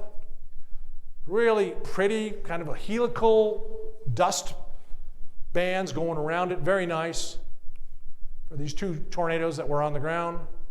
Weak, but pretty. So we then moved on up towards Lockett. Look at the strength here. Nice. Couplet still, 612. Getting more of a hook shape. Couplet still, 614. I like these shorter scans. They're sector scans. I like that. Rather than completing one volume scan in 5 or 6 minutes, we get shorter scans. We're at the very tippy tip of that hook. Coming closer. Okay, 618.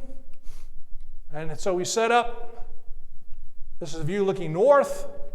Tornado number 4 is beginning. Is it on the ground, circulation-wise? What do you think? Or are you waiting for the visible contact? It's on the ground. You can see a little bit of dust smearage there. It's on the ground. And then as it narrowed, that vortex then tightened and came down to the ground. 619. We were very close to Melanie at that time, I don't know, a mile or so away. And so we watched it, because when there's a tornado on the ground, I hate moving. You know, all this windshield wiper stuff with tornadoes on the ground, I'm not a fan of. I like to get out, set up a tripod. I don't care if it's raining. I don't care if it's hailing. I got a mission. I'm on a mission, and I'm going to film it. All right, as long as I don't get hit by lightning. Then we have the tornado is moving to the east. I don't know if it crossed Highway 70. Maybe somebody can tell me that. It was too far from us at that time. Did it cross 70? Yes or no? Yes, it did. Okay. We can see that. Vapor kind of lifted up. Still had a dust plume there.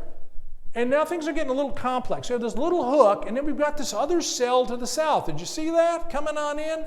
What kind of interaction is going to happen here? Is it going to be a good thing or a bad thing? You know, that's what we're looking at there as we're watching this circulation just to our east. And because of that, we're saying, maybe something else will develop when the second cell gets up here. We've got that circulation, 622. Note the persistence. Every single scan has this couplet as it's moving on to the east. Every one. Okay. So it weakens a little bit here at 625. Okay. It's pretty close. Passes up overhead. Well, Lockett's going too far north. So looking at my roads of Texas. That's right. Not GPS, folks. I get out my roads of Texas. That's what I use for every state. And say, oh, we can drop south from Lockett, kind of take a few back roads that are still paved, because I'm not a fan of mud. I don't care if it's Texas mud, Oklahoma mud, or Kansas mud. They're all mud. Okay? And so we decided, let's just drop south. And it's intensifying again at 629. I don't know if it was outflow from that cell to the south, kind of giving another oomph to the storm to the north. Who knows? But I kind of suspect so. Okay? And then we have racing to the east on another paved road, trying to get ahead of it once again, and it was close. So we drive under this wall cloud, and all of a sudden I'm hearing all this noise, and I turn around, and literally a few hundred yards behind us, there's a tornado on the road. Right behind us. Okay.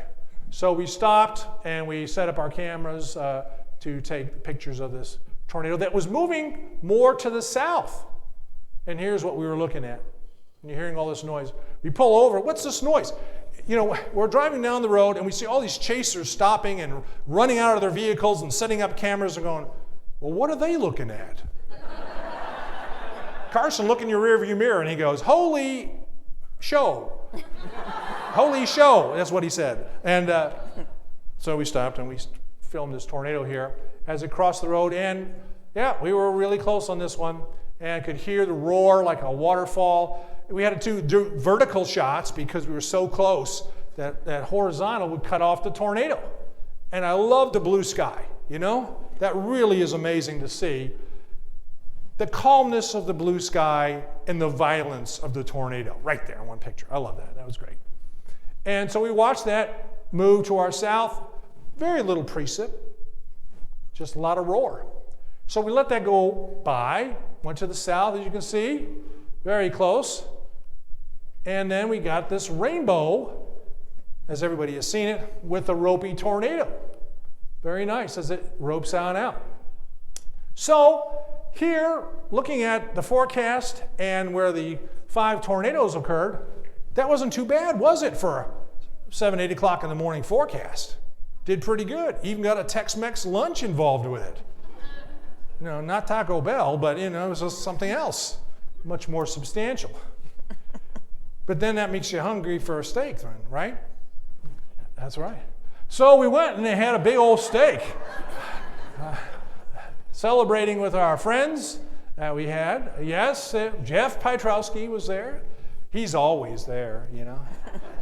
Almost ran into him on the May 31 tornado, the El Reno tornado. And then Eric Fox was there. All right, so now we're back to our great awards program, Bridget. We're going to get this underway here. For our next 5 categories that we have, the best triple tornado day. All right, for the chaser. Who chase, this is what you chase day after day after day. But how many of us can say we saw one tornado day, right after another tornado day, right after another tornado day? I mean, that takes a very strong feat. How many of you had 3 tornado days in a row? Okay, a few of you did. All right, so well, you have to post this stuff online. You got to date it so that we can verify it. Okay, so Brigitte, why don't you give us our award winner? And the winner is Chris Kalura. Chris Kalura is the winner of the Best Triple Tornado Day.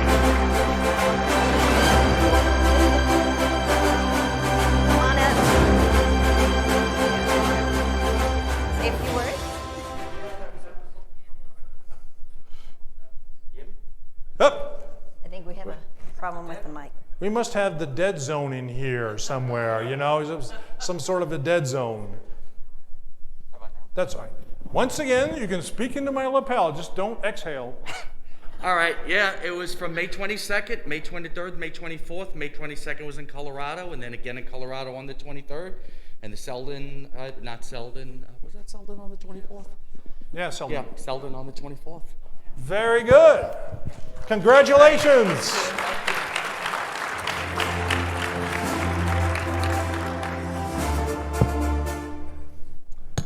Yeah, I mean, that's just amazing to do, especially, you know, last year was not the best of years. And to do it on a lean year like that is just amazing. It shows you the dedication. But it gets better. We have some really die-hard chasers that will chase anything that's a little more than a cumulus cloud. That's right. All right. For our next category, the best road chase woman out there. That's right. We have 2 categories here. Imagine you wake up, you don't see any risk area. It says see text. Are you chasing?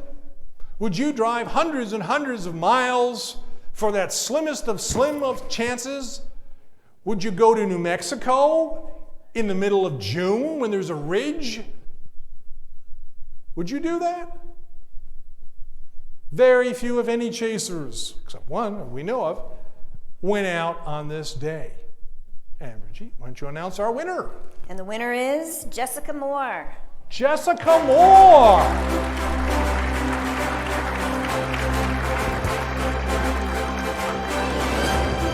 Jessica Moore left Colorado Springs, drove down to Las Vegas, Nevada. Nope, New Mexico. There's 2. That's that. Right. New Mexico. And saw this tremendous supercell with that tornado. Who does that? Are you a woman?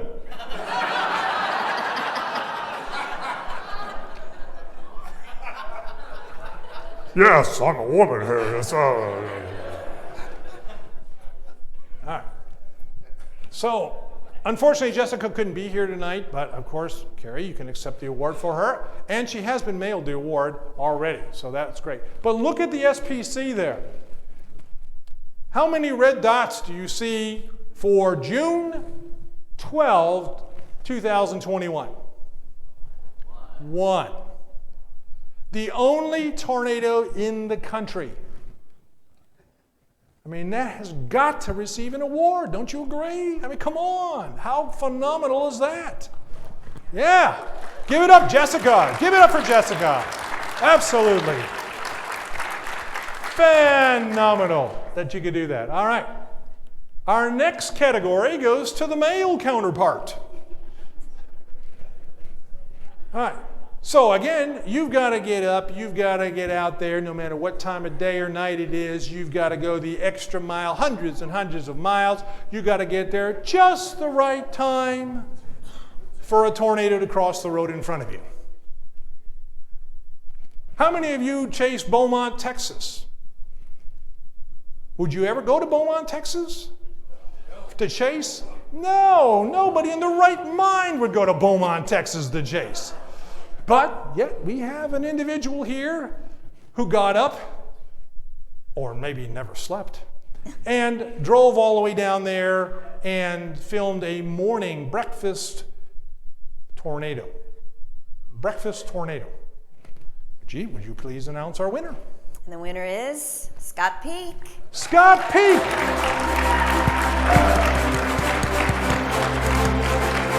Try it. Thank you. Thank you so much. Give him the award. Oh, I keep forgetting that. Thanks. Can I have that one too? No. I'll just have this one. No. Speech! Well, it was my first real morning tornado, not from a chase from the day before going into the next day. So I actually woke up and saw the models, woke up like 2 in the morning, saw that there was pretty good critical angles, and it's like, hey, I'll go for it. That'll get me out the door. So where did you start from? Norman. Just left at 2 in the morning. I wanted to wait. Too bad. Thank you.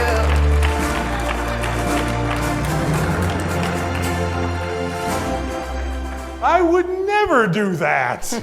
2 in the morning? I mean, come on. Oh, Norman. Oh, yeah, Beaumont. That's just around the corner, you know. Grab an Egg McMuffin down at Denison or something.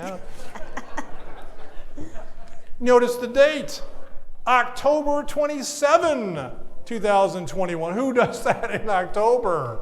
I mean, you know, it's leaf peeping season. Come on. Not leaf tearing up season.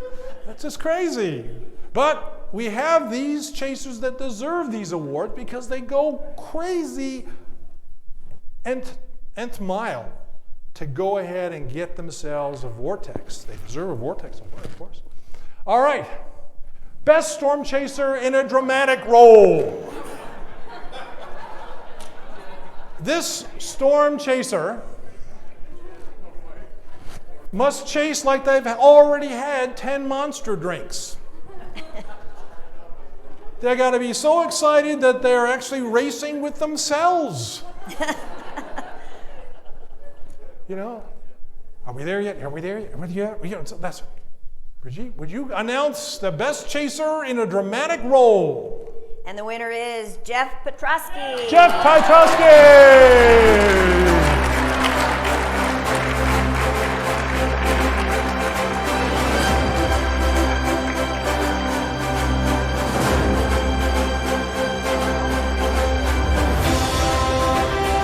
Well, I want to thank the committee. We really appreciate your award. It's awesome. And hey, there only can be one Jeff Petrosky. Don't ever forget that, right? Don't ever forget it. We didn't. Thank you.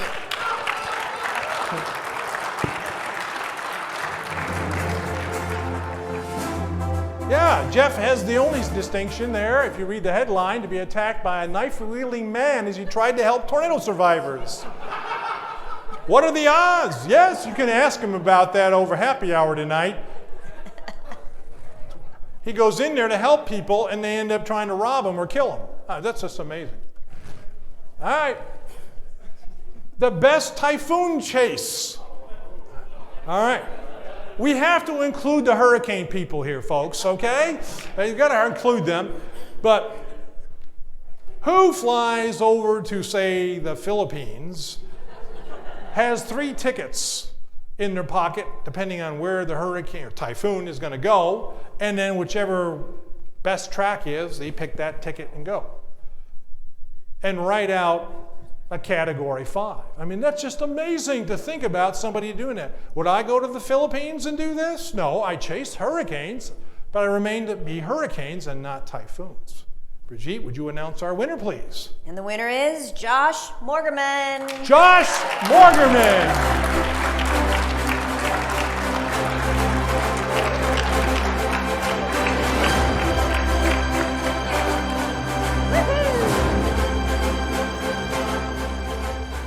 It's an incredible honor to be honored by tornado people. I feel like I'm on Greetings, Earthlings. No, it's a real honor to be recognized. Like I actually didn't even know if I would be received in a friendly way here. So thank you. Thank you. All very right, much. absolutely.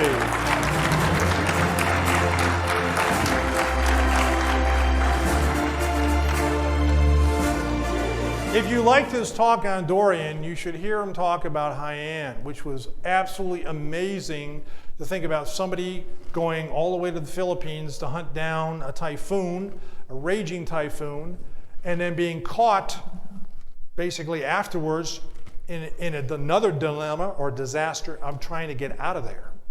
That is every bit of a disaster. All right, now we'll go jump on to another chase case here. Anybody chase May 17, 2021? Anybody? A few people, a few hands, okay. This was a really amazing event for me because I had a 9 o'clock appointment in San Antonio that I could not get out of. And that appointment didn't get over with until about almost noon. So I'm in San Antonio, and if you ever know about the state of Texas, it's big. It's a big state. And I saw the conditions were right. I didn't have much of a chance to do a map except before my appointment. I did a map on this thing. And to try to get there in time for what I thought was a good one. By the way, this chase case is sponsored by Capital One. Anybody here with Capital One? All right. You know what their motto is? What's in your wall cloud?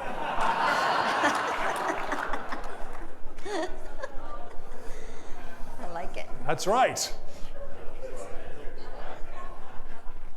Isn't that what he says? That's what I heard, anyways. All right. So I'm in San Antonio. It's 7 o'clock in the morning, and I plot out this map, and I said, I think Big Spring is in good shape here because I like a slow-moving front that has this upslope flow as long as it remains enough moisture behind that. And we do see behind that front, dew points still in the low 60s. You know, you don't need them in the high 60s on the high plains, of course. 50s will do. So I kind of like this setup. It's not your typical dry line setup. It's a completely different scenario than to try to recognize it. So I got done with my meeting, and I met Doug and Carrie. You know who Carrie is, don't you? Yes, I do. Oh, okay. And so then we went ahead, and because they live down there, and then we went up to Big Spring. Now the this is this the her? Yes, it is. It is the her. This is the radar.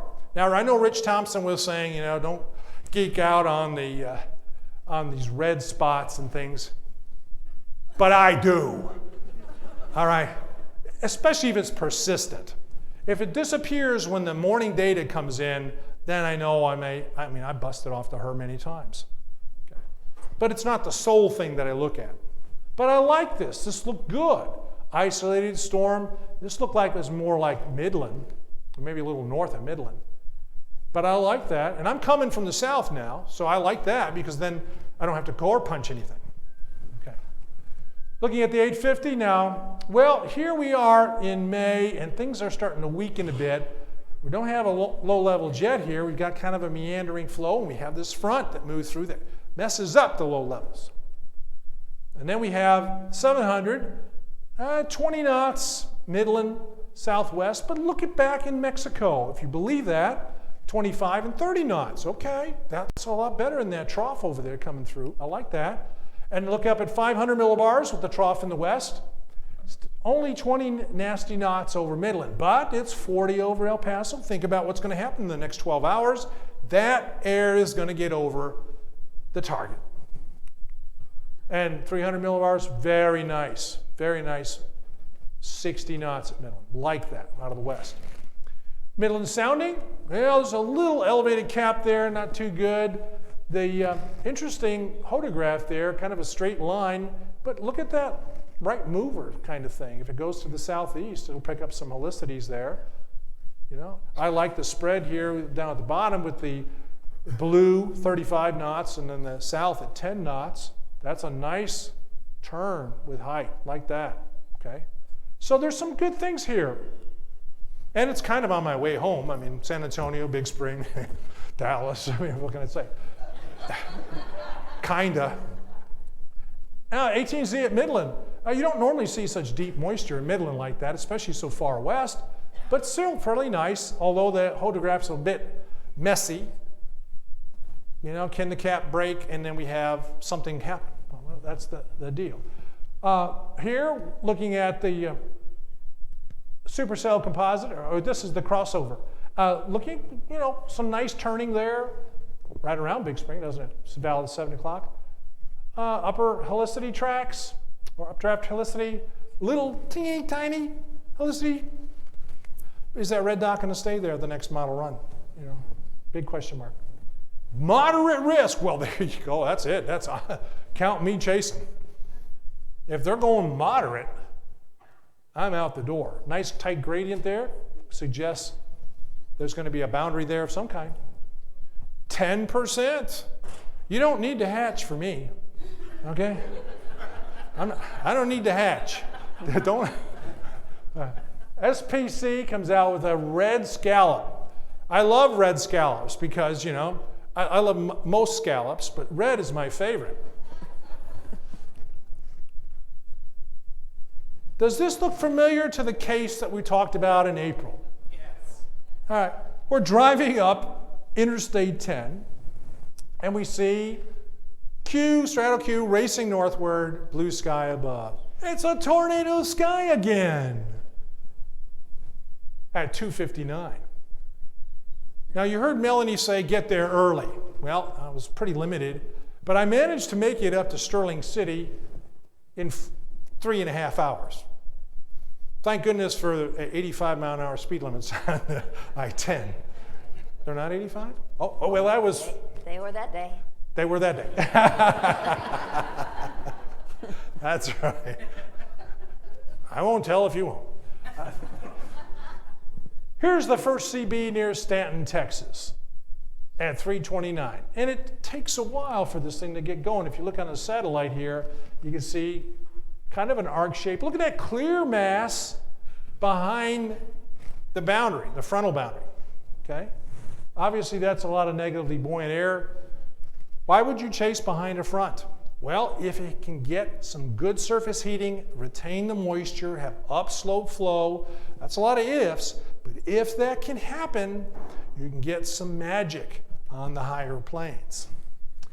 So it took a while, 427, there's the radar scope image, it's got some hail in it, high base as you would expect, severe thunderstorm warning. Looking at some of the Cape here, not great, but you can see that cold pool there, and then kind of the gradient out into West Texas. And for the SCP, some anomalous thing is happening down in the Big Bend. I don't know what. Scott, what's going on down there, man? There's some giant plumes going up there. Obviously bad data there. So here we are. Well, my target, remember what my target was? Big Spring. And here we are, our location just southeast there. Elongated base, still high base, but we start hearing the hail roar. All right, not much on the radar. Looking at this, stringy echo, but there's something going on there. There's some broad scale convergence. Long linear base. But then it starts to spin at that very southwest end. And look at the time, 6:56. So here we go from 2:30, 3:30, 4:30, 5:30. It's 4.5 hours just about to get its act together. And then,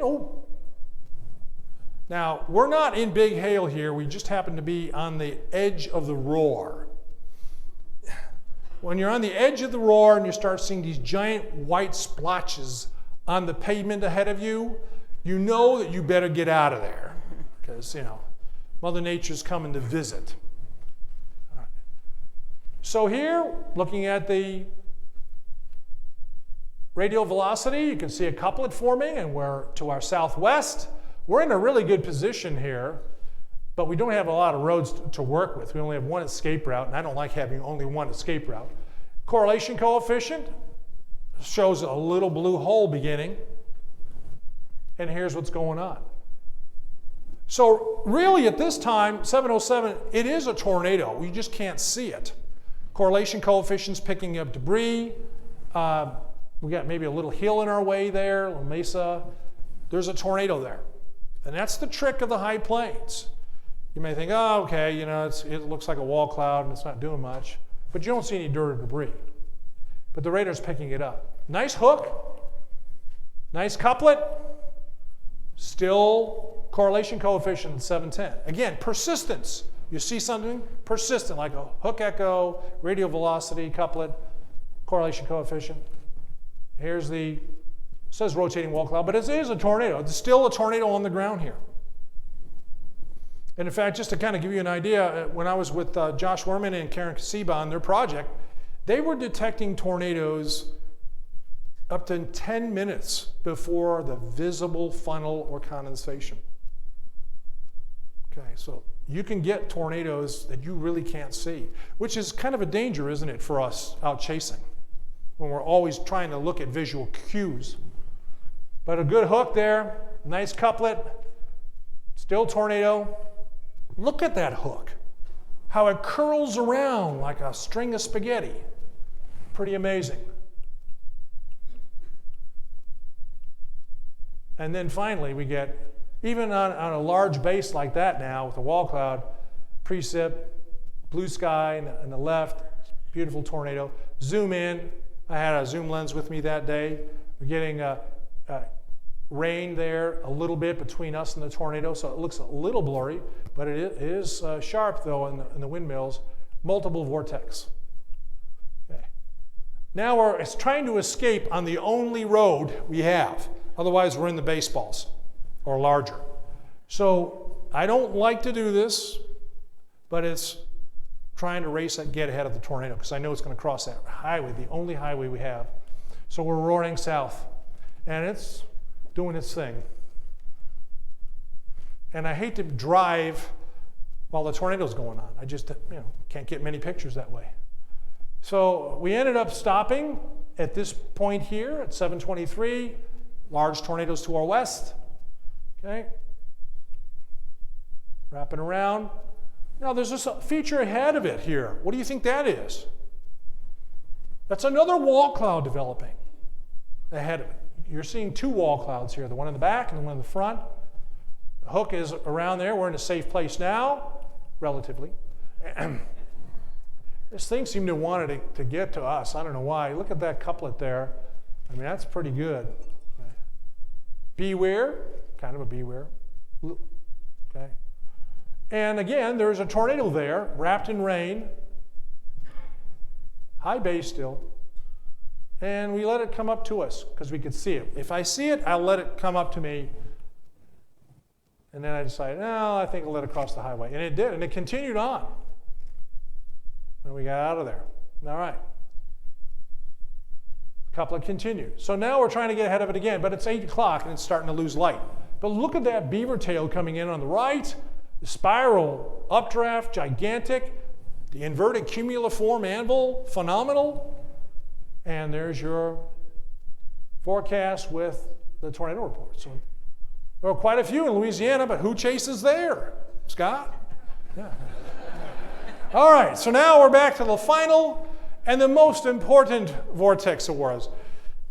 We scoured your frontal boundary pages and found these storm chasers who actually did more incredible things.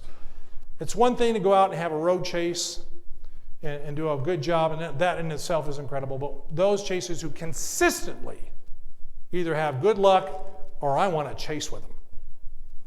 All right. But first, we have the best storm chaser in a comedic role. Imagine yourself you're out there on the dry line, it's 2 o'clock in the afternoon, and you're kicking stones around on the gravel, and you're going, oh my gosh, initiation's gonna be like 6, 7 o'clock. I got 4 hours to bake in the sun. What am I gonna do? All right, you throw a Frisbee around maybe, okay? How many of you do that? Play catch maybe, something like that. You scroll on your phone, whatever. That's no fun. You gotta have a different mindset. A different mindset. And those chasers who have kind of a comedic side, who say, I'm not going to be bored. I'm going to make useful time here while I'm sitting waiting for a convection initiation. So, Bridget. And the winner is Horsing Around by Jason O'Brien. Jason O'Brien, yes.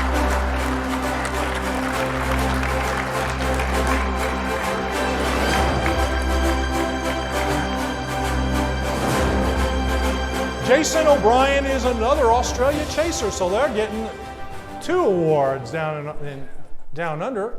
Jason has a plastic horse head that he carries with him, imported all the way from Australia. And, you know, he starts flirting with the livestock. So, yeah, absolutely. And, you know, he's obviously poring over the latest SPC update, and he's obviously pointing to clear sky. I mean, it's amazing what this guy does to try to lighten up the mood. All right, very good. Billy, we've got one of our previous winners is here now, so. Is that right? Yes, this category. All right, why don't you read the winner and have that person come up and accept their award. Best Storm Chase Dog of 2021, Justin Ozark. Come on up and get your award. Justin! Go ahead, have a late dinner. Skip out on the first part.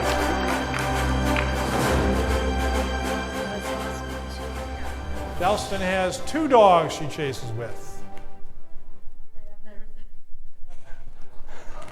Hello? We've been having trouble with it. Now, again, I will gladly come over and have you speak into my lapel. Thank you very much. I do appreciate this reward. Storm chasing is a lot of fun, and we all can learn something. And you know, if you get bored, just do something fun. It was a great idea to, I think, to bring the dogs with me. Yeah, you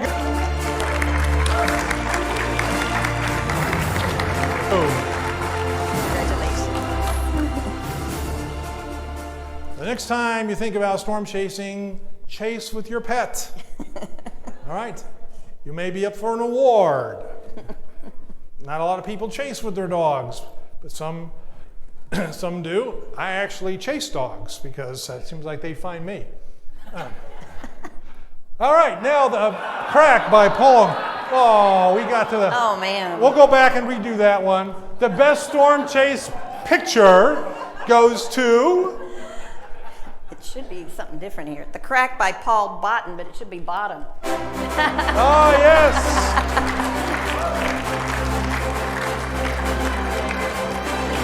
Yes. Yes. Well, hey, you know, when the moment presents itself, you gotta take that photo. I will say Paul is the only UK chaser that is going to get an award this year. And rightly so, won't you agree? I mean, you know, when you do something like that, you deserve an award. I don't know if you're speaking to that person anymore or not for having this posted on the internet. One thing you might want to do is be careful what you post on the frontal boundary page. All right. Now, we're getting higher up in our categories. The best tornado selfie. You know, you've got to have the guts to get in front of a tornado. You have to have the right light. You got to have the right attitude, and you hope that that tornado doesn't hit anything. Because, as we heard from Emily today, there's 2 sides to this. I mean, we see a tornado, we're elated, but we certainly don't want it to hit anything. So, therefore, those people who stand in front of a tornado and take a picture of them and the tornado were up for this award. So how many of you do that? How many of you take pictures of yourself and the tornado? Not very many of you, see, so that made the field very small. All right, so Bridget, would you please? And the winner is Jason Weingart. Jason Weingart wins our best. Yes.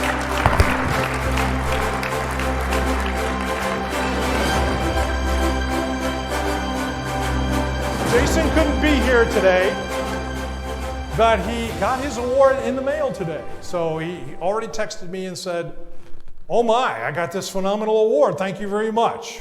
So thank you, Jason. He's a photographer as well, as you can see, down in the hill country. Does a lot of Bana photography. Didn't you go on a photo expedition? I did a workshop with him. He was wonderful. Okay, so there you go. Good. And of course, lightning. Wow. Got to be careful of that. I don't launch rockets up there to see if I can get hit. All right. Now we're getting to some real winners here. The best tornado picture of 2021. Now this is a toughie. How many of you took tornado pictures in 2021? You can see what I mean. Now, taking a picture of a tornado is one thing. Taking a picture of a tornado on the heat of the moment with the perfect composition, thinking of it in terms of art. Tornadoes, we chase them. But how many times do we think of it as an art form, that we have to think about composition? So you see a scene, you stop, you run across the road or whatever, don't get hit, and then you take this image. A lot of people took images of tornadoes. A lot of people took images of tornadoes and rainbows. But those who had the eye were few. Could you read our winner, please? And the winner is Sean Pigeon. Sean Pigeon is the winner of the best picture.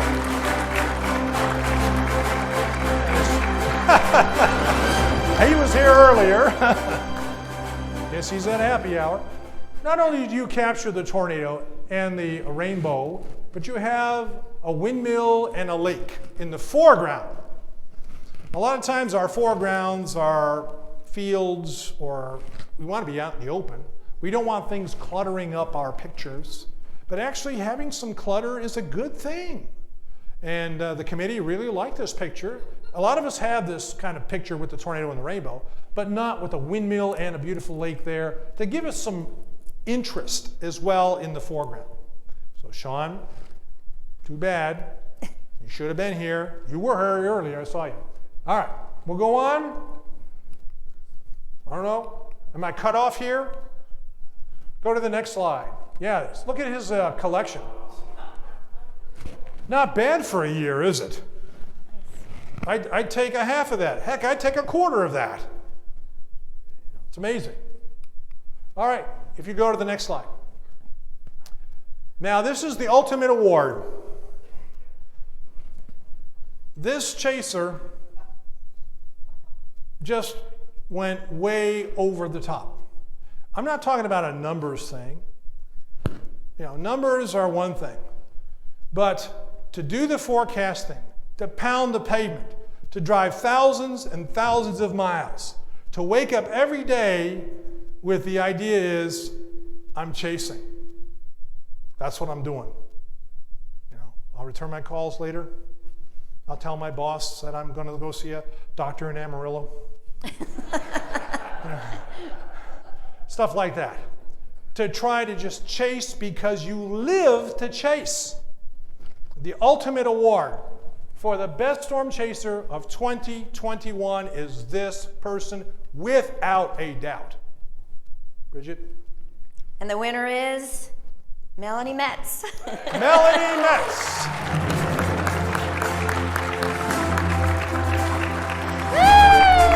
Come on. Come on. Oh my God, this is so funny.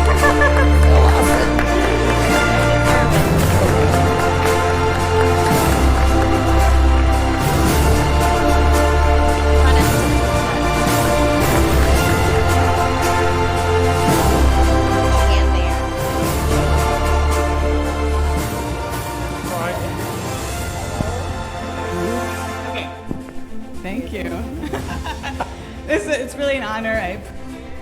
I have to say thank you to Tim for being such an inspiration and a model and someone to look after all these years and leading the way for all of us. And thank you to everyone out there chasing. I hope to see you all under the mezzo this year. Yo, get 'em! All right.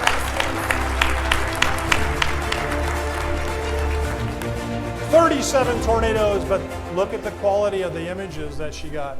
Chasing from Wisconsin, which she does not like too well, all the way down to Texas and over into the deep south. I mean, that's just amazing to just go, go, go. You know, even if I had the time to do that, I'm not sure I would do that. You know, I'm kind of spoiled. I'm in Texas. It's like, I'll just let them come to me. And it's like, I'm not going to Wisconsin, okay? And even in Texas, I'm not going to go Beaumont at 8 in the morning for a tornado. I mean, come on. I mean, that's just amazing. Absolutely. Well, that's all from my standpoint here. But don't go away. I have a few more awards to give out. And I'll call out those names. And then at the end, I'd like everybody, or we would like everybody that's gotten an award to come up for a group picture. Yes, those who won an award will have a group picture after this. But now we're going to shift gears since Eric couldn't be here, and believe me, he wanted to be here. We have these awards from earlier today. We have 3 categories, and Carrie's going to be reading off the winners of these awards. Yes. And there's actually some money in one of them at least, right? Yes. Oh. So for the photo contest, first place, Will Sharp. Will Sharp, come on down.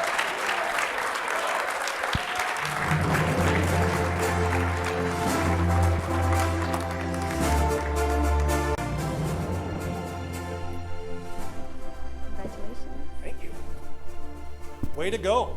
Thanks. You know, the photo I took this year was the Earth Texas tornado. Was, you know, at the right place at the right time. So just count myself fortunate. I'll keep on chasing. Keep on chasing. Very good.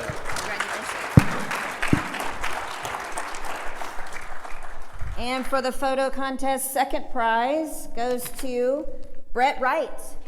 Brett Wright, come on up here.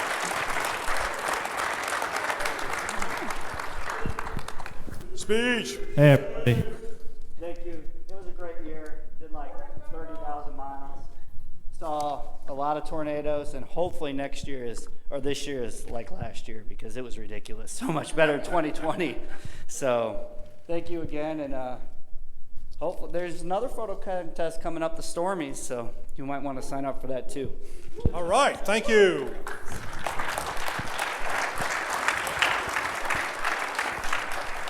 So the next category is for the video. First place goes to Michael Gordon. Michael Gordon.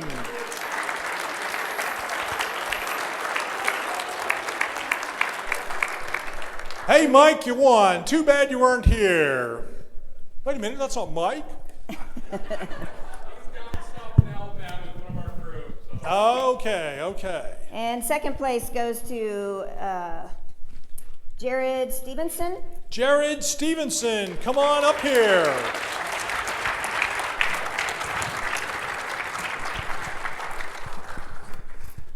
Thank you guys, and thank you to everybody who put on this show. It's been wonderful.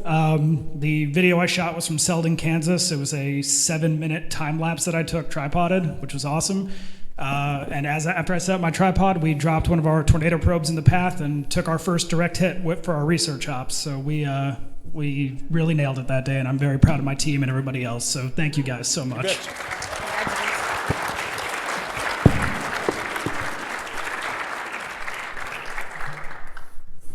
Still have some more awards left. I want to make sure I do this right. Okay, for the car show. Guitar show? Yeah, that too. The car show. The car show. First place, Corey Ecton. First place, Corey Ecton.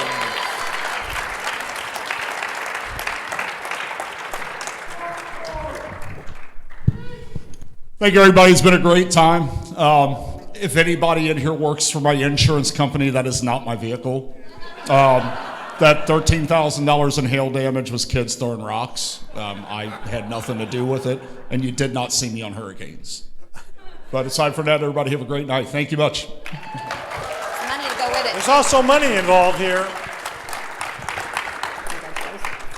I'll have what he's having. Huh? And second place for the car show goes to Dan Wallace. Daniel Wallace, come on up here. He's all dressed up. I like it. Ah, he's dressed for the occasion. I see you have a competition here. Thank you. Okay. Acceptance speech. Thank you very much. I appreciate it.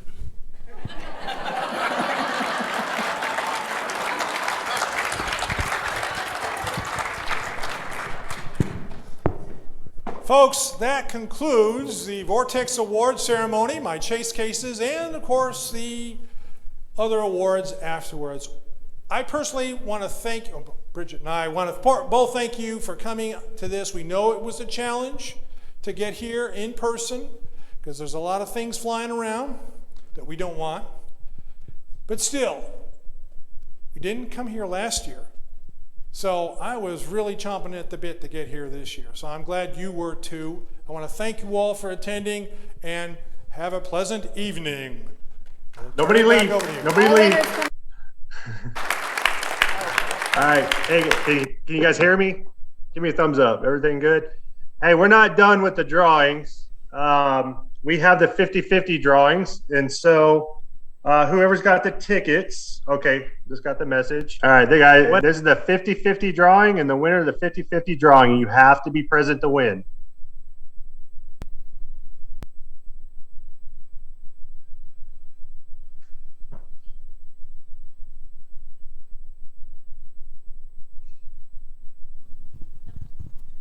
$873,185.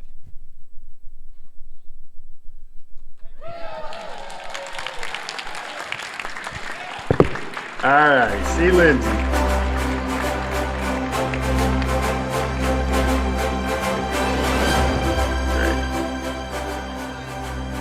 Perfect. Okay, everybody, while we get that going on, I want to thank you guys so much, the board of directors, Brett Adair, Ed Grubb, Lindsay, James Menzies. This has been a huge success. I'm getting nothing but great feedback from everybody, but it takes all of you being there to do this, just like Tim said. I also want to thank Tim. Tim was the first person I called, like I said this morning, and without his guidance, without his keeping me calm, especially over the last 2 weeks, it would have been a different story with my health anyway. But thank you so much for everything. I do want to give Tim another round of applause for that amazing performance just now. And all the board of directors.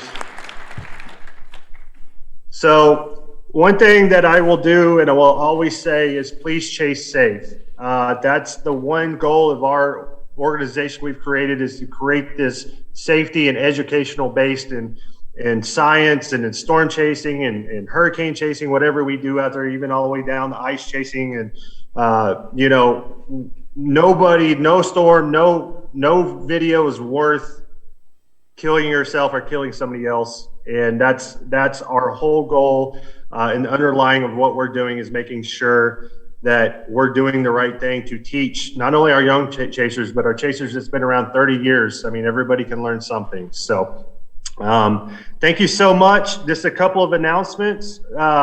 There's some pizza left over, not much. You guys ate a lot. I heard from the hotel that there's like 5 pizzas left, which is amazing because I was thinking there was going to be 50.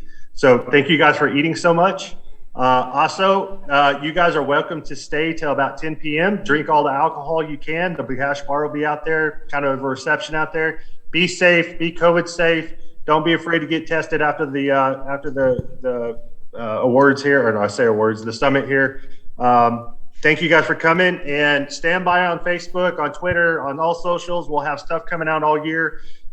We may have something in July. Tim and I may be working on again that we tried last year. We may be doing a mid-year virtual something. We'll work on that. So stand by on that, and then we'll look forward to seeing you guys in 1 year. We'll let you know what's going on with that. Everybody be safe. Thank you, guys. Hey, wait a minute, Eric.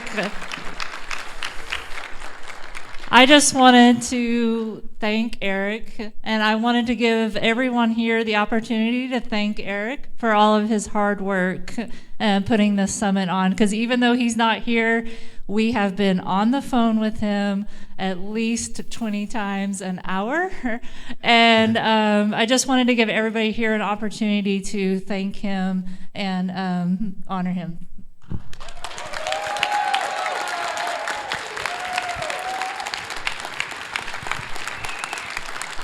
All right, thanks, guys. Everybody be safe going home. Have a good time.